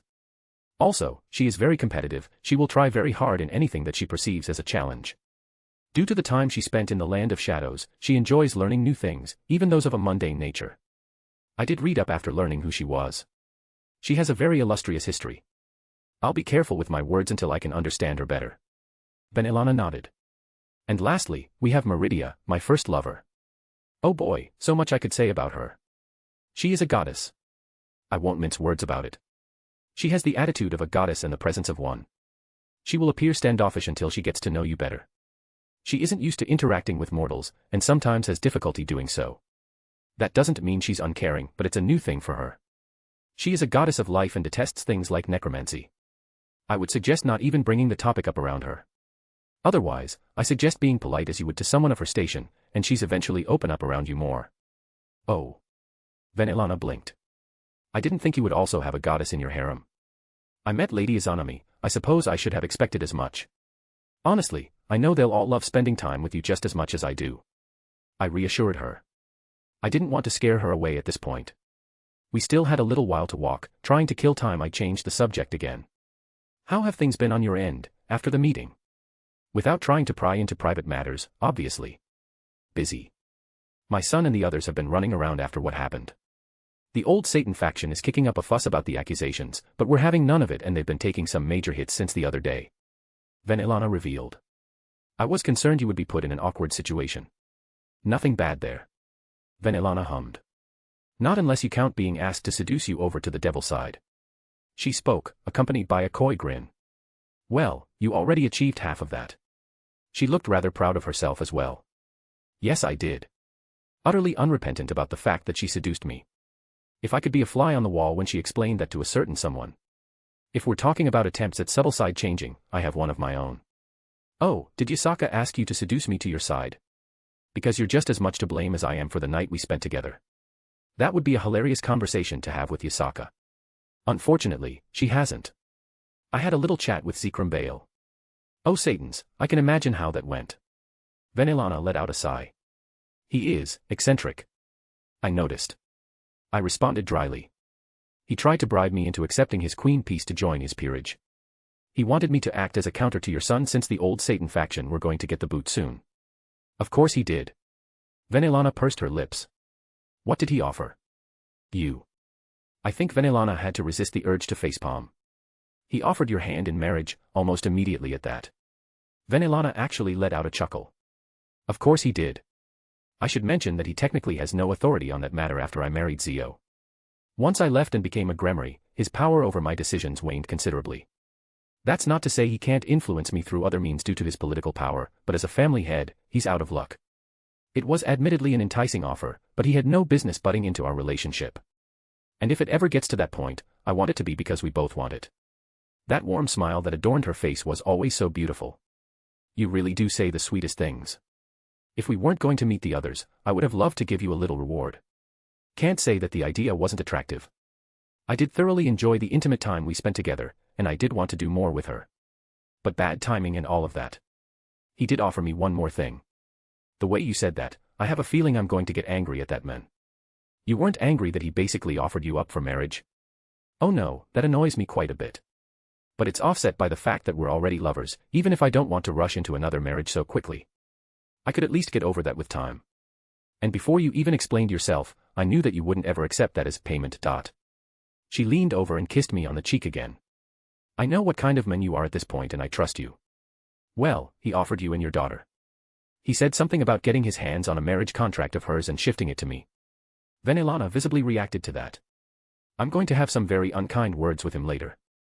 I can ignore it when he tries to use me for his games. But going for Rias is very out of line. I declined, obviously. Vanillana has a mischievous grin about her. Did it not even entice you a little bit? Me and my daughter both at your service whenever you wanted. Are you trying to tempt me? I raised an eyebrow at the 180 she just did. Maybe I should reach out to him and accept deal. I thought for sure you wouldn't be into that sort of thing. Era. She chuckled again. You're right. She playfully nudged me. I just couldn't resist teasing you when you were being so sweet. She leaned a little bit onto my shoulder. I definitely wouldn't enjoy that relationship. I can't see Rias as anything but my daughter. So don't get any ideas, mister. She added with a little bit of humor. It was a pleasant and peaceful walk as we arrived at the back of Yasaka's manor, to the private training area the rest of the girls were all waiting at. As we got closer, I think Venelana got a tad nervous. She was very good at not showing those kinds of things on the surface, but the pressure she added to my hand made me think so. The sounds of fighting were getting louder as we got closer to our destination. Through a few doors, and we came out to a large courtyard, occupied with a welcomed array of faces. Little lass, is that all you have? Perhaps I should slow down for you. If you wish to suffer my blade, then feel free. The clash of weapons followed up the throwing of taunts. Scathach and Artoria were going at it, and it was getting heated. Venelana turned to me. No fights. Believe me, this isn't them fighting. This is bonding for them. The barbs they exchanged were far from intentionally insightful. But they stopped their actions once they noticed we entered. The others too, as we all seemed to gather around a large table at the side where most of them were seated, even Meridia. Well, since this is the first time, let me officially introduce you all to Venelana Gremory. I gave her a little squeeze of reassurance, letting her take the reins. It's a pleasure to finally meet you all. Venelana stated, a charming smile on her face, and formal introductions began. Asterisk. And this is the sword you use to help with your power of destruction? Venelana asked. Aptly named the Sword of Destruction. I nodded, holding it in front of me as we sat cross-legged, facing one another. The others were watching with interest. The initial meeting went fairly well, as I expected. Most were very open about meeting her, and even Meridia didn't appear off-put. I think they all knew how much I cared that they get along, so at the very least, for now, they were making the effort. It is a very beautiful sword. Venelana admired it. You know, technically, that sword is my brother. Jin cheerfully commented, making us all turn towards her. What? It's true. Silly girl. Yasaka giggled, pulling on her cheeks. Venelana smiled lightly at the antics. At this point she knew that Jin was a type of artifact spirit, basically announcing it within the first few moments of meeting. May I hold it? Of course. I handed my sword over to her. She held it delicately, giving it a couple of practice swings, but furrowed her brow as she seemed to inspect it. I don't think it'll work for me like it does for you. Call it a hunch. She handed it back. Probably. I had to do some enchanting and delicate ritual work to mesh the concepts together. It's pretty much in tune with my own power of destruction rather than the bloodline. Master said that his bloodline changed from what it originally was. Would it be too much trouble to see what yours looks like? Reiku asked towards Venelana. Oh, it's no problem at all. Venelana raised her hand up, her power of destruction enveloped it in that baleful hue. It raged around her hand like an uncontrolled fire, she touched it against the ground, utterly decimated the blades of grass underneath. Truthfully, his appearing to take the shape of lightning is odd. I'm not entirely sure I'll have an answer to his problem due to the differences. I held out my palm, producing my own power of destruction, appearing as if lightning crackled within. I had to concentrate hard to make it even slightly bigger than the tiny bit that appeared. Holding its shape, containing the wafting power from going out of control. This is my current problem, I can't bring out more than this without using the sword. To demonstrate, I took hold of my sword and produced it that way, coating the entire length of the blade with my destruction, waving it around for her to see.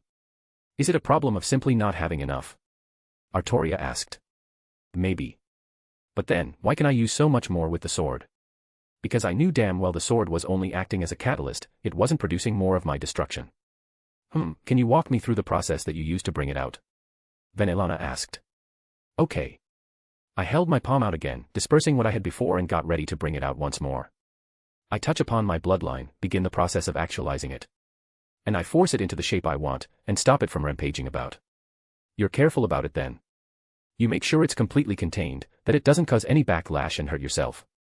Of course, it's potentially very dangerous, I don't want to accidentally cause any backlash and cripple myself. I nodded.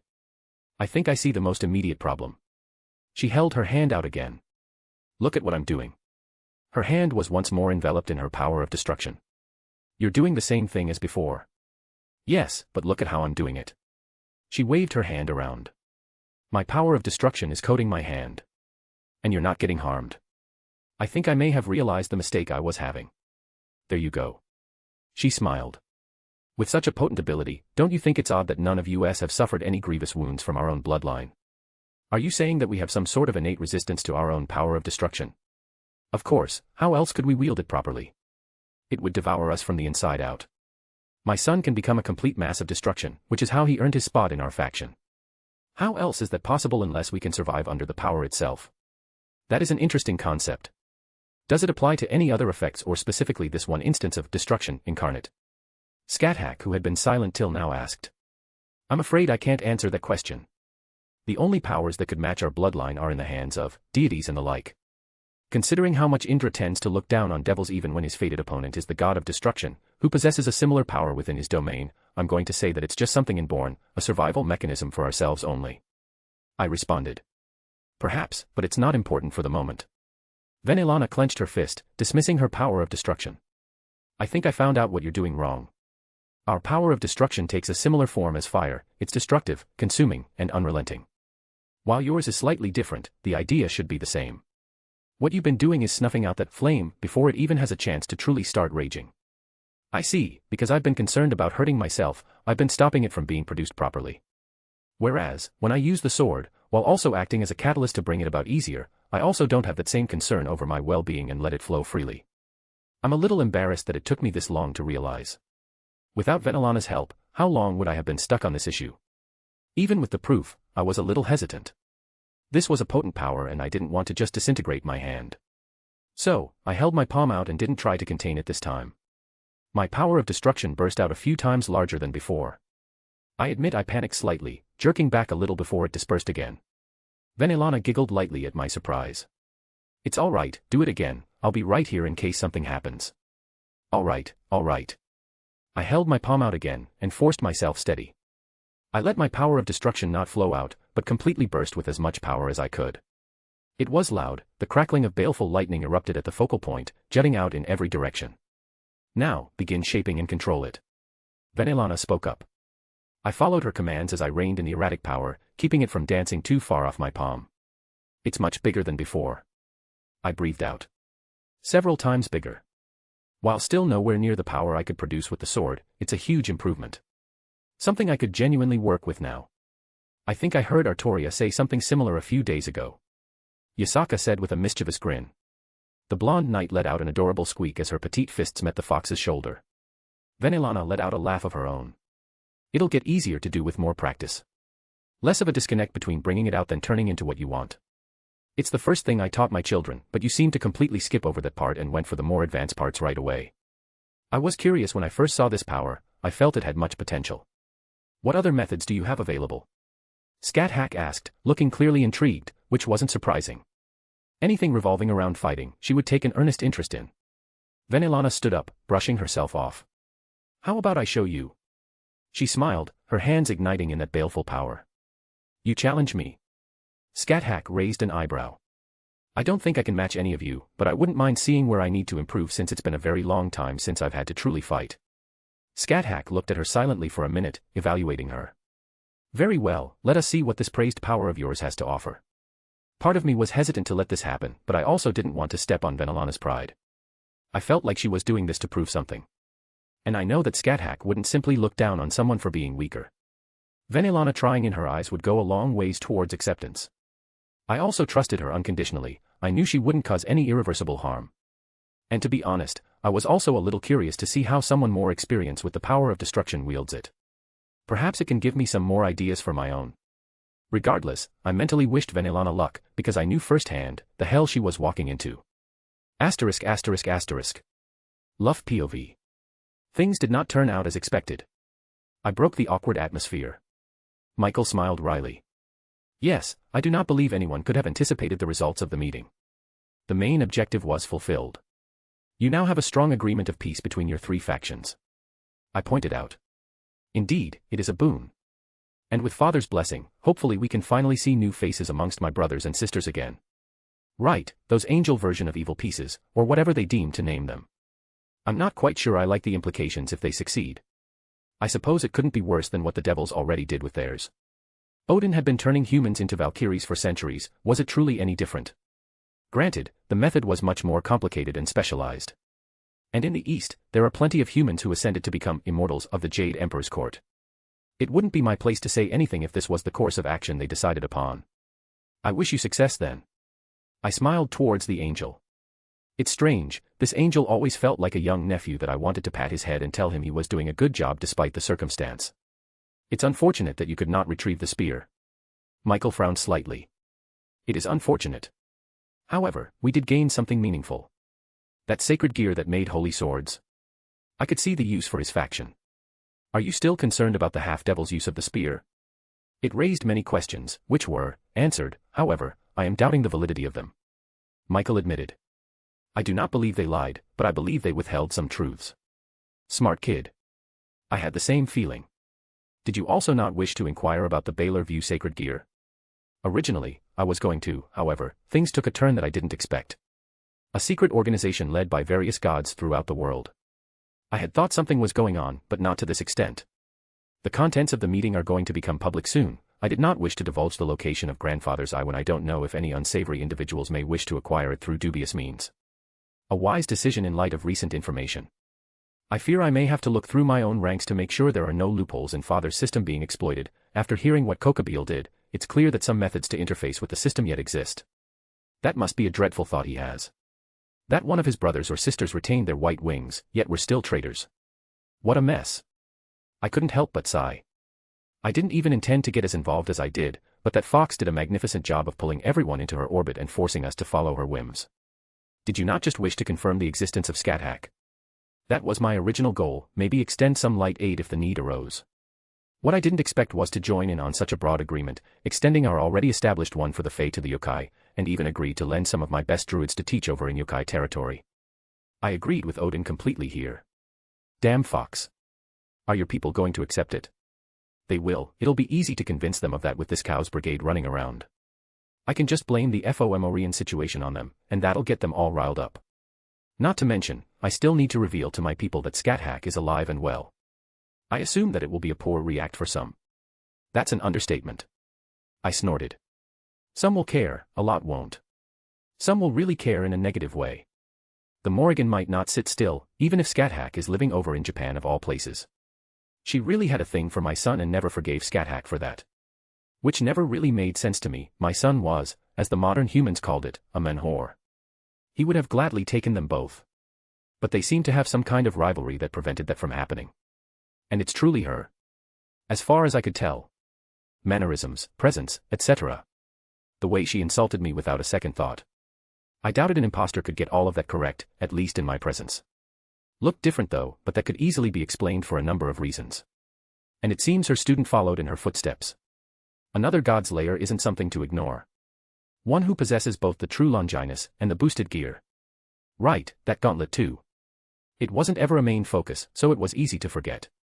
He summoned that damned dragon out of it, which should have been a more important point of discussion, but it somehow fell to the wayside. With all the questions we had, we seemed to have gotten very few answers, and only more problems thrown in our laps. Excalibur, a sword that Father never told us about, but was undoubtedly a holy sword. Michael shook his head. I don't understand, and I can only hope that Father had a reason for keeping it from us. That, I had no answer for either. That Excalibur sword, from the reports, was powerful. Something like that doesn't just pop out of thin air. Odin knew something, but he wasn't talking though. No, he just kept silent after learning that the kid had his blessing, and confused as to how he got it. Time travel. The thought was absurd, but it would make sense if it happened at some point in the past or the future. Well, we both are sending some people at some point to deal with the yokai. It'll be a good opportunity to scout them a little, see what they're up to.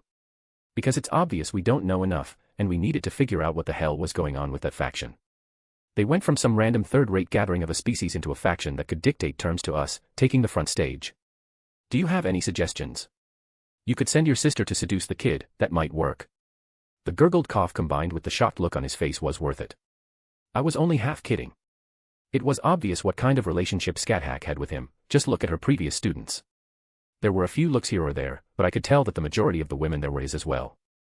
He was a half-devil, so it should be easy enough. So, throw Heaven's Most Beautiful at him, see what happens. At the very least, I'd find it amusing. Asterisk asterisk asterisk. Sorry for the late chapter, not really doing well ATM. I think the lack of sleep over the past 2 weeks has finally caught up with me, and I'm definitely not at 100%.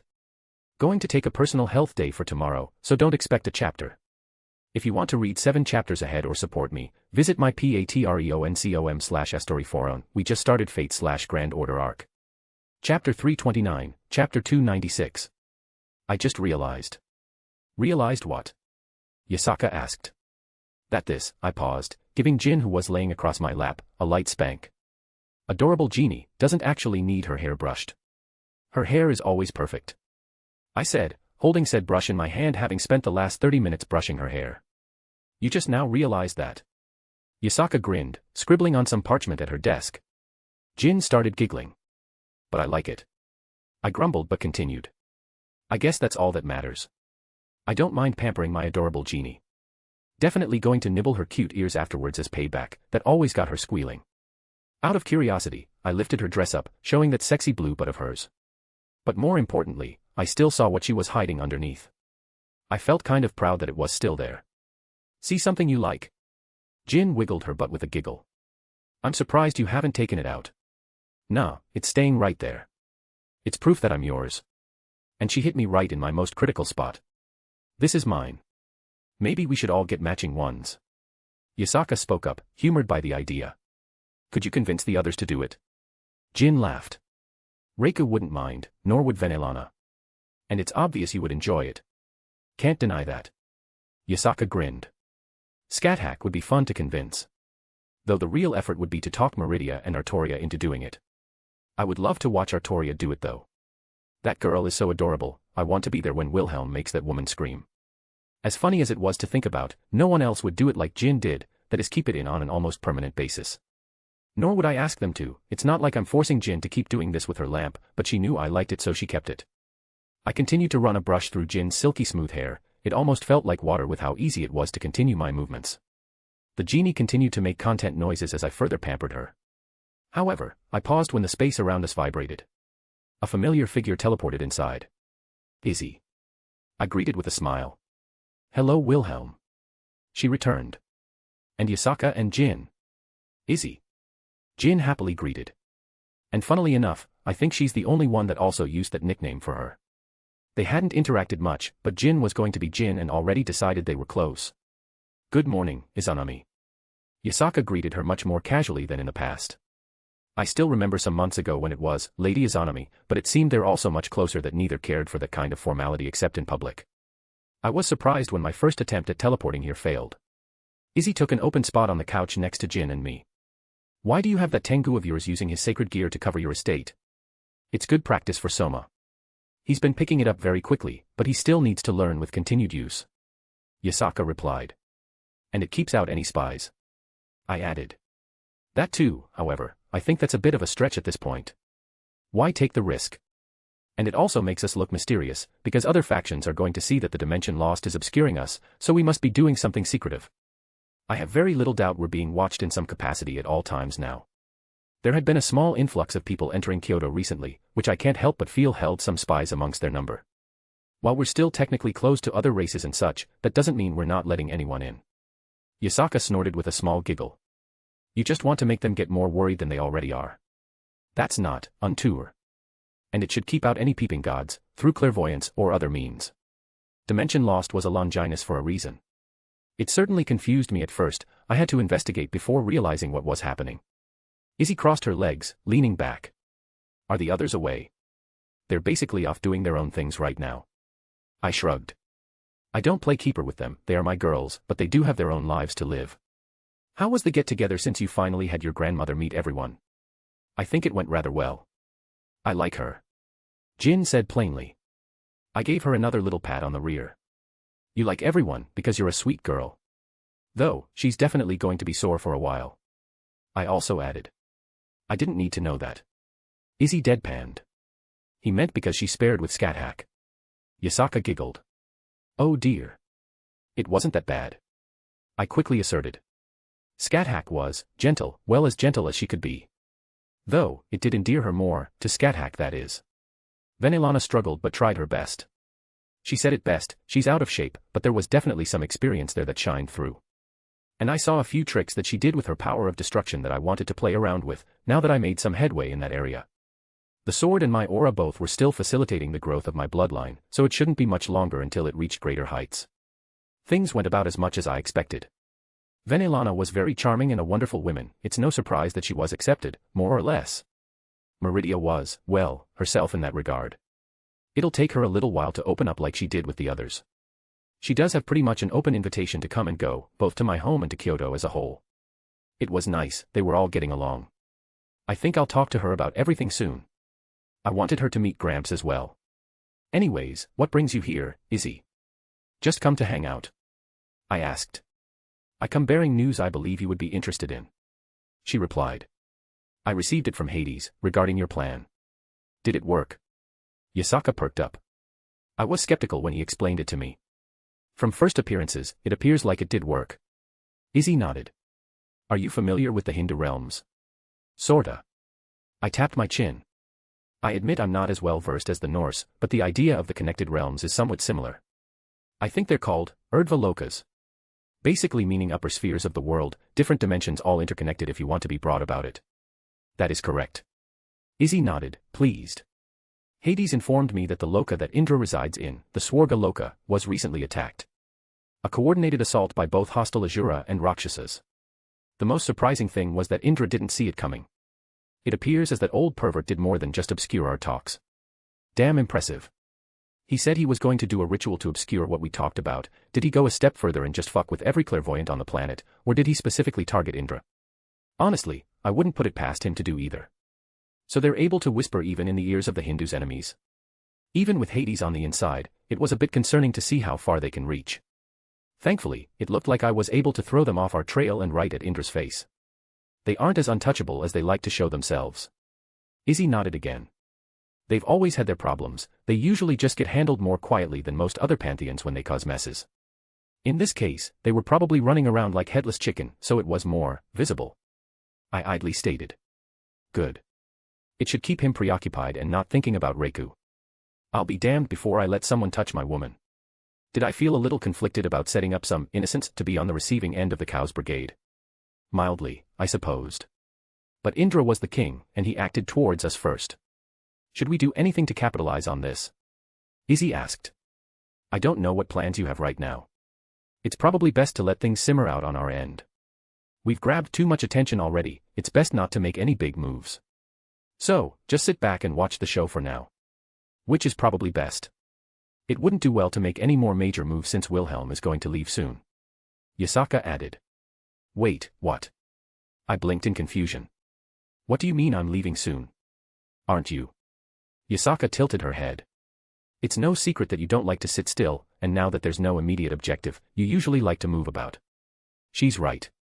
Jin raised her head up. And don't take it as us complaining or blaming you or anything. You're just someone who likes to be on the move. When you say it like that, I feel really guilty. Oh sweetie. Yasaka got up, walking over, plopping down right next to me as Jin shifted to accommodate her. I know darn well that if we need you, you'll come right away. If there's any trouble, you're here before we can even call for help. The war is a concern, yes, but there's nothing you can add right now that isn't already being taken care of. Go, have some fun, you've done so much already. Didn't you mention something your grandfather wanted you to take care of? You have plenty of time to do that if you want. What about Kunu? Dear. Yasaka placed a hand on my cheek, rather lovingly. She no longer asks when you're going to come visit, because she knows that this is home for you. You've spent nearly every day with her when you weren't busy with other matters. You've done a spectacular job being her father, you don't have to put everything on hold. She's a big girl, she can go a few days without seeing her daddy. I admit I was thinking about taking a few days to jump here or there, and I had brought up what Gramps wanted me to do in more than on occasion. She did make some really good points too. What more could I bring right now that wasn't taken care of? It's mostly just preparation for war, which wasn't my area of expertise. Everyone is doing what they want to right now. You're allowed to do the same. Jin rolled over so she was looking up at me. Take some time to yourself, none of us will begrudge you. Especially with how careful you are to make sure we're all happy and taken care of. I guess there are some things I wanted to do, but couldn't pull myself away. Admittedly, one of them does involve some things here. I wanted to pick up as much dust as possible and bring it back here. Maybe whatever else I could get my hands on. And I wanted to go see Pandora, I haven't talked to her since we left that time. Alright, you're allowed to help with the dust, then you're getting kicked out. Yasaka playfully swatted one of her tails at me. You're kicking me out? I raised an eyebrow. That's right. She turned her nose up. After my turn. She flipped her hand over, producing a brush. I want all of my tails brushed. I chuckled, grabbing the brush. Fine, I guess I have time for this. Oh, and Izanami too. She's after me. Bwah. The goddess let out a strange noise. She came all this way to give us some good news, don't you think she deserves to be doted on a little? Yasaka giggled. I looked up at the flustered goddess, and it was hard to meet her yes. I don't mind. I suppose it's all right. She looked away with a cute blush on her cheeks. Asterisk asterisk asterisk asterisk. I stepped out of a portal, looking up at the broken moon that hung in the sky. It had been a while since I've stepped foot on Remnant, and I was excited to see some people again. Pira was definitely one, and Salem was another. Still felt weird walking on a world that was actively in the process of dying. The last few gasping breaths of a dying planet, that's what the dust basically is. And honestly, I didn't know if I could do anything to stop or reverse the process. It was just too large a scale and endeavor for me to take up.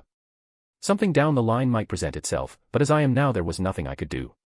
However, I was getting sidetracked. Almost immediately, I weaved a minor illusion around myself. Eye color changed, hair color changed, and even some slight facial tics and made myself like about 2 inches shorter. Overall, there wouldn't even be a second look in passing, at least with concern for being recognized. Walking out a back alley, the streets of Vale were just as I remembered. It was a very beautiful city, I adored the style of architecture they seemed to have developed, but I didn't dwell on it long. I had a destination in mind, and I set out. A place I hadn't been for even longer due to the volatile nature of my current legal standing. Hadn't looked into that yet to see where it stood, but I was still under the assumption that I was a wanted man. It's funny, looking back on it, I feel a little embarrassed. I admit I was acting a little more wildly than I would these days. Maybe it was just because I never had the chance to do that when I was younger. To get into trouble with some friends, granted, I took it a lot further than most kids would.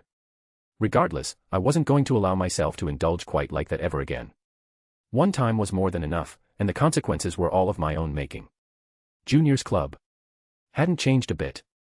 Even this early in the morning, the lights were on, so I pushed the door open. How nostalgic. As soon as I took a step in, many eyes were on me. I almost wanted to wave and start greeting them. No, instead, I sauntered up to the counter, sliding onto one of the bar stools. Junior himself was behind the bar, as I would expect. He eyed me suspiciously but walked over, leaning on the counter. We're not open yet, what do you want? I want to buy some information. He frowned, looking somewhat tired. What makes you think I know anything about what you want? I just run a club here and I don't need no brats like you coming in here causing problems. I tossed a stack of lean on the table, thankful that I made sure to keep this around in my storage ring. Junior eyed it, slipping it off the table and into his pocket. Maybe I hear a thing or two. Whatcha want? I'm looking for someone. Lots of people in Vale. He might be my son. Oh. One of those, huh? Yup, had a hot and steamy night with a wonderful woman many years ago. Heard she had a son, might be mine, you never know. Alright, spare me the details. What's his name? I can get some people to check. His name is Heixiong. I had to stop myself from smiling. He went stiff, a low growl escaped from his throat. Do you think you're funny? It's okay, you don't have to call me daddy right away, we can work up to that. Your mom definitely did. Okay, I was totally wearing a shit-eating grin at this point. Cute. Junior sighed. Damn it Roman, I'm going to kick your ass. And Neo, is that you with the illusion? Seriously? Roman. I straightened my tie. I am much more handsome than him. Not to mention, more charming and... Kid, is that you? Junior's eyes widened. I could feel my expression soften. Hey Junior, it's been a while. Asterisk asterisk asterisk. Non-canon Omake, a rough time. Rias POV. Mom, you're back. Hello, Rias. Mom. What happened you two? I looked her over, she had bruises in a bunch of places, and looked really exhausted. Oh don't worry, I just visited Wilhelm. I swear, he and his harem are really rough. What? Oh my, I'm sore in places I haven't been in years. Back when your father and I, oh, well you probably don't want to hear about that. How was I supposed to respond to that? My poor butt, it hasn't taken a beating like this in too long. I'm going to have to practice some so it doesn't hurt as much next time. Please stop telling about things like that. Rias, it's not that big of a deal. Mother rolled her eyes. My legs are practically jelly now, I think I'm going to get some ice between them. That scat hack was relentless. I don't know how Wilhelm handles her on his own. Oh my god, kill me. I didn't even bother with the jolt I felt in the back of my head. Maybe we should do something like this together. It would be a good bonding opportunity. I shuddered as Mom said that. I can show you some tricks I picked up over the years. Wilhelm enjoyed them as well. Bwah. Suddenly, I felt myself falling backwards, only for things to go completely dark. Asterisk asterisk asterisk. Barely got this out in time before work. Here's Monday's chapter. The next one should be either tomorrow or Wednesday. If you want to read 7 chapters ahead or support me, visit my Patreon.com. We're on FGO right now. Chapter 330, Chapter 297. Junior grumbled and huffed as he ushered me into the back room. I remembered this place, been here a lot when we had been discussing less than legal things. I plopped down on the familiar couch, waiting for him to speak. Junior took off his sunglasses, rubbing his eyes before falling into a seat opposite me. You and Roman. You both are going to give me a heart attack. Not Neo. Neo would just stab me. He snorted. That's probably true. She was a very stabby girl. At least you had the damn common sense to disguise yourself before waltzing in. Fucking Roman just strode right in broad daylight, sat at my bar and asked me how it was going. I had Vale authorities riding my ass for days. Junior breathed out in annoyance. Let me guess, he did it just to piss you off. Probably. Junior sighed. He did ask me a few things though, so it was probably just a pleasant bonus for that idiot. Fucking Roman. He would do something like that just to mess with Junior if he knew Junior wouldn't suffer meaningful because of it. Shit, kid. Where did you disappear to? You got any idea how many people were scouring the kingdoms for you? I even tried my hand to see where you'd gone, and I couldn't find a single trail. It's like you disappeared off the face of Remnant. I couldn't help but chuckle at his wording. If I don't want to be found, it's going to be damn hard to find me. Junior shook his head, knowing he wouldn't get any more out of me. Pretty good disguise too, didn't recognize you until you opened your mouth. Dead giveaway after that. It's hard to hide this kind of charm, even with my skill. I sighed dramatically. Sure, let's go with that. 'Cause it's definitely not that urge to slug you right in the mouth. Junior snorted. I missed your bluntness, Junior. I chuckled again. Yeah, don't get sappy on me, kid. I'm ready to hand over this lien I've been holding on to. Been burning a hole in my pocket, and I've had half a mind to just snatch it for myself. He went to the side, tapping on the wall, and a compartment popped open, revealing a safe. After a few button presses and turning of the mechanism, it popped up. He pulled out a briefcase and set it on the table. With a click it opened it up facing me. 230,000 lien. Damn. Damn right. He didn't take his eyes off the money. It was Atlas that ended up buying back the stolen blueprints. I guess they realized it was quicker and easier than the alternative. That must have been a fun conversation. Here's your stolen stuff back, please don't arrest us. And by the way, you owe us a lot of money. Junior let out a chuckle. Having been in the business this long, I do have contact on that side of the line. They wanted it out of the public and it was worth the cost. Yeah, I could imagine all the bad press they were getting. It made them look incompetent and everything, keeping the bad PR down was probably worth the cost. Well, while not the reason I came over, the greedy part of me was always happy to have more money. How you been, Junior? Have any trouble because of what happened? I've had my fair share, but I had enough cards in reserve to get out mostly unscathed. Had to burn a lot of favors and turn over a bunch of blackmail on some politicians, but it was worth it for the payday we got. I leaned back in the comfy seat. And what's the word on the street? I've been holed up in my little hidey hole for a while, what's going on right now? You want a rundown since you went underground? I'd appreciate it. I nodded. Junior tapped his chin. Don't know if you know the name or note. Merlot, or something like that. Apparently some mad scientist type, he's been experimenting with Grimm, had a lot of secret labs scattered around the kingdoms. They got stumbled upon when our illustrious Atlas elites went looking for you. Complete accident mind you, and they uncover a conspiracy that could have gone very bad. Did I get credit for the discovery? I smiled humoredly. I'm sure they'll give you a trophy if you turn yourself in. Junior snorted with a chuckle himself. Besides that, apparently there's been word out there looking for a woman that appeared over by Mistral. Some big players that people want to recruit and find out the origins of. They said she killed a few of Merlot's big nasties all by herself with nothing but a basic spear. Lots of sightings of her too, randomly wandering around, helping people. I blinked, because that sounded rather familiar. Does her description align with something like, a red spear, purplish red hair, red eyes, purple skin-tight clothing? Utterly stunning. Yeah, you heard about her. Hard to not know the woman who shares my bed. That would be awkward. Should I just randomly ask her who she was after sex next time? She'd totally kick my ass for doing it, but it would be hilarious. Junior opened his mouth and closed it again. Of course you know her, because why not? He finished with a shake of his head. Well, Atlas is going to piss themselves if they ever find out. From the talk I heard, she's one hell of a huntress. Made Atlas's special ops teams look like trainees. That's my scat hack. I smiled in response. Yeah, I heard that's her name. Weird sounding, but whatever. Junior shrugged. Guess I don't gotta care about that now since you're involved. Probably just disappeared to whatever rock you were hiding under. But if she pops back up, I'll keep an eye out for trouble. Thanks, Junior. Yeah, whatever. He rolled his eyes, but I appreciated the sentiment. Other than that, not anything major. Mistral is settling down, that old bitch Malachite bribed the right people and she's not even being talked about. The tournament kind of went out with a whimper after everything that happened. He scratched his head. Really, the only noteworthy thing happening right now is Beacon's new semester is starting soon, which gets things really busy around here. Oh, is that coming up already? You got a list of potential attendees. Who do you think I am? Junior looked down at me with an offended expression. And what do you want that for? Just wanted to check to see if a friend is on it. Kinda befriended Pira Nikos during the tournament, we've stayed in touch and she said she's attending Beacon. I explained simply. Yeah, she's going to be there. Junior confirmed. Along with some other names that were in the tournament. Oh. I perked up. That's interesting, I might need to drop in and see how those kids are doing. And I guess there's one last thing. Junior hummed to himself. I said Roman dropped by, and he did ask me for some things.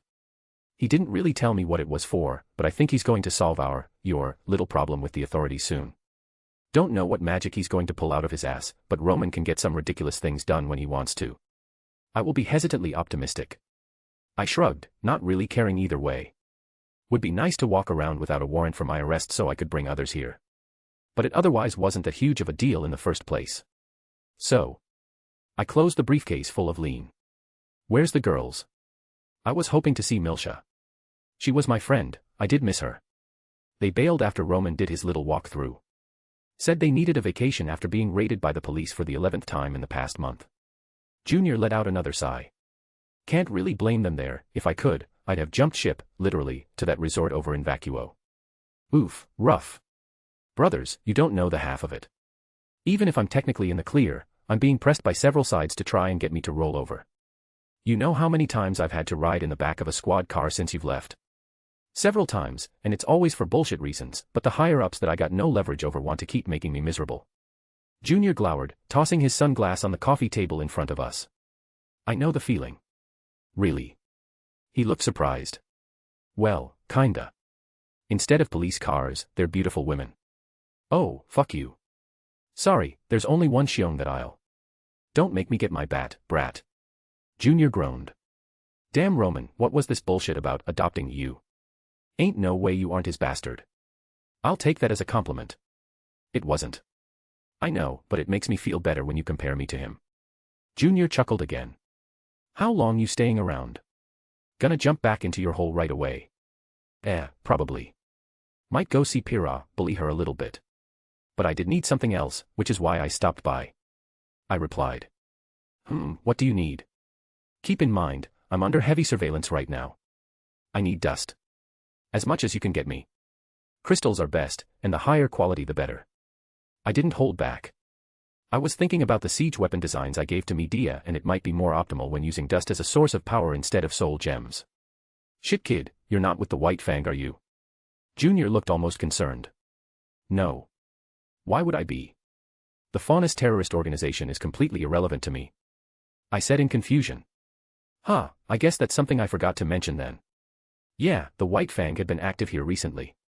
Heard they've been hitting the Schnee dust shipments that VE been coming in. Stealing what they can, blowing up what they couldn't steal in time. Junior explained briefly. I let out a breath of annoyance. So it's not viable to get dust in quantity around here. It'd normally be something easy, relatively speaking. Large quantities of dust are watched by the kingdoms, but since dust is not an illegal merchandise it makes it much easier to move around. However, Atlas and Vale both are heavily cracking down on it right now with the Vital Festival coming up and it is to be hosted at Beacon this year. Junior responded. Vital Festival. Didn't ring a bell, but it's probably something I should know, so I'm not going to ask about it.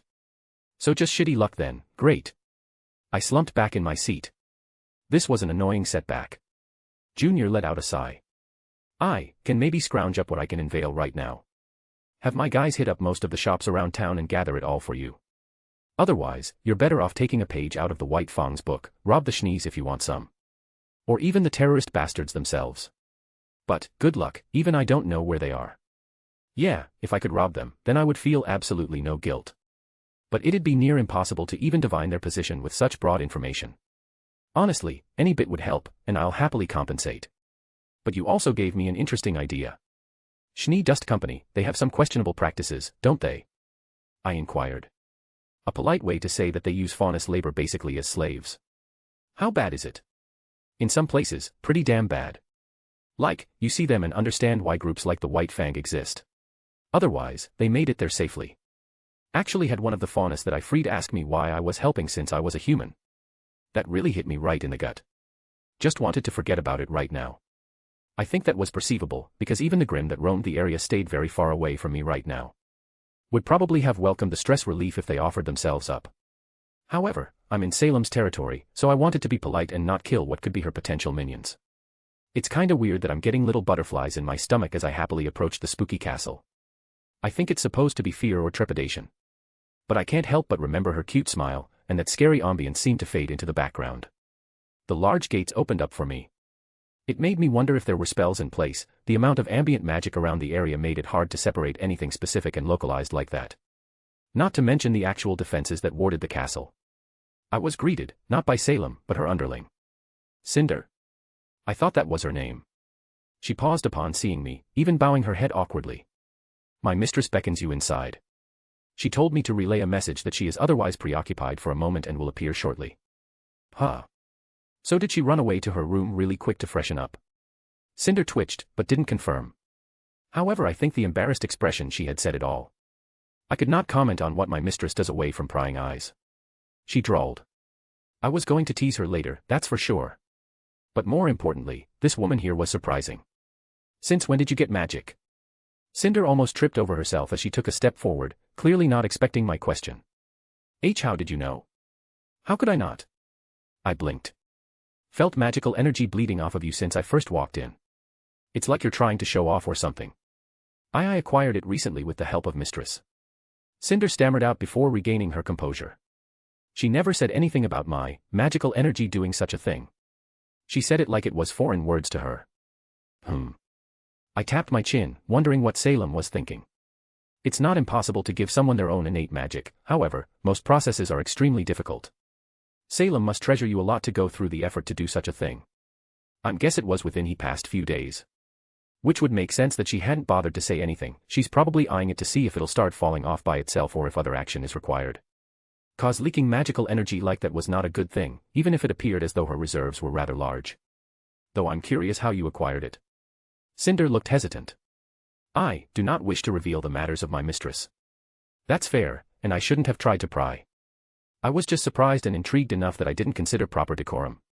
Has Salem taught you anything yet? A much more innocent question that wouldn't be touching on any secrets. Mistress has only showed me how to control the flow of my magic. There was a slight annoyance to her tone. I have yet to learn how to control it fully. Well damn, if I had known, I would have brought a proper gift.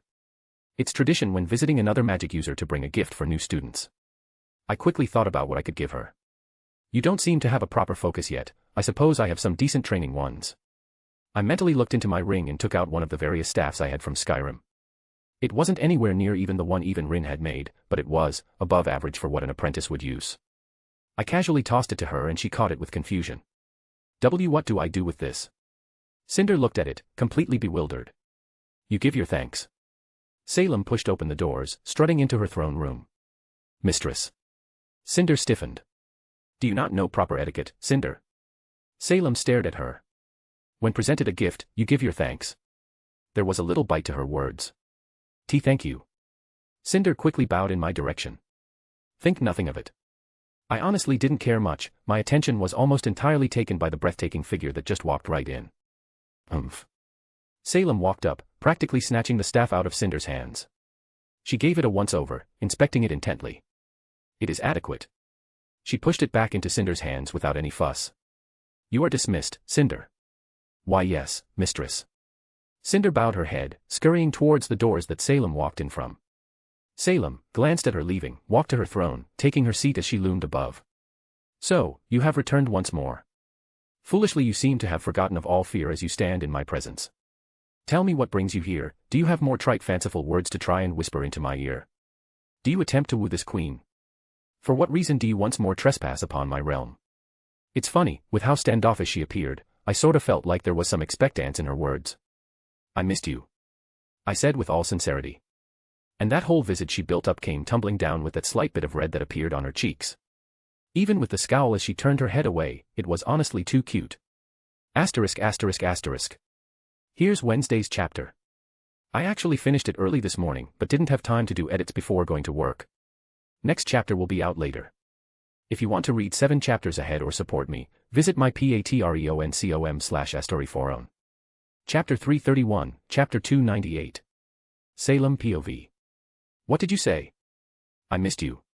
He repeated those words so flippantly with that warm smile on his face. Your absence was not noticeable in the least. I rolled my eyes at his attempt with honeyed words. Did he think that saying something like that would make me swoon over him? That overlarge ego of his would find itself deflated then, because I did not return the sentiment. Even if he continued to look at me like that. If I'm not welcomed, I wouldn't want to impose. I suppose I'll take my leave. He looked dejected, bringing a foreign but unpleasant feeling within my chest. Humph, to waltz into my castle then leave immediately. I scoffed. Do you have no sense for common courtesy? As host, it is my obligation to entertain you, regardless of my lack of desire to do so. Stupid man. Don't look so happy with me merely extending the proper etiquette that was required. I would not shame myself as a queen to kick you out after making the trip here. I'm happy with any time we can spend together. Don't be pleased by such a trite thing. I am not doing this for your enjoyment. So stop that ridiculous smile of yours. With a huff, I pushed myself off my throne. I couldn't stand to look at his stupid expression any longer. These conflicting feelings that swelled up were becoming annoying. Instead, I walked towards one of my seers, floating in the corner to focus my attention on. As the master of this domain, I shall properly express gratitude for your gift you deliver upon my subordinate. It would be rude of me not to properly thank him. Cinder did an awful job of doing such herself, and I would not let him think I am not educating her correctly. He provided her with a staff. A real one, no mere trinket or bauble that could be found on the modern markets. I held it only briefly, yet I could tell it would synergize with most magics that were cast through it. How long has it been since I held a real magical item and not one of my own creation? To even make something like that, how hard must it have been to find the materials in this era? I never liked to wield a staff myself. I could not deny the benefits such a focus brought, but I preferred the speed which I developed by not relying on a magical foci. Ozma would swear by his staff, but I was still the better spellcaster. For Cinder, I cannot see the harm in her using one. It may help her become competent to the point where I was not embarrassed by her. She's something like your apprentice, right? It's only proper that I give her something decent if I'm trying to court you. He replied. And he said something ridiculous again. Court me. A continued jest that I had allowed for reasons I could not seem to understand. He said it before, and the time previous. I should throw him out for spouting that nonsense so blatantly again. Yet it was difficult to respond to such an absurd claim. Thankfully, he was most likely preoccupied with staring at my rear, as he tended to do. If he merely replied that it was just a lustful desire born out of his youth, I would be more prone to believe such a thing. It would certainly be easier to navigate around, simply lift my dress up, allow him what he wished for a few moments, and he would be putty in my hand. Gods know if I just offered him my rear for whatever perverse fantasies he dreamed, I could gain access to all the secrets he held, to gain the relics he hides away. No, he insists on this approach. To flirt with this queen of the grim. To try and move my decrepit and dead heart out of some misbegotten desire that I cannot fathom. I, of course, only allow it to better learn his secrets. I suppose she could be seen as an apprentice of sorts. I decided to just ignore his words. It was not worth the effort to dwell upon. Surely, he would lose interest at some point, there was no point in giving it any more of my thought. How far she can go, I do not know, considering she wasn't born with the gift properly. I sniffed. If it was magic not of Ozma's, I would have found the act distasteful. To give magic to someone so undeserving as this, new humanity. No, since it came from one of those maidens whom were given the gift by Ozma, I would welcome it wholeheartedly and even take pleasure in taking it away from that scornful man. With you teaching her, I'm sure she'll go far. You were able to give her the capacity for actualizing spells in the first place. That kind of thing is not easy by any means, and just says a lot about your knowledge and experience. He praised me with genuineness in his tone. Really, the only thing to be worried about is that she's leaking it all over the place. I do not need your praise, regardless of how deserving it is. I turned my nose up at his continued attempts at winning my favor.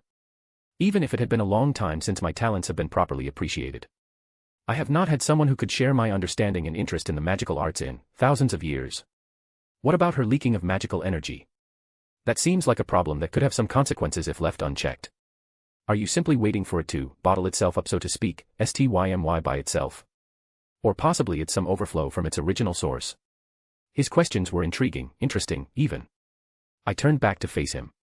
I was waiting to see how long the effect persisted before I was forced to take action. I admitted.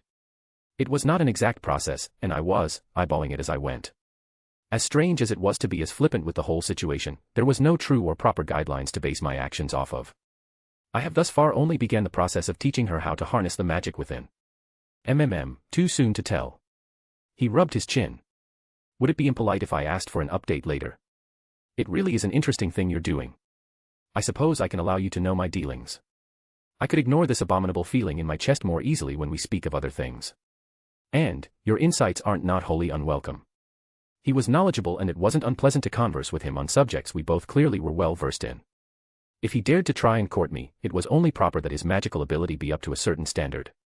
I would expect no less, otherwise I would be insulted by his attempts.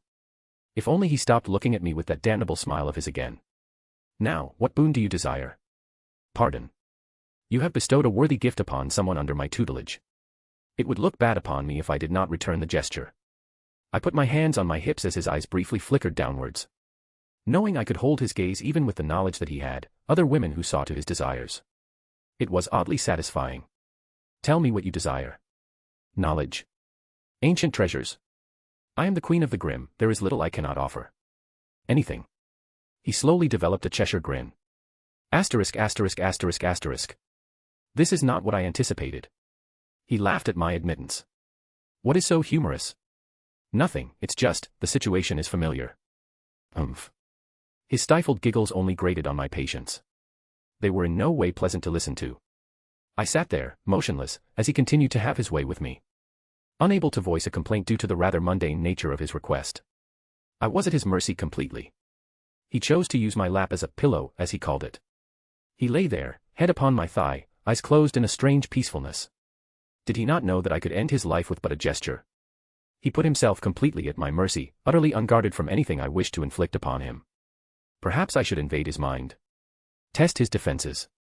He would be completely caught off guard, and I'm sure I might be able to scour him for the information I desire. It was not my area of expertise, but I'm sure I could force the issue. The state of his mind afterwards was another matter entirely. But for some reason, that thought left a sour taste in my mouth. Of course, I would never do something so inelegant. I could. I paused. Why was I running my fingers through his hair? And why did hearing his content noises make me feel so pleased with myself? For some reason, it was bringing a warm sensation to my chest to see him so relaxed in my embrace. I jerked my hand away with a huff. His eyes opened again, looking up at me with such a soft gaze. Annoying. Stop it. I had to bring him upon the top of my castle so no others could happen upon me making a fool of myself once more. Otherwise, all respect I had garnered would have been utterly destroyed. Did you expect me to ask for something else? The corners of his lips curled up. Of course. I pursed my lips. What foolish person, when offered a boon from me, would ask for this? Really? I think I got a better deal. Would have given a lot more than just the staff if this is what you offered. Do not think you are allowed this lightly. I gazed down into his eyes. No man has been given the privilege for many years. I merely took pity upon you for wasting the opportunity given. Maybe I should have used the boon more favorably then. Since you were obviously expecting me to do something lewd. Now I feel like I disappointed you. Who is disappointed? The sheer nerve of him. To insinuate that I was in expectance of him to lay his lecherous paws upon my body. It's not too late, he had that annoying look about him once more. Would you deny me if my hands started to wander? Wander. You make it sound as if they would not immediately latch upon my rear if I allowed you. I raised an eyebrow and flicked away his raised palm. Your intentions are obvious. I huffed, turning my nose up. You will sleep tonight knowing you missed an opportunity that will never come again. His chuckles just annoyed me further, thinking I was merely jesting. He slowly rose up away from my lap. It was odd to feel that pressure upon my skin now move away. That was it, nothing more. I was merely tired of him weighing upon my thigh.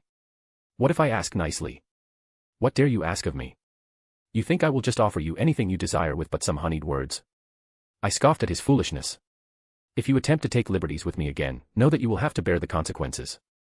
I waited for him to inevitably do something to earn my ire. I would cast him from the top of my keep, see him fall into the mud below. Then he would know that I am not one to make jests at. And if the consequences are worth bearing? He said quietly, leaning in, and I could do nothing to stop his advance. Why did I not stop him when I knew what was going to happen? I stilled, even when his face approached mine so slowly, his breath brushed against me. Why did my eyes close, in anticipation? I felt a pressure I had not in eons. It was quick, excruciatingly quick, as his lips met mine for only the briefest of moments. The faint softness, the slight taste, they were gone just as quickly as they arrived. I opened my eyes to see his face only mere inches away from mine still, his eyes meeting mine. And, why did I feel as if my face had heated up and my heart beat erratically? Asterisk asterisk asterisk. Next chapter coming up in a couple minutes. Chapter 332, Chapter 299. This had become a common occurrence. I would come visit Salem for a day or two, staying the night in one of her guest rooms. However, she was acting a little more awkward than previously. I wasn't oblivious to the reason. I had kissed her. It was a brief kiss, barely a peck on the lips, but it was a step forward. We had a sort of dynamic already. I would tease her a little bit, and she would hide under her obligations to perform to a certain extent in hospitality. Had she shown any real dissatisfaction towards my advances, I wouldn't have pushed, even as mildly as I did. But she appeared open about it, so I took a shot and she accepted. However, she had become distant, or more so than before. I mean, we weren't nearly as close as I was with my other girls, though much more familiar than when I first came over, but there was still a lot to work through. She basically told me that I was welcome to stay the night in my room again before disappearing. Maybe she just needed some time alone with her own thoughts. I had a vague idea of how long it had been since she was involved with someone. Thanks to Jin, I did see quite a bit about her life, in very broad strokes. It might just take a while for her to accept that I'm being sincere in my attempts. Though, I think she knows it, but just had trouble accepting it for whatever reason. As long as she doesn't show actual distaste or annoyance, I'll continue doing what I've been doing. What do you think, Squidward? My faithful grim companion hovered nearby, as it did when I came over to visit. Was the kiss too soon? I elbowed him as I made myself some coffee. It wiggled its tentacles as if to say, meh. I couldn't help it, she was being too cute. And the face she made afterwards, I had to force myself not to go any further. I let out a sigh, taking a seat nearby. Should I apologize? I don't think it was a big step forward personally, but maybe I read the signs wrong. Can't say I was infallible in that regard. For all I knew, I was completely wrong in my interpretations. That's why communication is important. Last time we did talk about the potential for something, this time we spent a sorta intimate moment together, and I leaned in for a simple kiss. It could even be called a third date, if you looked at it a certain way. God, seeing her actually blush for the first time. I've gotten her flustered before, maybe even some hint of embarrassment from teasing. But never a full-on blush like what happened. Especially the way it contrasts on her pale skin. Way too cute. I really have gotten smitten with her. I hummed to myself. Squidward made a strange sound in agreement. Oh shit, did someone actually make? A familiar face pushed open the door, stepping in, only to pause when he saw me. Ah, fuck me. I blinked at his reaction upon seeing me. Sorry. Shit, shoulda known you were here. No one else fucking makes coffee, always gotta do it myself and they all steal it. He let out a sigh. Is there something wrong with me being here? The kid groaned.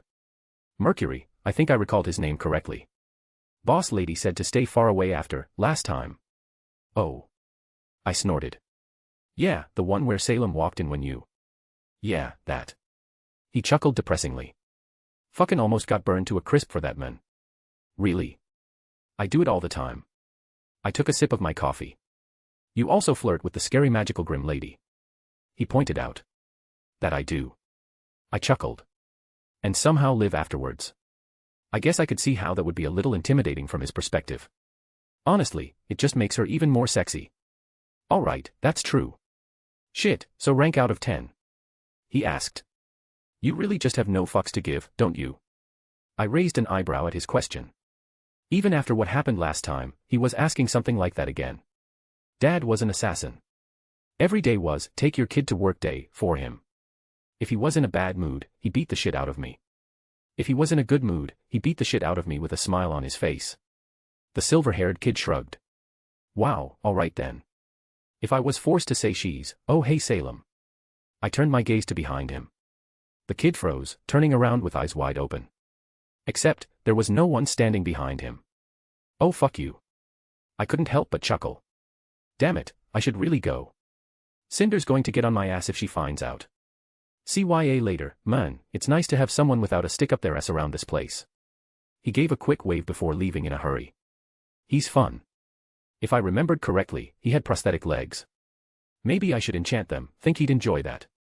Would be entertaining to watch him fly around and whatever else I could come up with if nothing else.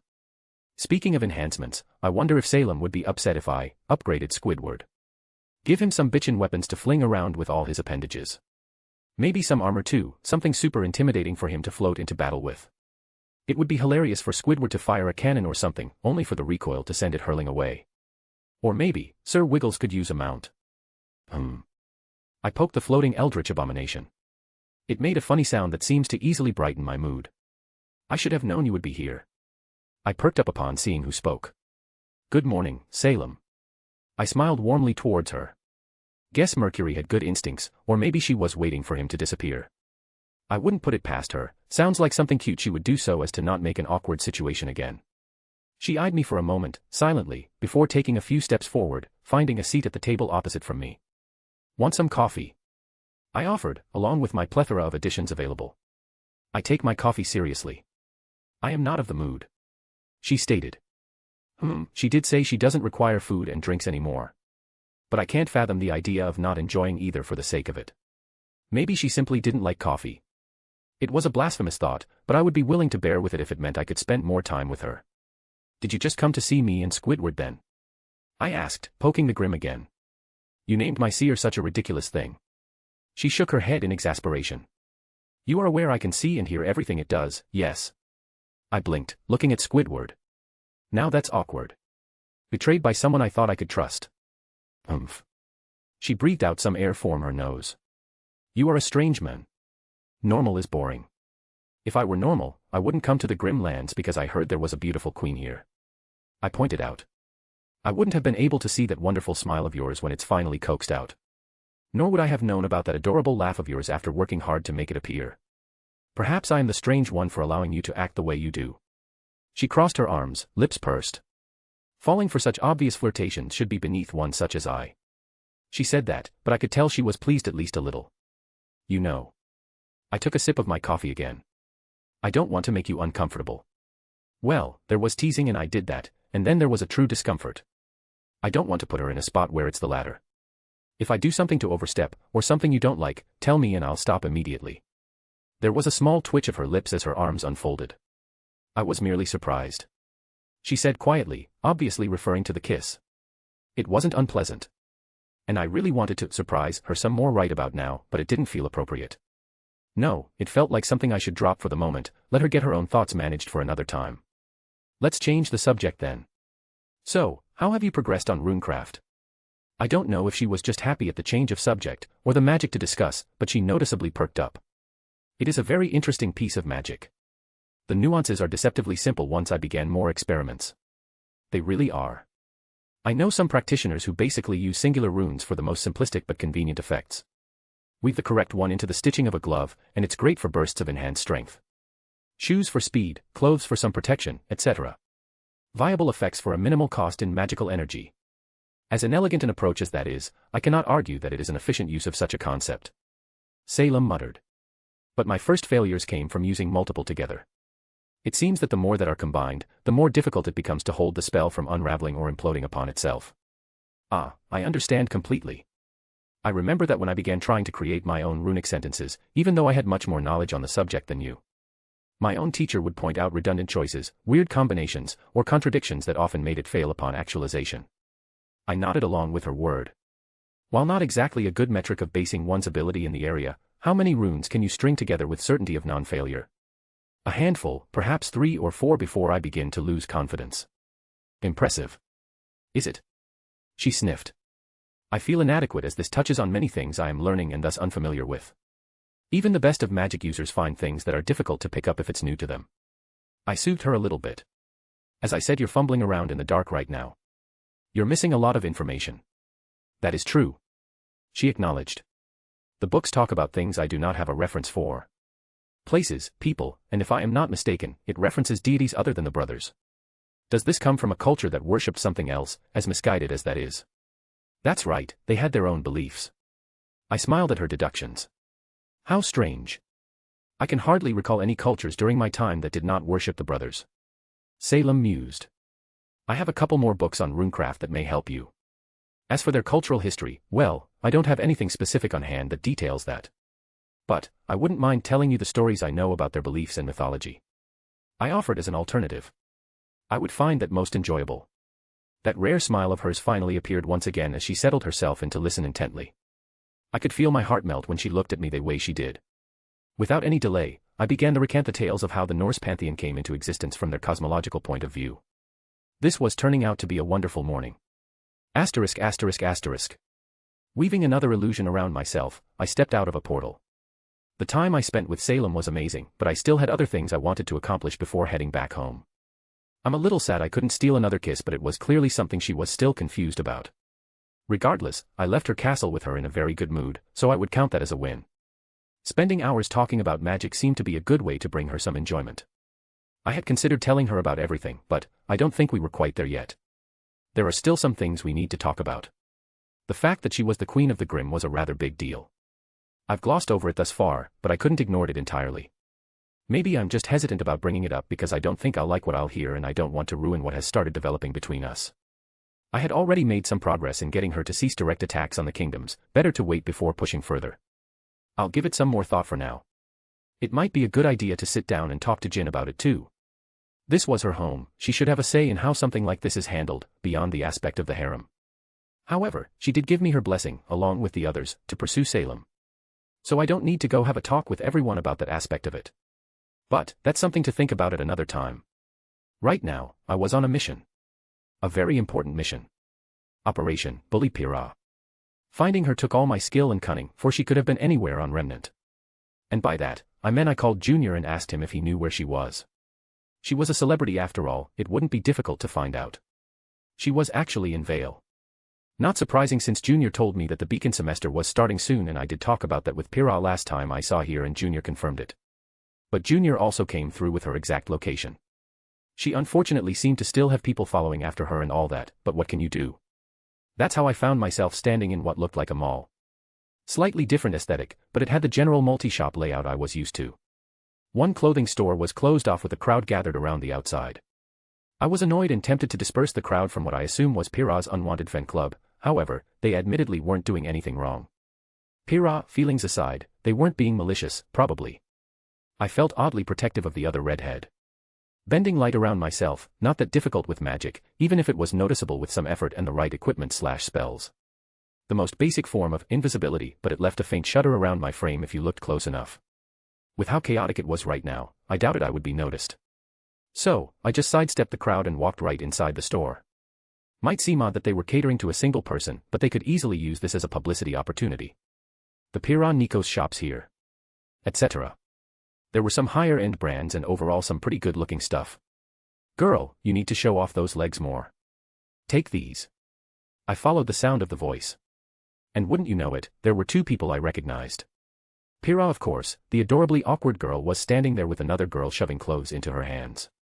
A beret on her head, with sunglasses worn inside, and just a tacky sense of fashion overall. Hey, are you sure? These are really revealing. I don't know if I like. I'm sure. I think her name was Coco. She forced the outfits into Pyrrha's hands and literally pushed her into the changing booth. Try those on, then we'll go from there. Gods, I haven't thought about that girl in forever. I think Milsha said that her parents owned a bunch of clothing stores, what are the odds? This Coco seemed to utterly ignore Pyrrha protests. Maybe I should help Pyrrha assert herself more in the future. She reminds me of Jean in that they both didn't like conflict and would make themselves miserable if it meant avoiding that. And they're both very bullyable. But only I'm allowed to bully the adorable cinnamon roll that is Pyrrha Nikos. Pyrrha did follow the instructions, changing into a short skirt and a cute sweater. It admittedly did look good on her, I wouldn't deny it, but she clearly didn't feel comfortable wearing it. Odd considering her combat clothes are pretty revealing as well. But then again, that's mostly for the maneuverability and not something she thought about too much outside of her work as a huntress in training. Or perhaps it was due to her nature as a sort of entertainer. On that note, it might not be remiss to bring up the topic of some different kind of protection later on. Her casual dress was more a reflection of her tastes. She's a much more reserved woman than that, or so I understood. Coco tipped down her sunglass. Nice. She admired. Could pop a cantaloo with those thighs. Pyrrha of course got flustered at the comment, so I took that opportunity to, quite literally, work my magic. Coco had another outfit in her hand, and with a flick of my own, I cast another illusion over it. Now try this. Coco held up the other outfit for her to try on, except... What? Pyrrha blurted out. Coco blinked in confusion, looking down at what she was holding. It was a very provocative combination of leather straps and an accompanying gag even.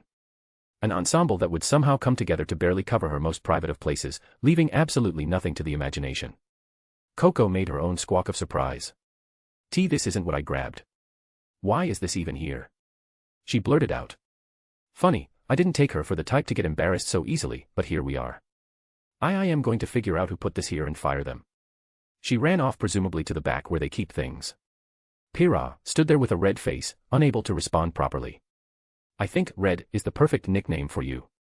Your face definitely matches your hair right now. I took the opportunity to sneak up on her. She jumped a little, startled by my appearance. She looked at me in confusion. I clearly looked very different, but her brow furrowed as if she realized. Will. Hey Red, been a while. I smiled towards her. Will. Pyrrha exclaimed, and I was mildly taken as she initiated a hug. Usually I was the one to do that. I accepted it happily, of course. You disappeared again, for like 3 weeks. She sounded sad. Sorry, Red. Had to take care of some things. I apologized, patting her on the back. Wanna go somewhere more private? The bondage gear is optional, by the way. Why you did that, didn't you? Pyrrha squeaked out, smacking my shoulder with a cute pout. I couldn't help but chuckle. Guilty. That was mean. She huffed. And now I feel bad about Coco. Don't, she's a tool. I rolled my eyes.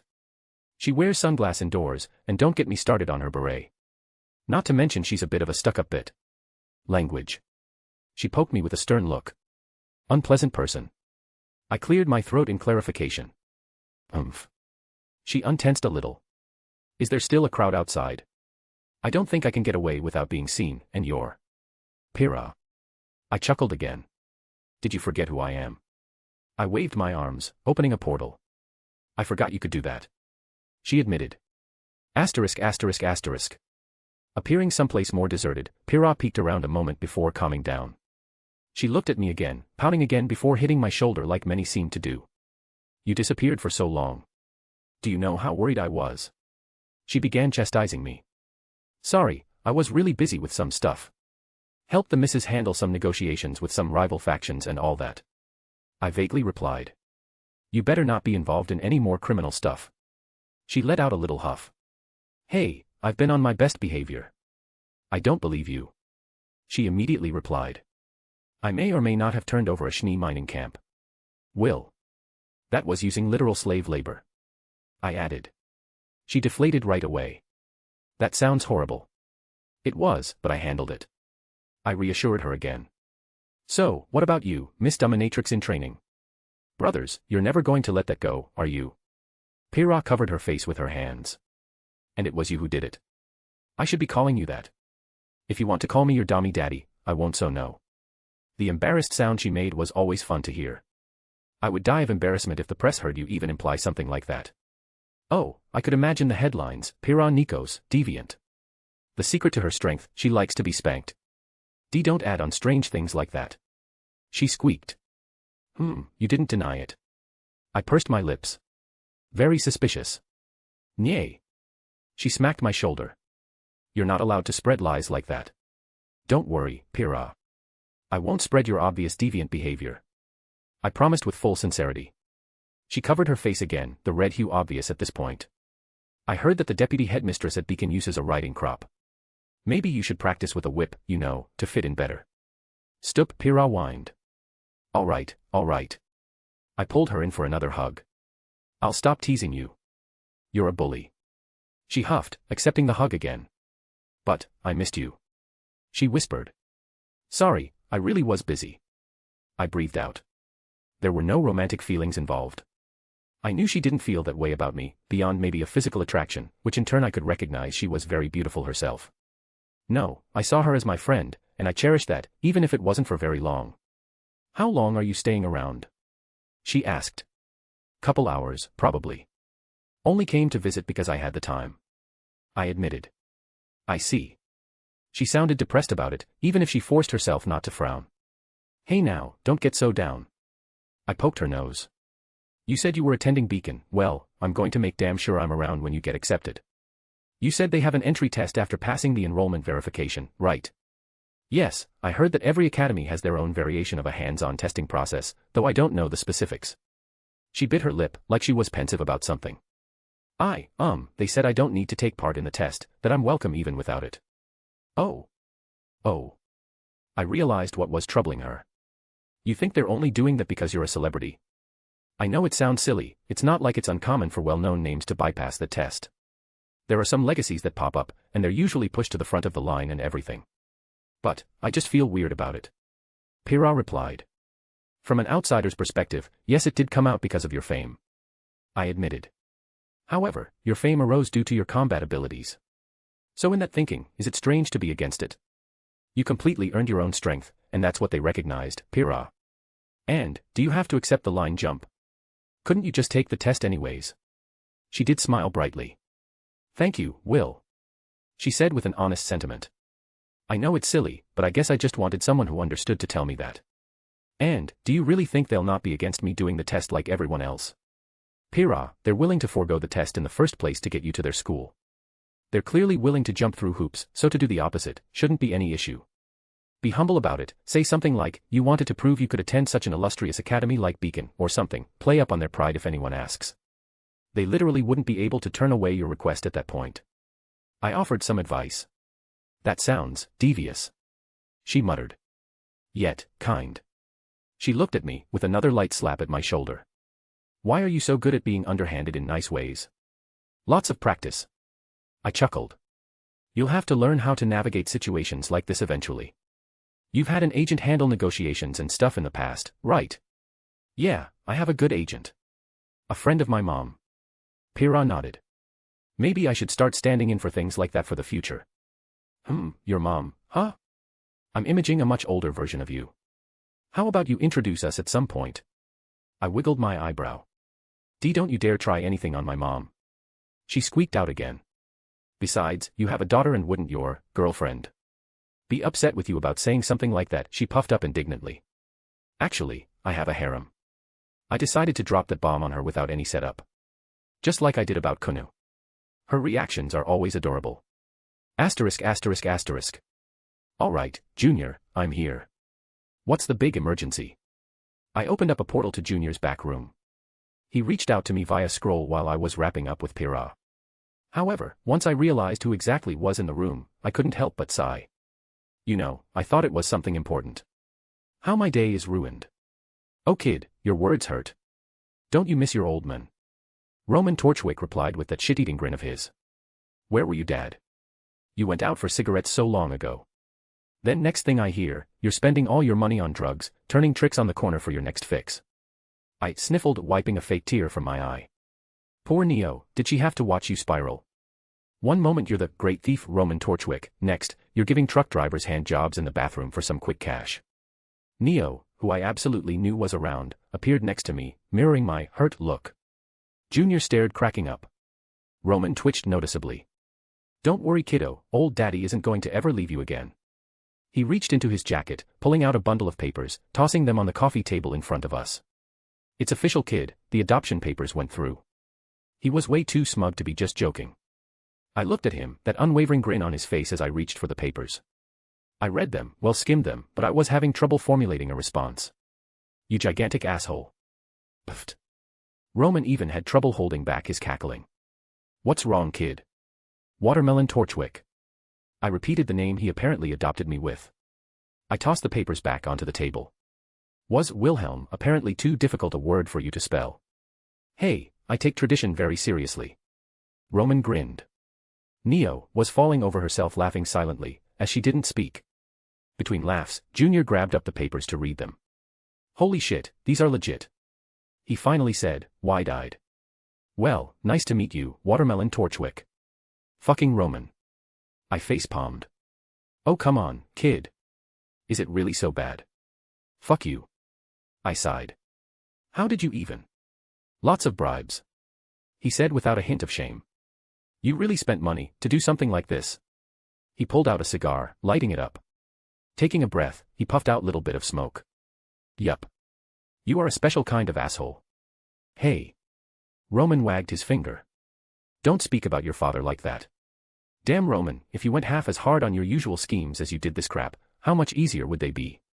You even have a freaking birth certificate made. Junior continued to look it up. Was this karmic payback for teasing both Salem and Pyrrha earlier? Wait. I blinked. Who the hell did you put for my mom if you plagiarized a birth certificate? I turned towards Neo. Who which had a mischievous smile about her? Haha, fuck no. Roman laughed. Neo would be insufferable if I implied anything like that between us. As for your mom, I put. Your mom. Junior interjected. Yeah, but who? No, your birth certificate literally says, your mom, for her name. I opened my mouth and closed it again. God damn it, Roman. I face-palmed again. Don't mess with the master, brat. Roman cockily replied. Well played, Roman. Well played. And since I'm a hot topic, people are going to find this. They're going to call me Watermelon Torchwick. It has a nice ring to it. Junior seemed to mull it over. You're fucking with me. I am.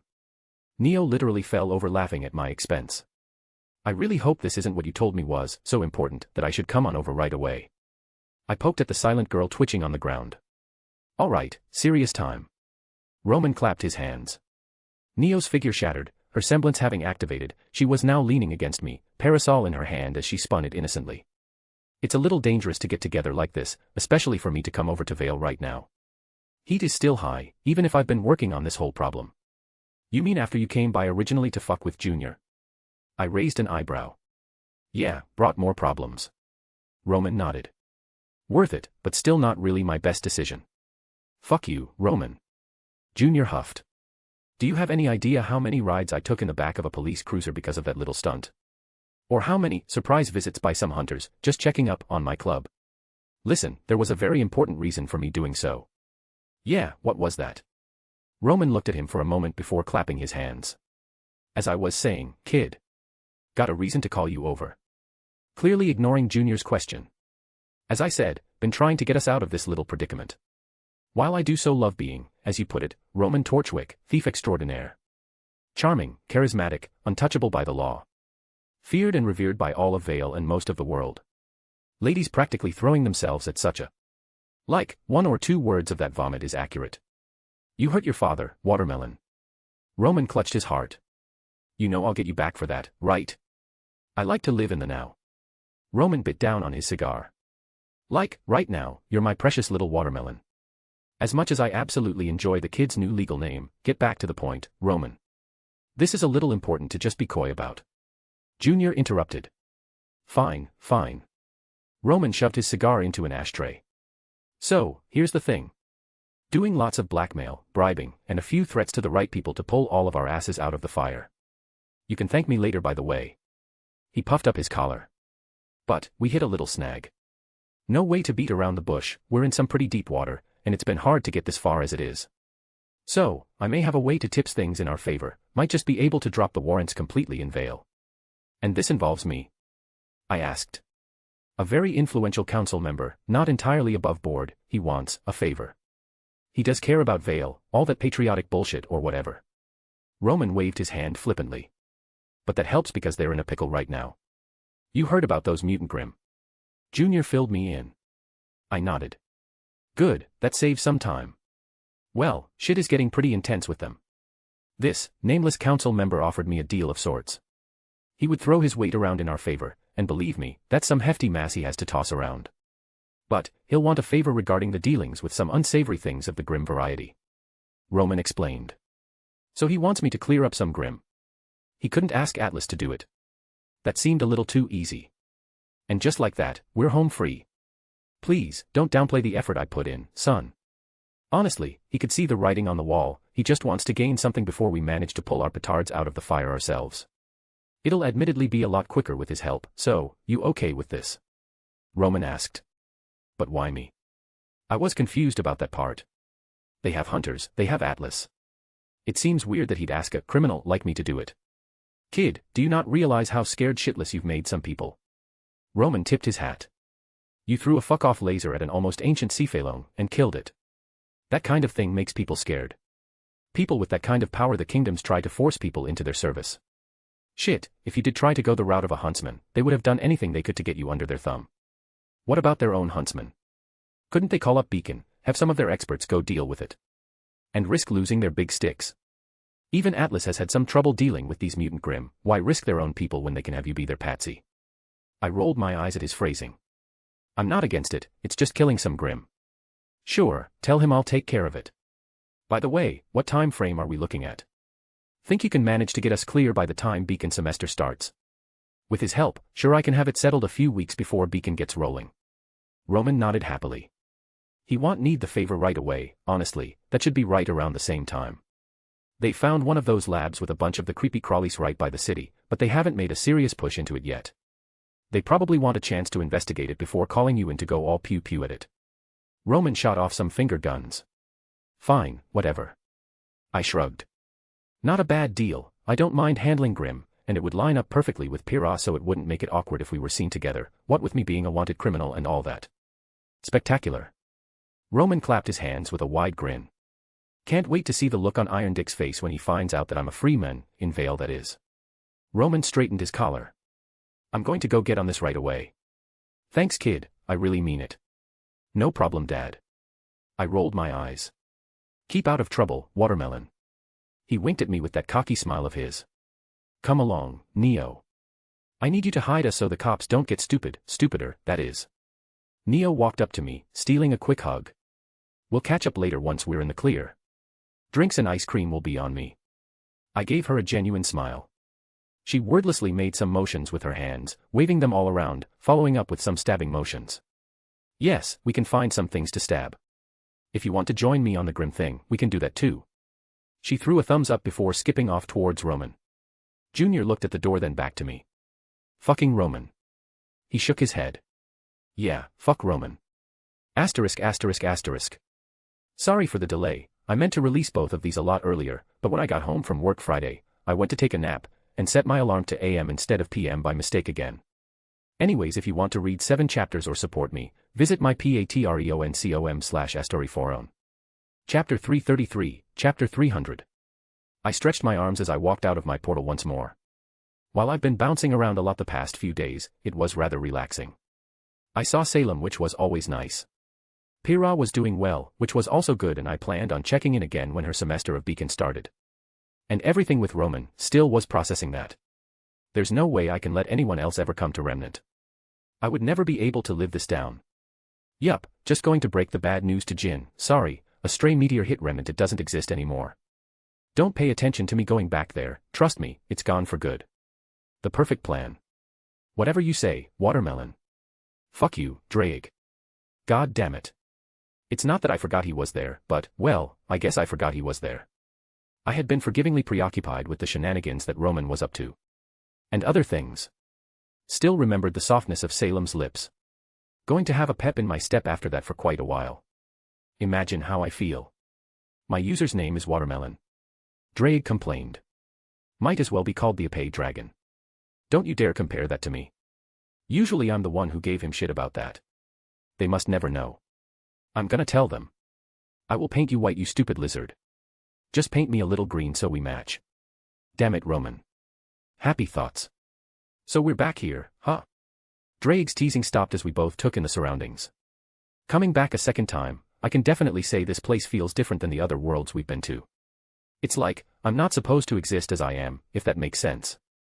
Phantasmal creatures, gods, dragons, and everything more supernaturally inclined, their existence is much more ethereal there, fleeting existences based on humanity's collective unconscious.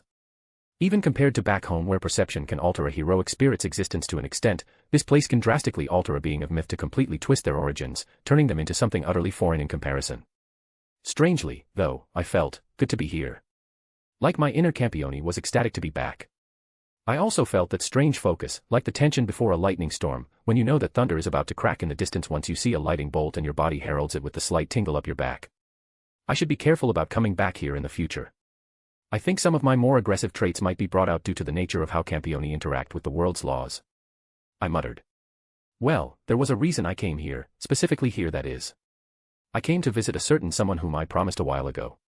However, she lived in a very peculiar realm, and I was hesitant to just straight portal there from Remnant. It rarely hurt to be cautious. Well, time to make good on my promise. Withdrawing Mirage from my ring, I couldn't just do this one by remembrance alone. This was a somewhat difficult link to establish, and I needed the calculative ability of my mystic code. However, it only took a moment as I had been there once before. Nothing major changed in the meantime, so with a swipe of my blade, I opened a new portal and stepped inside. Asterisk asterisk asterisk. It was the same. And I was briefly wondering if goddesses like to model their realms with modern amenities. I mean, this place, and Izzy, it's a little bit of a pattern. Well, I suppose it's not like I've met many other goddesses beyond them in Meridia. Amaterasu didn't really count, it was more she flashed me and then pretended I didn't exist. And now I'm remembering that thong between those wonderful cheeks. It may have been a random thought in any other situation, but at this particular moment, it felt appropriate to recall. Because, across the room, a petite goddess was hanging off her couch, upside down, legs up in the air and over the back of it as she was apparently watching her TV and eating snacks. I could tell because of the crumbs all around her on the floor. Though, one particular detail really drew my attention. Her dress had fallen down to her stomach. There was an awkward silence as she stared at me and I at her. Bold choice in panties. I finally blurted out. Black lace, nice. Kaya. The goddess threw herself off the couch, and in the same motion that familiar shoe came sailing for my face, and I realized that even as powerful as I was, I had no means to prevent it at this moment. It literally knocked me off my feet. Why you? Pandora was sporting a very bright red hue on her cheeks. You can't just drop in here like that. She wailed. How else am I supposed to come? It's not like you have a doorbell for me to ring. I can just not come anymore. I tossed her shoe back towards her. No. She quickly changed tunes. Wah, don't bully your mother. She pouted, running towards me with her arms up in the air. Her hands balled into cute little fists as they lightly pounded on me. Where have you been, mister? I couldn't find you anywhere, and I checked. Around. I grinned, patting her head. She puffed up adorably. Don't be coy. She somehow managed to snake her hand up to pinch my cheek. I really checked because you were gone for a while. My urge to tease her sort of deflated once she sounded genuinely sad. I'm sorry, I was taking care of some personal stuff. And it's easy to make sure I don't have prying eyes from gods and such entities. You're my only child that can visit, please don't forget to check in every once in a while. I promise to keep checking in and spend time with you. I smiled towards her. Good. She beamed happily. You can apologize by telling your mother how you're able to come here in the first place. Magic. I poked her forehead. Umph. She made a cute noise, stomping her foot. I'll figure it out eventually. She followed up with a huff and crossed her arms. Oh, does that mean you'll be able to come and go as you want? I quirked an eyebrow. Even then, I'm a true goddess, not one of those heretic gods. I can't just. She didn't follow up, but I could fill in the gap. I got it, rules and stuff you have to follow. She nodded as her hand cupped my cheek. Look at you. You seem different again, did something else change since the last time you were here? I sense the presence of another god on you. Presence of another god. I repeated the words. Was she talking about Big G? So far, not many were able to notice his presence. Don't hide it from your mother. She pouted. Did you bring another god here, A petite finger poked my chest. No. Don't lie to your mother. Pandora puffed up again. I didn't. I just have something that's sorta like that Gorgonian. A piece of a god's authority, not an actual god. I quickly denied. Which was an oddly accurate comparison now that I blurted it out. You're hiding something. She hummed, but didn't really push me on it. All of my children are so naughty. They don't call, they don't write, and they even keep secrets from me. She sounded pitiful. They don't remember their poor mother. Have you tried flashing the others too? Can't say I'll ever be able to forget you after that. Don't bring that up. Burned into my memory nice and good. I nodded to myself. Giga. Funnily enough, it isn't the first time a goddess wanted to flash me. Though, oddly enough, it was a daughter flashing her mother last time. Amaterasu flashed Izanami. I guess this time, it was my mother who wanted to flash her son. I wonder if this was going to become a thing. Can't say I'll hate it. Don't compare me to that hikikomori neat. Pandora whined indignantly. Ouch, sorry Izzy. Wait, even here Izzy was a shut-in. But even so.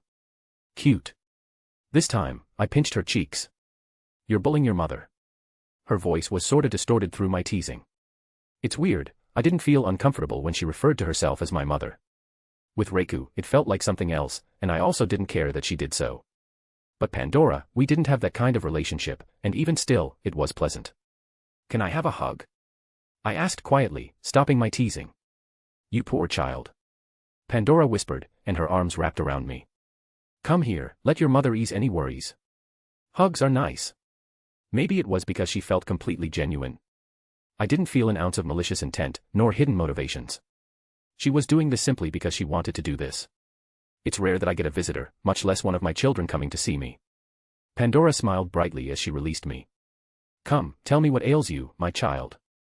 She took me by the hand, practically forcing me down into a seat on the couch. Nothing really ails me. I furrowed my brow. Just the normal crap I've dealt with. I guess I've been under some amount of stress recently, but I do have other people to share that kind of thing with. You naughty children are always getting into trouble. You can't help it, it's in your nature.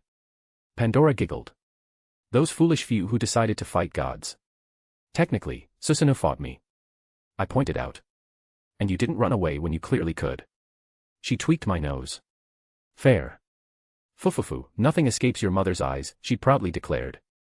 Except me, apparently. Be because you're the most elusive of my children. She quickly countered. I can see all the others, everything they get up to. Oh, you watch them intently, huh? Don't make it sound weird. She pouted. Geez, why was it so much fun to bully her? What have my apparent siblings been up to then? Anything I should be aware of? I'm not actually allowed to tell you too much. Pandora frowned. Even if you can come here, my interference allowed is minimal. She tapped her chin. Though, since you're technically a king of Japan, along with Gadu, I suppose there's some wiggle room. Your older brother Sasha Deinstal Vobin. He has his sights set on Japan right now. Ah, I recognized the name. I did receive some information on my siblings after making contact with that magical association in Japan. They were convenient to fill in a lot of gaps in my knowledge about this world. Do you think Gadu can handle it? I asked. Pandora bit her lip. That child of mine, he's so stubborn. Does he not realize how many others envy his position? And yet, he just always drones on about not wanting to be abnormal. Pandora threw her arms up. Ugh, was he still going on about that? Is he at least trying? He's still training and making sure to learn what he can. I think your talk with him put things into perspective. Pandora leaned it, putting a kiss on my cheek. Thank you for taking care of your younger brother. Rarely do my children help another like that. It felt warm. There was absolutely no lust or attraction that Wei felt in the slightest, there was only affection. He's a good kid put in an awkward situation. It's how he's coping with his entire worldview being turned upside down. Give him a few more months to acclimate. So sweet. Pandora giggled. He's already turned into a bad boy, that one. Gaining the attention of several maidens without even trying. Oh. That embarrassed and awkward Gadu, is he working on his own harem? That would be fun to tease him about. Yup. And he needs more, Mama wants grandbabies. Pandora proudly declared. Unfortunately, one of the girls around him is the target of your eldest. She's a powerful, well, as obvious as it may be, I really shouldn't say. Nor is it appropriate to reveal his plans. If he wants to go cause problems, I'll give Gadu a chance to deal with it. If he can't, I'll step in. I can't always be there to hold his hand. Pandora let out a sigh. All of my children, so troublesome. Why can't they just get along?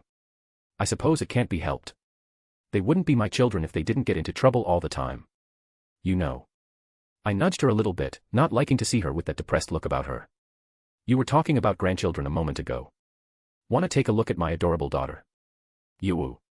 She made a surprised noise, eyes widened. Show me, show me, show me. She grabbed onto my sleeve. I withdrew my phone. Behold my fluffy little fox. I declared, showing her the first of many pictures of my cute canoe. So cute. She squealed. I didn't mind showing her my family. Because at the rate things were going, I had a feeling she would be meeting them all in person at some point. It really did make me wonder, was this how it would feel if Mom was still around? It was a nice feeling. Asterisk asterisk asterisk. I'm back. I stepped into my home, hearing the greetings of several of my girls. Actually, everyone was here but Meridia. And by everyone, that included Vanillana. I was overjoyed that she was finally being included. They all sat around the living room, chatting about something I had no idea about. I walked up, putting my chin on Reiku's head as my arms wrapped around her. We were just discussing you, my student. Scat spoke up. It wasn't me, I didn't do it. I quickly denied the broadest spectrum of things I could have done. Oh my, how quick he is to try and weasel out of any perceived trouble. Vanillana giggled. You really did a number on him, didn't you? Clearly, not well enough. Scat pursed her lips. He often requires remedial lessons. Even though those usually ended with me between her legs, one way or another. Hell, there was one time she just knocked me on my ass, then literally sat on my face, and we went from there. I do so love how direct she is with what she wants.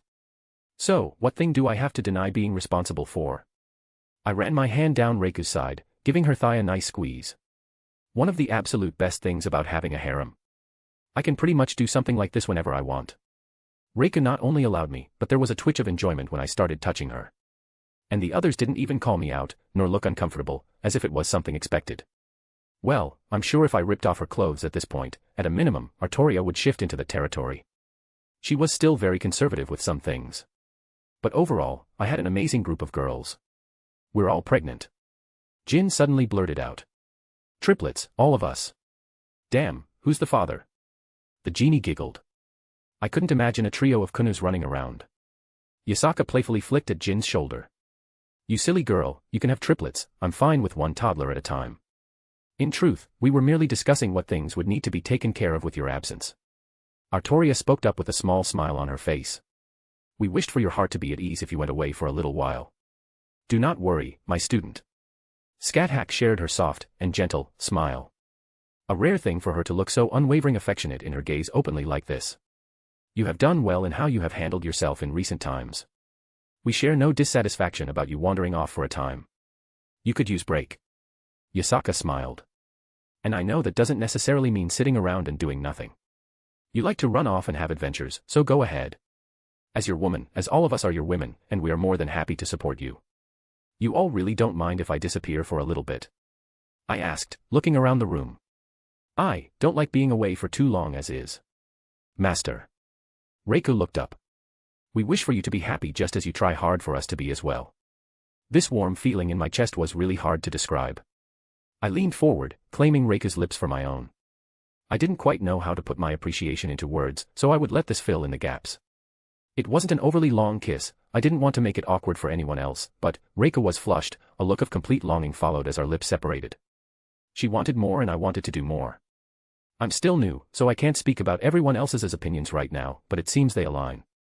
I'm a devil, a few days, a few weeks, a few months. That small amount of time doesn't really mean much, and it appears as though all of my new sisters are long-lived as well. Vanillana also chimed in. However, I do expect a certain amount of attention when you return. I believe Wilhelm would give you all the attention you wanted. Yasaka grinned coyly. With as much vigor as he could. A devil does have needs, Vanillana giggled. My hand slipped into Reiku's without even realizing it as she leaned into me. So everything is really okay. You're not just telling me that to set me at ease. I looked around. I was very happy that Vanillana slid right into the group dynamic without it being awkward. It didn't seem like anyone was against her presence. Yes, we had discussed everything at length. Artoria nodded. There were not many things that needed overseeing beyond our personal responsibilities which we were fulfilling thus far. There is no pressing matter that requires your direct oversight, and you are quite easily accessible if an emergency comes up. Fine. I relented.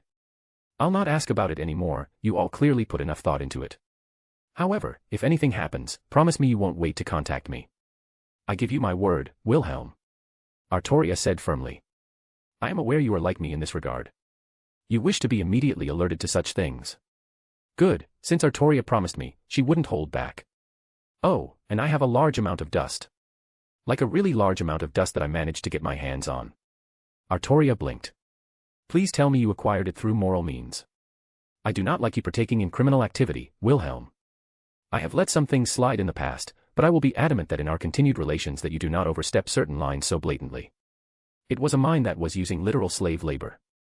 Some of which were children. I helped them out, removed the ones involved, and claimed the dust in the aftermath. I gave a brief explanation. Artoria smiled brightly. Yes, that is the man I know you to be. Getting praised by Artoria, why did it always feel good? So damn charismatic, it was absurd. If you have as much as I think you do, then I can do some fun things. Jin grinned. Just leave enough for Medea to play around with, and some for possible use in her own projects. I stated. Don't worry, I'll bring her in so we can play together.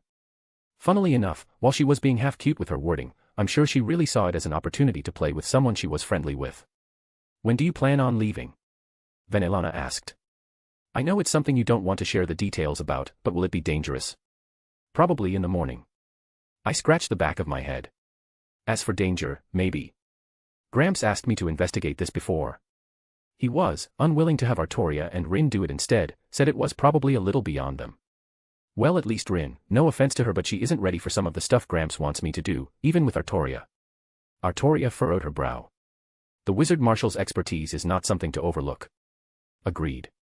Scat-Hack added. You will make adequate preparations before you depart. Which was her way of saying she was concerned and wanted me to be safe.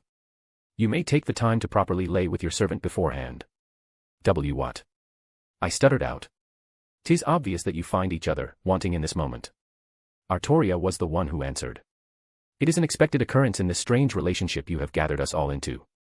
If we were not pleased with such outcomes, we would not be here at this moment. Her face turned a red hue as she turned away. I blinked as Artoria of all people told me to stop being a prude and go fuck Reiku. Granted, it was not exactly in that wording. I admit I was the most hesitant with Reiku out of everyone, even Artoria. I was scared I would be taking advantage of her. But if even Artoria was being so candid about it, maybe I really am just being silly and should stop overthinking things. Also, don't put up sound barriers. Jin added. Artoria likes to hear while she. Jin. Artoria squeaked out.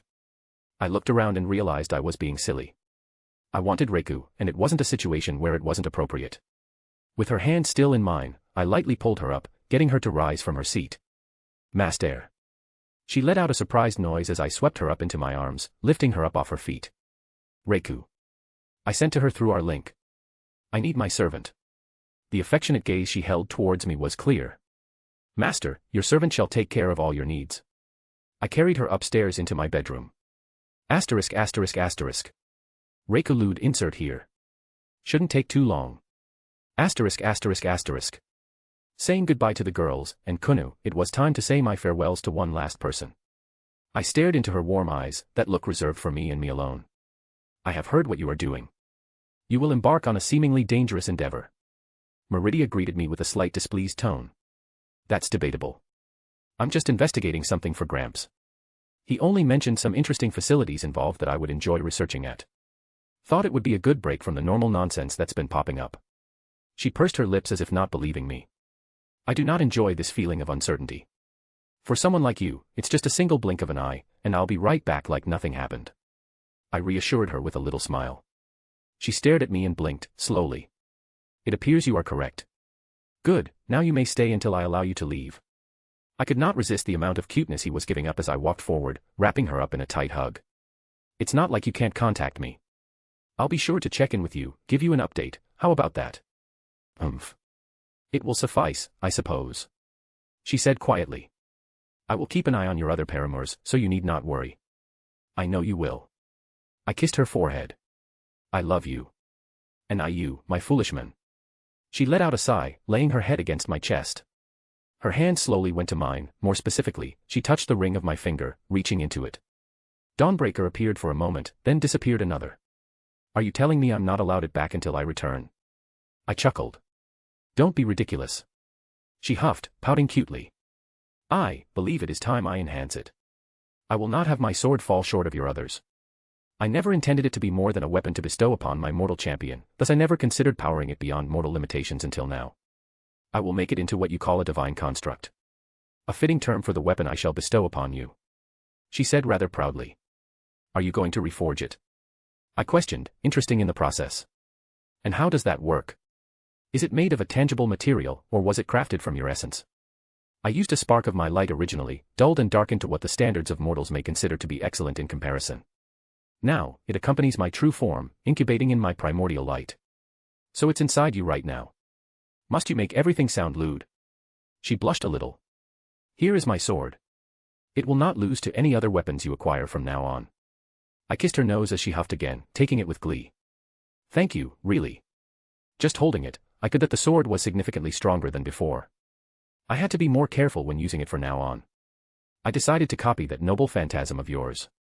Call its true name and you shall deliver a cleansing light unlike what was previously possible. Were you jealous of Excalibur? I raised an eyebrow. I am not jealous. She quickly tried to deny, but I saw through her charade. Thank you, again. I admired my new sword once more before putting it away. I'll put it to good use. Good. See that you do. She sniffed. I expect you to return without problems now that I have bestowed upon you such a wondrous merit. You may thank me by continuing to annoy me for many years to come. Asterisk asterisk asterisk. It seemed like a long time since I've been back here. Well, not that long now that I thought about it. Months at most, but it felt like I've been through a lot since I've been back home. Look who it is. A warm, feminine voice reached my ears. Hello, Lucretia. I greeted the women who may or may not have become my grandmother. Hello, Wilhelm, she smiled warmly. Are you here to see Zelli? Yeah, is he in? He's in his study, go on ahead. She replied. How funny, she practically owned the place now. Well, I'm sure Zelretch was fine with everything. He wasn't one to put up with nonsense if he wasn't on board with it. I just walked up and pushed his door open. The same room hadn't changed after the many times I've been here already or all the times in my memories. Wilhelm. He greeted warmly. To what do I owe the pleasure? Do you require my help with anything? Actually, I am here to help you. I replied, taking the same seat I always did. I find myself with some time on my hands, and you said you wanted my help with something previously. I figured, I could do that now. Oh. Zelretch perked up. If you have some time, I would really appreciate it. Great. I leaned back. So, what can you tell me about this Chaldea? Asterisk asterisk asterisk. Sorry, late on the Raycalude. Meant to do it this past weekend, but shit just got in the way. I'll try to have it up as soon as possible. If you want to read 7 chapters ahead or support me, visit my patreon.com/astoryforon. Chapter 334, Chapter 301. What's this? No, how are you? Just simply off to business, is it? Zelretch chuckled as he got up from his seat as he went towards his liquor cabinet. What are you in the mood for? He asked. I tapped my chin. Thinking maybe some wine. I don't want anything too strong, but I could enjoy a good drink. Oh, wonderful, I have just the thing. Zelretch pulled out an aged bottle. Not the oldest, but the sentimentality of this one makes it a good addition. Do you remember the story? He asked, flashing the bottle. It seems vaguely familiar, but as you know, I'm missing a lot of details. Lots of things fell through the cracks when you passed on what you did. Or rather, when he would pass on his knowledge some under time in the future. Because it was clear he does very far into the future. From a small winery in France. Burned down by the Nazis during World War II. Zelretch began to elaborate as he poured us both a glass. It was rebuilt, during the occupation. It was burned down a second time because they didn't bow their heads to their oppressors. This cycle repeated 4 more times. 6 times. They, as you said, burned it down 6 times yet it still continued production. Wouldn't it take years for their orchards to recover, even if the land was still able to grow things? I blinked, mulling over what he said. How many times must the ground have been burned to overstep the point where it would be beneficial and instead make the area desolate? Oh, they stopped producing wine, mind you. After the first couple times, it's as you said, the land itself became barren around the place. But out of sheer spite, they wrote their brand name on barrels of water, and sold it as their latest yield. The people in the nearby cities, knowledgeable of what was happening, bought and drank it in an act of solidarity. Zelretch chuckled. There was one such time, a highly ranked Nazi came to visit this winery because he had heard the tales.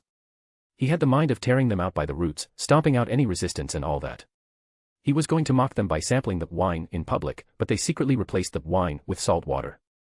They laughed even as they were hung in the streets. After listening, I gently swirled the glass in my hand before taking a sip. It wasn't the most amazing wine I've ever had, but it certainly had its own charm after hearing that story. Sometimes, presentation can enhance a flavor beyond simple taste. I take it this is a bottle produce before they were burned down the first time. Indeed. Zelretch smiled softly. It's just one thing I love about humanity. That we're unmatched when it comes to spite. I offered. Ho ho, that's certainly one way to take it, Zelretch chuckled in amusement. How have you been, Wilhelm? You haven't come by to visit in a while, so I assume you haven't had any major problems. I'm sure you're aware of the broad strokes. I do keep up to date with things when I can. He nodded. I'm as well as I can be. Stressed about some things, but that's just life. I can't really complain when I have so many people who support me. And honestly, I have many ways to relieve the stress with the harem. You wouldn't happen to have a piece of the world tree hanging around, would you? Do you think I have a vault full of treasures you don't know about? Zelretch snorted with an eye roll. Worth asking. I shrugged. Odin realized my secret, and asked for my help. Their Ragnarok took a weird turn, their world tree is dying, and not in tune with their cycle of rebirth. Everything else, I either already had plans in place or have help managing things. With this, I'm honestly scratching my head and just trying to figure out a game plan. A strange position you're in for sure. I can honestly say I have no plausible explanation off the top of my head. I can keep an eye out for anything that may be useful. Zelretch offered, which I nodded appreciatingly. I mean. I scratched the back of my head. You basically know everything else. War with the Fae over there is looming. The peace conference happened, it was fun watching Yasaka verbally slap everyone. Oh, trying to help revive Big G over there too, that's interesting. Got pulled into a conspiracy involving gods due to that. Don't let anyone say that you have small ambitions. Zelretch grinned. The revival of the biblical god in that world, I assume you considered the ramifications. I did, this isn't merely on a whim. I honestly think it'll be good for the world at large. I nodded. Good, then I won't say anything against it. Zelretch gave his approval. And I finally told Meridia I love her. It felt a little embarrassing to say it out loud. I'm proud of you. Zelretch looked genuinely happy for me. What about you and Lucretia? I decided to shift the topic. I had not realized how much I missed her until she was here again. He smiled warmly. I dare say that this place feels much more like a home now that I have all of you running around. I know the feeling. It was nice to have somewhere I could actually call home again. That reminds me. Zelretch put on a thoughtful look. I was approached by some of the other lords. They wish to schedule a get-together for the younger generation of the Clock Tower, a networking event if you will / want to call it that. To stroke their own egos, I presume. I rolled my eyes. Oh, look at my son / student / protege, aren't they so talented, blah blah blah. Undoubtedly. Zelretch replied without a second thought. However, I do have a reputation to uphold, so I wish both you and Rin to attend. Attendees are allowed to bring a +1. I'm assuming that Rin will bring Saber with her. Agreed. And I have nothing against her doing so. They're already a well-known duo amongst the tower. All right, I'll bring Meridia. Vetoed. The old man deadpanned. I wish for the Mages Association to be standing afterwards. It would be hilarious introducing her to the idiots who are way too full of themselves.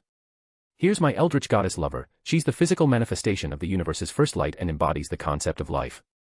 You're making it hard to stick to my guns on this one. Fine, I won't cause too many problems. That means Yasaka is probably out as well.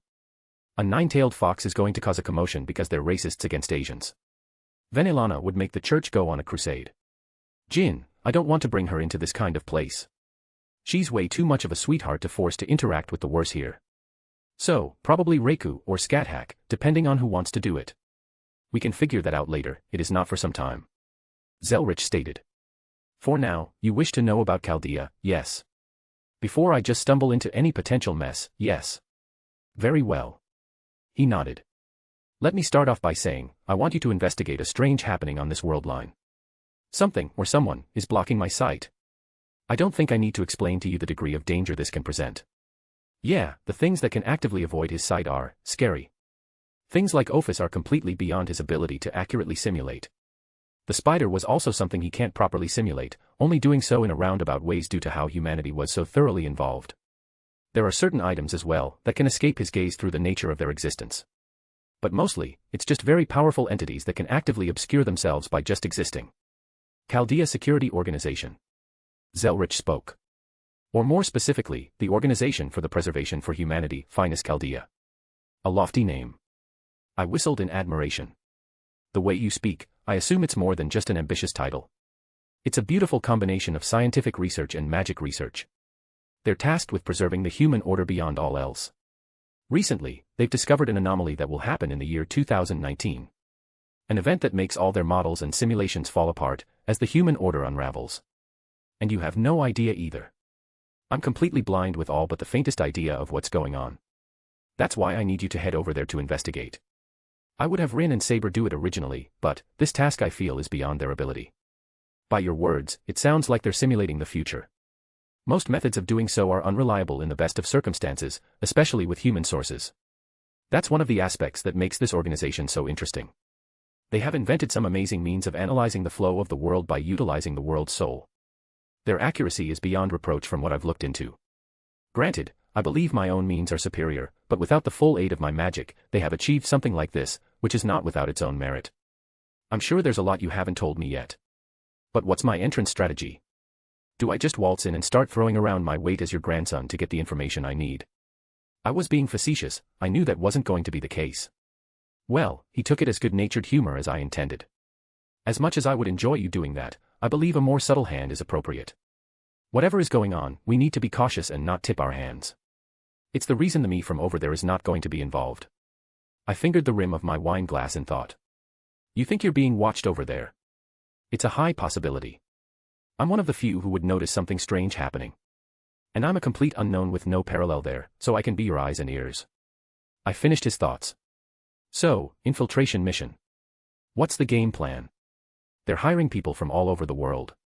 From brilliant mundane scientists to talented magi. Anyone they can get their hands on, they're doing their best to recruit. Specifically, they're making 2 teams right now beyond researchers and workers. To resolve the singularity in what they perceive to be incorrect. Explain this irregularity. I won't go into the long explanation as of yet. But they trace the cause back to something that occurred in Fuyuki of all places, back in 2004. They're putting together a team to go back to that time period to ascertain the cause and correct history. Time travel. My eyes widened. Not with a method you would initially think, but it's still a very intricate design and worthy of admiration. Zelretch replied. But to still cross the timeline, that's by no means an easy feat if they're putting so much resources into this I can only imagine the scope we're dealing with. As I said, this is something that is weighing on me. You can understand now why I'm being overly cautious. So, want me to join this super team of magi or something? No, you're going to join the B team. The second string, so to speak. Zelretch chuckled. We need you to go, under the radar, but still maintain a level of actionable knowledge. Your entrance will be an Asian magus recruited by chance by one of their various intermediaries. Somewhat talented, enough that you would have earned high marks in the association. But with how racist they are against Asians, easily unnoticeable, which lets me slip under the radar, as you said. Until I gain some manner of respect or influence by my own hand. Correct. Zelretch nodded as he continued. The most important bit of information is your compatibility with servants. I don't believe you mean what I do in the bedroom. Unless they want to know how well I've given the dick to Reiku and Scathach. Would be a fun conversation. On a scale of 1 to 10, how satisfied was your servant after intercourse? Zelretch snorted, tossing a wadded-up piece of paper at me. You know damn well what I'm referring to. Beyond servant compatibility, there is also the compatibility for their process of time travel known as ray shifting, which I'll explain later. Suffice to say, you'll pass with flying colors, I can guarantee that. Yeah, I smiled. Okay, putting this ray shifting aside, what does servants have to do with things? Are servants going to be summoned? Their main method is a system they devised to facilitate the summoning of servants to help resolve the singularity. Different than the one I helped make for the Grail, but it's quite well done. But they are seeking out those with the highest compatibility they can find for their backup team, as they view that as more important than prestigious bloodlines or similar. Makes sense. This backup team, them being able to summon servants when the need arises, it's more important than being experienced in magecraft or other things of that nature. They're the backup team for a reason, and it's easy to presume that the servants would be doing the heavy lifting if things went sideways enough that they're required. And that's where you come in. A no-name magus with some knowledge under your belt, even if you're Asian, in their eyes. And a very high compatibility with servant summoning, you would be a very easy grab for their needs. Zelretch explained. We just need some background information to fill out and a name to go with it. A name, huh? I rubbed my chin. I do believe I have a perfectly fine name to use already. Are you sure you want to use that name? I am in no way ashamed of my old name. I originally changed it because I was scared and desperate at the time. It was the name my mother gave me, so I am more than happy to use it for this occasion. Unconsciously, I ran a hand through my hair. It seems like Takao Shimoda is joining Chaldea. Asterisk asterisk asterisk. It was fucking cold. That was my first thought. I felt like I was back in Skyrim, in the colder parts of Skyrim. Over at the college, but without the magics there to keep everyone warm. And I felt like I couldn't magically warm myself up in this situation, because I was supposed to be keeping a low profile. And it didn't help that we were flying in a helicopter at the moment over the goddamned North/South Pole. Funnily enough, the others they've recruited, they had to use various means to knock them out, as to not reveal the location of the place we're going to. For me, as an actual magus, I just had to sign a geas to not reveal the location. Not that it was effective on me, but they didn't need to know that. There was another man sitting across from me. A typical magus from the association, one who thought it was an honor for me that someone like him would come to a primitive country like Japan just to recruit a hedge mage like me. Already had to hold my tongue several times at this point, and I'm sure it wouldn't be the last. Had to get a good rap on my own powers and shove them way down. You never know what they had lurking around here, better to not accidentally tip anyone off about my abnormalities. Gramps did good work. Apparently the paperwork was almost all ready and he had been sitting on it for a while. But everything was pushed through nicely, and I got a response after hanging around for a few days here. There was a light interview, one where they measured my compatibility. Apparently I scored around a 91%, which would have technically put me in the parameters that they wanted for the A-team, but that's composed of what they believe to be the cream of the crop. Experienced and knowledgeable magi, not some random mage with no family name. But they were quick to offer me what I could admit were some pretty good terms for employment. Very good monetary compensation, as well as some tutoring on certain subjects to enhance any crafts I was currently learning. They boasted about having a wide array of materials and books available if I chose to sign up.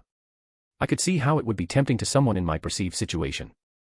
It only came with the stipulation of some pretty heft contracts, including magical, as well as a guaranteed employment term of at least 6 years. Which, again, good compensation for my time if I was really looking forward to it. We have almost arrived. The man sitting opposite of me stated, opening his eyes. Prepare yourself, you step into the illustrious organization of Chaldea. Headed by none other than the Animosphere family itself. I held back at his superior tone he took.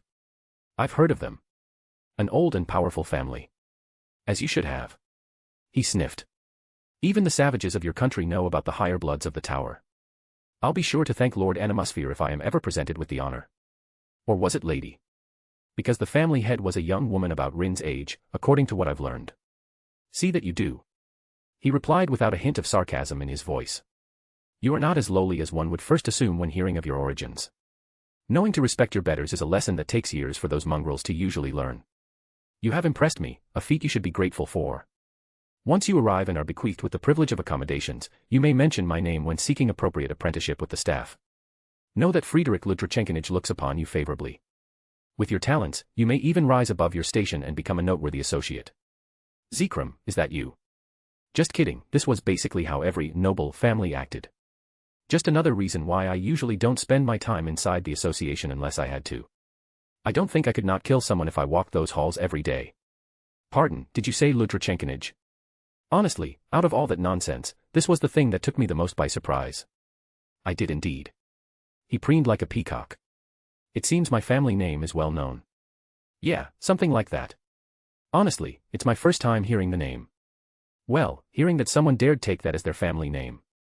It basically meant, Dragon Kings, or something thereof. I could practically feel Drake's amusement at the sheer audacity. If you wouldn't mind me asking, what is the history of your family name? I couldn't help myself. Again, this magus ego seemed to visibly inflate when I asked about his family. My family originates from the age of gods. We were powerful and wise wyvern tamers from before recorded history.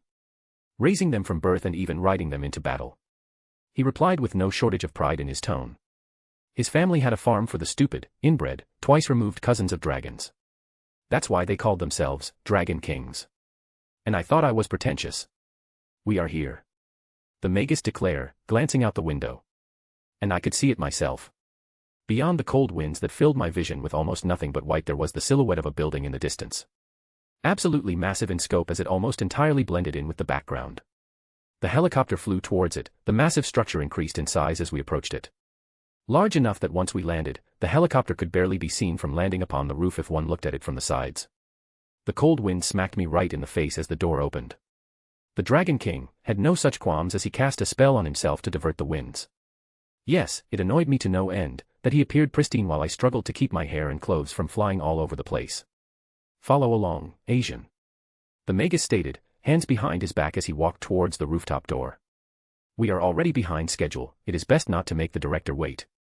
Director? Was she waiting for me? I let out a sigh as I followed along. Maybe it was my draconic pride, but I really wanted to punt his smug ass off the roof of this place.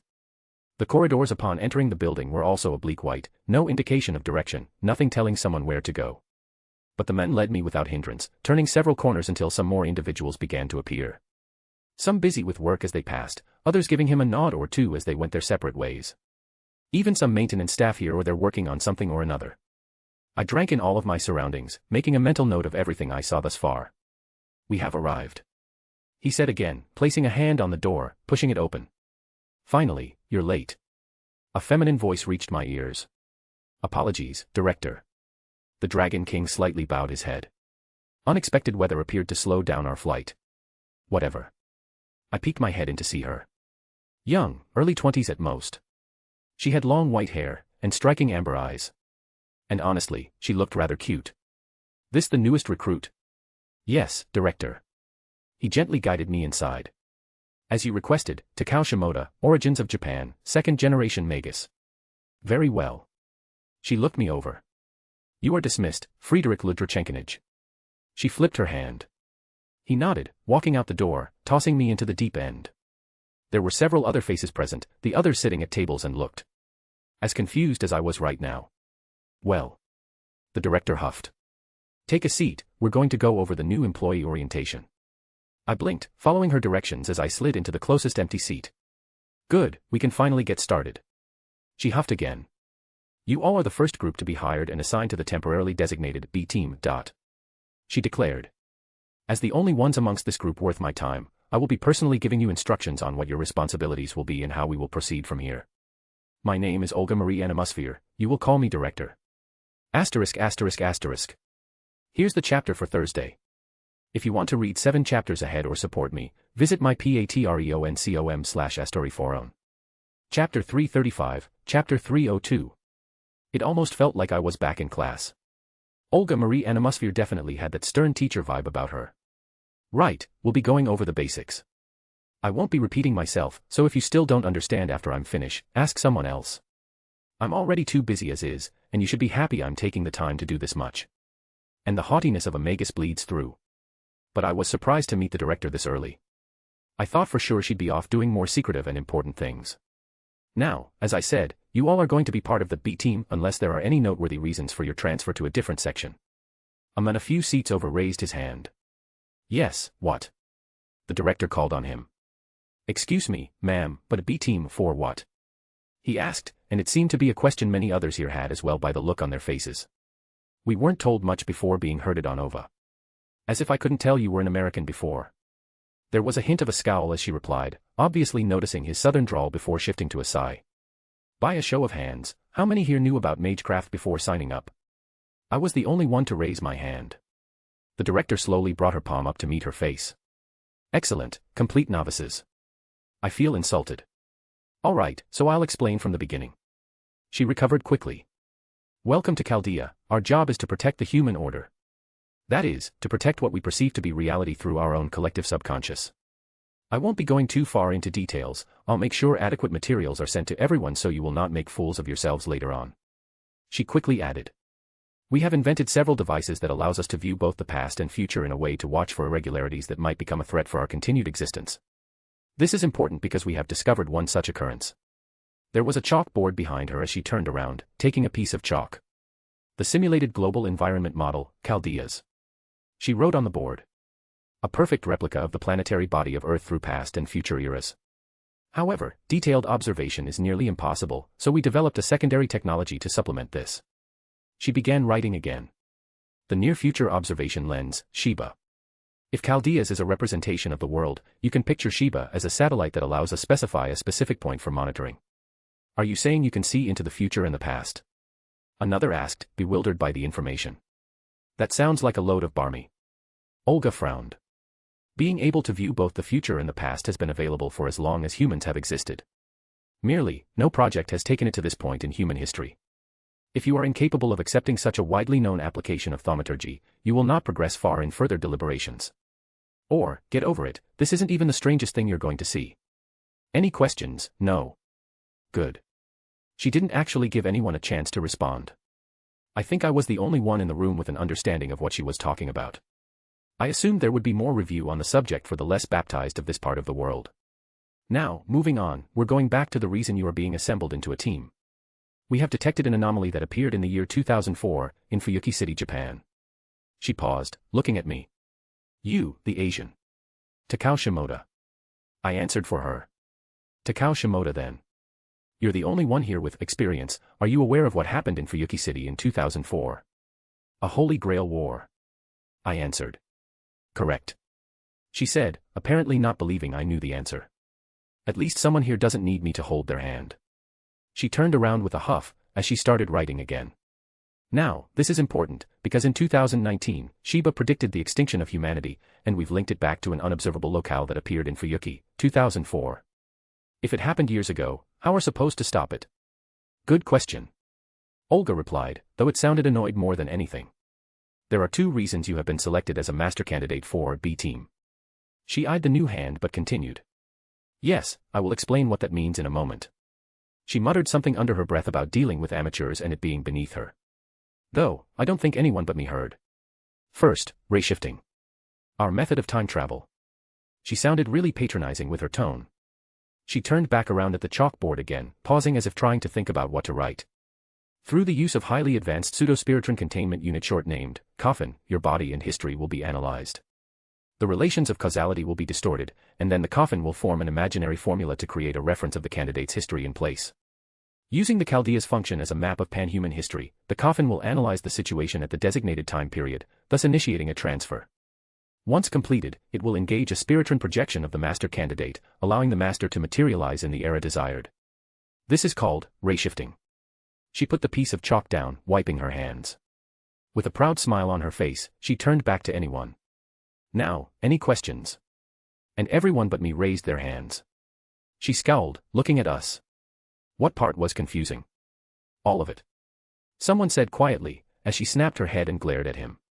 We'll be using a device, coffin, to analyze our bodies, and play a trick on reality so that we don't technically exist at this point in time. Then, at the spot we're supposed to time travel to, the coffin will create a magical replica of our body, and throw our soul into it.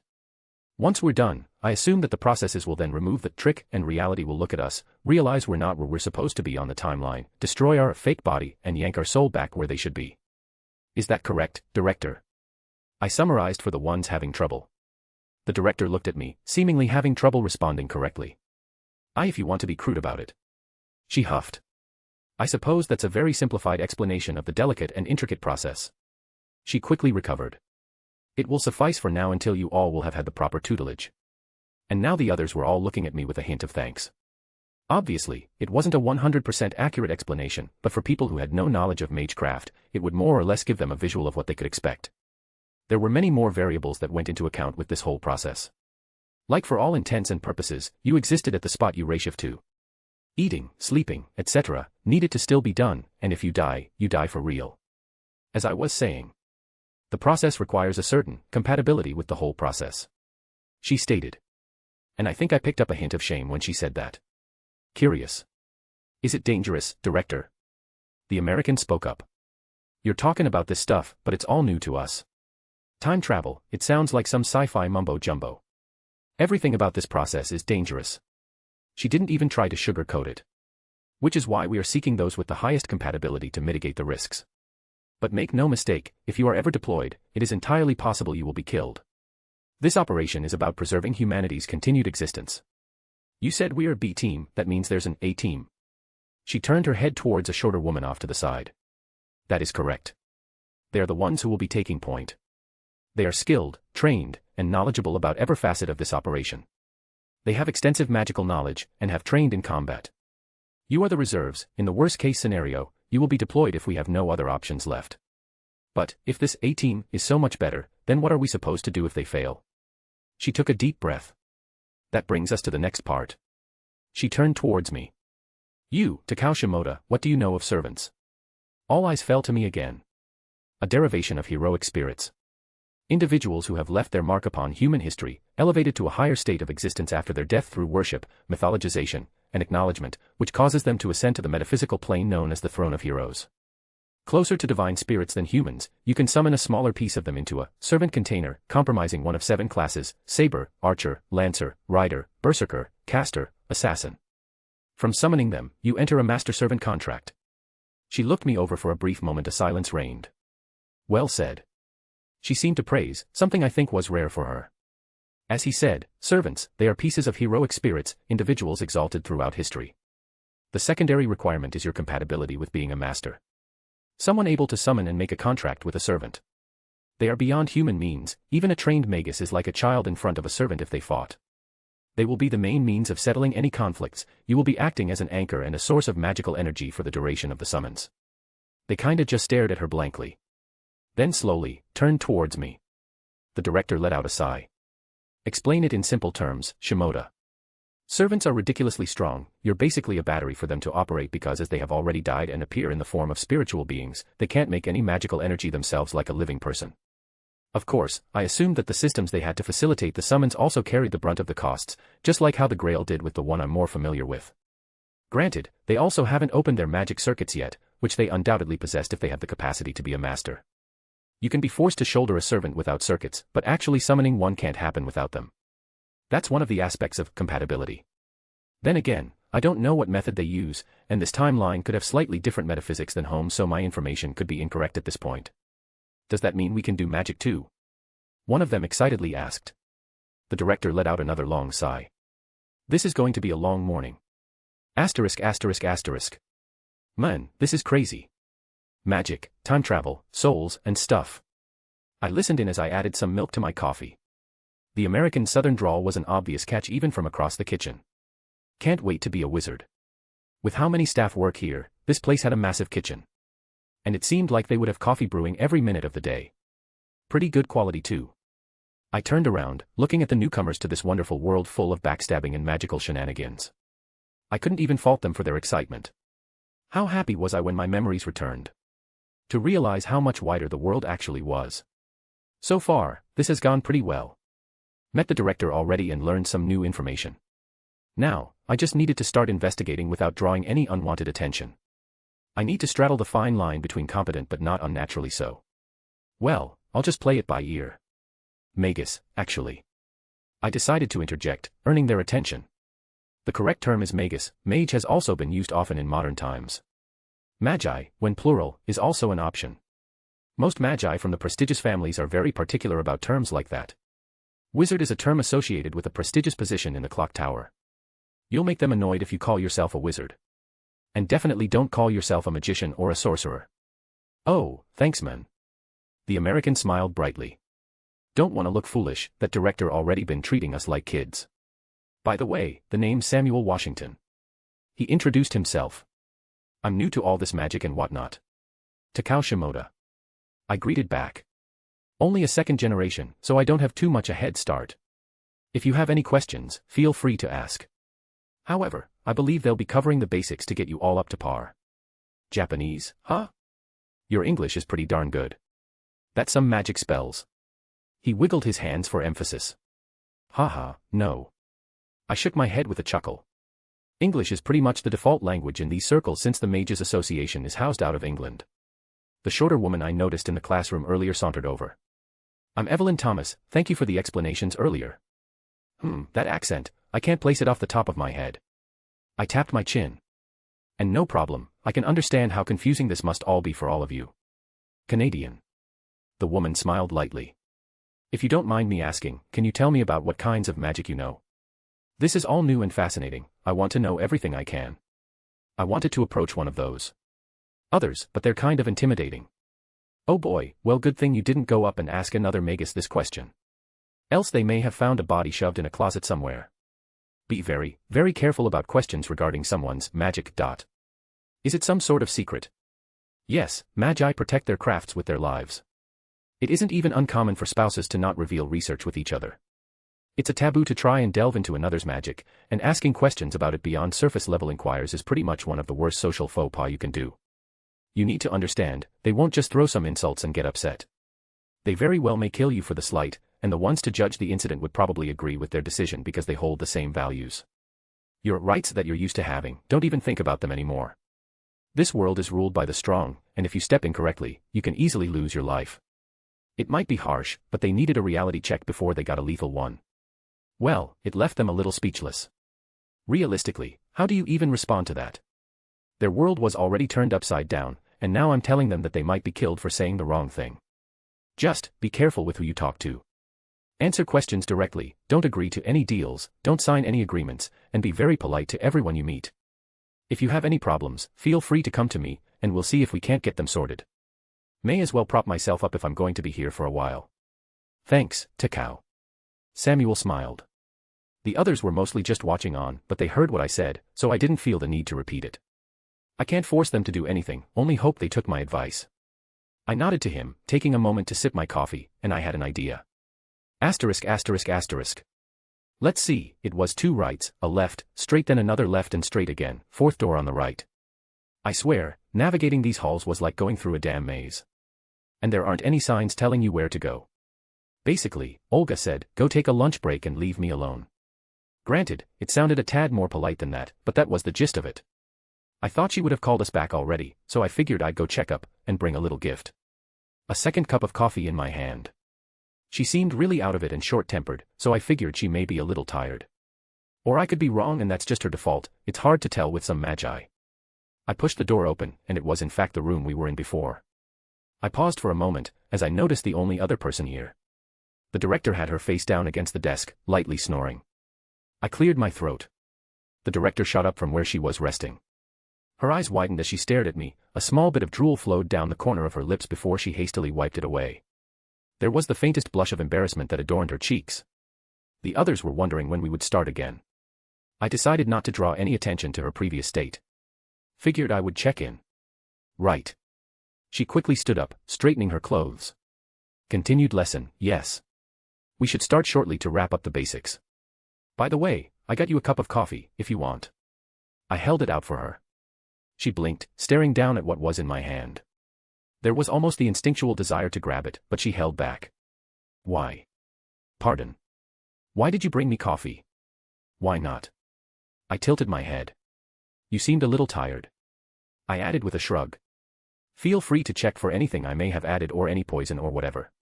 I walked up, setting it on the table in front of her. Just thought you might appreciate the pick-me-up. I suppose it would be rude for me to refuse. She replied, clearly pleased with it even if she wasn't voicing it. Thank you.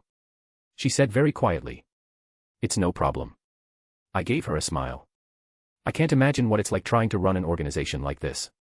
Not to mention taking the time to deal with all of us. The director let out a snort. It's my duty as an animosphere. She flipped her hair back, preening slightly. Not that I will be doing this for the recruits coming in over the next few days. You all are the top potential recruits bar 1 or 2 that are taking a while to bring. Such that I am only giving my time in this singular circumstance to see firsthand what degree of ability our B team will have. It must be difficult to find people who are both compatible with being a master and ray-shifting if you're willing to take those who aren't even knowledgeable about our hidden world.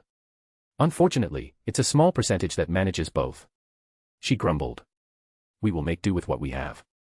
That being said, I believe you will make an adequate leader for B team. Leader. I blinked. Indeed. You have shown a competency in everything that has been discussed. And your previous experience, however minor, already puts you far above what your peers have. Considering only your fellow B team members, of course. Well, it would be beneficial for my whole purpose in being here, so why not? If you think so, then I'll follow your commands, Director. Why yes, of course. She sounded rather happy about that for some reason. I can tell you will fulfill the role splendidly. She nodded proudly to herself. Maybe we can have you train with the A-team. We'll see to make sure that you won't hold them back too much, then we can start preparing for more rigorous training afterwards. Speaking of preparations, you may want to give the new people a rundown on the do's and don'ts of the Magus culture. Explain. I had one of the new people start asking me about my craft. I replied, making her eyes widen in realization. Obviously, they didn't know how taboo that is, and I did explain it to them. But there's more to it than that, so it may be prudent for some basic etiquette lessons so they don't run afoul any other magus in the facility by accident. That is an excellent point. She grit out, seemingly annoyed with herself, probably for not thinking about it. Thank you, Shimoda. That could have been disastrous had something happened. It seems like I'm already proven right on your qualifications. There was a hint of a smile forming. I was skeptical about a secondary team, but maybe it will prove useful after all. Glad to help, Director. Would you like me to go get the others? I asked. Wait 30 minutes, I will go fetch some materials to explain the next portion with. She stated, though a faint, and give me time to wake up, under her breath was added. She quickly made her way out of the room, disappearing off to who knows where. Well, that had gone better than expected. I mostly just wanted to win some brownie points with her for the benefit of my job. But I guess I'm going to be the leader of B Team now. Not that this was some illustrious position, the others were completely new to magecraft as a whole, so it's probably going to be like herding cats. I won't be here for too long, but I could set up the team and try to train a replacement for myself so B Team won't fall apart when I do leave. I wonder if she made me the leader so she wouldn't have to deal with it herself. Regardless, it would benefit me in the long run. I left the room myself, going off back to where everyone else was staying. God, this place is so fucking big. And every hall looked the damn same. Was it left right, or right left? I turned a few corners and kept going straight but, another long corridor that greeted me. Though, I saw the snow falling outside through some windows, and I could immediately tell I had gone the wrong direct. Ugh, completely lost, what a surprise. I was very tempted to cast a spell to help me find my way. Thankfully, my background had runecraft listed as one of my areas of expertise. That allowed me to get away with quite a bit if I wanted to. Why don't I just? The words died in my mouth. I felt a shiver, the hairs on the back of my neck stood up. I could feel my aura bubbling underneath the surface, and even my divinity was stirring. It was as if all my instincts were suddenly going into overdrive. Slowly, I turned around. It was not a person that made me feel this way, no. There was a thing. A thing standing there, staring at me. A white creature, and in any other circumstance, I would find it adorable. Barely bigger than Sir Wiggles and probably equally as fluffy. Some kind of mixture of a squirrel and a rabbit that was honestly very cute if it didn't give off such threatening vibes. I don't know how long I stared at it, and it returned my stare back. I could see it clearly though, the wisdom and intelligence that was shining in its eyes. What are you? I managed to whisper. It tilted its head. Foe, a strange noise was all that it replied with.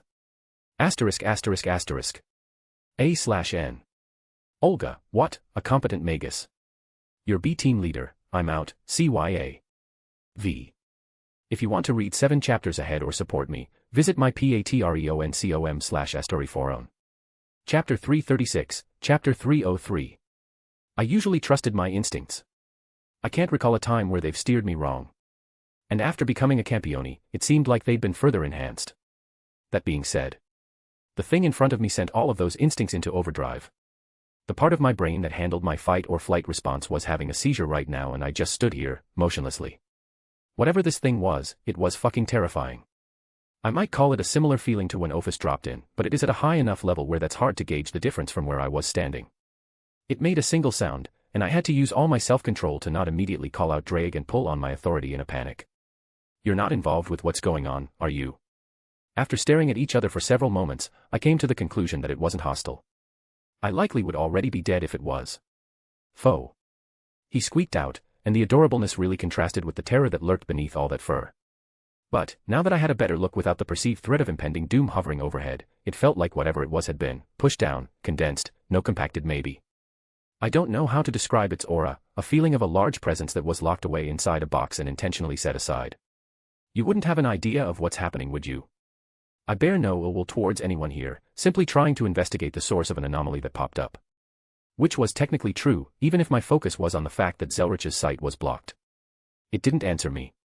Instead, it slowly started walking forward, taking little steps that led it to circle around me. I felt like I was lost at sea while being circled by a shark. Suddenly, it sprung up, and my head slowly turned to see it standing on my shoulder. Please don't eat me. Foe, foe. He squeaked again, raising a little paw up as it started swatting at the side of my head. It was with about the amount of force you would assume if you merely saw the creature's stature. However, I was having a mini panic attack as something on the same, or at least equivalent level of the infinite dragon god was currently using my head as a tiny punching bag. Foe, there you are. I blinked, not even noticing the presence that crept up on us. Even the thing on my shoulder stopped doing what it was doing to watch the young woman hurriedly coming down the hallway. A young woman, probably no older than 20. Lilac hair and lavender eyes. She wore a sweatshirt and glasses, making her look rather cute. Foe.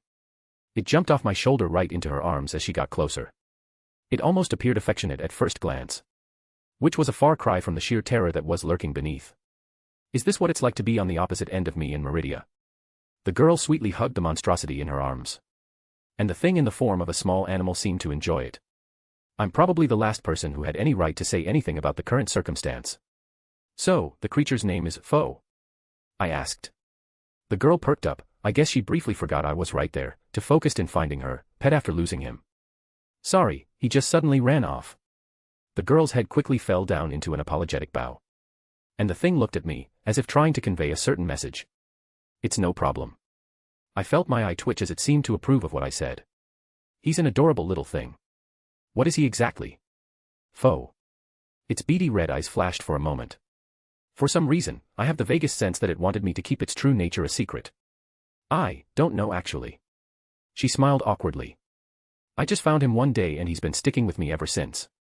She followed up with a very warm smile. It's strange, he doesn't usually like other people. Well, it was obviously not hostile to me in the slightest at the moment. Honestly, it seemed to be mostly amused by my presence. Did you make sure to get him fixed? Foe. The animal made a surprised noise as it glared at me. Fixed.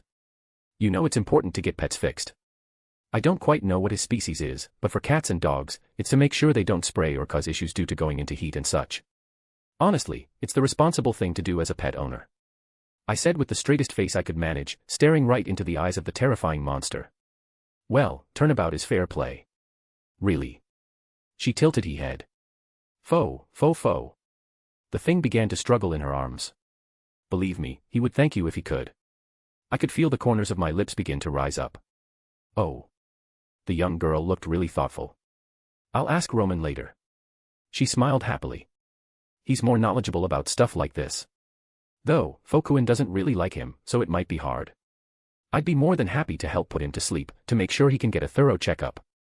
Don't want him to be hyperactive if his dangly bits are going to get snipped. Oh no, it's all right. If Foe needs a checkup or anything like that, I'm sure he'd behave. Foe. With that, he jumped out of her arms and bolted down the hallway, turning several corners before disappearing. Heh. Payback is a bitch. What's gotten into him today?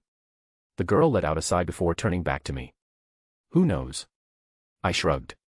Couldn't possibly have anything to do with the implication of getting the snip. Now that I think about it, I don't think I've seen you around Chaldea before. Are you new? She turned to me and asked. Yup, just got here today. The name is, I had to catch myself, almost used my real name. Takao Shimoda. Probably the future leader of B-Team. Amazing. She said with an awe in her tone. It's nice to meet you, senpai. I'm Mash Kairi Light. She seemed like a sweet girl. I kind of wanted to pat her on the head, but I held myself back. Well, Mash, you seem to know this place pretty well. I'm a bit lost. Do you think you could point me in the direction of the cafeteria? I can show you. She perked up with a big smile. It took me a while to figure out where everything is too, so I can show you the tricks I learned. She seemed eager to be of help. Wouldn't say no to the help. This place is a maze and I think this won't be the last time I get lost. I thanked her for the assistance. ****. Olga Marie Animosphere POV. Has anyone seen Shimoda? I raised my voice, gathering the attention of all the B-Team members who were conversing in the cafeteria. Where did he run off to? I explicitly told him 30 minutes. Of course none of these people answered me. It made me wonder if this B-Team idea was even feasible. With the blank looks they'd given me all day, I wondered if they have the processing ability to even comprehend the most basic of magecraft. It's like night and day compared to the A-Team. They're all proficient in their crafts, had the theoretical knowledge, and knew how to operate efficiently. Maybe if we had a few more years to prepare them, they would be a feasible substitution in an emergency.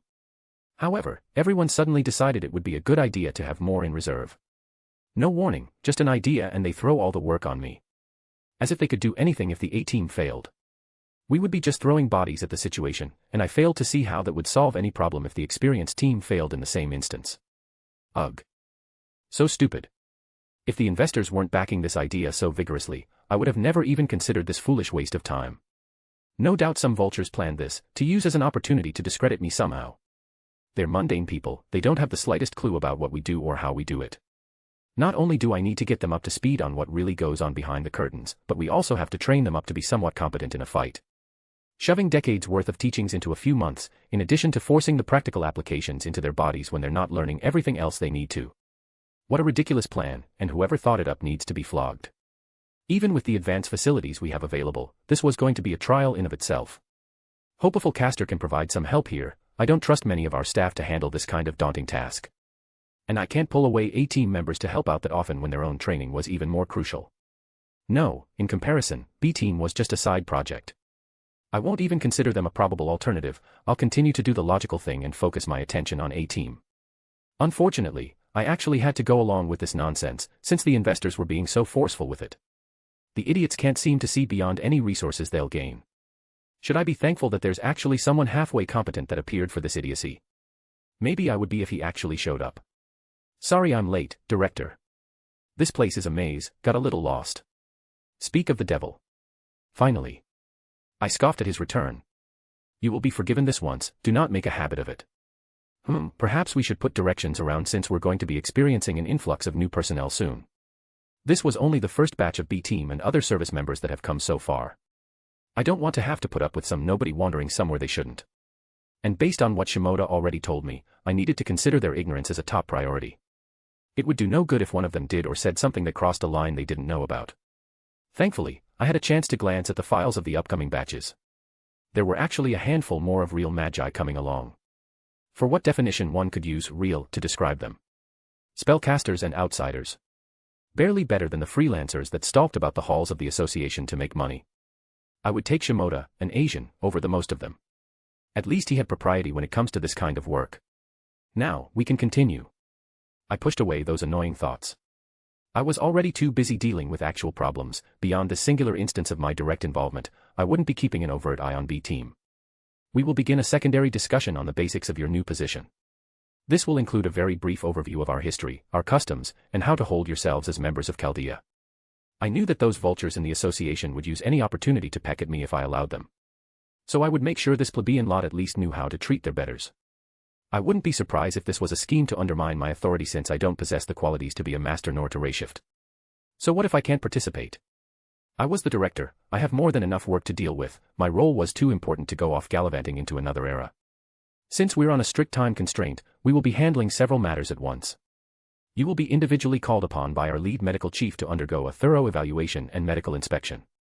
This is not negotiable, and I will hear no complaints. We needed to know what we're dealing with before opening their magic circuits.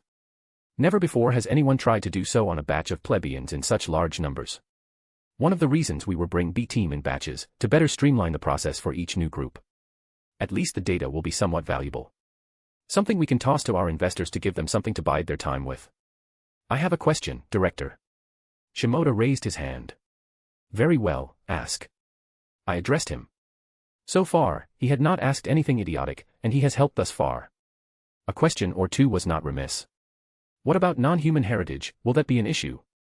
I blinked, until I realized where he came from. Of course he would have some phantasmal ancestry, those Asian countries still have some demon-blooded cretins running around. We have experience in dealing with such things, there will be no issue. Was it a wonder that the proper sort don't go to those countries unless they have to? Am I interrupting? I turned to face the new voice, holding back the smile that would come about when he made an appearance. Leviticus. I greeted evenly. Director How, he stopped, his gaze turned towards Shimoda. I furrowed my brow, why was he just staring at him? And why was Shimoda staring right back? Did they know each other? Did he do something to make Lev of all people have a dislike for him? I can't remember anyone that Lev disliked. Instantly, I felt a feeling of anger swell up. I clapped my hands, snapping them out of it. We're short on time, get moving back to the room you were in previously, I will join you in a moment. I left no room for arguments as even Shimoda nodded and they all filed out. Olga. Lev asked me as they left the cafeteria. Who was that young man? The red-haired one is Takao Shimoda. Do you know him? I can kick him out if he's someone you don't like. No, that won't be necessary. I was just surprised when I saw him and I don't know why. Something about him is just painfully familiar and I can't quite put my finger on it. Lev looked to be thinking about something. He's a member of B-team. Yes, I was going to have him take over the position of leader for B team. He seems decently competent, even if he's from a backwards country. Do you want me to reconsider? If he has the ability, then I have no complaints. He had a strange look about him. However, keep an eye on him. And when you have a chance, please send me his file, I wish to look it over. Oh, it seems that Shimoda caught the eye of Leviticus. He should be honored, and if he played his cards right, he may move up in the hierarchy here. For now, I may just take an opportunity to introduce myself to him properly. I don't ever remember seeing Lev with that kind of smile on his face before. I'm sure it's nothing. Asterisk asterisk asterisk. Managed to get the chapter out today before work. And yes, the moment he realizes he isn't in danger, he pokes the beast. They're going to be the best of friends v. If you want to read 7 chapters ahead or support me, visit my patreon.com/astoriforon. Chapter 337, Chapter 304. I had been here only a single day and I had already solidified a single thought about Chaldea. What the fuck was wrong with this place? First that thing, which had been able to sneak up on me. I had no idea what it was, only that it was something monstrous hiding beneath its fluffy surface that was kept under lock and key. It didn't appear hostile for now, so I had stopped overly worrying about it, for now. But still, what the hell was it doing running around here? And this new creature/man/being. What had Olga called him, Lev? What the fuck was that thing? Because every instinct of mine told me that he wasn't human. But I also had no idea what he was, and her had been friendly with the director, so did I even have a right to call him out? I can't exactly call myself a normal human either, and I don't have any ill intentions towards the people here. That's how I tried to rationalize the situation to myself. However, that thing gave me a very strange feeling, and I didn't know how to process the reaction I had. There was a sense of familiarity, but something else that set me on edge around him. It was nowhere near the same feeling of terror that the little animal gave me, but it was still something that made me cautious. A dim glow rather than a spotlight. But more importantly, why did I unconsciously default to hatred for whatever he was? I caught myself from overtly reacting, but just being in his presence made me annoyed and uncomfortable, and I don't know why. No wonder the old man wanted me to investigate this place. There was a lot happening here under the surface. And frankly, I was becoming more and more confused on where to even begin my investigation. It was hard to pay attention to what the director was droning on about. Not that it was things I needed to know. She was giving a quick course in how to act around other mages, but it was important for those who might be in my future team. Just because I had a main objective, which was to investigate what was going on, it didn't mean I would skirt any responsibilities I was given. Call it pride, but if I was supposed to get these people up to scuff, I would do so. And that is why you don't interrogate other magi on their crafts. Olga clapped her hands, breaking me from my thoughts. I glanced up to see her wiping away chalk dust from her hands, looking proud of herself as everyone else was listening intently. Anything you want to add, Shimoda? Geez, why do I feel like I'm back in school with my teacher calling me out? I scratched my head a little awkwardly, because I think she knew I hadn't really been paying attention. Honestly, it's a pretty decent rule of thumb to just not ask too many personal questions, even if you think the question might be innocent. A good majority of magi have a story, you never know what could poke them in the wrong way. Best just to be polite and not ask too many questions if you don't know, just to be sure. If you really need help with something or are confused, I'm sure there are people on staff that could help you without getting offended. And I did say they could come to me about anything. Good, I will make sure you know which staff members are available for questions to not cause problems. Olga nodded in confirmation before taking out a pocket watch of all things. That lazy idiot should be ready now. Shimoda, you're up first, head to the medical facilities for your checkup. Where? I'll show you the way. She let out a sigh. Roman, you better not be slacking off. Olga practically kicked open the door. I swear, if I see you watching that stupid cartoon again, I'm going to. Director. I peeked inside to see a light brown-haired man fumbling with some things in his hands as he tried his best to shove them into a drawer at the desk he was sitting at. I'm working, I promise. Sure. She snorted. I have your first patient, give him a proper checkup, make sure there's no problems. All right, on it, Director. He stuttered out, clearly caught doing something he wasn't supposed to be. The director scowled, but stomped out of the medical area, presumably going back to where the others were. Phew, that could have been bad. The men sighed in relief. So you're my first patient, huh? You should be a member of the B team that we just had arrive. Nice to meet you, Takao Shimoda. I held my hand out, something I would normally be hesitant about with these kinds of people, but he gave me a very fluffy feeling.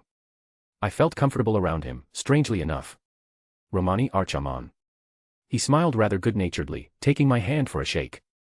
You can call me Roman, everyone else does. Suddenly, I felt the spear in my ring vibrate, and for the briefest moment, there seemed to be a spark of holy power between us as soon as our hands met. We both quickly jerked our hands back, looking at each other in confusion.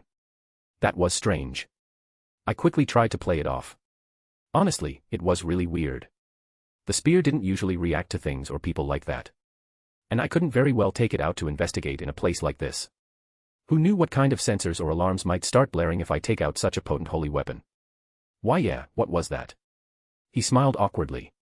Sorry, I have a mystic code on my finger under my glove, maybe some kind of reaction. Like 2 magnets or something. Yeah, that's probably it, I'm wearing a few mystic codes myself, I'll make sure to keep them from activating. I took the out that was given to me. So, what kind of checkup am I going to do? I doubt you want me to cough while you... No, not that kind of physical. He chuckled awkwardly again. Well, I guess we do need to check your physical health, but this is mostly to make sure there aren't going to be any foreseeable side effects to using the fate system or ray shifting if the time comes. Sorry, fate system. I furrowed my brow. Did the director not get to that yet? He scratched his cheek. She'll probably explain it better than me. It's the system we use to summon servants, based on the one used in the Grail Wars. I nodded in understanding. She did mention servant summoning, but there's a lot of things to cover for mundane people who have just stepped into our world. Oh yeah. He winced. I'm sure the director is loving that. Yeah, she definitely felt put off having to do something like that. It seems like she's going to hand over those responsibilities to me though. Most likely I'll be the leader of B team from what she said. Networking was a go. It's a good idea to start making acquaintances with the other staff members. Congratulations. He smiled rather happily. Take care of me when you start moving up. I'm probably going to be nothing more than a glorified teacher. I chuckled. But the benefits are probably good. The director takes care for her people. He nodded. A word of advice, if you need anything reasonable, she'll probably huff and groan about the costs and necessity, but she generally makes sure we're all satisfied. A surprising take based on what I'd seen of her so far. I'll keep that in mind, thanks. Anyways, we should get started before she kicks my door down again. He slumped his shoulders. She already confiscated my hidden snack stash the other day because she caught me taking a break. I'm wondering what he meant by break. Well, not my business. Alright, so, what's first? Going to need you to strip first, down to your unders, please. I shrugged, as I began taking my clothes off. Thankfully, the old man had prepared me for a situation like this. My command seals were hidden by a mystic code he created, a small bracelet on my wrist. I could easily play it off as my own magi paranoia that I refused to take it off, or bullshit some other reason. It also did a good job of hiding my non-human nature from most probing, though it was certainly not foolproof. Let's see. The doctor was flipping through some documents. We have most of your information from when you signed up originally. Blood type, gender, general medical history, though there are a few more invasive questions we're going to need. I understand, ask away. I hopped up on the bed, seat, table hybrid thing that most doctor offices had, sporting only my briefs. Are you a virgin? Well, that came out of left field. Are you coming on to me? Wait, I know it sounds weird to ask. I'm flattered, really. But I think this is highly inappropriate given the circumstances. I could feel the corners of my lips twitching upwards. You're messing with me. He sighed, slumping his shoulders. Why does everyone bully me? Probably because it's easy and natural. So, what's the explanation for that question, if you don't mind me asking? I know it's weird, but it's generally an important thing of note when using the fate system for summoning. It can affect what servants can be potentially summoned, and the more information we have, the better we can facilitate the whole process. Should I make it more awkward for him? Ask him to clarify if certain activities counted as losing my virginity or not. Does it count if I went balls deep into King Arthur's throat? I'm sure that would go over splendidly.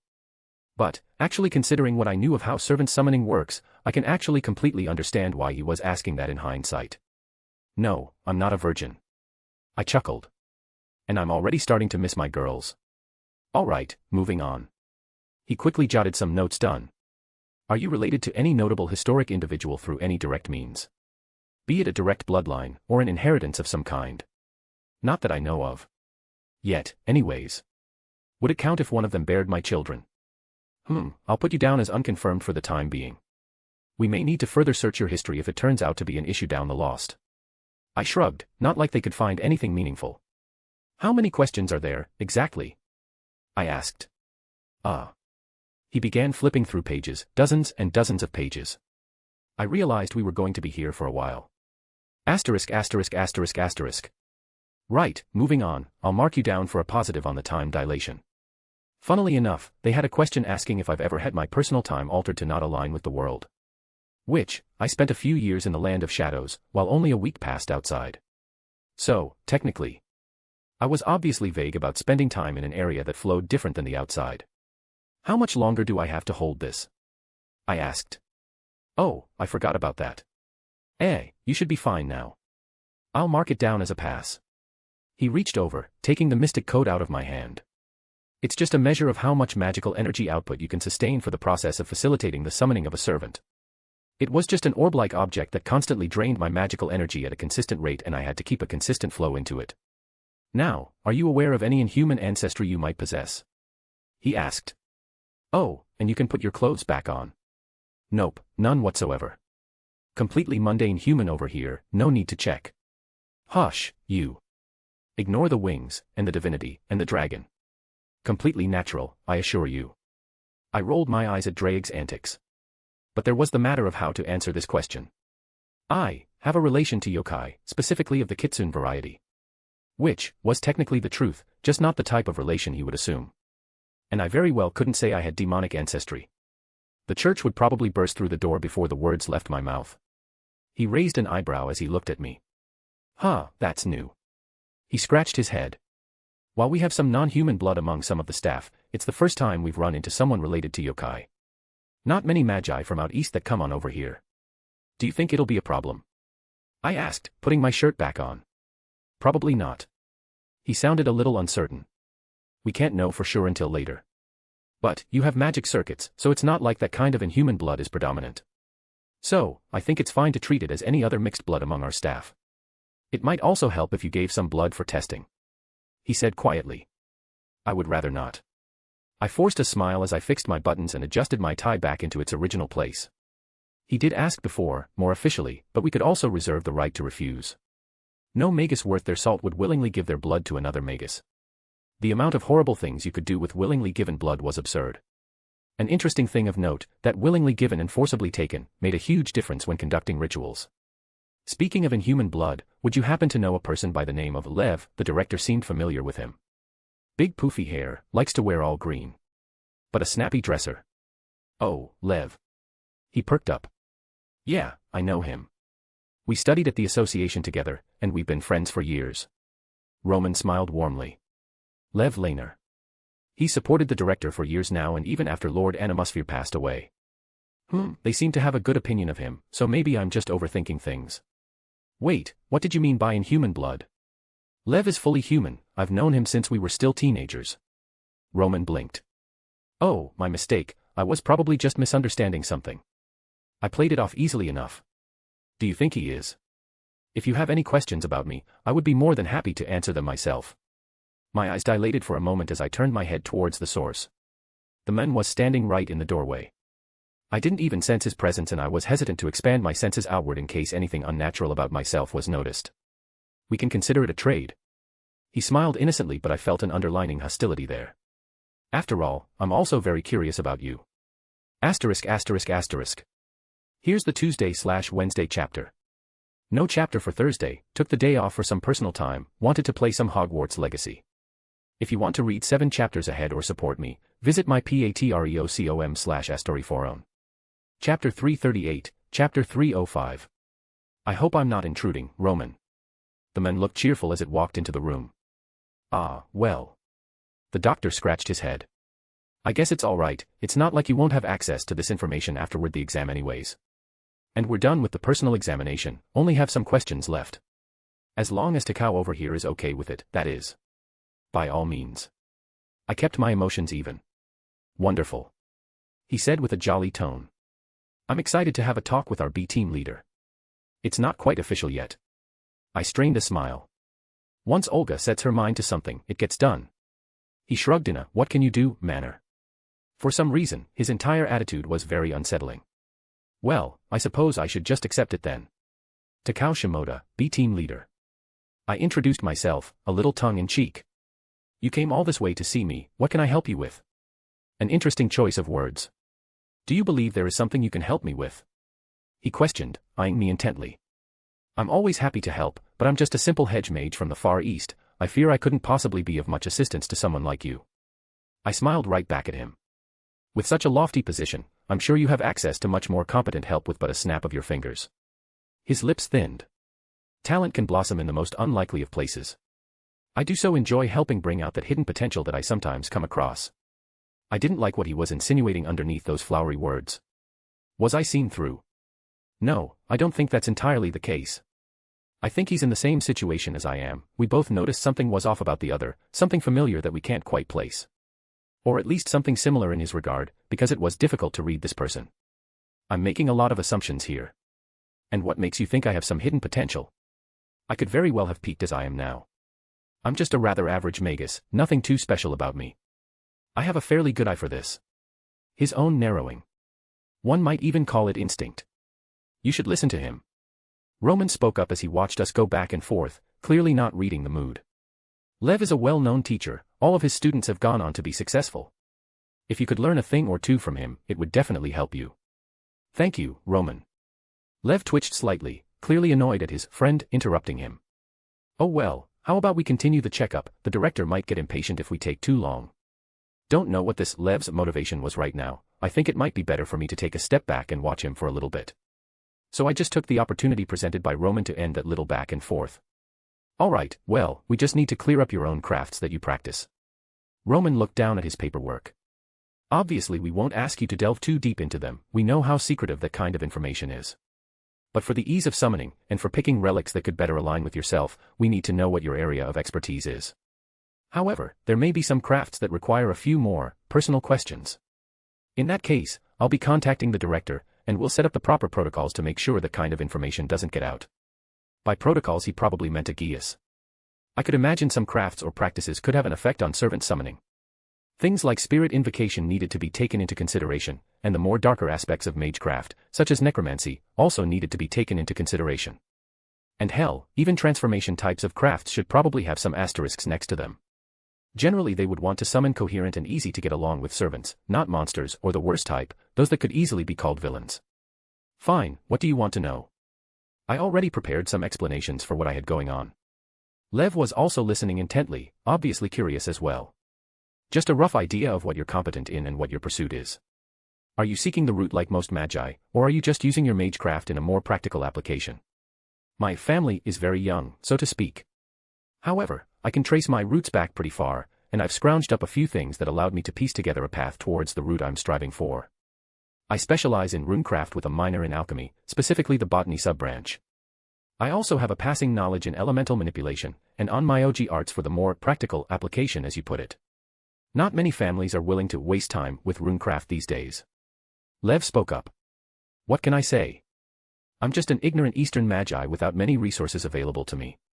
I have to use what I can, even if most others look down on the craft. I shrugged helplessly. Truthfully, I think it is foolish to disregard any craft. Especially considering the divine nature which runes originate from. Most magi are rather proud of the paths they are treading. Could you sate my curiosity, what is your path to the great wellspring of knowledge? Lev asked. Not technically an intrusive question. He's just asking what path to the root I'm taking, which was pretty common knowledge amongst magi circles. They sure do love to proclaim how superior their own crafts are in every regard. I plan to follow in Odin's footsteps. Oh. Levin raised an eyebrow. No one can say you don't have high aspirations. He immediately could understand my intent. Regardless of everything else, he appeared to be a very adept magus. Can I get a better explanation please? I mean, don't just explain the details and all that, but I need something better to put down. Roman rubbed his head awkwardly. I glanced at him and nodded, taking my attention away from Leviticus. There is a well-known legend of Odin hanging himself upon Yggdrasil as a sacrifice to himself, and gouging out his eye to drink for the enchanted mead.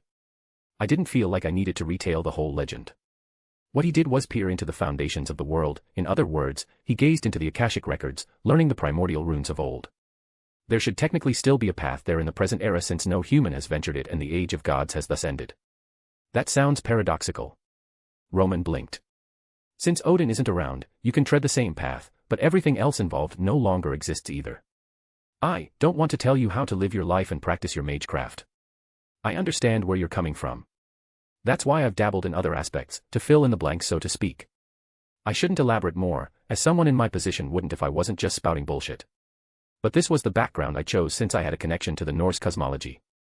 It would explain a lot of my knowledge and spell usage if it came down to it. If I was an established magi from a long lineage, I would have taken offense to his kind intentions. But I could understand where he was coming from as an outside perspective. Roman just seemed like a genuinely nice guy so far. A far cry from the normal sort of magi that I've met in both of my lives. A well-rehearsed reasoning. Lev smiled innocently, but I could understand his insinuation. He was calling bullshit. Right. Roman chuckled. It's good, with the magi around here, even if you practice something common like runecraft, if you have a well-thought-out thesis and unreproachable reasoning, they'll give you some respect at least. Right, Lev. He turned towards his supposed friend, still missing the subtext. It's as you say, Roman. It's nice to see such close friends even in these kinds of circles. I didn't miss Lev's little annoyance at his friend continuing to blunder into any attempt at interrogation. There were so few magi out east, and I was warned that they were much too cutthroat to even consider the idea of friends. Haha, it's a whole different world in the clock tower. Roman put an arm around Lev, the latter of whom looked like he was forcing himself to not scowl. Lev and I became quick friends, but we also made some enemies along the way. If you haven't interacted with many magi, you should be careful. Quite. He quickly corrected himself with a jovial smile. As Roman says, much of magi culture is very exclusive. As a member of Chaldea, you're afforded a lot of opportunities that someone without a pedigree would normally come across. And I would be more than willing to help you out in your study should you find yourself stuck on any problem. Lev, always the teacher even while helping out with Chaldea. Roman chuckled. Just being able to say you're his student will open doors, you know. Oh now, I couldn't possibly intrude on your time. My lips thinned in annoyance. Especially with all these new responsibilities I have suddenly. Not just being a master candidate, but also the future leader of B-Team as you said. I won't have much time to study my craft as is, much less come to you for tutelage. Lev opened his mouth to respond but Roman was quicker. Ah, you're right. He scratched his head awkwardly again. I'm sure the director is going to run you ragged for a while. Best to put a pin in that for now, but hey, thoughts for the future once things settle down. Lev kept his expression even, but I could guess he was fuming at Roman right now. Yes, we wouldn't want to make the director unhappy by preoccupying his time away from his official duties. However, I may drop in every now and then to check up on your progress. I'm flattered to have earned the personal attention of such an esteemed magus such as yourself. I replied with mock flattery. But it may give people the wrong impression if you focus on me so much, and we certainly wouldn't want that. Perhaps that is the very impression I wish to give.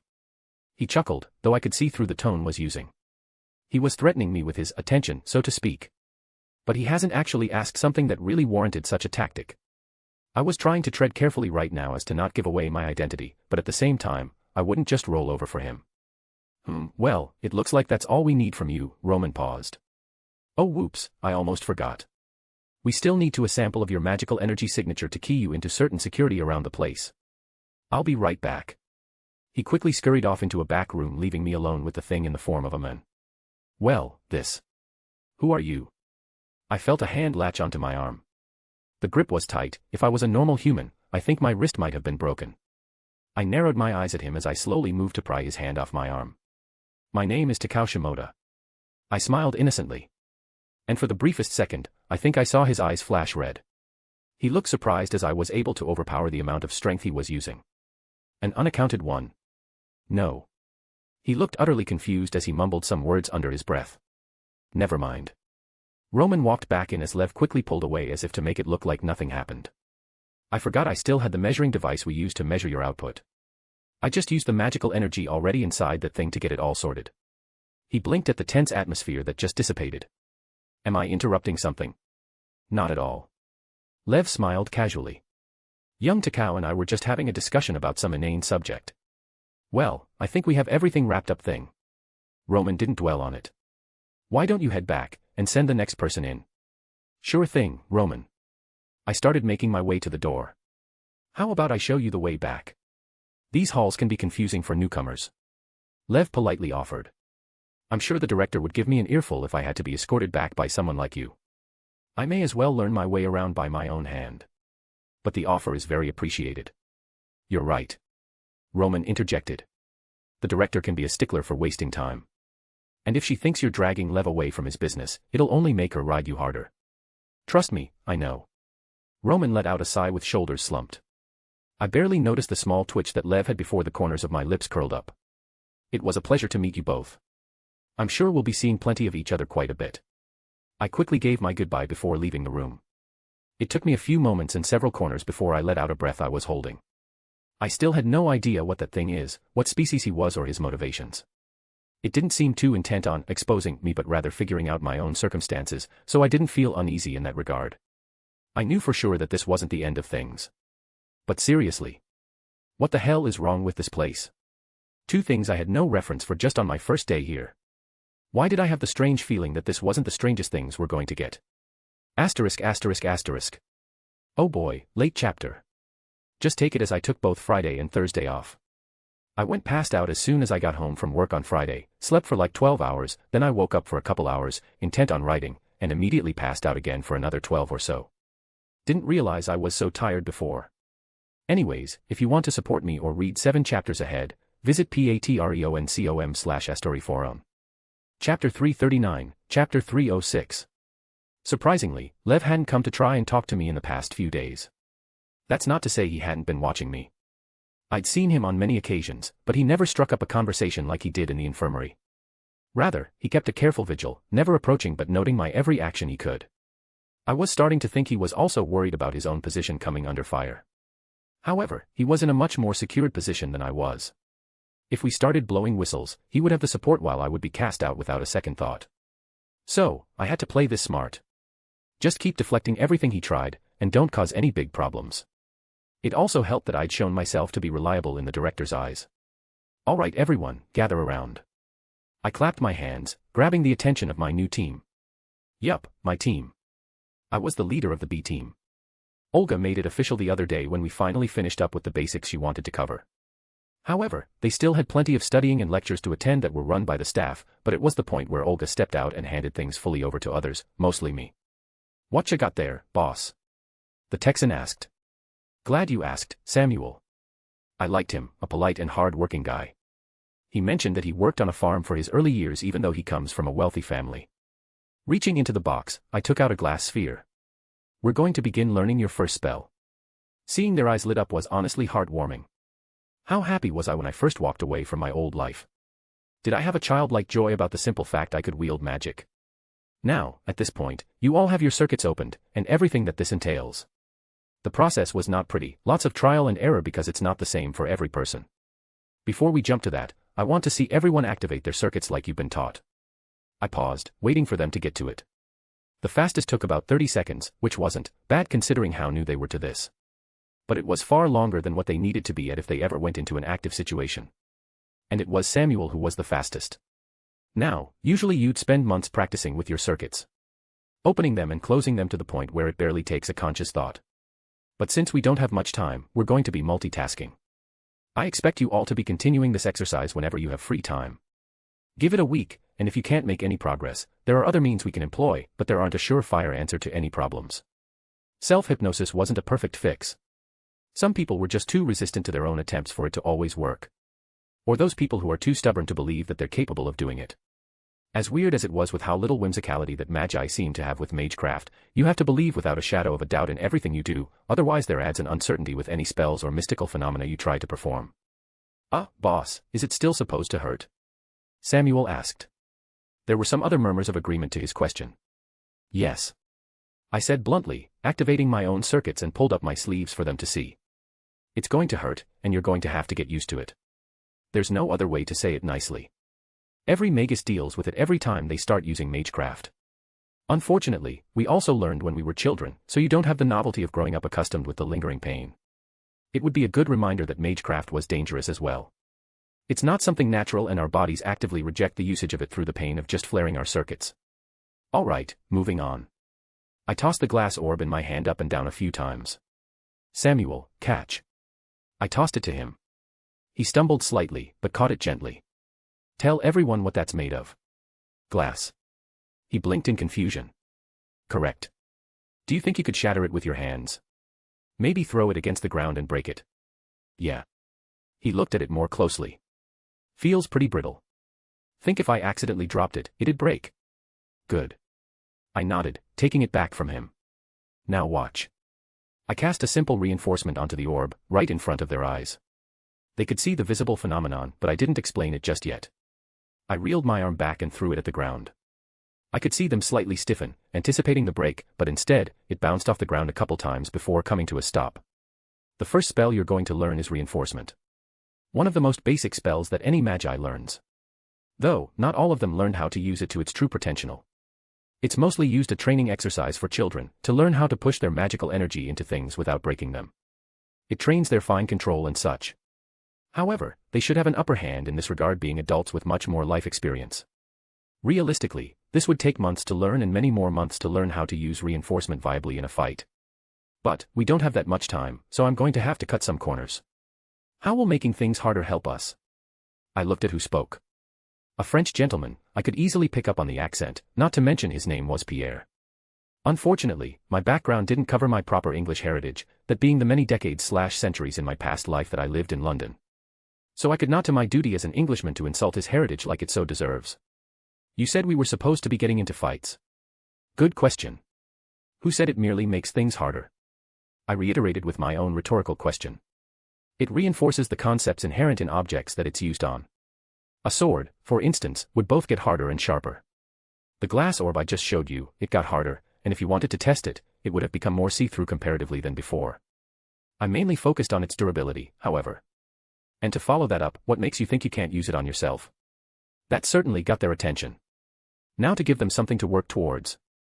I reinforced my arm for them to see, but ironically, I had to lower my strength as I slammed my fist into the floor, shaking the ground beneath them. You see. Now, let's begin with the very basics. Learning to not break things. I started handing out the orbs as I would begin the long process of explaining how the spell works. But first thing first. I held up a glass orb again. Now imagine that this is a part of your body. I overloaded the spell, shattering it for them to see as their eyes widened in realization. I don't believe I need say how dangerous this is, yeah. Asterisk asterisk asterisk. Fuck it, I'm going to start marking these hallways. I know for a damn fact that someone made this shit intentionally a maze. At least I had been to Roman's office a couple times to know where it was, relatively speaking. Walking there, and taking the next person because he didn't know the way. Though, when I got up to the door, I smelled smoke. Which definitely shouldn't be the case. I quickly pushed the door open, only for a familiar girl on the other side to make a surprised noise. In the confusion, she threw what seemed to be a cigarette across the room. It kinda took a moment before either of us made a response. What are you doing here, Shimoda? The director straightened herself up. And don't you know it's rude to suddenly barge into a room? It's the medical bay, coming and going without notice is mostly assumed. I scratched the back of my head.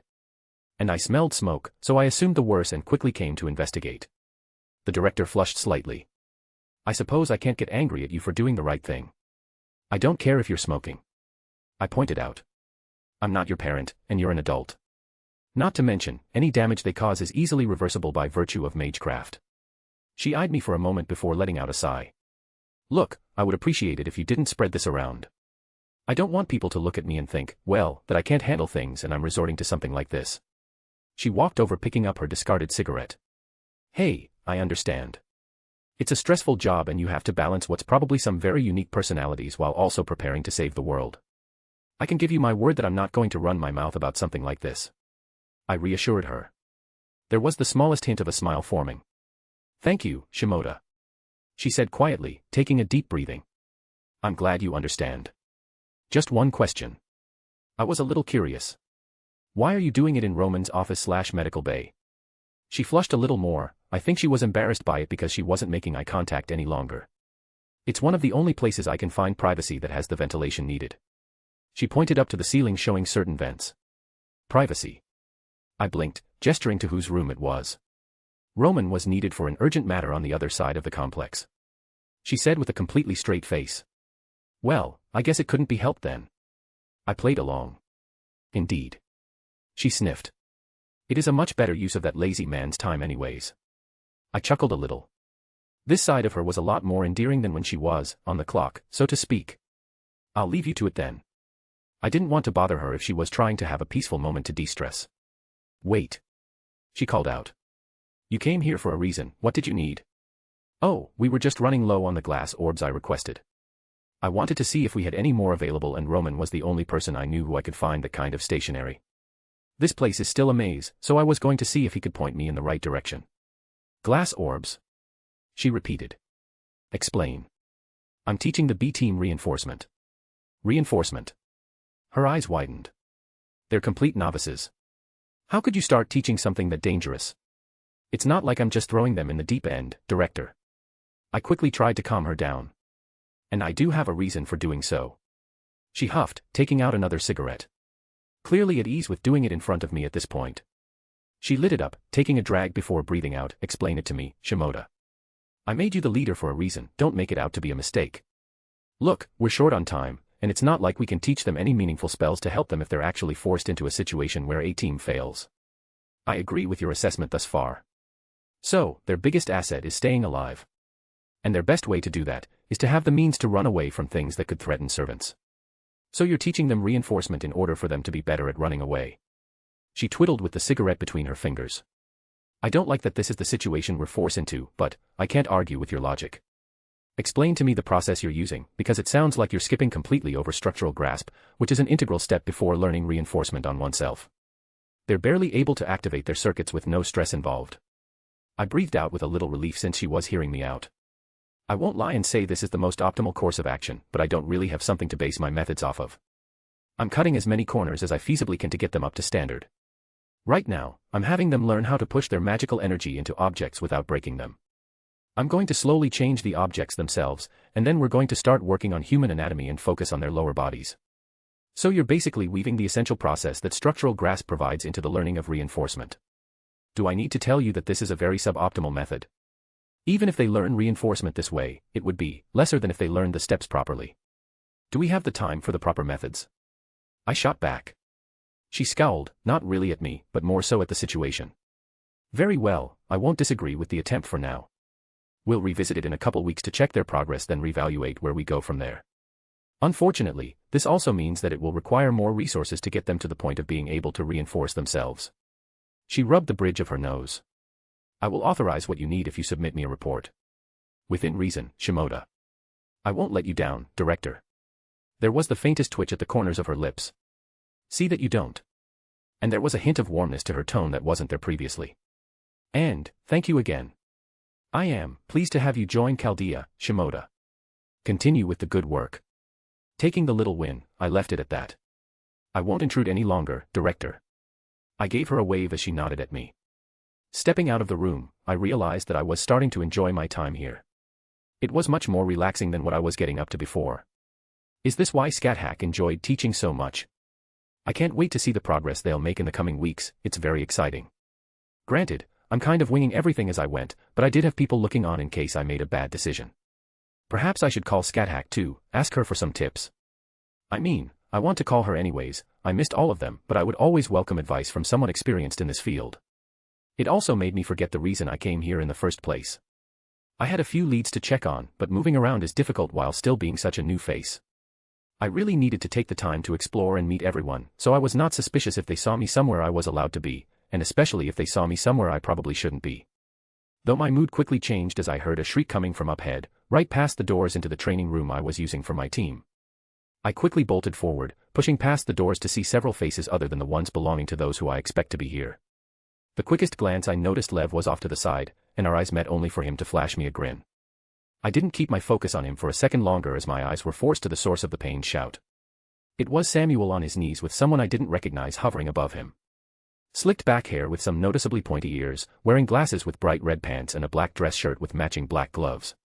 He had a very pale complexion with a vicious smile on his face as he held the wrist of Samuel in a tight hold. I pushed past the people who were just standing there watching. The man looked surprised as I grabbed his own wrist with a bit more strength than I normally would. He flinched slightly as I pressed down. Remove your hand, or lose it. I growled out. Who are? He relented, but I didn't give him a chance to finish as I gathered my strength and pivoted my foot, throwing him across the room and into the nearby wall. Asterisk. Decided to speed things up a little bit. So, Canon isn't going to come along a little quicker than I originally intended. Anyways, if you want to read 7 chapters ahead or support me, visit my patreon.com/astoryforum. Chapter 340, Chapter 307. The sound of the impact almost wanted to make me take a moment to stop and admire the durability of the structure here. I suppose it's to be expected when we're housed in what's basically a bunker in the middle of the Arctic. But the guy didn't sink into the wall like I would expect. Oh, there was a dent, but he sort of bounced off with a loud smack, landing on his head. This left him to awkwardly push himself up off the ground with a menacing snarl on his face. And probably a concussion. Now that I calmed down a smidgen, there was something about him that disgusted me beyond what he was doing to someone under my protection. It's weird, I barely knew these B-team people aside for a few days, yet, I felt they were mine already. Well, not in the same way that I consider my girls mine, but they were still under my aegis. Was it my draconic nature that made me protective of them or something else? Regardless, that settled down once I tossed him away, so I knew it wasn't that but something else that just utterly disgusted me about him. Just his presence seemed to grate on an unconscious part of me and I couldn't pick what it was immediately. I was starting to wonder if he wasn't human either. Maybe some phantasmal hybrid like I am that doesn't mix well with my own parentage. I'm usually good about picking up on other non-human heritages unless someone went to extreme lengths to hide theirs. However, I just couldn't call it out either way on this guy. Samuel. I turned to look at the man wincing in pain. I reached into my sleeve to pull out a talisman and with a flare of my magical energy, I gently put it on his wrist. Who knew that those sleight of hand lessons for stage magic would have come in handy at a time like this? Instead of hiding a card up my sleeve, I had a plethora of talismans available, and I can secretly replenish them with the stash in my ring to hide their existence for the moment. B-boss. He shuddered a little as the effects took hold. Probably was both surprising and mildly uncomfortable to have foreign power invading his body like this, even if it was for his benefit. Hey. I heard the voice of that disgusting fellow, but I just ignored him.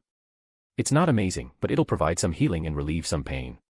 I took that moment to pull some magical energy and structural grasp the spot where he was hurt.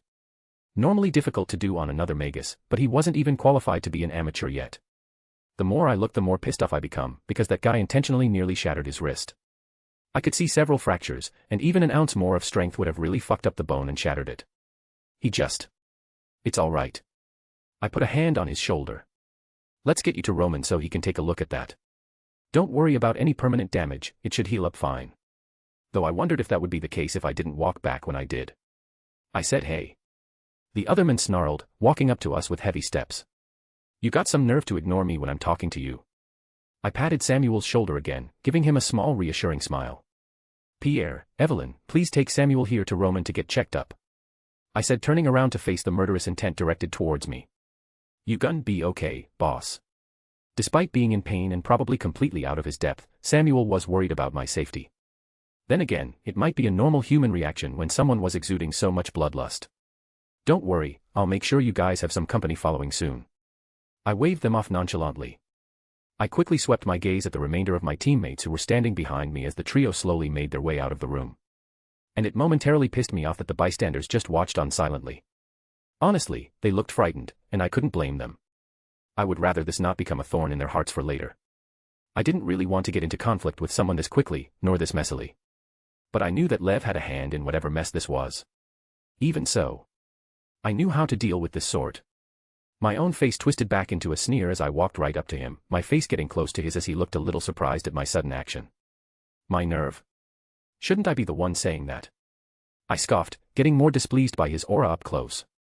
I wonder, how many people you have killed to get that disgusting smell of blood so entrenched that it's this nauseating? Ho ho. He almost giggled at my tone. I lost count. Which is probably the point where you ran out of fingers to use.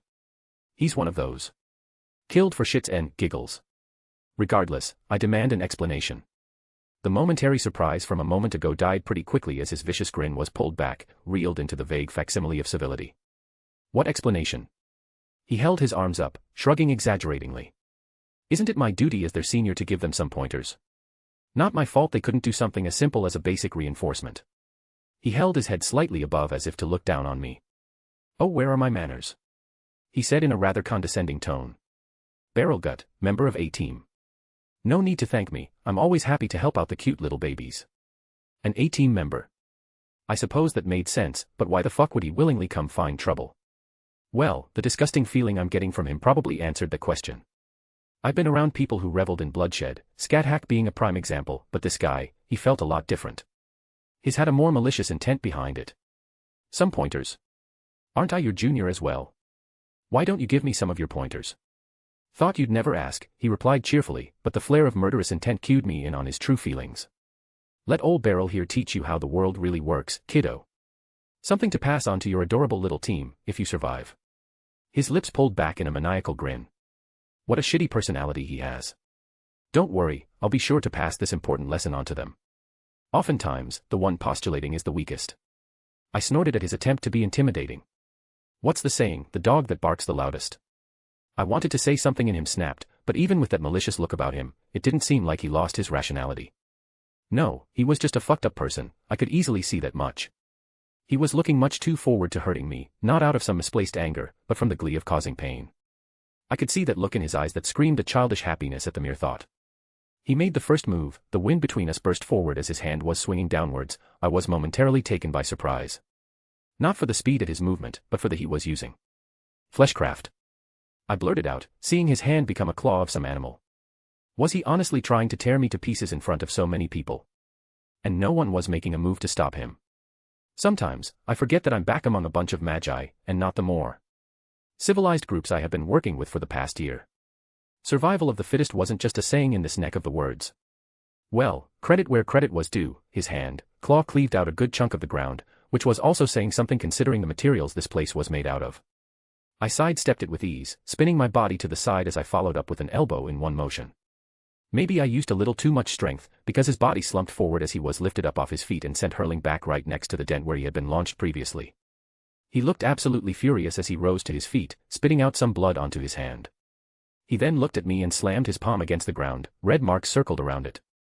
Malakta, flay. Was that Gaelic? Roughly translates to, the curse of the plague. I looked to the side to see a blood-red mist escape from the ground where his claw gouged out from before. Huh, did he hide a spell in that movement? More props to him then. Not just some lunatic with a body count higher than he can probably count. It spasmed until it took on the form of a skull, opening its massive jaw as if to consume me. A curse. I scoffed. Adorable. I flicked my hand, several talismans coming from my sleeve. My Onmyoji excelled at dealing with curses. For something of this level, I didn't even need a full chant. My talismans flung out into the form of a pentagram as it formed in front of my hand. Gods of the seven seas, fend off the 100 demons and drive back the fierce disaster. Order. I actualized it as the curse itself was sucked into that pentagram. It tried to fight against my spell, but it did the equivalent of chomping down on the black magic and dispersed the ties that held it together. What did you do? He grit out. It's easy to forget how under the radar Eastern magical arts were for most mages. My country has been dispelling curses for thousands of years. I returned in an almost lazy tone. But I'm waiting, where's this so-called tutelage you offered me, senpai? Well, that did piss him off. Maybe more than I anticipated, because he dug into his opposite hand with the clawed version. He bared what looked like fangs, a clear wince of pain as blood seeped out. Black blood. Was he using his own blood as a catalyst to try and curse me? I couldn't help but furrow my brow. It should be an ineffectual method, but then again, I'm not an absolute source on all magecraft in the world. While thanks to Gramps' memories I had a passing knowledge on the majority of magecraft fields, there were several that he, and by extension I, never gained an interest in. And I wouldn't call him an idiot exactly, he seemed competent in the magecraft department. The black blood seeped back into his arm, his wounds visibly healing as black marks jutted out in every direction along his arm. Queer Air Ace. By Nad Shial Mayan, Basiak Agus Till. He chanted out the 10-word aria with a quick and practiced ease. It carried an invisible force targeting me. I expected to splash against my magic resistance harmlessly, reeling back my aura as to not show that of, then I would proceed to beat him senseless. I had to at least give him a shot or two, didn't want to make it too one-sided. However, I didn't expect for it to not physically assault me in the slightest. I felt something, which was strange. It tugged at me in a metaphysical sense, and this barrel guy had a shit-eating grin on his face like he had just won. As if he was waiting for a good show about to happen. His silent laughter, and that maniacal grin and bated breaths of anticipation of his suddenly halted. Black blood began seeping from various holes on his face, down his ears, out his eyes, and even running down his nose. He spit out a mouthful of that black blood and it started dissolving the ground. How? He growled out. My curse. Not even Wodime could have stopped it like that. His legs almost buckled underneath him as he struggled to keep standing. You tried to curse, what, my future? My past. Or maybe did you try something stupid like trying to curse my fate, perhaps some causality twisting? I mocked his failure, until I blinked in realization, recognizing the feeling that washed over me. I know a couple of spells for my on Myoji arts that did something similar, or rather, made use of similar concept. You tried to curse my karma. Hilarious. Knowing the translations of his spell words, I could more or less guess what he attempted to do. I'm pretty sure he tried to shift my positive karma into negative karma to use for another means. But the curse failed halfway through for a couple simple reasons. There was no way he had enough magical energy to overturn the amount of positive karma I've accumulated thus far. That combined with the sheer weight behind my actual existence, it's no wonder it fizzled out and by the looks of it, rebounded viciously inside his own body. But a curse like that isn't something simple, and it's by no means easy to come by. And now that the pieces came together, I realize why he was giving me such an uneasy feeling. Fleshcraft falls under both necromancy and witchcraft primarily, but the necromancy variety usually deals with dead materials. Combined with his noticeable aptitude in curses, I knew I felt something inhuman about him. You're a witch, I declared, making him momentarily startle at my proclamation. No wonder you came off as an immediate piece of shit. A witch isn't just a term used to call a female magecraft users. They're basically another race than humans with their own logic to accompany their magical abilities. There was one main point that separated them from mages. It was their inability to coexist with the human order in its entirety. That's not to say they're vehemently denied by the ruthless will of humanity, but they're basically outsiders, rejects from the age of gods. Even if their arts were exceedingly closer to the former era, they basically don't have a place to properly exist. Don't you dare. One of my talismans slammed right into his face, a minor sealing effect that just had the byproduct of stopping him from speaking. Don't worry, the lesson is far from over. I wanted to reassure him of what was to come. That spell must have made a mess of his body, because he didn't even tear away the seal as quickly as he should have. It was persisting as he fell to the ground, his body looking very sluggish. I feel like you have a lot more to teach me. I smiled innocently as I walked forward. He slowly moved to remove the talisman on his face, but a little bit of force applied, a small kick, and he fell completely to the ground again. It's impressive how you can keep this fleshcraft active in your state. And now that I think about it, it's also the hand you used to harm my team member. He looked up at me as I met his gaze. I raised my foot up and slammed it down, followed by a very loud crunch. His scream was muffled under my talisman. An eye for an eye and all that. I'm a fairly firm believer in such depiction of justice. I hummed to myself, looking at his throbbing hand. I generally don't start fights without a proper reason, but if someone under my protection was involved, I ended them. Oh, whoops, you hurt his wrist, let's correct that mistake.